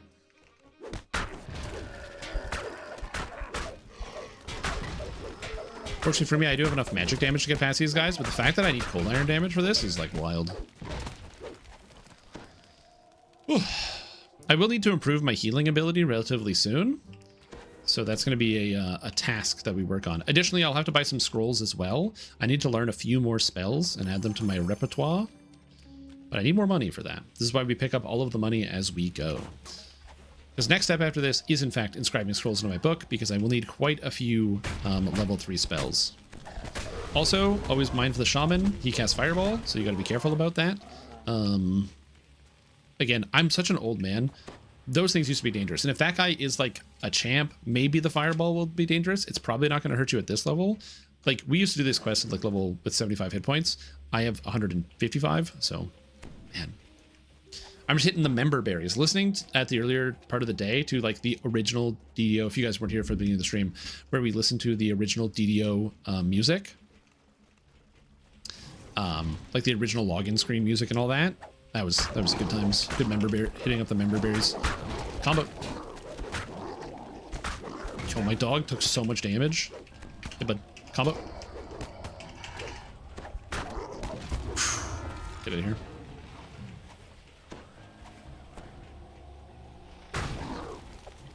Oh yeah, it's pretty late right now. I mean, shit, dude. It's like 1 in the morning where you are. Probably getting sleepy. Good cold iron bypass, and yet it makes a difference. Yeah. I'm an artificer, so I can cast the spell, so I'm going to have to make sure I go learn it. Okay, so unfortunately, I didn't get anything cool from all of the things that I did, but there actually is a reason why we do the depths chain, other than the fact that I'm an old man and I'm nostalgic towards it. And the reason is it's very fast, a lot of chests, so I had a lot of chances for loot, and when you hand them all in, you get 5 curated loot lists, because it's obviously the quest reward. So it gives you a lot of chance to get some really good loot, and I have historically gotten a lot of items out of here just because, boom, we're handing in 4 quests right now. Let's see what we got. We have Hasty Belt of Strength for level 8. Okay, this is good. Spell resistance is good, and Shatter is good. I want both of those stats. So honestly, I'm going to take this. I'm not level 8. I won't be level 8 for quite a long time, but like, it's better than 5 life, so I will take this belt. Next up, Mace of Smiting, a classic ancient DDO item. Very cool weapon. It's got the smiting quality where if you roll a 20, you instantly kill a construct. What else is there to say? Really sick item. I'm not using it. Really, really sick item. Fortunately, I don't need any of these things. So you know what? For posterity, we will take the Mace of Smiting because it's cool. I imagine my character just drops it on their own foot. Warrior's Docent's cool. I do like the combat mastery. Magnetism and glaciation is interesting, although I need neither of those spell powers. at least as of current moment. And reconstruction ring, huge, huge, huge. That's an extra 57 reconstruction, which is very useful for my repairing. So massive. I can't use this until 7, but I mean, that's a really good ring until when I get to 7. Increases my repair by 57%, so that's nice.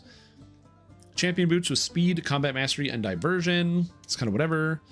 Natural armor belt. Nothing crazy here. I'm just gonna take an item, whatever's highest level, and sell it for money.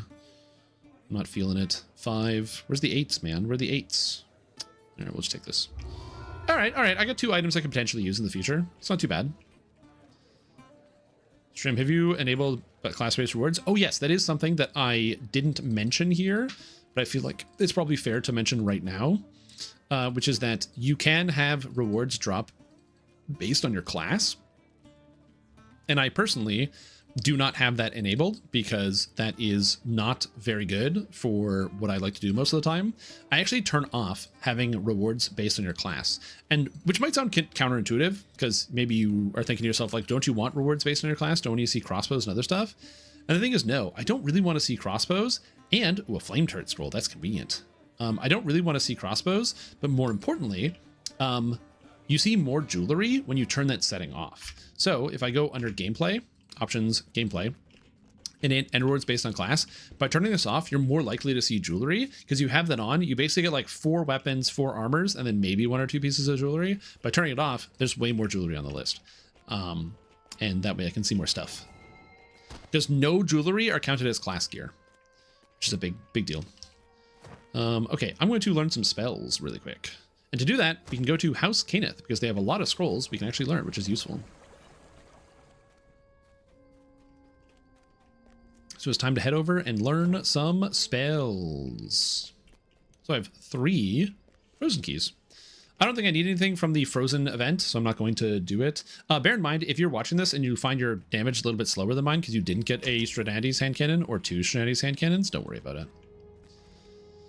Okay, so heading down here is the Artificer Scroll Vendor. So the Artificer Scroll Vendor does have lots of different scrolls in here that we can learn. And they unfortunately don't have these spell components, I don't think. However, the Alchemist admixture recipes are all here. Okay, I think this guy has the... does this guy have the crafting components? No, he doesn't have inscription materials. Do they not have inscription materials here? Unlucky. All right, I don't need a lot of inscription materials. I just need a few. So we're going to buy some scrolls. I have $4,000. Let's get going. I'm going to buy some of these first before I forget. Buy some level 1 spell components. Huh? There we go. Okay, things I want. I want adamantine weapons, which is good. I want Biesh weapons. Other things. I want insightful damage, which is very good. Mass Shield of Faith, which is very good. I want repair serious damage, which is very good. And I want stone. Do I want stone skin? Yeah, I do. I want stone skin. So that is 1, 2, 3, 4, 5, 6. But that is 1, 2, 3, 4, 5. So that is 5 3s and 1 2. Plus the flame turret, that is 6 3s. And 1 2. Hopefully I can afford all the materials. If not, I'll have to save some of the stuff. And yes, it is a bird mount. Do you like my Corvid mount? Oh god, you can't see it. Do you like him?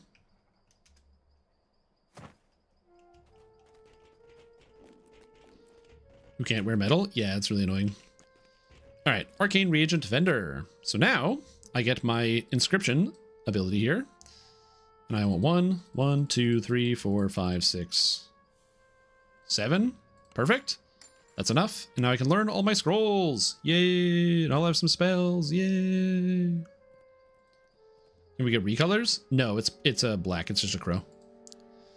It'd be interesting if they did offer like alternate mount colors, like with different feathers. I'm sure we probably will get some type of like golden bird or something. Or like give me like a ho-oh equivalent. Did I miss a scroll? Oh, I didn't. So I have an extra scroll material by accident. Oh, well, it's fine.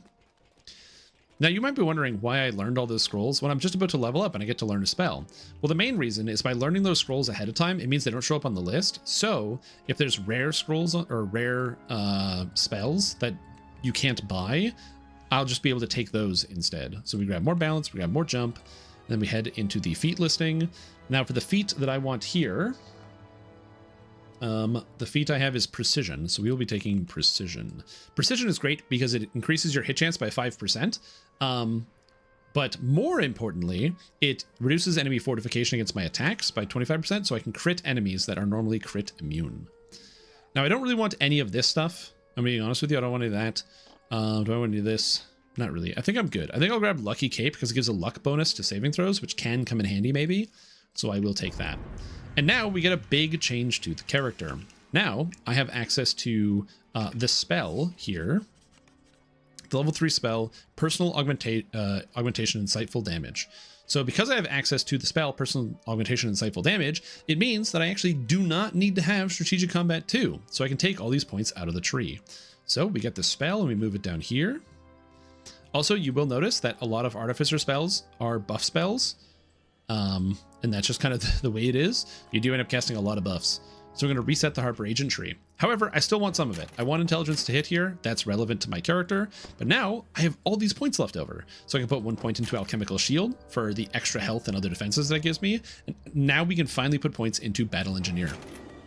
Now, I'm going to be taking up the attack here. I want to have the Field Engineer grab Infused Weapons because this gives me 5% double strike and double shot. It also grants me bonus stable charge tier. So now my charge tier is 2 while running around. So my blast does so much more damage. We take Caustic Strike because it's an attack that just adds a good amount of damage and it's just quite powerful. And then I'm going to do something mildly counterintuitive. I am still going to spend some points in Harper Agent. I do want to make sure I have my search here. So I want to have the search and spot, and I want to have this as well. I want to have both of these things because keeping up your trapping skills is very difficult in a character like this. And so I will be putting points into both of those things, and hopefully I'll be able to make it up there. As far as where my next point is going to go, I think I want to take the extra weapon training to give myself more damage with my weapons. Alternatively, I could take Know the Angles because it's also quite good, but my intelligence isn't that high where it's going to really it's going to come out in the wash. So I think I'm going to go for this, just the flat damage all the time. Okay, so now I'm no longer casting Cure Light, so we're going to move that over. I'm also going to quicken my Repair Serious now, because Repair Serious is healing me for a lot more. We're going to put on Lucky Cape as an extra spell, so I get another +1 to my saving throws. And I need to make sure I buy the spell component, Pinch of Powdered Adamantine.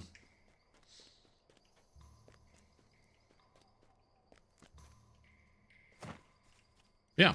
So overall, my character is coming out pretty good so far. An ability I do want to kind of take is take 1 point here for the fortification because I don't have a fortification item, so I think I will. And then I'm going to spend my next point taking Mechanist for an extra 1 pointer for 20 repair amplification, because then I have 20 repair amp here and 20 here, so I'll be healing myself for 40% more, which does seem pretty valuable overall. So I think that's what I'm going to do. And then once I get to level 7, I get the repair ring that I have in my inventory here. I can equip it, which will heal me for an extra 57%, which means my heals will be very powerful on my own character, which will be nice. Because for now, I don't really have any spell power. Arcane Reagent Vendor. I also like that the Reagent Vendor is named Alembic. Big fan. Buy me 1,000 of these, and we are all set. Cool. Now we're going to take a bit of a step up in difficulty. We're going to do some quests that can be relatively difficult, depending on the type of player that you are. We will be going to depending on what the character is and how geared you are for it. We'll be going to the Night Brigade. We're going to do this for 2 reasons. One, it's a really cool quest chain. Oh, do I take Anthem, the Warforged Bard, or Storm, the Warforged Favored Soul? I never use a Bard. Anthem seems kind of cool. Storm, eh? Or Blast? Is Blast a Warforged Wizard? Honestly, that seems... Warforged Wizard sounds really bad. You think I should take Blast? You know what? Sure, let's do it. I said I think it's bad, so let's give it a shot. Blast, you're in. No Covered Culvert? I could do Covered Culvert. But I want to do the Night Brigade first. Some people might be watching this video series that haven't seen quests. A lot of the new low-level quests that have been added. So I want to try to do those when possible to kind of showcase them, which are kind of cool.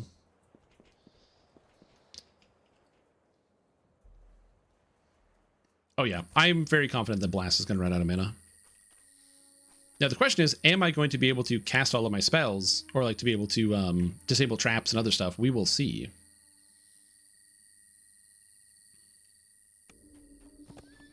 Oh, I didn't get my dog buffs either.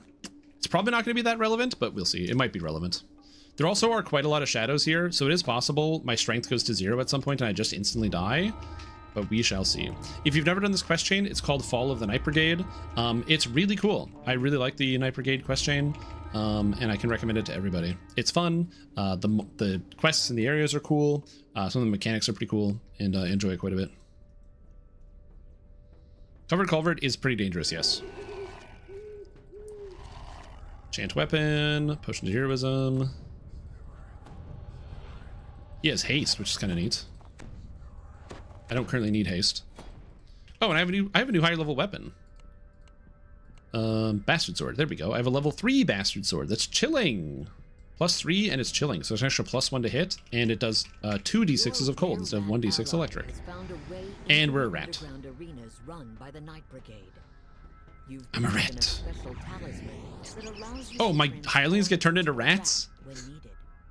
I didn't notice that. That's amazing. I have almost as many spell points as Blast. That's fun. But I have way more health than he does. That's my big worry, is that Blast is going to get cooked by some of these guys. Also, the monsters in these quests have a lot more health. Yeah, Red Jam. Uh-oh, you don't see me. You don't see me. It's fine. Being a rat has its advantages. Alrighty. Door. And you revert back to your normal form. Alright, it's not doing too bad. And I mean, Blast just kind of chunked them. Hell yeah, Blast, let's go! Magical voice booms from all around. Alright, time for doing crocodiles. Challengers for our first bout have entered the arena. Yeah, my guys change back. Accolade favorite soul bard build. Mm-hmm.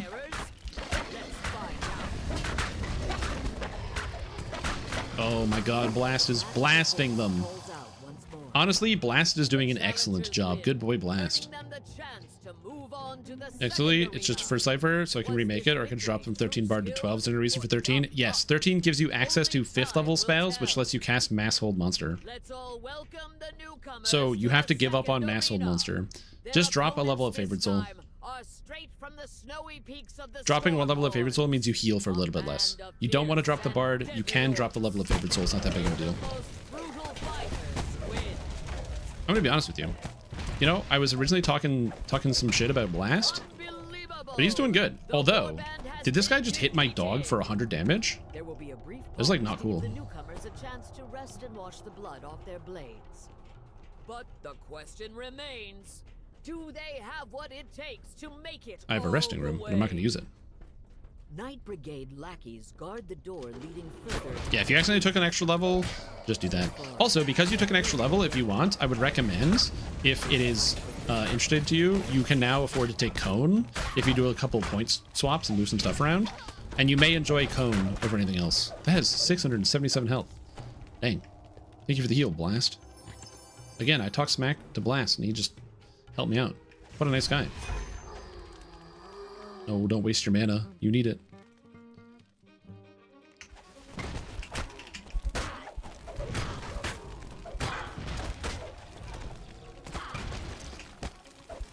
Wizard, Shaman. I mean, he does heal for quite a bit.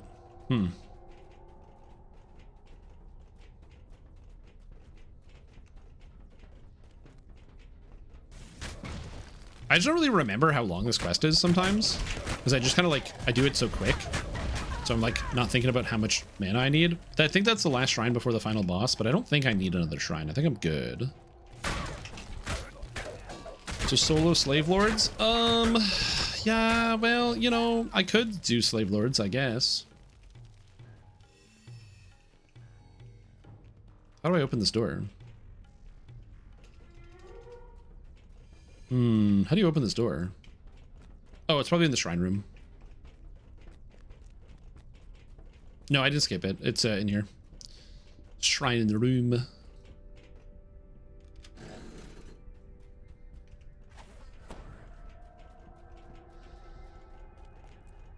Again, I really don't know how dangerous some of these adventures are, like what some of the dangerous parts are, so we'll see. I'm just going to cast Resist Fire and Resist Lightning and Resist Cold.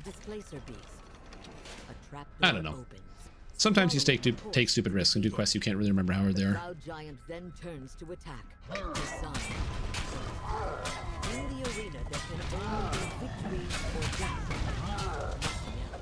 am cursed. That sucks. But I am still fine. Oh my god, that's so much health, dude. What the heck? Like, I don't think I'm weak, but that's a lot of health for a guy my... Like, that's a giant hold level monster. That's so funny. Alright, well... Ooh, but I did get Agartha's Belt. Fortitude, Ram's Might, Insightful Strength, and Strength. This might seem like it's a bad item because I don't need the Strength, but here's the trick. This item gives 3 Strength and 1 Strength, so that's a total of 4. It then has Ram's Might, which gives you 2 Strength, and a Moon Augment slot, which can take 2 Strength. This belt can give you 8 Strength for level 4. Power creep is real. However, Ram's Might not only gives you 2 Strength, it also grants you 2 damage. So by putting on this belt, I lose 5 health, but now my strength is almost as high as my intelligence. But more importantly, I get +2 damage per hit, which will be nice. All right, next up is the Wizard's Labyrinth. I think this is possibly the hardest one, but we'll see. Yes, these quests are harder. These are newer quests, and the newer quests are much less forgiving to the video game's general power creep. So I just need to make sure I'm careful with this. Because this hallway has a bunch of guys in it. Yeah, it's the shadows that are so dangerous in it.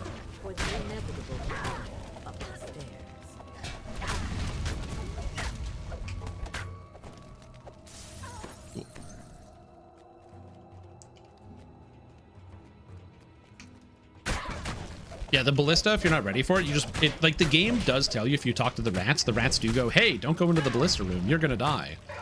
So like if you do pay attention to the game, you shouldn't die to the ballista room. You steel yourself and your leg muscles for more climbing. Okay, cleric. What the heck is happening? This guy's sprinting all over the place. He's like going backwards. Is this guy at a repeating crossbow at this level? What a nerd. Get him out of here. I don't need a shrine. I'm good. You try the door at the top of the stairs, only to discover that it's barred shut on the other side. I just stopped the bolts with my face. Can work.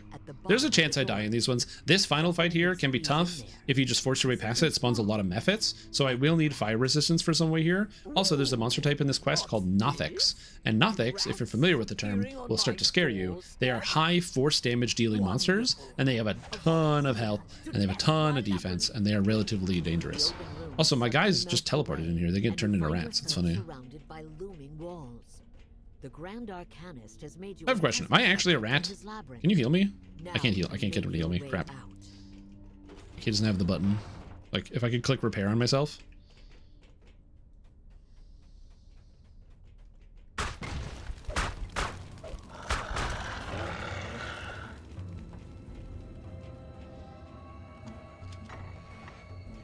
You hear a small voice in the corner.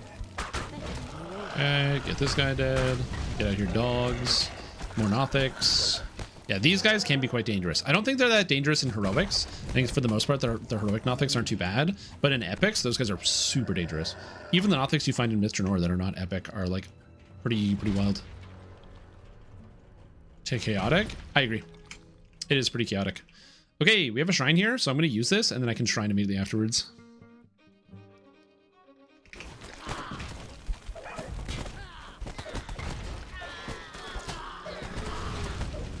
Okay, warriors are dead. Goblin Great Shaman, 1300 life. No blast. Oh! Yes! Sometimes the monsters will just like fall through the terrain. So he fell through the terrain and died. Therefore, I got credit for beating him.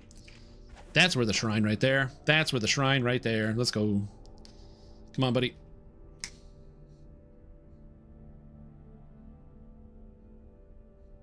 Are any of the coffers worth buying? It depends on if you like the cosmetics.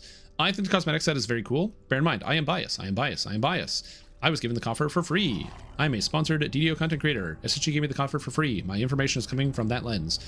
I think the outfits look very, very cool. And I do like having 30 extra shared bank space. That being said, you know, 8,000 DDO points is a lot. It's basically 80 bones if you don't have any DDO points on hand already. And it is a tough sell to say, is it like really worth it? I do like the Corvid outfit. I think it looks really, really good, especially depending on the type of theme you go for. And I like the fact that there's a quiver on the cloak. I actually think it looks very, very good with that regard. However, I will also say that the mount is a reskin of the Raptor. Obviously, it does look, it's like a really well done reskin. It uses the same Raptor model, but it very much looks like a bird. So if you don't like the way the Raptor animations look, it might be one to step away from. That being said, it is fucking sick, and the artist knocked it out of the park. But you have to like it. The coffer gives 10 shared space for the base one for 2,000 points.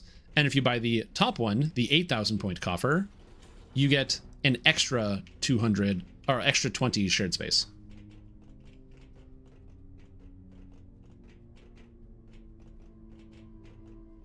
So it goes to a total of 30 if you buy the biggest coffer.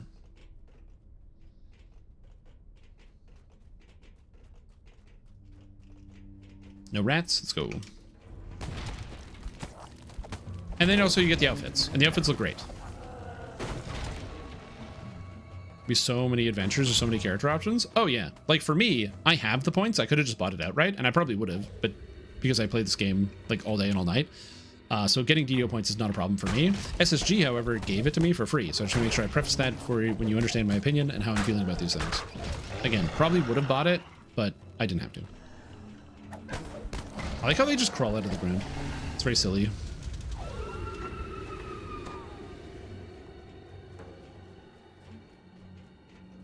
All right. Rats. Angry subject is soulless. Dog is tanking pretty good. Oh, crap.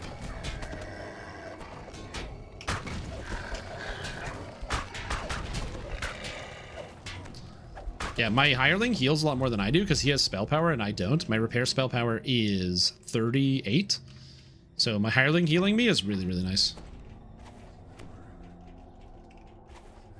It's just, listen, I like bank space, okay? I like bank space.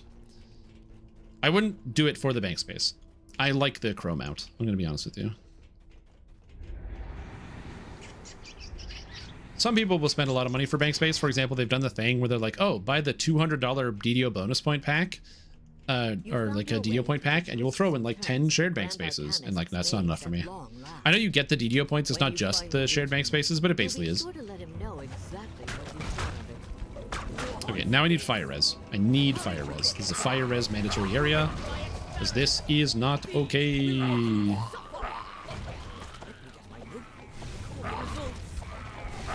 Blast! Blast! Watch out, Blast! I mean, Blast is somehow okay. He's just kind of tanking it. I love it.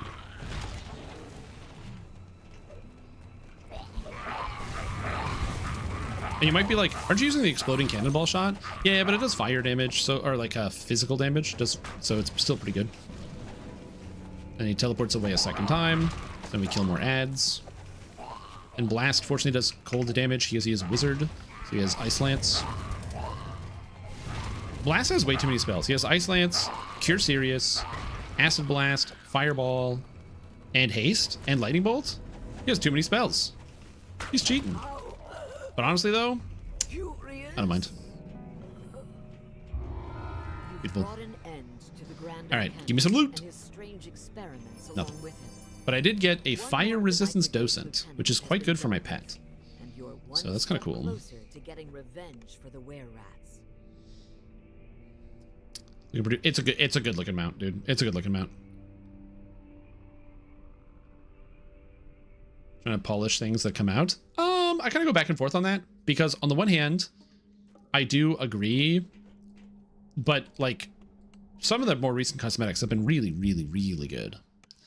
Again, they've been doing, and like not just cosmetics as in like the stuff you can buy, but also the stuff that you can just like play with. Like I said, like the Like the loot from the quest, a lot of it like looks really, really good. I've said it before, one of the things that's always been weird about the DDO store is that you can buy cosmetics in the DDO store and most of them look bad. Like they just don't look good. But the items in the game are really, really cool looking. And it's always been perplexing to me. Okay, I know there are traps in here. I just don't know exactly where there are traps in here. There's a trap here. Oh god, I failed with 7 plus 19. That is not ideal. Okay, these traps are high DC, man. What the heck? I know that there's also a blade trap here. I just don't know exactly where the box is for it. Yep, there it is. Okay.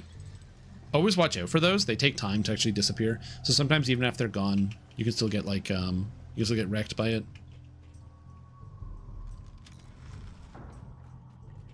This area matches the description the were-rats gave you.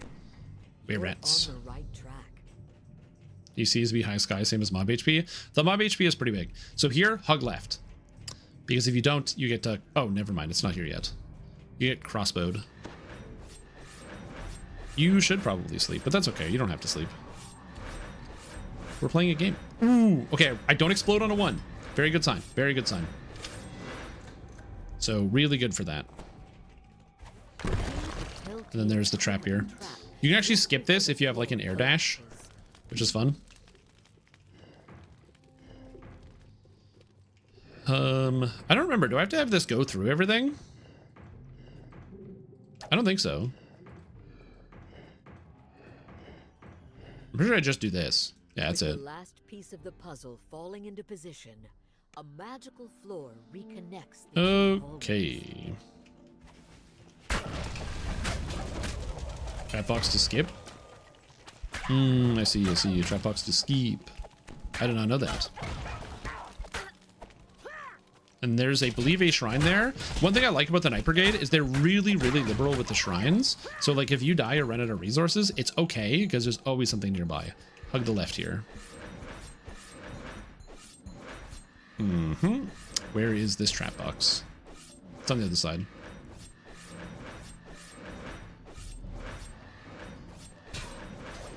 Ouch.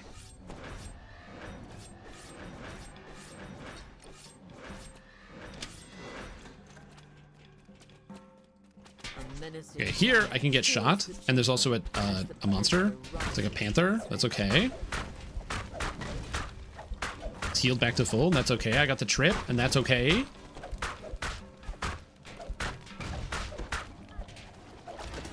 Okay, panther. You can shoot explosives through the door, which is hilarious. Whoa! Whoa! How'd he get in there? Whoa, buddy! My dog snuck in. What the hell? He like fit through the bars. Don't stand in front of this. It kills you. That's amazing. He just snuck through the bars. What the heck? All right. Big trap here. These ones, you just walk around them.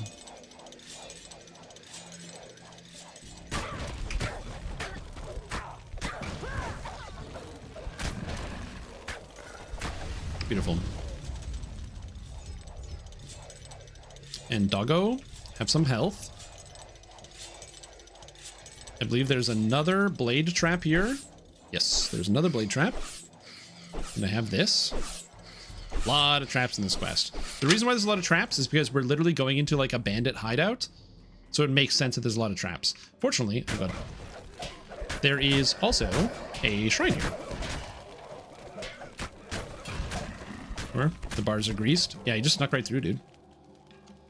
I'm on my 8th life. I find the heroic leveling so painful, especially around the 11 to 16. I got greater tome learning, voice, ship. I can't use XP pots anymore. I have most adventure packs of Vecna, Chill, Salt Marsh, and Myth Draenor. Depending on the class build you play, so I'm pain to fly through. So generally, I find that that level range that you're talking about is usually one of the fastest and easiest. That's not true. I really hate... So the problem with when you're 11... What a lot of people will do is Shadow Crypt a million times. If you don't have a second account to open up Shadow Crypt, it gets a little bit slower, but it's okay. And then 12, a lot of the 10s suck, and a lot of the 11s suck. To be honest with you, the level 9, 10, and 11 level quests are kind of, I wouldn't say bad, but like there's just not enough of them. There's not enough variety. It is a bit of a slog for I think most players that are going through that section. Once you hit the level 13 and 14 quests, that's when it starts to smooth out a little bit because you get access to Giant Hold, you have access to the Archon chain, the Devil's Gambit chain, the Attack on Stormreach chain. So you have a whole bunch of quest chains. But it's a little tough before then. I feel you on that one. I do also have that experience. I will say, as somebody who owns a Myth Draenor, the fact that it's level 13 helps out a little bit. So it gives you a little bit more quest variety. But yes, that's pretty much where, no matter what build you're playing, or what character you're playing, or what class you're playing, that level range, you kind of just always end up doing the same quest almost every time.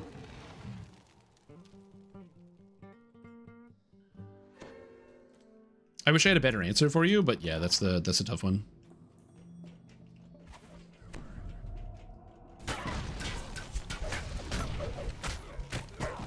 Yeah, the Sands of Nectarian is a good option. You can also do quests under, which is what some people do as well. So to give you an example, what I've been doing is when I hit 12, or like once I am like comfortably, like I take 12, I do all of Ravenloft just in one go, which usually brings me up to like level 13, sometimes 14. And then I run as many of the 12s as I can stomach. So, like, I like to do the Peril of the Planar Eyes chain in the Lord's March Plaza as an example, and a couple of those. Sometimes I do Invaders, because I'm an idiot and I like Invaders, and I'm a maniac and I like Invaders. And then, once I have that sorted, I go do Giant Hold at 13 and 14, and then I run all of Myth Draenor, and running all of Giant Hold and Myth Draenor solves all of my XP problems. But that's also because Myth Draenor is newer. If you don't own Myth Draenor, you can still run Giant Hold at like 13, 14, and dude, there's like a million 14s. Right? I'm talking, you've got Necrophore, you've got the Age of Rage, you've got Devil's Gambit, you've got,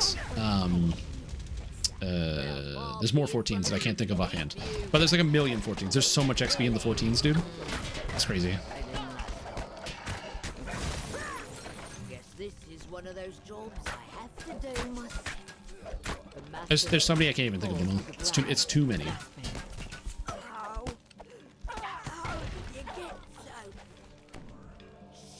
Oh yeah, and then Giant Hold's also an option in there. But yeah, there's so much XP in the 14s. Ugh. Alright, come on, come on, come on. Ooh, I got items. Nice. Carissa's Googles gives me Assassinate, Insightful Assassinate, Improved Deception, Insightful Diversion. Insane assassination item. Useless for me, but insane for those who assassinate. Also, I got a Helmet of Spot 5. I don't have a helmet yet, and I will take a Helmet of Spot 5. That's kind of good.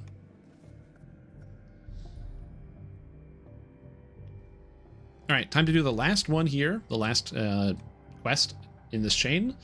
It's a pretty good quest, so we're going to go do it. All right, Darkness and the Light. This quest has tons of optionals. We will be doing none of them because going through the quest quickly is what I want to do. It's not actually that many. Okay, that's true. It's not actually that many, but they give a lot of XP. It's all high yield stuff.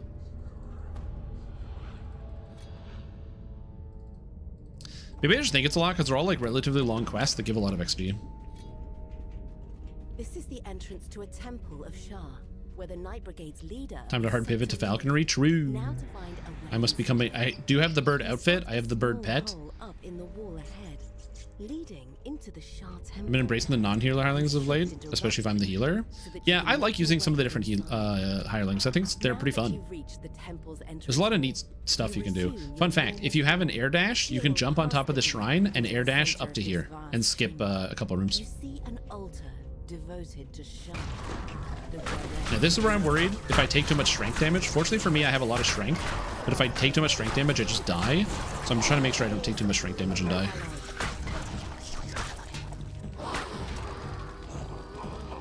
And there's a lot of shadows in this quest. That's the one scary part about this. If you are going to do this one and you're playing on hardcore, I would recommend you don't die. Just be very careful about this one. Mind the shadows.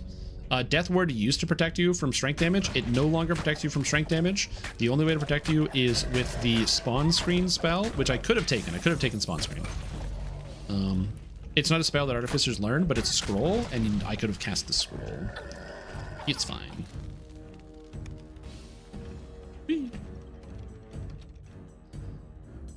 Also, I will say, having my passive charge tier now being tier 2 is so nice.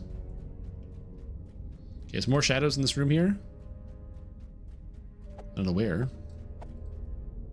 Maybe not. Anyway, you think it's to the right because there's guys and things to do. It's not. It's to the left. You're just hanging immediate left here. All those guys, ignore them.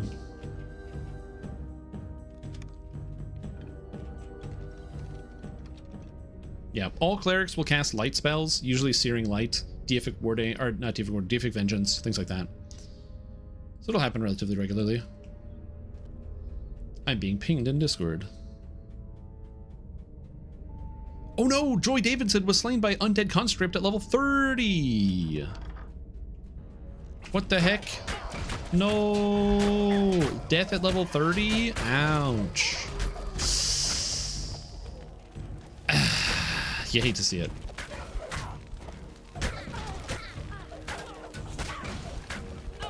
Also, general charge tip, I don't think I've mentioned this yet. Unless you otherwise need to charge it up, in the lower levels, you're always going to stop at charge tier 1 for the most part. You're not really going to charge higher than that because blasting it out twice is usually better than just blasting it out one time at a higher amount of damage because monsters can make their saves, things like that. However, the only exception is once you get charging speed. Once you get some real charging speed, that's when you do want to actually let it charge up a little bit more. But it's all about the charging speed.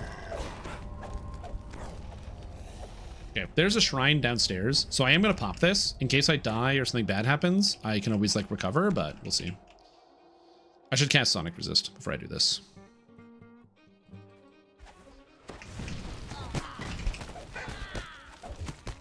That's a lot of goblins. Great Shaman. Okay, I'm gonna cast some. I'm just gonna cast some resistances. I don't remember what spells he casts. For some reason, I'm letting it charge up to 2. I don't know why I am, even though I just said don't do that. There we go. Hopefully he got his wings first. I hope so. Whew.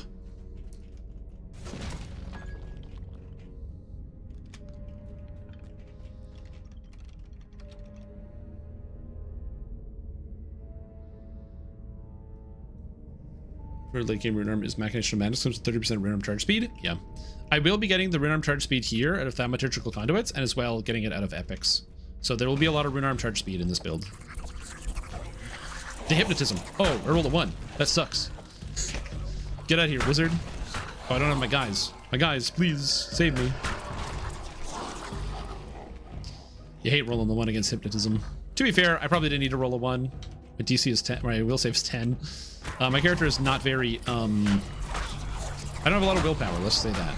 You know, the character's got a pretty weak mind. We're encroaching on the final boss fight here, so I am in fact going to shrine and have my boys shrine with me.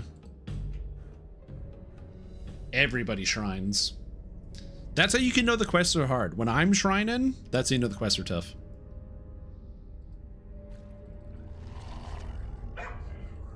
The difficulty be ramping. Aha. Can you please cast this wand? Thank you. And you can haste me? Yo, give me that haste. You found Squeak! another rat hole, so you shift into rat form once again. Rat form. Alright, we are almost there. Alright, we are inside. As you enter the hallway. Alright, dangerous room. Lots of shadows. This is a dangerous room. I should probably have my weapon equipped if I'm going to do that.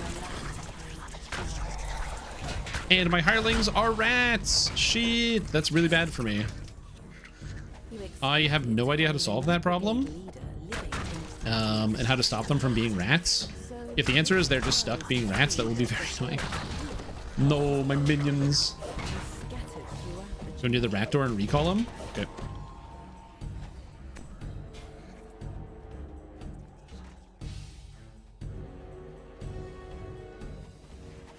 Oh, it worked. Yes. You knew the secret. You knew exactly how to solve my problem. Thank you, Alicane. Or Aliquani.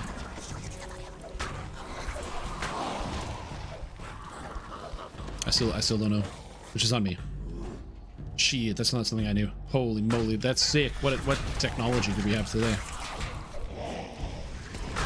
Another thing that's important, if you don't know how to do something in Dungeons & Dragons Online, just ask somebody. There are a lot of really kind and friendly and helpful people in this video game and in the community, and I'm very fortunate that people can watch me and go, this guy's a moron. No, Stream, that's not how you do that. You do it like this.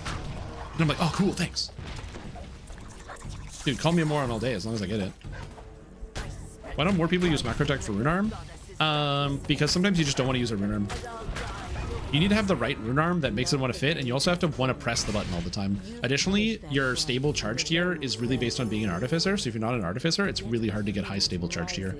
And stable charge tier is like all the quality of life of a rune arm. Victory against Shah's darkness is to make a light.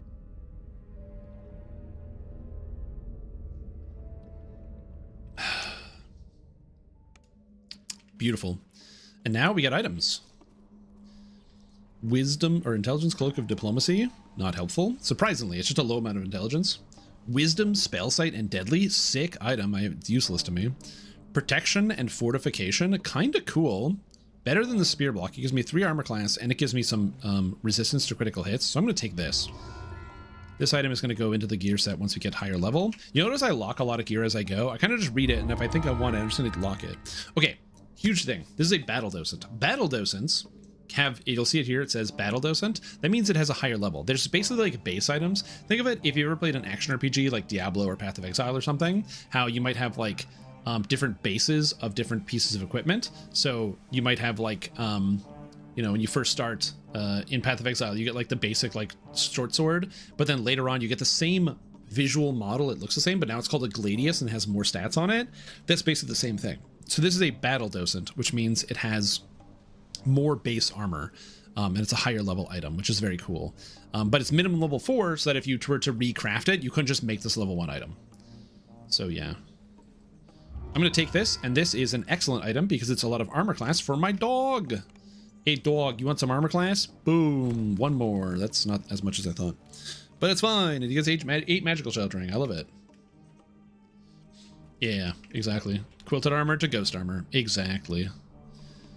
Magic resistance rating battle docent of insightful combat mastery. Actually good. Guy, Brian here. It's what's up, Brian? Pronounced Alarkwain. Alarkwain. Alarkwain. Tronna. Alarkwain.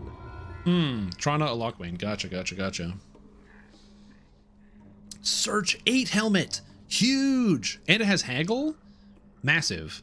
That makes it easier to search stuff. I love that. That's great. Beautiful. All I need to do is hit 1 more level and that becomes my new helmet. And it has haggle on it, which is convenient. So if I can hit 1 level, let's do one of the other new ones. Is Toil and Trouble 3 or 4? I can't remember. Toil and Trouble is 5. Okay, we're gonna wait. That is a hard quest, so we're gonna wait a sec. Also, I went the wrong way. The people here know the name of I need to go back to Stormreach. the wizard who braved the demon web. You took mithril armor? No. I am taking adamantine plating at level 8. The great over sorcerer. Yeah, I could do catastrophe as well as Elminster will. the other one. Covered culvert. Those are both level 4s. So I'll do those. They're new runs and they're fun. Whoop. Culvert's 4. Fish is 3, Culvert's 4, Toil and Trouble is 5. Those are a part of the Tavern Tales quest pack. Is super dangerous? Nah, you just need acid resist, it's fine. Oh, I can tell you. So, oh no! Azrielsa was slain at level 30 by a Shadowwing Harpy! No! Oh, you hate to see it. That's so sad. So if you've never done this quest, by the way, this is a new quest called Covered Culvert. It is basically you go back into the sunken sewer, but you go even farther this time. Different part of the sewer. And because they were going even farther, the monsters are way stronger, unfortunately. So that's pretty wild. The monsters in here are very dangerous. It is important to have lots of elemental resist at all times. So that is something we're going to be doing. We're going to give me all the elemental resist, which is a big deal. So get this going. Eventually I'm going to get this spell cast. Here we go. With all the elemental resist, it's not as bad, but it's still pretty tough. Talk to this lady, and then we go in. The Arcanist opens the way to Is that a champ well-fed carrion crawler? Good, the dog tripped him. Get him, buddy. So yes. So yes, you were asking about why I am using the specific item I'm using, why I'm not using mithril plating. And that's because mithril plating is one of the worst feats in the entire video game Dungeons & Dragons Online. Basically what mithril plating does is it makes it so that you kind of count as though you have light armor. However, docents don't have a max dex bonus. Instead, the armors themselves do. So what that means is, remember how I said there's like different base types as we go forward? Higher level items have higher amounts of maximum dexterity bonus. So for example, if you have a chain shirt has a max dex bonus of 4 because that's the type of item that it is. As you increase in character level, the high level chain shirts have like a max dex bonus of like 26, meant to accommodate the fact that your character is going to have a lot more than 18 dexterity when you get to the high levels. You're going to have closer to like 70 or 80, which is good, and it's a good change and a good thing they added into the game. However, the feat mithril plating counts as though you have +5 max dex bonus, no matter what level you are or what level items you equip. As a result, you are wearing light armor without any of the benefits of having that sick dodge chance. In fact, it's really, really horrible. You get no benefit. So mithril plating is a massive nerf to your character in all cases and will always make you statistically dramatically weaker, to the point where it may not even be worth it like playing that character. It is brutal. It's a huge destruction in all of your stats. I wish I could tell you that I'm like exaggerating or like going a bit over the top, but I'm not. It's really, really, really bad for you. And so if you ever find yourself tempted to take mithril plating, don't. Take adamantine plating if you want to use heavier armor, or take no plating and just use the composite. Those are your only two options. Why is it a thing? Because it was added in 2006 and not updated in the past 2 decades of the game's release.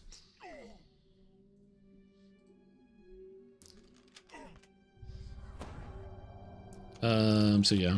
Is this a newly created character? Yes. For the purposes of the solo guided playthrough, I like to play a brand new character with nothing on it. So that way I can use this as an example as to how to overcome individual challenges that somebody who's also getting started might face on their own. How do you deal with difficult monsters? What type of things should you prepare for? What type of consumables should you have? Sort of what I did with the Beginner Basics series on my channel. But this is a bit of a more broader look where I'm going through the entire leveling process. Why do they all have to be Snow Peaks champs? Oh god. This guy hurts.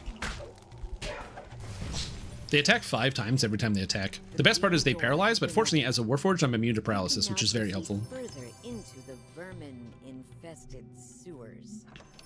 Okay.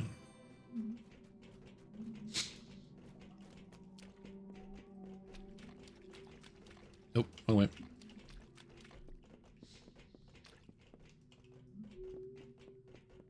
Get out of here. I wish I had more jump. Don't have to make a new tune. It's just baby core. Yeah, for baby core, you don't have to worry about it. You can use whatever character you want. It's for the hardcore. You have to make a brand new character on hardcore.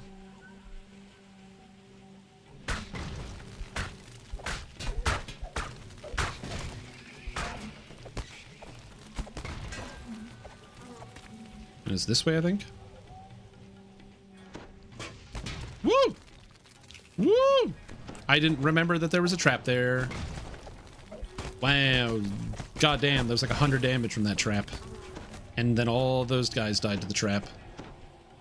I don't remember there being mandatory traps that you have to pass by, so I think I'm going the wrong way. But that's fine, don't worry about it.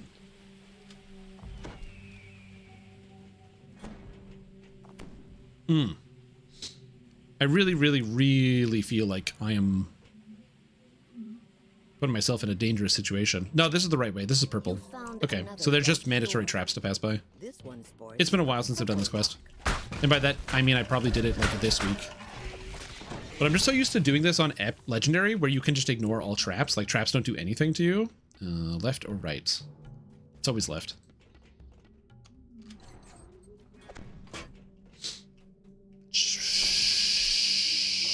And this is why I have 174 hit points. Okay. Also, I really need a shrine now, and I don't have to go all the way back, but I don't know where shrines are in this quest. So, remember I said, like, oh, they've been really good at adding in shrines to all these quests? I don't know where they are, so I think I have to go all the way back to that shrine way, way back in the bottom of the pit, because I don't know where a shrine is, and I'm, like, kind of out of resources. I mean, I can try around this corner, but, like, I'm really worried I'm going to run into something I can't deal with. Like, that's already something I don't want to deal with. Unfortunate. Oh, there's another well-fed carrion crawler? Oh, crap. I'm getting boxed in. Just dodge. There we go. Got the 4 dodges there. It's all good. Just when they rear back, you just have to, like, dodge. Woo! I hope there's a shrine nearby. We're now taking a huge risk for no particular reason. So don't do what I'm doing, kids. Okay, there's like no shrine. Okay, so this quest, I don't know how many shrines there are. It does not look like this quest has a lot of them, or I just missed them somewhere. I'm not sure. But that's okay. That's okay. We're fine. I got lots of mana. I got lots of mana. The purple door grinds open. A sudden whiff of fresh. You want to kill me in level 34 earlier this season? Yeah, they're very dangerous. Opened a way to the surface. This is the final boss fight, so I don't know where this is the shrine that I missed. This final boss fight's not that hard though, so I'm just gonna kill it. But yeah, wild. Couldn't tell you where it is. At this immense sinkhole stands a druid. When he spots you, he breaks off his insane rant to attack. He casts Entangle on me and Fog Cloud? Get out of here. My children will feast, he says as he does. Oh, I got the bug kickers. Enhanced key, deadly, crippling, combat mastery, double augment sockets. Great item. I am going to use this. I don't have combat mastery, which will help me for trip. It's got crippling, so on crit, I slow guys down. It does damage. And then the enhanced key is great. The bug kickers are one of the best items to get for monks in early levels. They're extremely good. If you're playing a monk play, or if you're any type of monk player, unbelievably powerful. So insanely good. And it's got the double augment sockets. I didn't pull any moon augments to put in here, but if I did, woo! Cool. So now I won't have feather falling, but honestly, it's worth it to have 3 more damage per hit. No. Convalescent Boots of Strength gives healing amp and repair, but I already have repair amp. I'll take them anyway. I'll sell them into the game. Okay, I need 1 more level, so we'll do the cat quest. What is a moon augment? So, for the longest time, Dungeons & Dragons Online did set bonuses for all their expansions. So an expansion would come out, it would come with a bunch of item sets, and we'd get them. The problem with the item sets is they're kind of restrictive. The item sets would have to be tailored for each individual class style, and if a class wasn't catered to with, or like playstyle wasn't catered to with an item set, it just wasn't good for the entire expansion that it was a part of, which kind of sucks. So the easiest example is there was the last time we got a good divine armor set was in Sharn. In Sharn, there was a Flame Cleanse Fury, and since Flame Cleanse Fury, there's been no replacement for it. And so the downside is you just kind of use the same armor for 6 years straight. The benefit of the new items with their Sun and Moon augment slots, these now break up the individual stats you used to get on item sets. Instead of getting an item set that's usually like your chest, your cloak, and your helmet, instead now the chest, the cloak, the helmet, the goggles, and the trinket have an extra slot called a Sun augment, and Sun augments take augments that give you an artifact bonus to stats, which is the same as the set bonus, and then your bracers, your belt, your gloves, your boots, and your necklace. These have moon augments, which take a profane bonus, which is the other set bonus you used to get from expansions. So basically now, instead of having set bonuses, they've kind of retired the set bonuses and given us the kind of build your own set sort of mechanic, which has made the character building and the item building significantly more interesting as time has gone forward. It is, in my opinion, one of the better changes that's happened to Dungeons & Dragons Online. It is so good. I would like to see them go back in time and update every item in the game that is not part of an existing item set. Give it a Sun and Moon augment slot. They're so cool. Proceed through the dimension door and speak to Olivia Snow to learn. Olivia asks you to obtain some nice milk to distract the cat turned dragon. There's a very you should be able to sit clearly speaking to a very large rat. Yeah, the only hard part is getting the augments you want, but the augments, they drop from a lot of the newer content, and they're fully tradable, much like filigree. If we had an actual functioning market and a reason to trade things with other players, they'd be so cool. We don't have either of those things, but instead, it's now just a communal thing. So, like, within my guild, for example, if I need a certain augment, I can just ask, and they might provide it, if they have it, and if somebody else asks, I can go, oh, I have that one, and hand it over. It's like a sharing thing, so when you play with your friends, you can help your friends get augments, which is cool. Yes, there's no artifact bonus to all stats, unfortunately. You've obtained enough milk to distract the cat dragon. Next, you must locate a certain... Again, that's what I said. My theory craft is that rings, which do not have sun or moon augments, will have eclipse augments, which are going to be much more powerful, but much more limited as a result.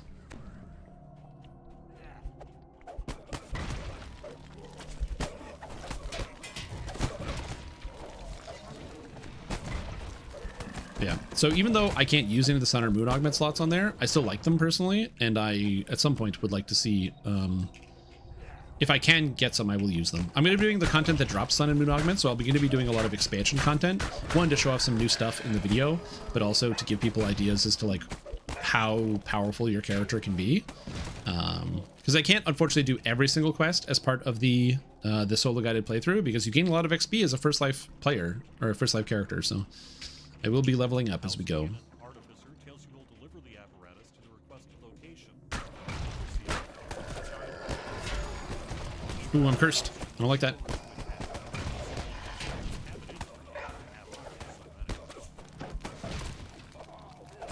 Alright, let's get rid of the curse. I don't have my curse pot on here. Curse pot. Curse and removal potion. Thank you. And cure. And we're all set.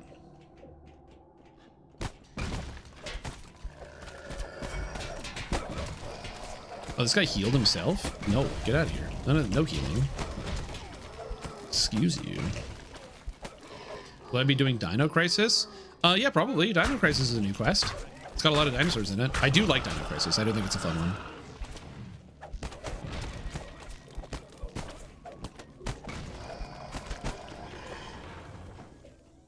Alright. Dog is back to full. Ooh, ooh, ooh. And there is a moat here. The moat might be dangerous, so we'll see. I also, again, much like the last one, I don't really remember where all the shrines are in this quest, because I don't really ever find the need to shrine, so I don't.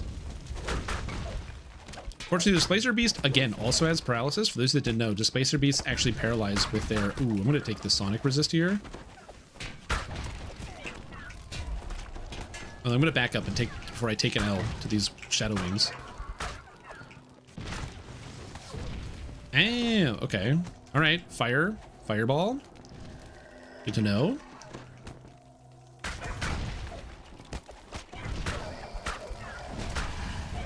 All right. Had to do a little bit of a shuffle, and there's a shrine right behind me, so we're good. Woo!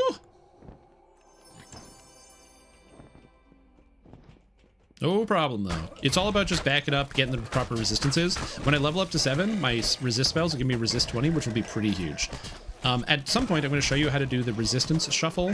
It's a way to make it so you can cast all your resistance spells without getting annoyed by the fact that they all share a cooldown, and it makes me a lot more safe. So I'm going to be doing the resistance shuffle in a little bit here. I'm still going forward because I have mana to cast heals, and I think there's a shrine in front of me, and if there isn't, I can just go back to the shrine that's behind me. I'm not terribly worried about it. Oh my god, Blast just meleeed that guy for like more damage than I do. What the heck? Get him, Blast. Blast, more like Beast.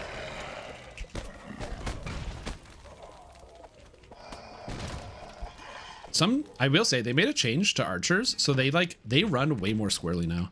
They're like all over the place. They're like left, right, jumping up and down. It's wild stuff. Okay, there's somewhere around here a shrine.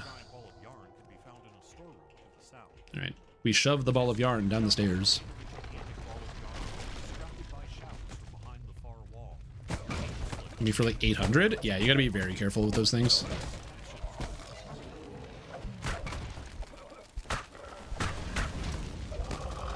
Perfect. I'm like 99% sure I have a shrine down here somewhere, because this is the final boss, but maybe we don't. Yeah, there it is. Whoa! Is there bad guys here? Nope. Hey, buddy, can I use your shrine or your lever?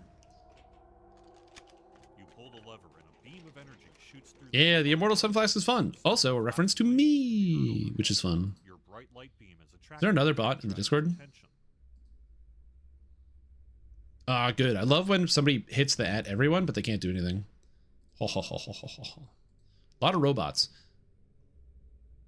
I will say this, something that some of you may or may not be aware of. If you ever use Discord, if a random person messages you and you do not know them, and they invite you to join a Discord to chat, or just if one of your friends that you do know sends you a Discord link out of the nowhere and does not give you any communication, they don't tell you anything about it, they just send you a Discord link, don't click on it. You're getting wrecked. You'll be in a big trouble. Okay? It's the big bamboozle, and it's a scam. Think about how I scammed everybody with the Stronati's hand cannon gamble earlier today. It's like that, but 10 times worse. What if they have a cute anime profile picture? No.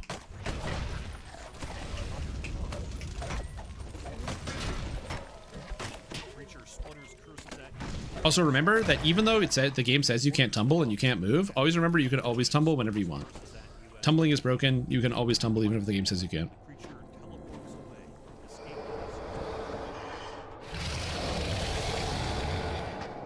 Do I like the tumble changes? Yes, I love the tumble changes. It is a very high skill maneuver that allows you to just completely avoid and dodge attacks. And like, for example, against the the carrion crawlers that usually hit 5 times in a row, with proper tumbling, I can just make myself completely immune to their attacks. And that type of gameplay, I really enjoy. Secure the cat. I was like, where's my XP game? There it is. Like, I do understand why people liked the tumble spamming, but for me, I much prefer the fact that it's now a usable mechanic and is one of the coolest changes DDO has done in the past several years. Very, very cool mechanic.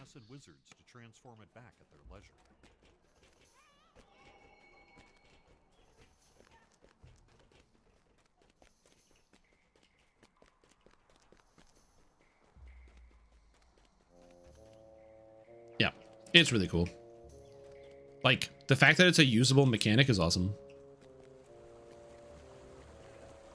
Oh yeah, I also liked going very fast. Don't get it twisted. I'm with you guys. It was fun. But also, I much prefer the solution instead of being like, hey, the solution is, you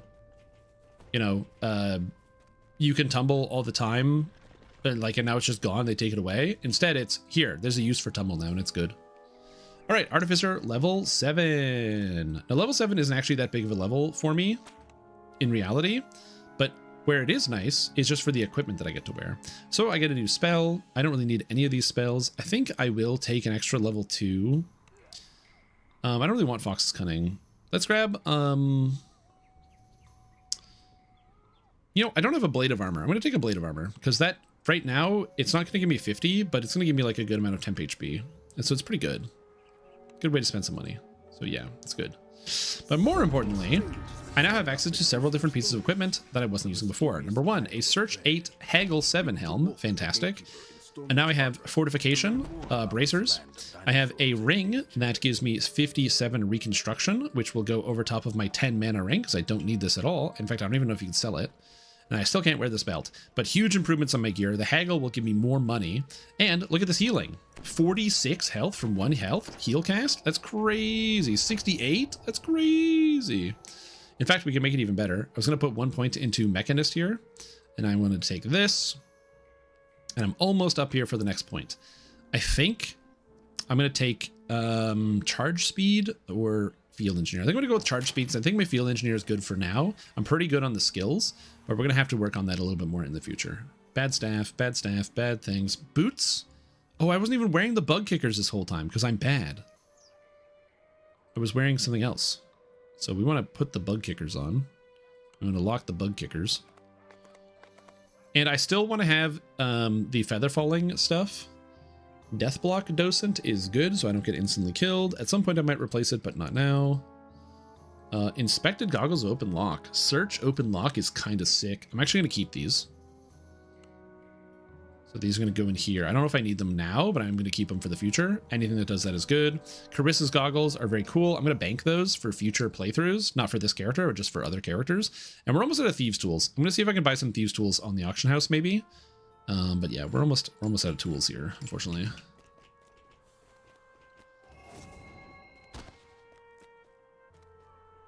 There's a scroll vendor in House C, you know, right? Yeah, I do. I just don't have a lot of money. I only have 4,000 platinum, so buying scrolls all the time can be a little bit difficult when you're also trying to buy like other things you need. Once I get to level 8 or 9, I'm gonna have so much money, I'm not gonna worry about it, especially now that I have the Haggle helmet. But at the beginning, it gets kind of rough. There we go. I can, if you need some tools, I can have some +5s. No. I can't. It's got to be. I can't just accept a gift from you guys. I appreciate it. That's very, very kind of you. But for the purposes of the video, I got to find it. Solo playthrough.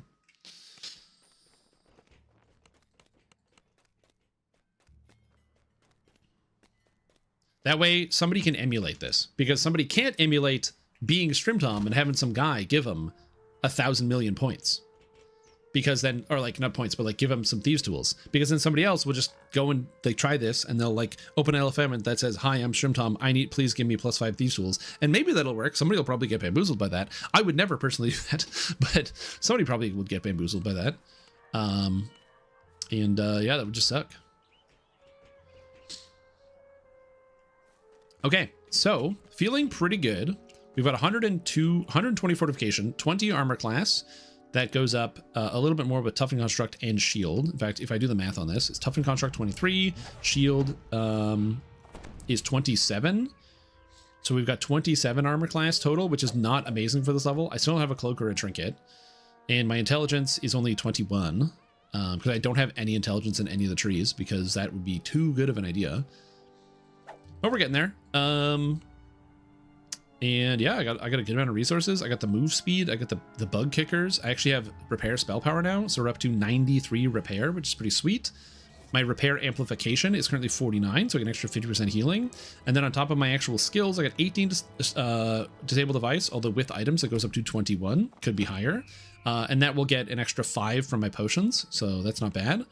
And then down here, we get access to our search, which is 26, which is way over what we need. So search is pretty good for now, although I will need to keep working on that in the future.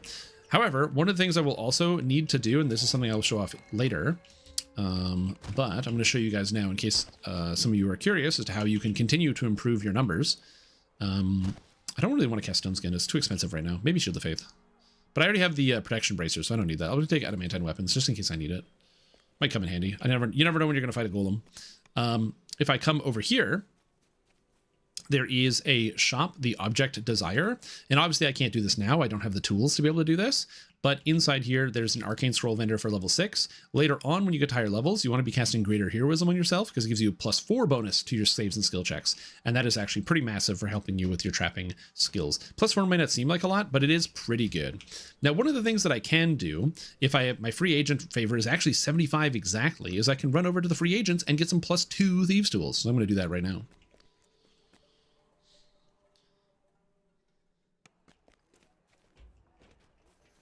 Go buy Neese's Bauble from the Plat Exchange.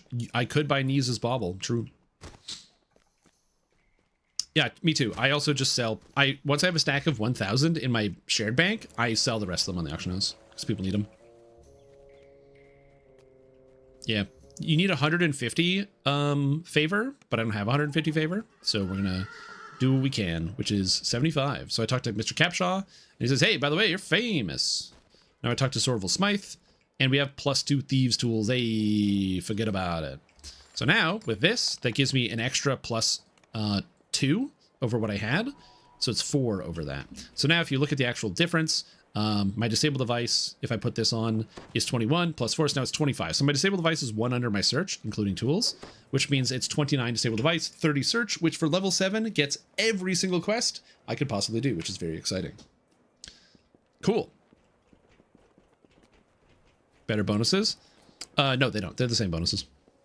They're just +2s. But that being said, that is actually, I think, going to be where I end it for today for 2 reasons. Number 1, it's been 9 hours and I'm tired, so I am done for the day. And number 2, I want to save something for tomorrow, you guys. We can't just sprint through the entire thing. We gotta spread it out, you know, spread the love. So yeah. So we're going to be done for the day. Because again, 9 hours of stream. I'm tired. Yeah. What the heck is this guy doing here? Day 1 of hardcore, gotta get to 20. Oh no. Yeah, so we'll be back tomorrow. Same bat time, same bat channel. More solo guided playthrough. This event ends on February 3rd, I think. So we will be finishing this before February 3rd. So we're just gonna be machine gunning through this until it's over. So yeah. But yeah, anyway, thank you guys for watching. It's been a fantastic time. I appreciate everyone for tuning in. You guys are good. I am happy that people are having fun today. Sorry for the scam. That was a genuine, honest mistake. I did not expect the scam to take place. And I look forward to scamming you guys in the future. Ah, good old scam. Good old scam. Good old scam. We should raid somebody. Who's streaming? Is anybody streaming? Who's streaming? Use a guy is streaming. I know Use a guy. He's streaming. You know what? You know what? Use a guy would stream you, or raid you. I do raid you very regularly. I've never raided Druid's Fire, who is an active viewer in the channel. So I'm gonna raid Druid's Fire today. I'll raid you next time. I will raid you next time. Oh yeah, I could also raid Neutral Agent. I already clicked the raid button, but we'll pass the raids along in the future.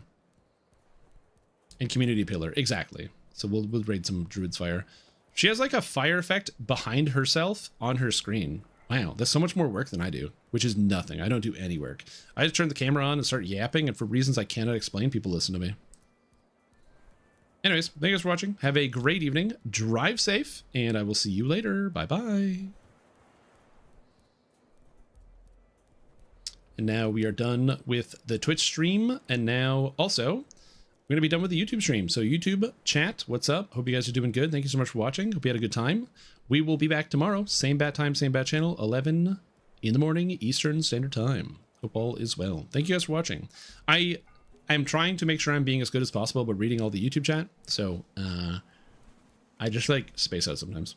It's hard to watch two chats at the same time and play a game. That's right. My job is so hard. Ooh, woe is me. Boo hoo. Boo hoo. Yeah, I'm gonna go to bed.